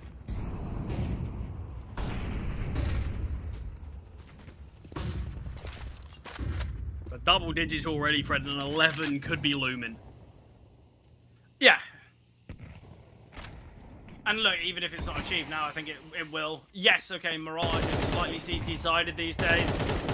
I guess you could say probably a 55-45 split. I don't think it's as outrageous as a 60-40. I think 7-5s are what we're used to seeing, I guess. But yeah, I think this is far too one-sided. not only have Monte been outclassed in the calling of the decision making, but the individuals have been really lacking. Ryu, a player that when you talk about the T side for Ryu, it's usually his preferred side. It's usually where he can absolutely destroy with the AK in hand. He's 1-10. Really, really tough here for Ryu. And I think that's the most basic thing that we can point out. Individually, Monte haven't stepped up. No, definitely not. This could be their moment though, but Alex can get one. Can't double down. Gives me trades. Afro finds the Dodo as well, but Salzo tucked away towards Sandwich. Jocko can find him. Monte looks as though they might find their second here of the map. Obviously, an attempt will be seen from Iberian Soul as nothing to be saved. It's final round of the half. Yeah, this is actually going to be a really difficult one for Iberian Soul to read. With the smoke down towards Connector, they're not... Well, I was going to say they're not going to be aware if anyone's towards CT, but the smoke just being thrown there could give up that idea, as Monte are giving up so much room to Iberian Soul on this retake, but with time ticking, not a lot remaining, and Molotov missed onto the bomb site. The kills are going the way of Monte, and finally, I mean, look, we have a round that looks convincing, but it takes all half to get it. Final round there, just to yield Monte their second. This feels desperate now going into the second half. Yeah, look, not only are they going to have to win the pistol, they're going to have to hope Iberian Soul force, and then they win that, and then they win another, and they get kind of 3 rounds off the back of the pistol. They're still trailing by 5 rounds, even with all those hypotheticals. But yeah, it's been a tough one. Look, I don't want to take praise away from Iberian Soul because they have played really well, and Alex has massively stepped up, 17-5. I think this is the type of performance where Alex will be really happy with. But again, I think there are kind of a lot of things we have to say to discredit Monte. I think a vast majority of Iberian Soul's success hasn't just come off the back of their individuals, but also because of how lacking Monte have felt. It's not as though, oh, well, the only reason Iberian Soul are looking good is because they are better players. These are of similar caliber players, right? We're not saying that Monte are kind of the David to Iberian Soul's Goliath. On paper, this should be a fairly even game. Obviously, we know that both Bimus and Jocko have been brought in for this event, fairly new addition. So we know that systematics and I guess synergies aren't really going to be seen. But these are still players that can hit heavy, aren't they?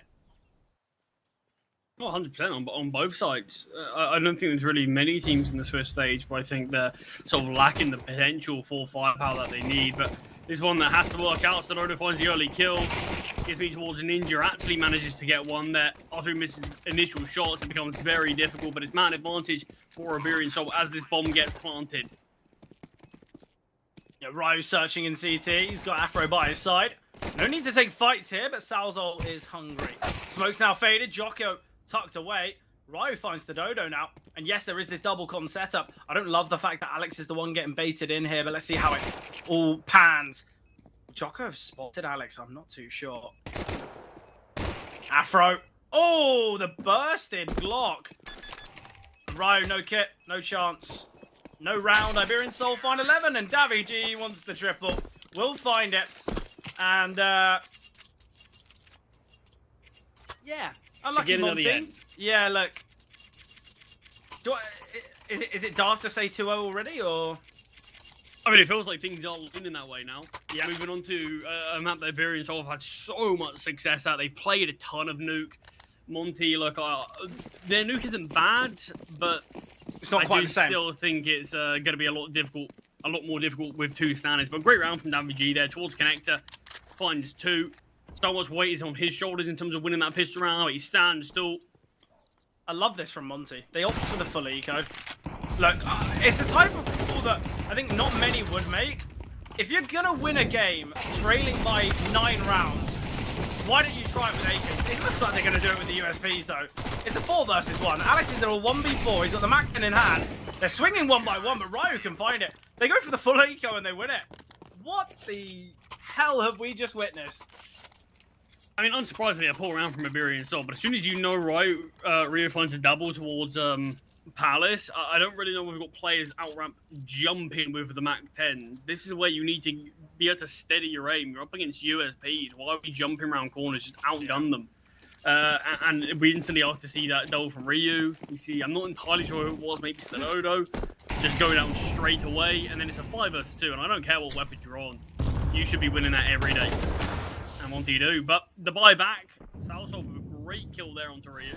Yeah, obviously Ryu, the dismantler of that last round, has been ripped away in this one. Well, look, Monte been given a gift in that last round. It'd be terrifying. It'd be horrible if they lose this one now, though. Because we know what that does to the finances. It makes it even worse. And obviously, they'd have to force. It'd be all on the line. I'm searching. Jocko close as well. Ooh, missed shots here from Salzol. Afro. I could have worked so well there for Salzol, but just doesn't. So close. But it's Look just at Mopos. slightly off connected. I mean, Mopos might be able to catch something onto Gizmy. Just turns his back as soon as he goes to beat the corner. So it is going to have to be an eco for Iberian Soul. So it might look like things are going to take their time a little bit before we close things out on Mirage. What a comeback it could be. I mean, the issue is it still feels like it is going to be Iberian Soul closing things out without any issues for now. Yeah, So Monte... they made a mistake losing against an eco. They lose against the second buy when they had to force it. The eco's the brutal round of them all. But once they get the full buys in hand, it's still a long road ahead for Monte before I think we can even really start considering this comeback's going to happen. 11-2 down. They need 9 in a row just to level it up. And I don't think Iberian's T-side's that weak. Damage from Afro. The Glock swinging out top middle. And no casualties for Monte. Money's looking pretty good for them as well. Obviously, Monte need to keep their finances strong, you know, throughout the whole of this. They don't want to be kind of constantly winning clutches and being in a position where they lose a round and they're on an MP9, because then backs are against the wall. They will be facing that kind of 12th for Iberian Soul. So keeping their finances high, ensuring that AWPs can be brought out, you know, full utility, full defuse kits, no faffing around. Bymus does have 7.6k. A defuse kit costs $400 and he doesn't have one. I think you know what's coming from me, but I mean, 4K. I don't know why you're complaining. if he's in the clutch and he doesn't have one and he loses because of it, I think you know I'm bringing it up.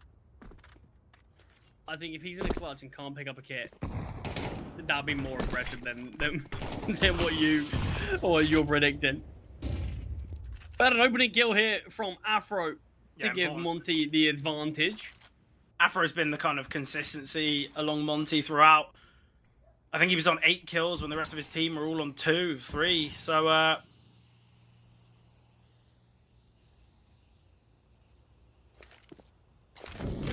step in middle from Davy G. All just back away. Forces Jocko across. It is going to be this B play here now from Iberian Soul. Not much utility. There is this smoke, but it's finally been used. And Gizmy, reposition from Gizmy. Salzo doesn't spot, so Gizmy gets a freebie. Utility coming over. 5-on-3 now for Monte.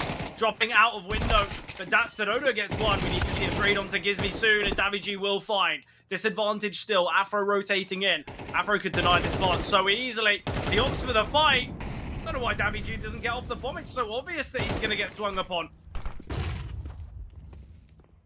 Perhaps Mopos, just hoping Mopos can do it enough himself, does find his first kill on the round. I mean, the angle that we're seeing here from Biomass is so strong. Surely can't be clear. It has been spotted though, but in a window, Ryu was able to spot from that position anyway. Nice find from Biomass. The round does get a bit closer towards the end there, but Monte still survived. I think I want to at least see this next full buy come through from Monte. So the next 2 rounds before I start believing this comeback is going to happen. Yeah, look, I think once they get to 9, or if they get to 9, I think that's when people will be thinking, okay, this is now well within the realms of possibility. God, imagine Iberian Soul lose Mirage. I don't know what they'll be feeling heading to Nuke. No, I mean, that will be very embarrassing. That'll be super embarrassing from the scoreline that they had. I still don't think that's the case that we're having right now, but it's good to see a few more names starting to put themselves on the kill feed and on the score sheet, because Monte, they do really need all this team to come together. Because like you said, Afro, he was the one consistency. He was the one player that felt like in the first half he was trying to do something. He's still there. He needs support around him. Look, I think as well, even if Monte do end up losing this, at least it's not kind of a 13-2, 13-3 scenario where we say, well, no confidence is going to be brought to Nuke. Obviously, Monte, yes, they're not the best Nuke team, and Iberian Soul far favored in that second map, but there's still the idea that Monte could take it. So let's say they bring things close on the Mirage, they bring it back to kind of a 13-9, 13-10, and they feel a little bit more confident, not only in the individuals, but the calling. Then at least we can say, well, look, Monte have got something to fight with. They've got some confidence to go for. Jocko, though, getting the triple. Salzol can fight Jocko, though. Missed AWP shot, but Afro swinging wide. P250 in hand and can fight. And it leaves Salzol in the clutch.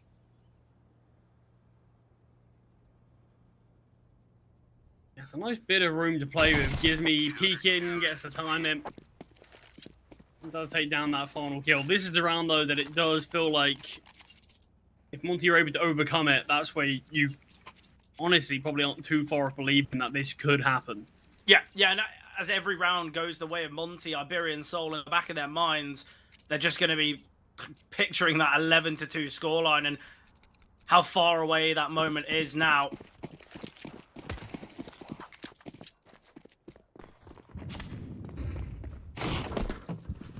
Sedodo back on the big green, though. Alex so fast here. Afro going for a peek towards under. Alex could take him down so easily here. Jocko towards Con, spamming through. Alex can find him. Can't double, though. Nice find from Afro as well. Deals to Davi G. It is going to be this playthrough B. Gizmi very much alone on the B bomb site. Rotations will be really slow as well. The idea is just got to stay alive for as long as physically possible. Pushing through, will catch off Mopos. Trade not seen from Salzol either. And the low beam defender of Gizmi could find it all. Rotations fully seen now. And Stadodo, a really difficult 1 versus 4, but a great sight hold there from Gizmi. Absolutely excellent. We got a flank from Ryo as well. I mean, look, there's plenty of time on the clock, so I don't think this is going to be a necessarily taken down after time situation. But Stadodo needed to find that kill. Just gets the wall bang. Ryu starts to strike now. Even more damage being dealt. Stadodo gets found through the wall. And Monte do find 8. This is putting themselves 3 rounds now away from their opponents. For anyone just tuning in, this was that 11-2 scoreline. Won the pistol. They lost a full eco. Haven't won a round since then. Yeah. Yeah, it's tough. The fact we should have been seeing a 12-2 scoreline as well is ridiculous. I mean, that is the thing, isn't it? It's Iberian felt like they had the easiest opportunity to find 12. It was a 5-7. But it's just a 5-7 and USPs, and they lost that. But that would have not only been 12 for them, it would have been them still having a full buy and play against Monte's first full buy. But the fact they lost it, they had to go for a forced buy and then an eco, and it just allowed Monte to get rounds that they should never have had. Yeah, look, Iberian Soul, they have had 3 full buys now, I guess you could say. Obviously, the first one being against the eco, but still, that's, you know, it's a round they should be winning, if anything, more favored. So, this is where things get quite interesting. And obviously, we saw a tactical pause called by Iberian Soul. I think maybe we should have seen a bit more, I don't want to say mental resilience, but it seems like they have been kind of on the back foot ever since that eco round. But they go to the old faithful, go through the set of just 8 smokes, keeping it simple, which I always like to see. No need to mess around. Mopos looks like he wants to get sent through, but Davigi gets a double. A disappointing way for the round to turn, but Ryu doubles. Afro finds one as well. A 2-on-2 now, but the bomb plant has been denied. Gizmi, smoke has faded, and Gizmi creeps on out. It is just the tap. Gizmi's in such a good angle. Realizes it is just the tap. Mopos now searching. Afro's maneuvering all the way to short, completely to surprise Alex here, surely. Oh, missed shot from Alex. Oh, this is so tough. Not Alex, from Afro. I mean, both teams being caught out in a really tough position, but it's Mopos finding that kill into Afro. Maybe going to look to be a ninja. Great idea from Gizmi, but Mopos with that retrieve. Dorf finds the kill, and Iberian Soul. This is the issue, Fred, isn't it? We talk about it time and time again. When you are a team that is at such a heavy deficit, you need to play perfect Counter-Strike, and there's no such thing. Yeah. a mistake can happen, a half-buy can come through, and Iberian Soul make the half-buy work. They make the Tex 9s, and despite it being that 2-man advantage and Monte bringing it back to that 2 versus 3 in their favor, Iberian Soul still make it work. Yeah, crazy, but look, Monte, they were given a gift. I think one's been wrapped up and posted through Iberian Soul's letterbox in that last one, so I guess even playing field, you could call it. Either way, though, Monte now needing 4 in a row, not to clinch victory, but to take it to overtime. Gizmi playing a nice angle. Jocko will be that second B defender, but there's limited utility. It's a smoke and a flash, and the fact it's on Gizmi, he's worried about the opportunity of a player pushing through Murder Hole, but Gizmi will find Mopos. Oh, that step will have been heard surely by Jocko.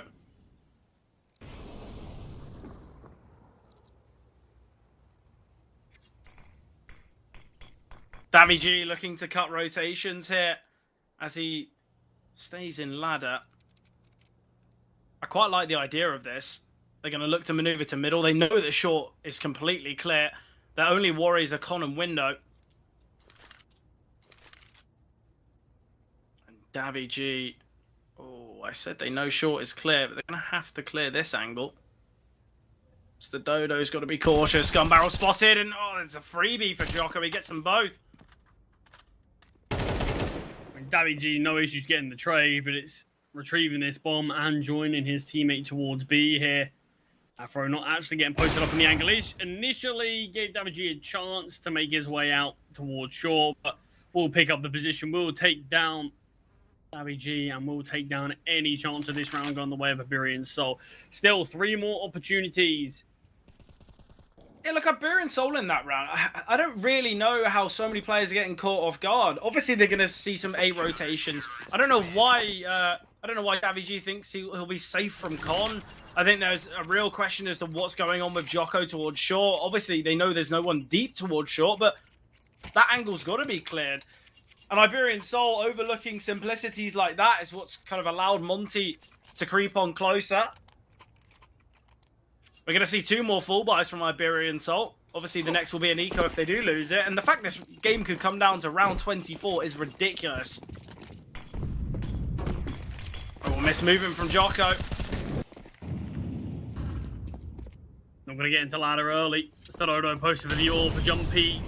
Is going to come through from Gizmi, but not after dropping the Molotov. And Starodo not want to stick there. And underpass AWP posting from Afro. The jiggle comes out and it's good enough to bait it.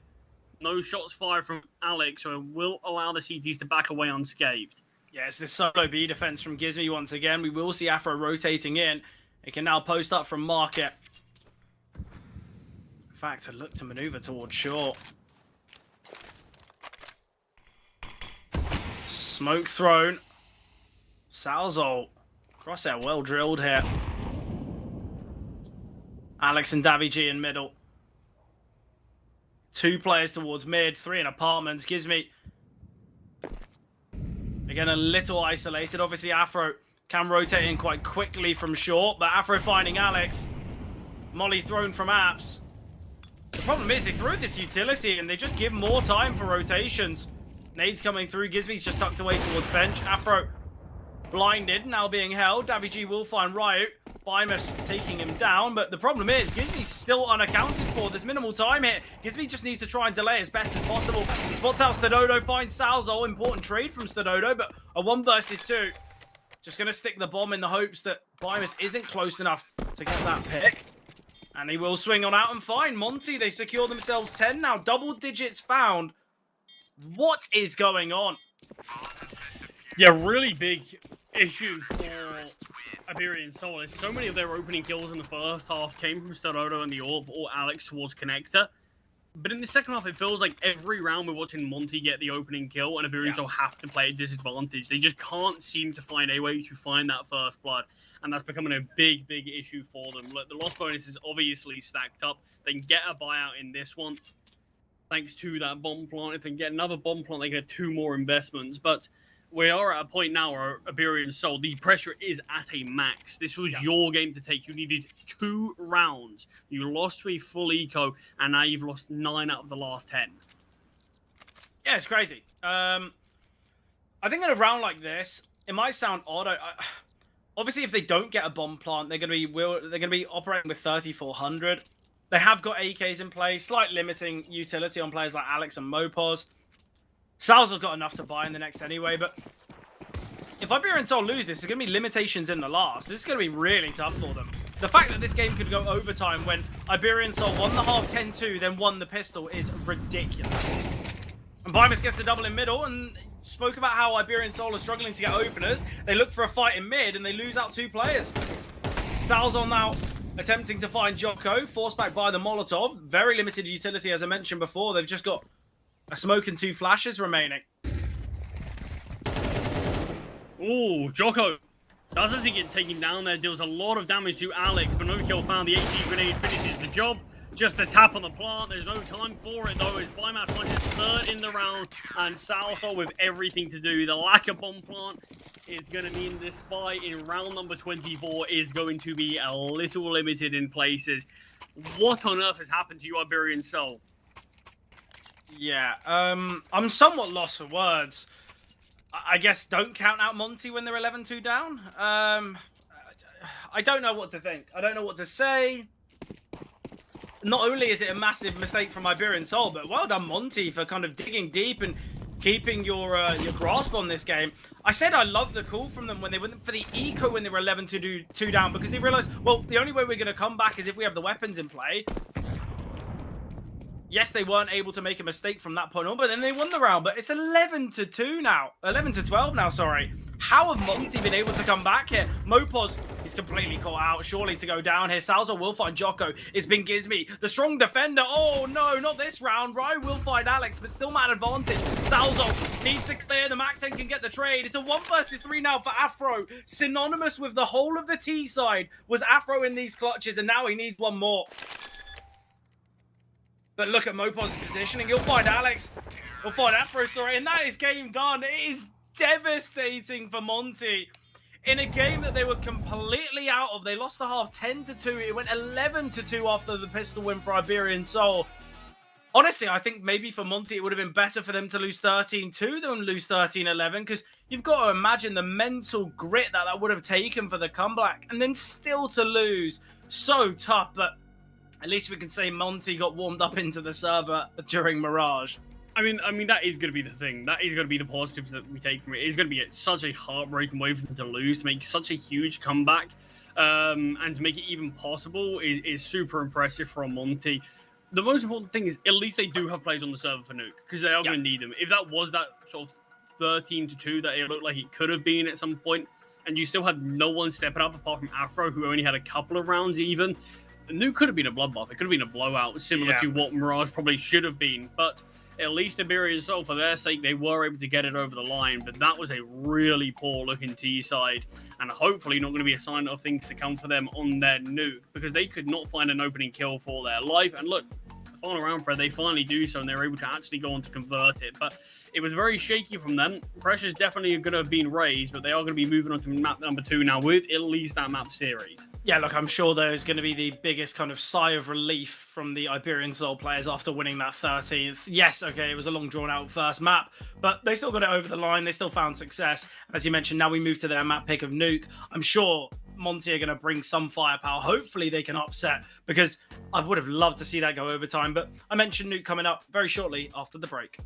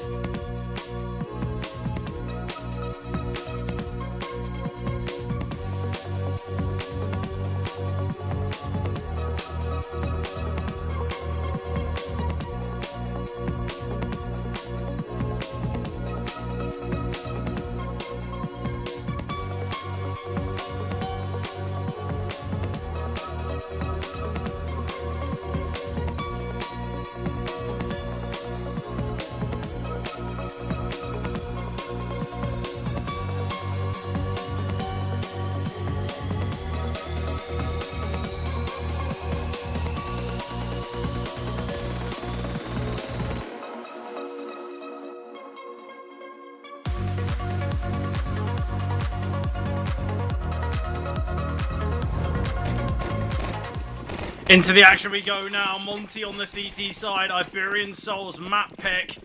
And this is where things get really tough. Obviously, Monte, they did so well to come back, but just unable to do it. It's so tough to see, but sometimes that is how the cookie crumbles. And now, this is where things get interesting. Things get exciting, because we know how good Iberian Soul are on this map. Jocko, though, gets early on the score sheet. Afro here as well, tucked. Denies the bomb. And the setup was perfect for Monte. Yeah. I mean, what a read. Iberian Soul with players down vents quickly onto that B bomb site. Sounds like holding the lurks, but Monte already set up for a B hit. What a masterful pistol there from Monte. Great decision making, great calling, and seeming just having a really solid idea of what Iberian Soul like to do on those pistols. You look at that initially before you see the mini map and where and when Monte have placed their pieces. Iberian Soul really clean hit down vent, taking all that space, undamaged. You got Salso holding the lurks. It looked really solid from their POV. You just have Jocko defending and baiting in Afro even more. Really great decision. Rinse and repeat, same again. Go for the vent drop. Afro gets a double though. Nearly a third found and Stadodo. Almost to make its way down, but already we've seen that rotation. That is Jocko. Afro holding here towards ramp. Salza. Oh, Salza's got an excellent timing. Oh, can actually find that. 2 versus 4 though. A very difficult round here for Iberian Soul, and this is the full bite. Yeah, there's Jocko now in a tough spot. Towards dark. And it's waiting for when Iberian Soul opt to strike. Salsoul starting to make his way down now. Jocko spotted, playing from Toxic. And that's the B-bomb site opened, and the bomb can get planted. It's planted for Gizmi, in fact, and just opens up the door. Gets taken down. Yeah, the issue is, Salzo, you're holding towards ramp, but you can't really plant for ramp, especially when that smoke dissipates. Monte will secure their second, and an expected third as well, with it being an understandable eco. Climber swinging from ramp. Rifles can be picked up. I've got a question, right? Iberian Soul, kind of notably very strong on Nuke. It is their go-to map pick. Do you think Monte have kind of, with that pistol round decision and setup, do you think that's just pure anti-strat, knowing that Nuke is going to feature in this series, that maybe they've done a little bit more work on Nuke and kind of how to counter Iberian Soul's success? I mean, you would imagine so. You'd imagine Gizmi especially would have done his homework.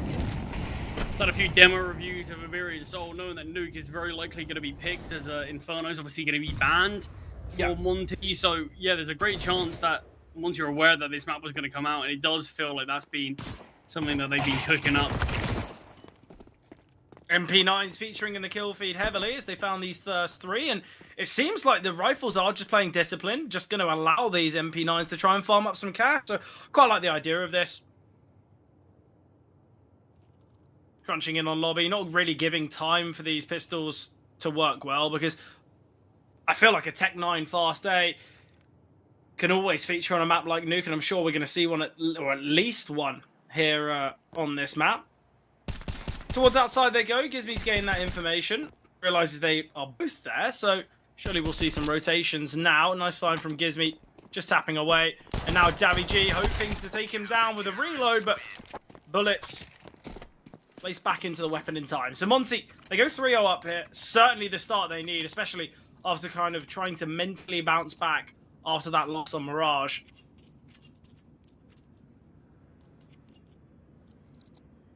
Yeah, and this is what Monte need. Look, we obviously spoke about how things looked horrendous for Monte initially, and then how difficult it must have been to take that loss after bringing it all the way to round number 24. But yeah, they do need to reset. Obviously, we mentioned how vital it was that Monte came back into that, just on the basis of players would be more warmed up into the series, more prepared. Look at the finances, though. The money is excellent for Monte, because not only have they had kind of 2 rounds with these weapons, but limited casualties.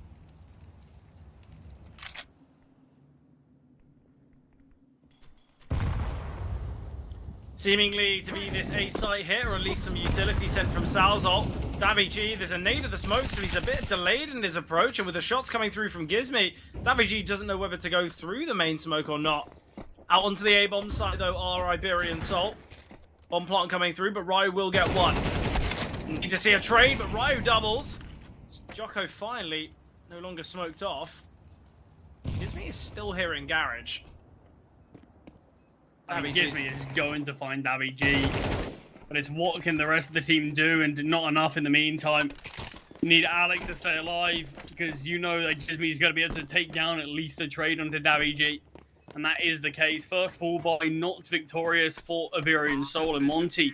Make it 4 on the bounce. Of course, this is the CT side of Nuke, and we are expecting big things from Iberian Soul on their CT side of Nuke when they swap over to that second half. But it does have to be said, we need to make sure that they've got enough rounds to be able to really showcase what they can do there. So Monte can't really take their foot off the gas. For them, they've got to keep on posting these rounds, take one step at a time. Look, out of the last 15 rounds of this series, Monte, they have won, oh no, more than 15 in fact. Oh no, never mind, my math is right. Out of the last 15 rounds, Monte have won 13 of them. Obviously spanning across Mirage and Nuke here, but what is going on? We're 20 seconds into a round, it's a 2 versus 4 already. How has this series kind of gone from the argument of, oh, this is going to be a quick 2-0 and Iberian Soul are 11-2 up on Mirage to, are we going to see Monte push to a third? Because the way they're showing themselves so far on the CT side of Nuke is very impressive. Yeah, I mean, there's a lot of individual moments, a lot of fighting, but it's working out on this occasion. We said we needed Monte. The good thing is the silver lining for that first loss of Mirage, however heartbreaking it was, is that players did get warmed up into the server. I think just the start of that round, watching it from Afro's POV is the perfect sort of example of what's gone wrong for Iberian. So I don't really know how a player is able to push through his own smoke ramp and find a double kill before finally getting traded. Yeah, exactly. Salzal's getting flanked by Gizmi as well. Just needs to check this left-hand side. Did he see him? Well, might not have seen him, but still taken down. Monte, they're 5-0 up, and in these 5 rounds, there's only been 5 kills here from Iberian Soul. An even split, 1 apiece. Yeah, well done, Iberian Soul, realizing this isn't how we expected things to go on Nuke. Let's take an early attack pause. Let's not let things get too far out of hand. Has the idea for 2-0 changed drastically? I still feel like it's... I want to say there's a 50% chance now. From what I would have assumed, about a 90-10 in favor of Iberian Soul after that 11-2 half. I'm now thinking Monte have got a decent chance. I mean, if they can keep on putting up displays like this in the first half, then yeah, why not? We could be going to a third map, which I was very surprised after. I think a lot of people would be surprised about after the first half of Mirage. But look, I think if there's anything that any sort of telling signs throughout this series so far is that you can never count out either of these teams. No, definitely not. Certainly not. And it's still very early on Nuke. It's the fact that Iberian Soul have a 29% win rate on Mirage going into it in comparison to Monte's 61, and the fact they were victorious there, and the fact that first half was so dominant. Gizmi will go down to Davy G, naded the smoke again, but Afro, a bit of a miss nade there. Opening kill found by Iberian Soul, and obviously we mentioned how the CT side for Monte could be quite complicated because they brought in both Jocko and Bimus. When it comes to rotations, when it comes to kind of systems in place, they might not be so well drilled. Mopos, sends the molly. Jocko, Afro, both find so many picks here. The setup towards Secret is excellent, and although they lose the opening kill, they find all 5 afterwards. Yeah, Jocko's looked immense here. 11-2 since the pistol round till now. He's just been relentless.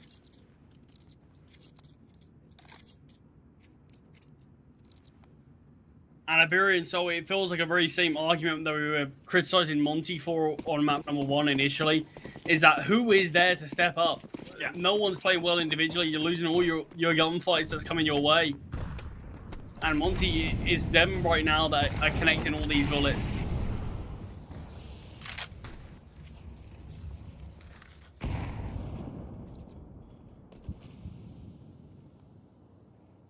the idea of this boost here.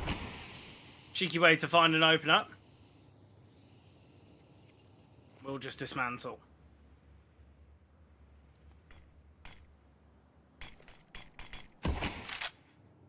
Smokes towards outside. Trying to allow the lurk of daviG to cross. Nice nade there. Stadodo dodging, but still taking a fair portion of damage.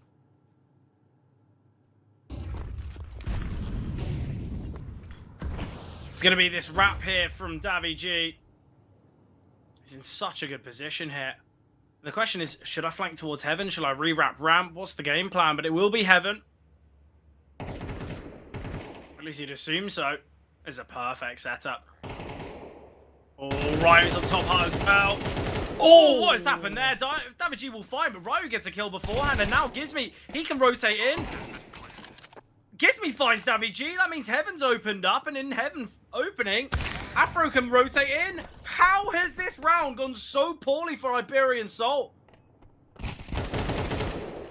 mean, it's all on Alex. One of the stars on map number 1 needs to do even more here and can't. Gizmy finds him, completes the triple, but I don't think you could have pictured that going a worse way than it did for Iberian Soul there.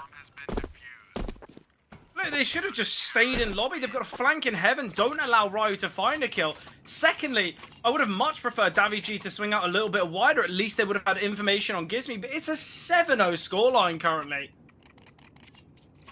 What has happened? Part of it almost felt like daviG was like, you find the kill, so I still won't be spotted in Heaven. Part of it looked like that. The fact that he was just delaying it that much. But it's a guaranteed kill, maybe even a guaranteed double. I mean, regardless of what the decision making was, it wasn't the right decision. That should have been Iberian Soul's first round.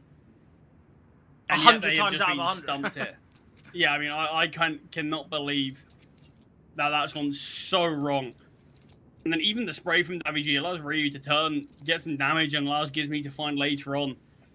I mean, this is a massacre on Nuke right now, and considering this is sort of the home ground of Iberian Soul, what has happened? Since the first half of Mirage, this has just been really pathetic.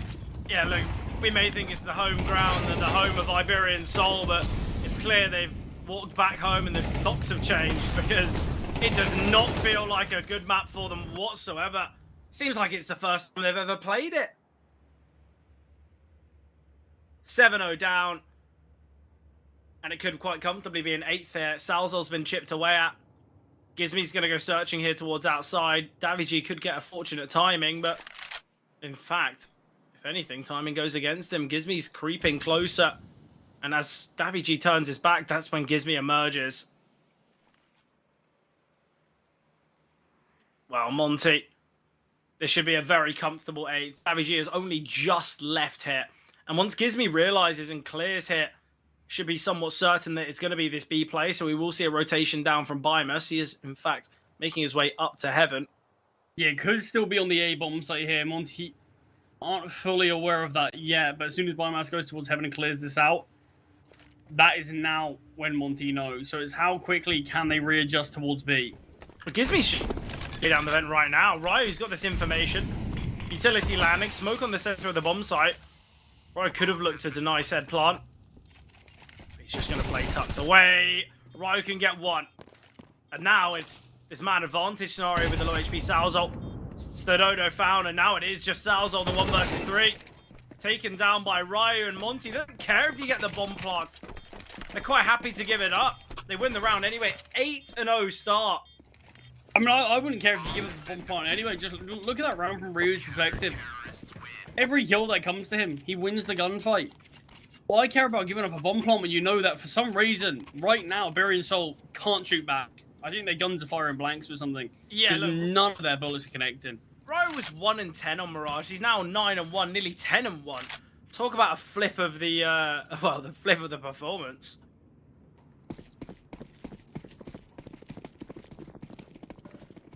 Yeah, 8-0. Still, if Iberian Soul can find 4, these final 4, even 3, you still believe they have a chance. But just the ways that things have been looking so far, can't help but feeling a bit pessimistic about this.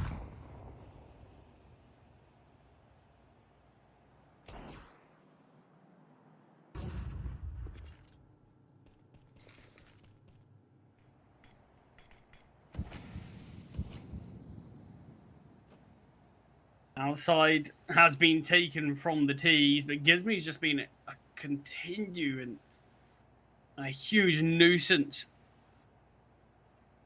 for Iberian Soul. I say just him. Feels like everyone. Bymas hasn't even had a lot of work to do. Joker's 13 and 4. Look, Bymas, you're 10 kills less than him, but what has Bymas, as you said, needed to do? Just rotate him from heaven and your team's already won the round? That's kind of what it feels like.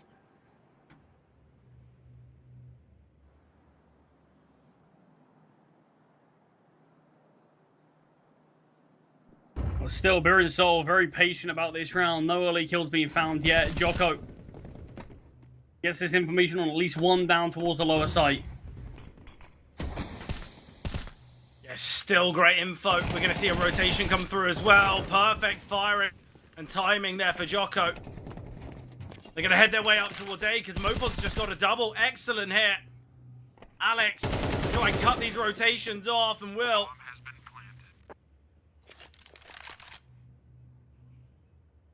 And finally, a round that Iberian Soul will win. No easy rounds for the rest of this game, though, by the looks of things. His money is in a really good spot for Monte. So we're going to need to see Iberian Soul do it against constant full investments. Yeah, look, even if they get these final 4 rounds, I still feel like Monte will be happy with the result. 8-4. Kind of what we've come to expect on a map like Nuke. But the fact that Monte still have 3 more rounds of this. Actually, if Afro gets this kill, finances are now not perfect for Iberian Soul. There's going to be a Galil in play, surely. Terrorists win. Afro goes down, but that won't make that much of a difference. And finally, Iberian Soul do break this streak, but it's been a long time coming. Yeah, look, it was what? That was 17 rounds out of 19 found by Monte, spanning across Mirage and Nuke. Crazy. I mean, this was quite a resurgence. Oh, great fun from WG through the smoke there. An opening kill found from Iberian Soul. It was their T side that was disappointing for Mirage, and it's their T side that's still underwhelming here. But like I said, if you can manage to somehow find 4, you'll end up looking at this half being completely different light, really.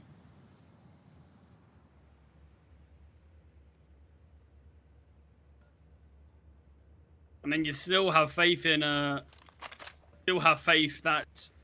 Iberian Soul can make things work. Yeah, definitely. It's not done, not at all. And I think Monte have proven that, yes, okay, they didn't make the comeback, but the game isn't over until that all-important 13th is punched in, and that's something that Iberian Soul not only realized from that Mirage game, but I guess might give them hope for Nuke. But they are requiring these next couple rounds. This one's looking pretty good for them. The opening kill found outside. And a second here as well. Ryu, aggressive stance in Hut, will find the first. Timing here can be excellent. Ryu gets a double. Maybe not realizing that there's 2 more teammates in lobby for Ryu. Mopos is low. Just a 1 flash on Stadodo. So much utility here on the CTs that can send the molly towards second vent, clear that angle. They got 2 HE grenades, 2 flashes as well. Still nothing sighted. Nice flash. Blinds WG still. Bomb halfway ticked and no information or no real idea. The swing can come through. Gizmi will get 1. It's the Dodo. Now in the 1 versus 1. Ryu kind of just has to stick the bomb. And the Stadodo flashes and blinds himself. Ryu unable to get off of it in time. Stadodo, an important clutch. Gets a 3k in that one. And Iberian Soul, they needed a hero, but Stadodo provides. 8-2 now. Yeah, Stadodo just timing his beat there, counting to perfection of how long that defuse is going to take in swings just before that bomb can be defused. Iberian Soul double up. And in fact, they could have a bit of an easier time if they are able to win this round. Good chance if it's looking dominant, Monte are going to save and have no issues into the final, but you never know how the round is going to transpire. But still, final 2 rounds of the half.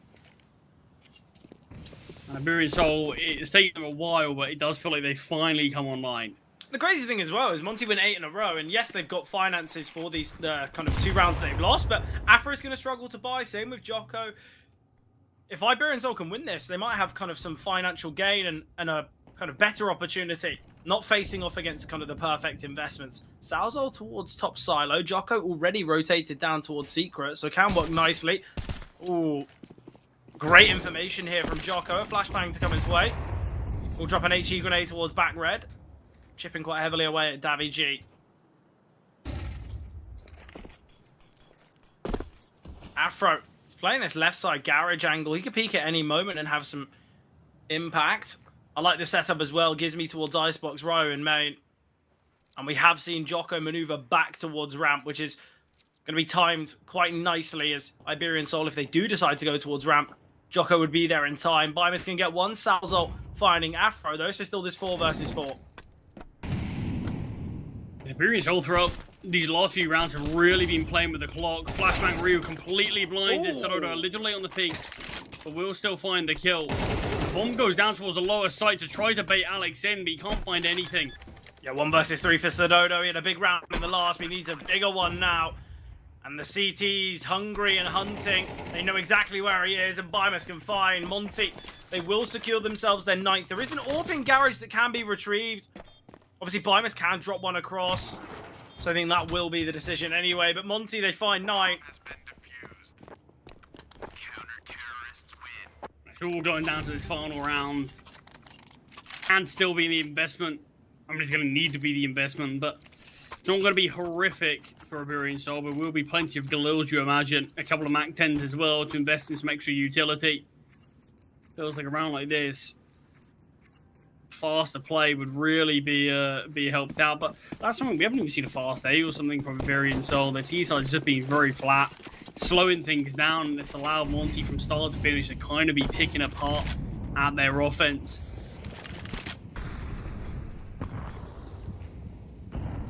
Just a jiggle from Bimus, Molly in hand. Util coming down. He needs to send that Molotov now. It is going to be this fast play through A. Alex fully blinded. Mopos confined. Afro just holding the vent drop, but Alex gets an important pick as that's the A-bomb site open. Gives me attempting to rotate through. Afro will find Mopos, but Salzol dealing with Jocko alleviates some pressure from lobby.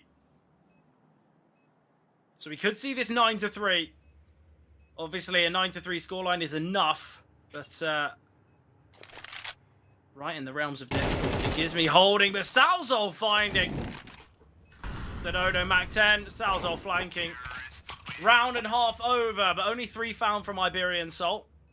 Guess you could say they were 8-0 down. They found 3 out of the last 4. It's not all bad, but the start was very poor. And look, we talk about it when the T side win the pistol, about how the foundation it can bring. Imagine if Iberian Soul did win that pistol. We'd be looking at maybe a 7-5, maybe even a 6-6, depending on whether Monte forced or not. So I think we can say, if Iberian Soul win the CT pistol, I guess we could say it's a fairer game and maybe a real possibility now.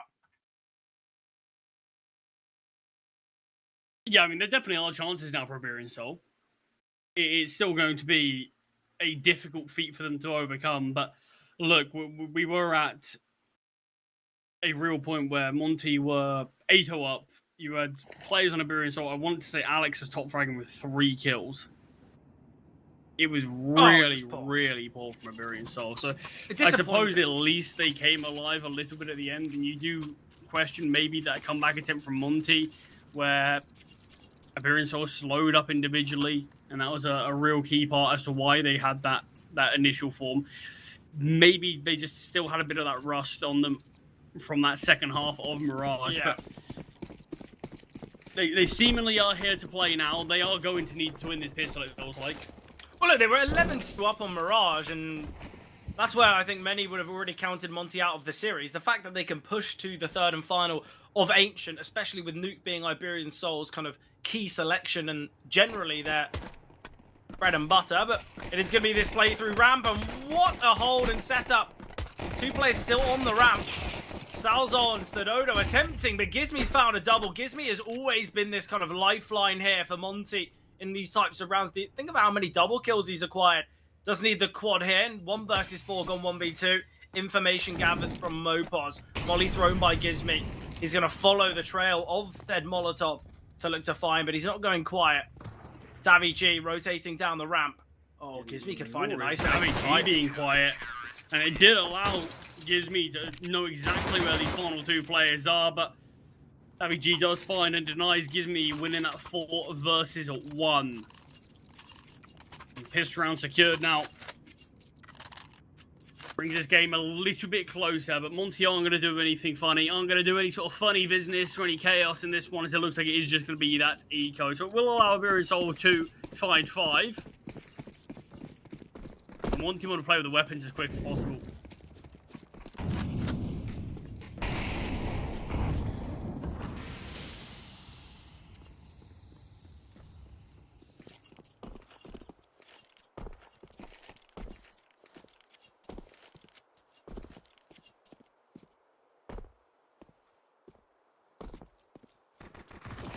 It's just those Glocks, keeping things slow. But Starodo with an aggressive play towards lobby. He wants to make money. He wants to get out the AWP. Towards T-Roof now. Afro gets taken down. Starodo doing it all alone. Up to the A, force out the player towards T-Spawn. That range he wants to find it. What a round from Starodo. The only player getting aggressive on Iberian Soul, and he gets all the kills. Look at the cash he's got now to bring out the AWP in the future. Yeah, I think, I think moments like this, Monte aren't kind of out of the woods yet. They aren't kind of pushing to Ancient yet. They are still 4 rounds away. And obviously we saw from Iberian Soul, a team that fare very well on Nuke, they were only able to find 3. So I think if we can see this get closer, it's not as though Monte are in the same scenario that Iberian Soul were in on Mirage.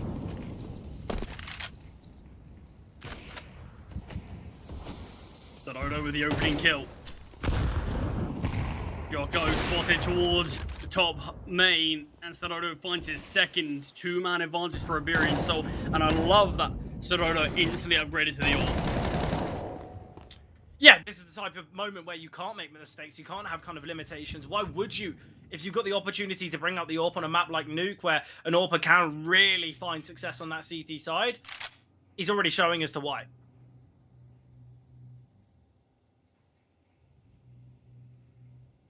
And someone that, what, look, only 2 rounds ago, he's on 5 kills. Instantly up to 12 now. Info gained on the players towards the lower site, and Molotov chipping them away slightly as well, as Monte look like they have to hit towards upper.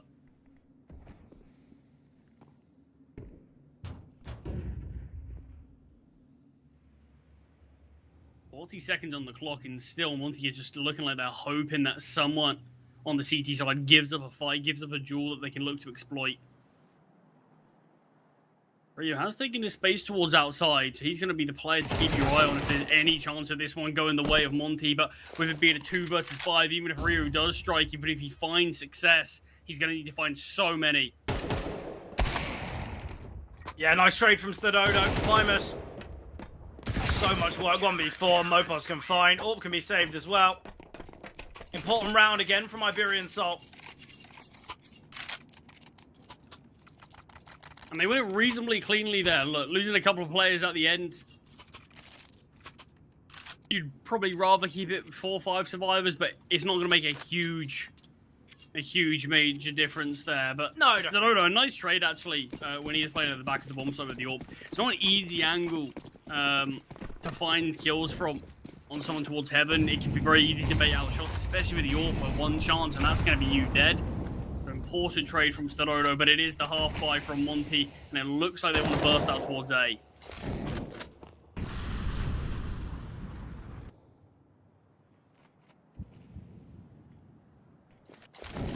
Yeah, look, I said these Tech 9 pistols, usually we'll see a pop towards the A-bomb site at some point or other on a map like Nuke, and here it comes. No flashes though, and oh, this is just far too easy for Mopos. Saying that, where are his defenders? Where are his teammates? Well, Gizmy, he has taken them down. That's where they've gone.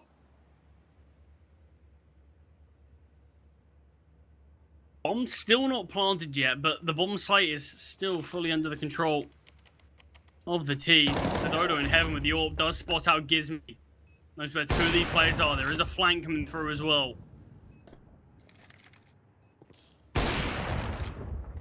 Veto not even considering the possibility of this yet. Just over to that P250 to try to find the play on the back of the bomb site. Kill was actually given up on the other side of this. Now the flank comes through. The Tech-9 does get the kill. And Alex with all the work to do now. It is going to be a full stick of the bomb. I love the decision here, but he is going to get swung on. Ryu does find that kill. And Monte with the half buy makes it work. We'll be able to post 10 on the board now. Look, it's the only way he wins that round. Tapping the bomb isn't really going to work.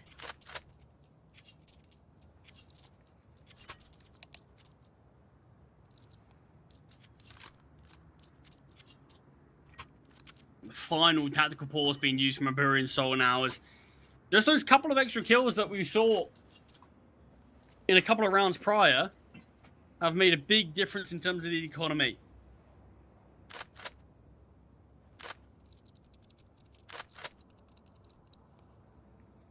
Yeah, look, Monte. It's kind of a round out of nowhere, but we see it from time to time. Monte now getting themselves double digits.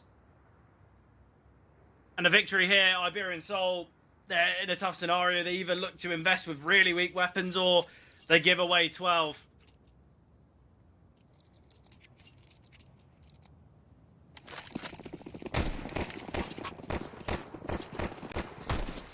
Let's see what these weapons can do then. No AWP for Starodo. There are 3 M4s in play. Ryu opening kill onto Mobiles. That's one of the M4s going down. Alex will find a trade through the smoke. And blocking the smoke is Alex, but he does give up his position to his opponents. And in fact, it looked like Gizmy was going to take all of this space towards outside. Just slowing down slightly for now. And there's a lot of room actually being opened up here in outside for Gizmy to work with. Starodo's completely rotated around. So it's up to Salsol to now rotate in. And Gizmy might have lost his timing.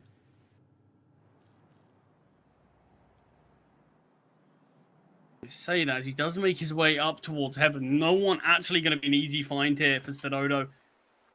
Apart from Alex.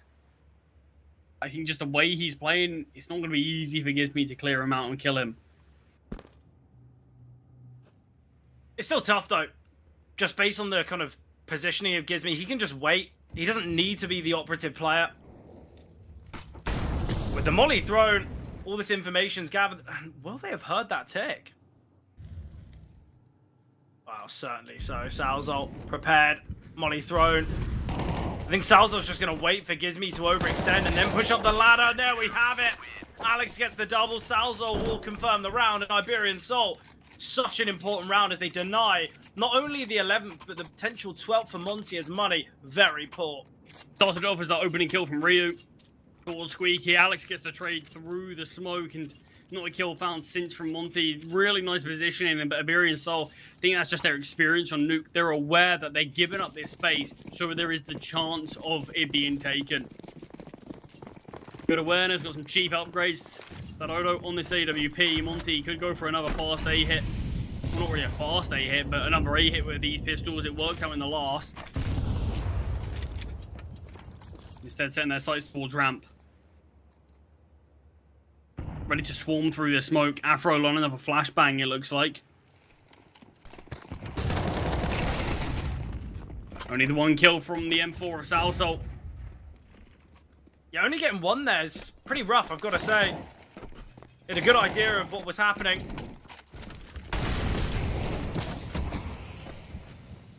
Yeah, 2 more kills found now from the T's. It's becoming really tricky for Iberian Soul. And with the money that they have, this probably just needs to be a save. And it's the halfway again from Monte that pays off. I mean, initially, Salsol towards ramp there. It felt like he wanted to stay behind that smoke. But then kind of thought better of it, backed away, but he was just caught in transition. Wasn't quite in the safety net of being able to drop down towards ramp. And also wasn't advanced enough where he's sort of catching off players that can line up. And Monte a threat on these half buys. The only 2 rounds that they've won so far on this T side. But it's the fact that right now, with the ability for them to be able to win just rounds like this, it means Iberian Soul are never safe. No, exactly not. And it's just a thing of like, all it takes is one big mistake from Iberian Soul, which we kind of saw there. Money's broken. Monte have got such a nice route in now.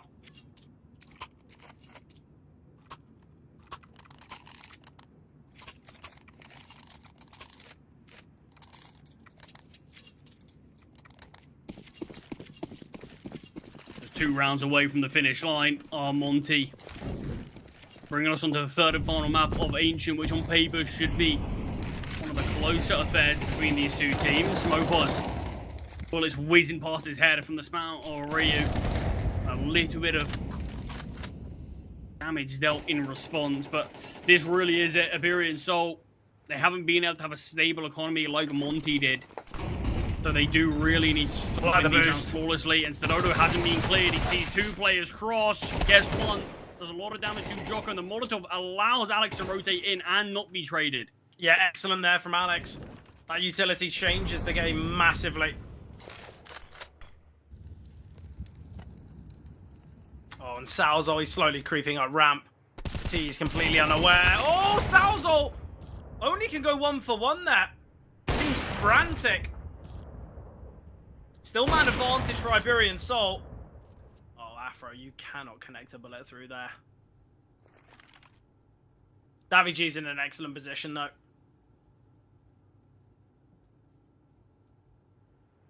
Yeah, just denying these players from falling back. And Alex holding if they make their way through towards heaven. So B kind of feels like the only goal where they can go. And it's all on Mopos. What can he do in this round? When does he choose to take his time in and peak?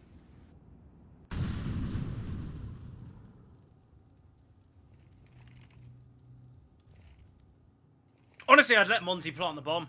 I'd just allow for rotations. We've seen it now from Davy G. They've made their way down, but all it takes is a bit of mistiming, but Mopos will swing. Afro aware, missed shot from Afro, an impossible round. He will get 1, though, which is going to cost the finances slightly here for Iberian Soul.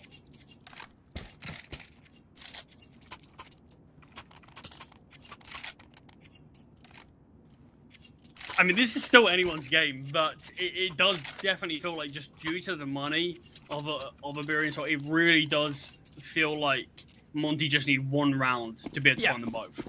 Well, it's not only the money, it's the lack of loss bonus. It's the fact that Iberian Soul, all it takes, 1 lost round, they're down to bare bones. Ooh, Stadodo, you're lucky to be alive. Afro. Real rarity on that missed shot, but Jocko certainly won't. Jocko's been really key here. Mopos going to send the molly and the flash. He's got an MP9 in hand. An attempted shot through main. Yeah, I've probably been going for quite a few of these in this game. The problem is, Alex is already down towards Secret, but he hasn't got any utility to hold off. He is currently being held by Jocko, spotted by Jocko as well. And now the T's could make their way down, but great find from Afro. Deals with Davy G. Salzo will get 1. The no scope from Afro. Alex has got to get 2 here, but gets traded. Monte. They have now found that all-important 12th.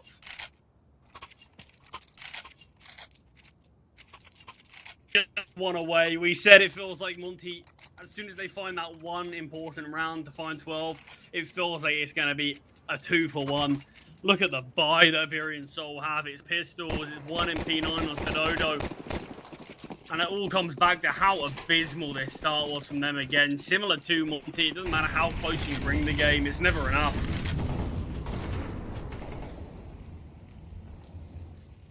Five kills away from us heading to Ancient.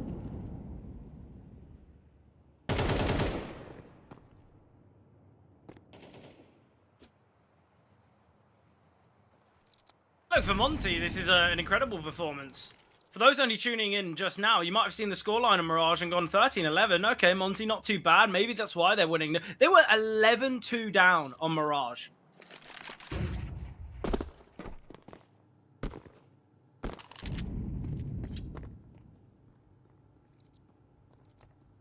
Yeah, the fact that they've got a chance to come back in this series and take things in that 2-1 fashion would be quite the storyline for Monte.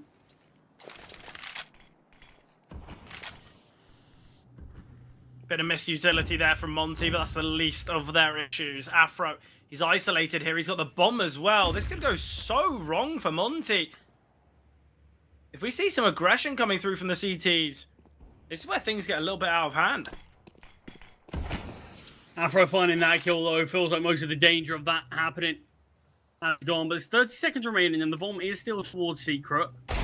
Alex advances in, connects the first headshot with the Deagle, hungry to retrieve the AWP, and my boss in the meantime finds Gizmy.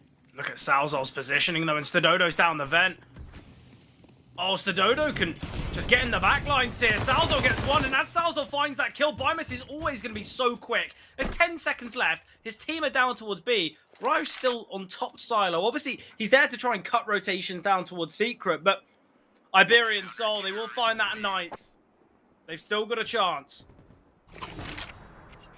Yeah, even with the weaker weapons, maybe Monte just overcomplicating things there. With 3 rounds remaining, Iberian Soul need all 3 of them. Money. In a tricky spot here for Monte, and that's why they're discussing things, because you've got the saved weapon of Ryu.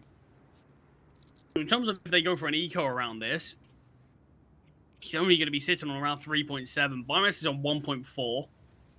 With his loss bonus as well, only going to be on 3.1. So Monte is sort of considering, do we full buy around this, or do we eco and have both Ryu and Bymus on weaker weapons? And it looks like they do want to go for this force buy. They are going to be giving it everything here, but this does mean if Iberian Soul can best this investment, it could all come down to round number 24.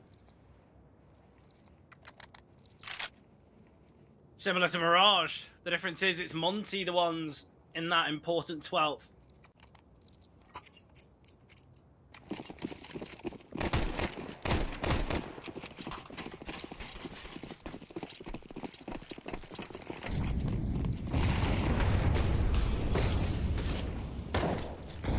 Attempted aggression from Afro, forced back from the flames. A little bit of utility traded back and forth. But both sides reasonably unhurt.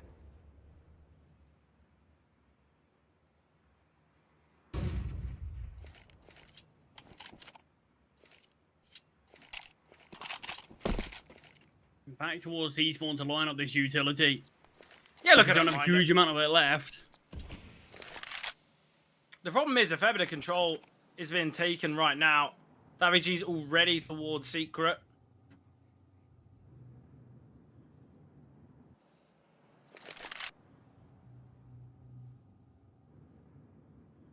Oh, Alex. He's got so much information here. Whether he spotted Ryu is the question. Bit of a spam coming through from Alex, a spam coming through from Heaven as well, and this should allow Daviji to find plenty. Not the greatest of the need, will do so much work though, and Alex and Stadodo can find here from Heaven. Afro, 1 versus 4, Mopos in the back lines. No chance. Yeah, it's got all this intel, letting the rest of his team know exactly where Afro is. And with Afro making so much noise, everyone's going to know constantly in where the final player does reside. Just desperate spams, hoping something comes through. Afro taking down from behind, Mopos will connect. And we said if that round does go the way of Iberian Soul, that should be them being teed up for this final round affair between these two teams. It is just these pistols. Monte can't even really invest much in a round like this. It's only 2.4k loss bonus, so if they want utility, it kind of just needs to be Glocks. Yeah, and look, if Afro wants an AWP, he's going to be begging Ryu to sell that Deagle and kind of go without head armor, but no AWP in the next for Afro then. And no, I say next, in the final of regulation.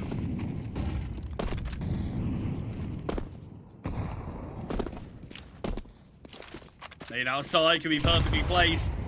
Great HE grenade damage, finds Ryu and does a lot to Gizmy and Jocko as well. Yeah, And look, with the that main kill thing- found, they should get the intel that, okay, there's probably more players outside. the most important thing is Iberian Soul don't have, 3-4 casualties in this round because the finances aren't perfect. You've got to make sure you keep as many alive. Not the best of sprays from Davig whatsoever, but he will double. And Jocko all that remains. Now Monte, this is it. Will they secure this final round and push to Ancient, or will Iberian Soul clutch it up when it matters the most? Expectations, what are we thinking? I'll give you 10 seconds for your guesstimate. For this final round. I need it. I need it. OT or Monte. I think we're going to OT. Okay. I'll go Monte. I'll keep it spicy. And honestly, watching the play, I'm so confident. They're already down the vent. They're already down towards B. Could be how aware of Iberian Soul of these lurks. Gizmy finds the early kill onto Dabby G.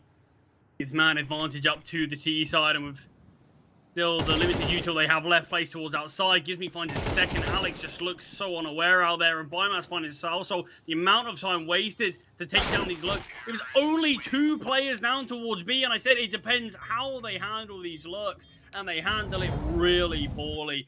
Great call there from Monte to be able to go on to take that one, but look, it's another heartbreaking comeback that we've just seen. Yeah. Yeah, and I think this is all alleviated if obviously Iberian Soul close out Mirage more confidently, more convincingly, but they let Monte get back into the game. And obviously with that, Monte had that 8-0 start. It was incredible from Monte. They would have been kind of really G'd up and really kind of, I guess, prepped and ready for Nuke because players were finally warmed up after that loss on Mirage. Devastating, obviously, for Iberian Soul, but that's kind of their own causation with that, I guess, delayed finish to Mirage. And now we head to Ancient. It's 13-11s each way, and obviously Monte are going to be the ones kind of a little bit more excited and a little bit more happy with this result because yes, they map traded, but they were out of things on Mirage. They look completely lifeless. The fact that Monte have pushed to a third, I think many will be favoring them here on Ancient, but obviously Ancient, it's going to be a banger of a map. I cannot wait to see it unfold, but beforehand, Charlie, we will be jumping to the break.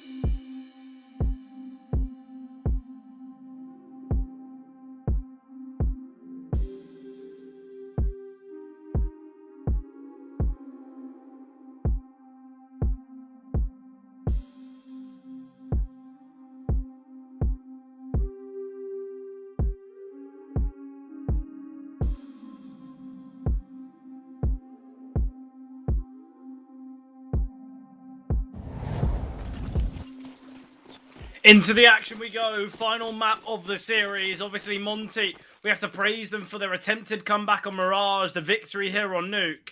And now, they head into the final map with their heads held high. They were 11-2 down, may I remind everyone at home, on map number 1. They seemed lifeless, out of it, no chance. And now, a best of 1 to see who can take it to that 2-0 spot in the Swiss stage. I've got to say, Gizmy's had a really good game here. Oh, 100%. Map number 2 especially, so much impact. His position alone passed so many rounds. Great initial kill from Afro. Salsol tries to double up a really quick trade from Ryu. The bomb going down on the A bomb site, and you still got Jocko just keeping Savvy G here. You're relying on these 2 other CTs, but they're managing to do so. Drive-by shot from Jocko. That's now the stick of the bomb. I don't actually know if they have discussed where this bomb is being planted. The bullets aren't connected. They're shooting in the wrong position completely. They find the first bomb. Mopo sticks the bomb in the smoke. Not even close to denying that bomb. And a full 10-second ninja defuse. Yeah, crazy. But look, Iberian Soul, they drop that smoke. And Monte, I think sometimes, you know, you're going to look to spam through the smoke in the host, but it's not like you've got a rifle. You've got Glocks in hand. I think the best thing to do is just jump out the smoke at the same time. If someone is holding for you, you've got a good chance of the trade. And 10-second stick, they'd have to get off of it to get the kill. And probably the round would have been won. But poor post-plant positioning there from Monte has cost them that round. But we will see the force buy coming through. 4 Galil's in play with Ryu's Deagle. Minimal utility, but they're going to want to give this round a go. Spam coming through from Gizmy, but not connecting.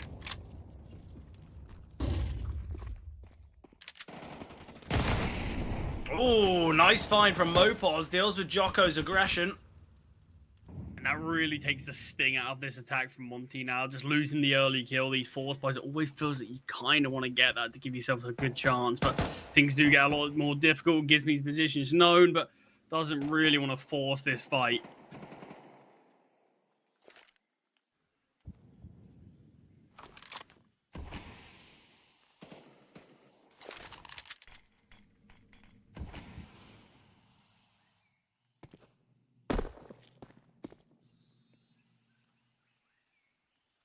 I mean, mid's been taken, but Iberian Soul, well, they should be more than happy to give this up. They've got the positioning with the CTs. They've got the man advantage. A big rotation towards A, but opted against it, gone towards middle instead. 3 players here. Mopos does only get 1, so it's going to be a level playing field here. And I felt like Iberian Soul made a really good decision, but going for this mid aggression, deciding on that a bit later, messed things up.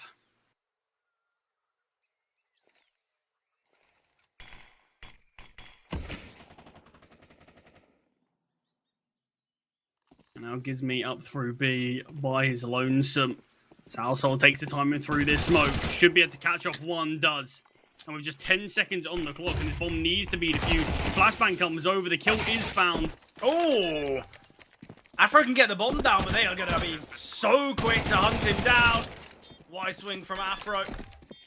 Round will be found again from Iberian Soul, but just 2 survivors. What do you do here? Do you go for the force again if you're Monte?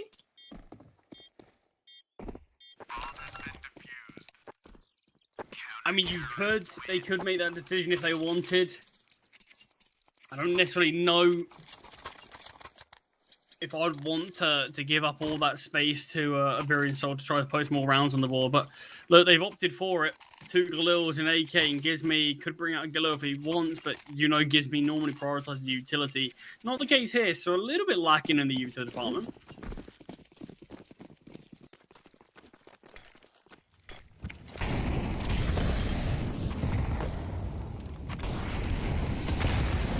Obviously, Iberian Soul, if they lose this one, finances will be broken, but Davy G, nice find there on Tobias. Afro's going to be searching towards top ramp here.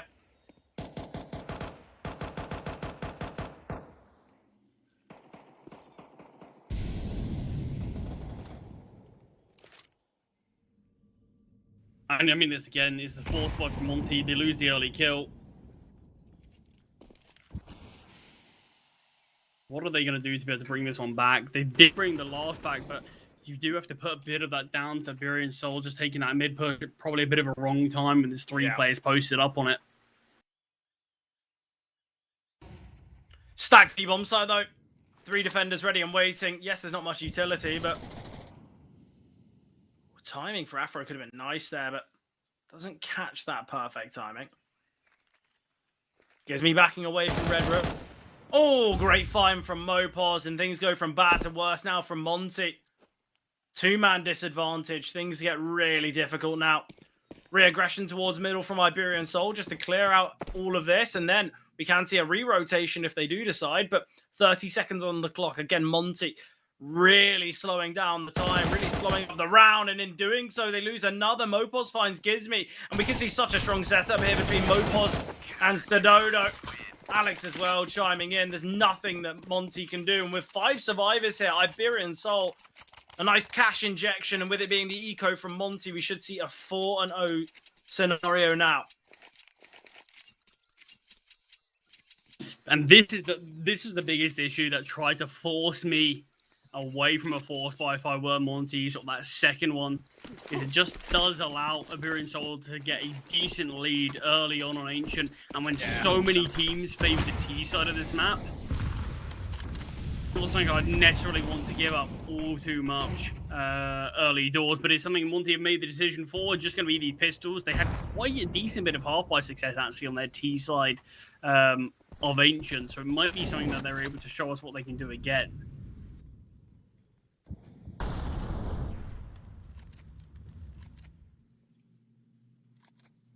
Salzol, the defender here towards A, does still have a nade, smoke, and a flash. Flashbang towards middle now. Just going to clear out that space is Davi G. Salzol still ready and waiting, and it looks as though he's crossed. This is going to be tough because Stadodo's the first responder, and Salzol needs to peek, needs to find. Not the quickest of kills, but he will find them all. Nice 3k there. Kind of puts this round to rest. I mean, damage would be great here from the Ds. All these force buys kept the economy of Iberian Soul reasonably humble, but easier said than done. Just these Tech 9s and armor. Decent bit of time in from Jocko here. You've got to imagine Alex and Mopos are going to be able to deal with him without any issues. Alex actually allowing Mopos to take the fight. He does end up losing out to Jocko, and Biomass hit in Donut will go down. There's a Molotov flying his way in Donut as well. Goes down to the flames. And just the one casualty on this half fight for Iberian Soul. So money is growing reasonably quickly for them.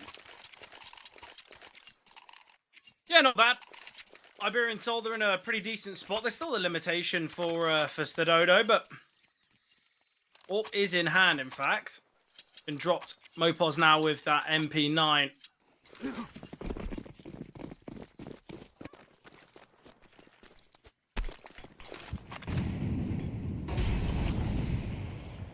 Monte, they're not in that kind of do or die spot where they've got to put kind of rounds on the board, but we're slowly getting that.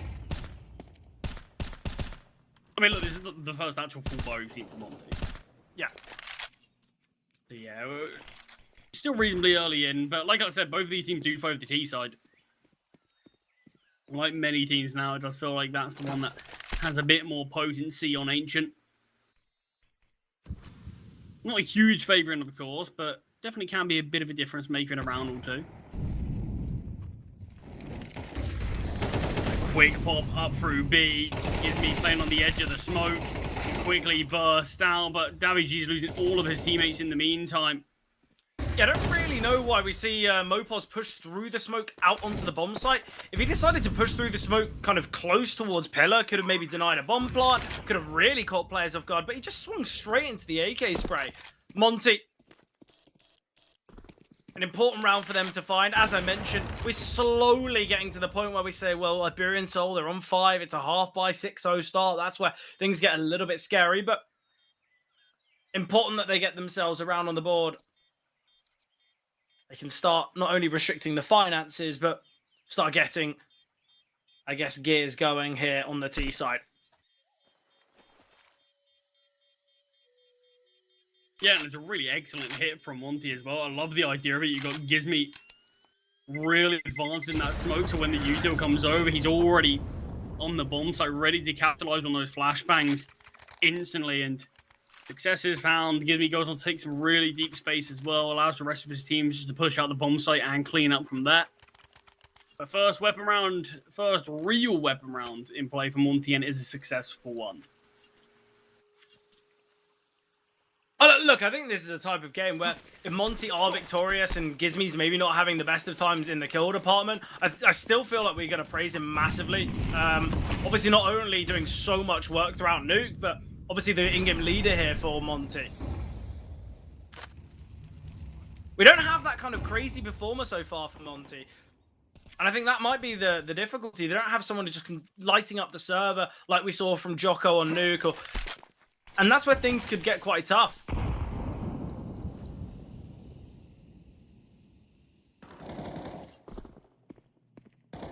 What's the bare minimum here for Monte? We think 5 is enough? I mean, it's really difficult in this series between these two teams after what we did see from an initial Mirage first half, from Iberian Soul, from an initial start from Monte on Nuke, that both these teams do show that they've got the resilience, but also both the teams show that equally they can struggle to close out a map occasionally. So, yeah, I think it is difficult to really pin a number down for sort of what I'm hoping Monte can at least see, but I'm hoping it isn't going to be a really one-sided affair on the first half. Maybe a bit more of a competitive map between these two teams. Davide needs to find that kill. Does go down. So all on Alex and Stadodo. And with the miss shot from Stadodo and being brought down low, you're relying so heavily on Alex to take all of this space. And him going down, Stadodo's all started to get pressured and hunted and does get found by Jocko. No survivors for Iberian Soul. As even one weapon probably would be the difference between them being able to buy and save. Yeah, look, Salzo could drop over a rifle and also invest in a hero rifle. Still be able to buy in the next. They're looking as though they want to give this a full investment though. Davide can obviously drop over a FAMAS. Play a FAMAS himself and have a rifle dropped over. They opt for the AWP. I don't mind this actually. Get the big green in play. Certainly can be a difference maker. This is a round where Stadodo can't go silent, though. He's been dropped this orb. The heavy hitter could have had another rifle in play. Maybe another 2 rifles, in fact.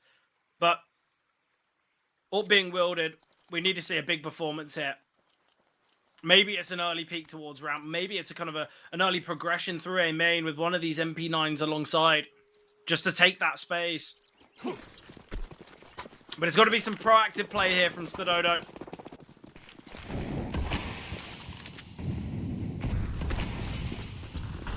Yeah, want to see what he can do with this sword, but the issue is with Ancient, there's not a huge amount of really early positions where you can find success with that all too early, so it does feel like you've become a bit more of a stable defender. But Mopos in this smoke pushes through, will take down Afro's orb.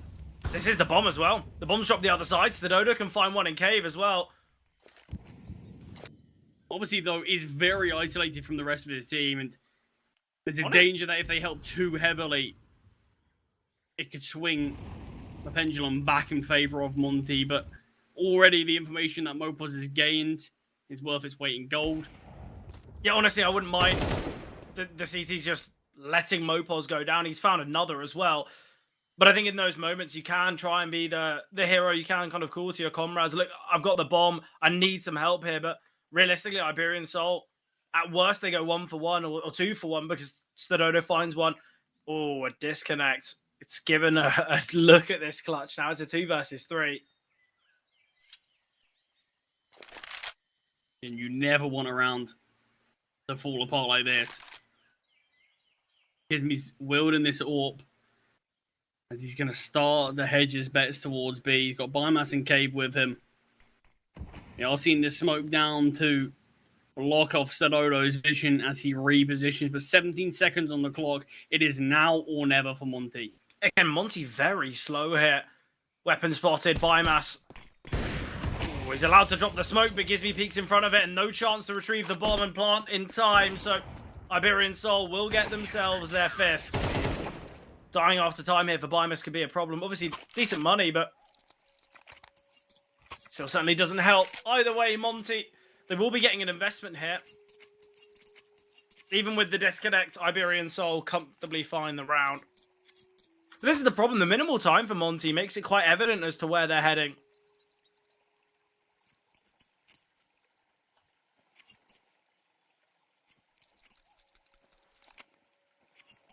I mean, Davy G back in the server now. I mean, it's certainly unfortunate for Iberian Soul, as that is around that. Look, they scrapped together an investment. They would want to have won it cleanly, and sadly, only ended up being 2 players surviving at the end of that round. So, still, their money problems are going to continue a bit here, but they are 5-2 up. They are the ones in the lead. And I think map number 1 and 2 of this series has really painted a picture that this is very much anyone's game to go. On paper, I think coming into this, I did have a favour in 2 Iberian Soul, just naturally Monte with 2 stand-ins, even with Afro joining the team reasonably recently as well. Yeah, the veto's kind of solidified that decision-making as well, right? Yeah, I think just the nature of Nuke, it feels like it'd be really difficult for Monte to be able to manage that with this sort of cobbled together roster that they've got, but still manage to stand to almost make the comeback happen on Mirage. I'm sure that they would rather not put themselves into a position where they need to make a comeback again, but it happens, right? It was the individuals that were just far too slow to start for Monte. Great HE grenade. Spam's coming through. Bimus sent through. Davy G will get 1 final bullet in the magazine, but doesn't take down Ryu. Great from Alex. Not only can he get 1, but he can double down, gets the eventual trade on the low HP Ryu.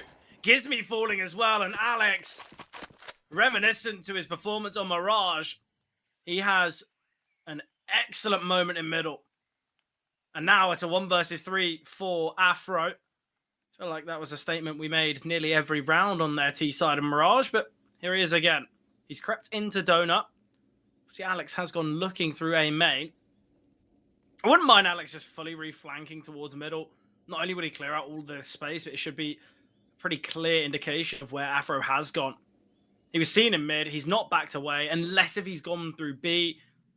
And that's why Stadodo's going to have a slight look now. Afro is now going to have a slight clear towards A main. Alex has made his way back to Donut. This is devastating for Afro. How are you going to piece this together? Both of these players, they've swapped places. Neither one's going to realize. And both are going to be surprised when either Alex faces from Donut or when we hear a tap of the bomb. But there's 20 seconds on the clock. Afro's been searching, hoping for someone to overstay and overstep, but no one's been seen. And in doing so, yes, he's got a smoke. Yes, he's got a Molotov. It's the HE grenade that could find Alex. Oh, and Alex can just win this round straight away. Afro, he's going to watch that one back in the demo and feel disgusted at every bit of timing that. I mean, there is a point in a round, I think, when you're in a big clutch, you know that the CTs aren't just going to be a static piece to the puzzle. That they are going to be moving, and I understand that Afro's desperately looking for a kill before he gets that bomb down, but sometimes you do just need to risk. You need to take a couple of gambles in these 1v3 clutches, and I think trying to get that bomb down earlier, trying to use that utility, because by the time the bomb went down, the smoke didn't even blow. Yeah, so exactly. He still had a molly and that HE grenade. Still had pieces that he could have really allowed himself to have a chance in that one, but yeah, slightly too slow in the approach. There's going to be this pop out middle from Monte. Bit of a systematic spray from Davy G in the hopes to connect, but not seen yet. Salzar will spot out one. Instead of going for the molly or the nade, he goes for the smoke. Ops is a bit of a block for Donut. Spams through, connecting to Bimus and Ryu. Great damage here from Davy G. Or Salzol, in fact. Flash coming through. Missed shot here. Alex swinging, no Ryu. Getting the trade is important. Nice HE grenade. Softens him up even more. Stadodo with another missed shot, and Jocko fast here. There is going to be a flank from Salzol. Can they catch them up shelf? Davy G will get one as well. Takes down Ryu as that lurks. Stadodo falling. Up in the hands of Gizmy. Afro peeking, and that's the bomb now. Gizmy with the missed shot. Davy G finding 3 in total. Iberian Soul. They win another. They make that push for map and series point. 5 rounds away from that. 6 from taking it. And with 3 more to play at the half, Monte going to question whether we're going to see a repeat of Mirage. But this is slightly different to both Mirage and Nuke because obviously both teams, they started off kind of on the preferred sides of those maps. Yet here, Iberian Soul, this is usually their weaker side in which they're so successful upon.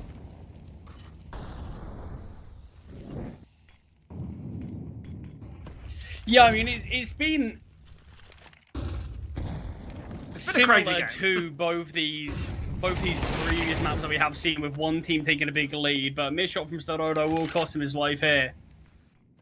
Monte find the man advantage. Salso tries to get one back in middle, but just flushes his line slightly. The HG grenade does soften behind us up, but not enough to actually finish him off. Look, I think if you're Starodo there, in that position, if you've got a rifle, you understand why you want to be flashed in and why you want to kind of have that help. Davy G at the back of Donut, he's made steps, so Gizmi's aware. Such an awkward fight, but Davy G prevailing. Right already on the bomb site, but Mopos finding his teammate in the process. It's a 3 versus 2 here in favor of Iberian Soul. Just the tap of the bomb in the attempt to force the hand. Davy G realizing it is just this fake. There's no need for him to peek, and there's going to be a flank coming through. Look at the positioning now of Mopos. Gets a freebie. That's the bomb carrier. Now all on Ryu. Full HP in the 1v3. Davy G creeping closer. Mopos still jump spotting, and Alex deep in CT. This is going to be really tough. We've got everything covered. The bomb's Yeah. down just outside A main. Iberian Soul don't need to beat this at all. And so smart from Alex. Giving nothing up. And perfect. Davy G takes contact. Mopos can just swing to get the trade. Iberian Soul now find 8. Money in a difficult scenario here for Monte, so it's going to have to be with this kind of half-by Tech 9 rush. Honestly, I think the B-bomb site could be the play here. Jocko, he's finding the space towards Shelf quite comfortably. It's clear Iberian Soul don't really want to press down towards ramp, so maybe just go for an early B lean, try and take some space, because Monte generally have been shut down towards A, shut down towards middle, and I think B ramp could be the name of the game, but they opt against it.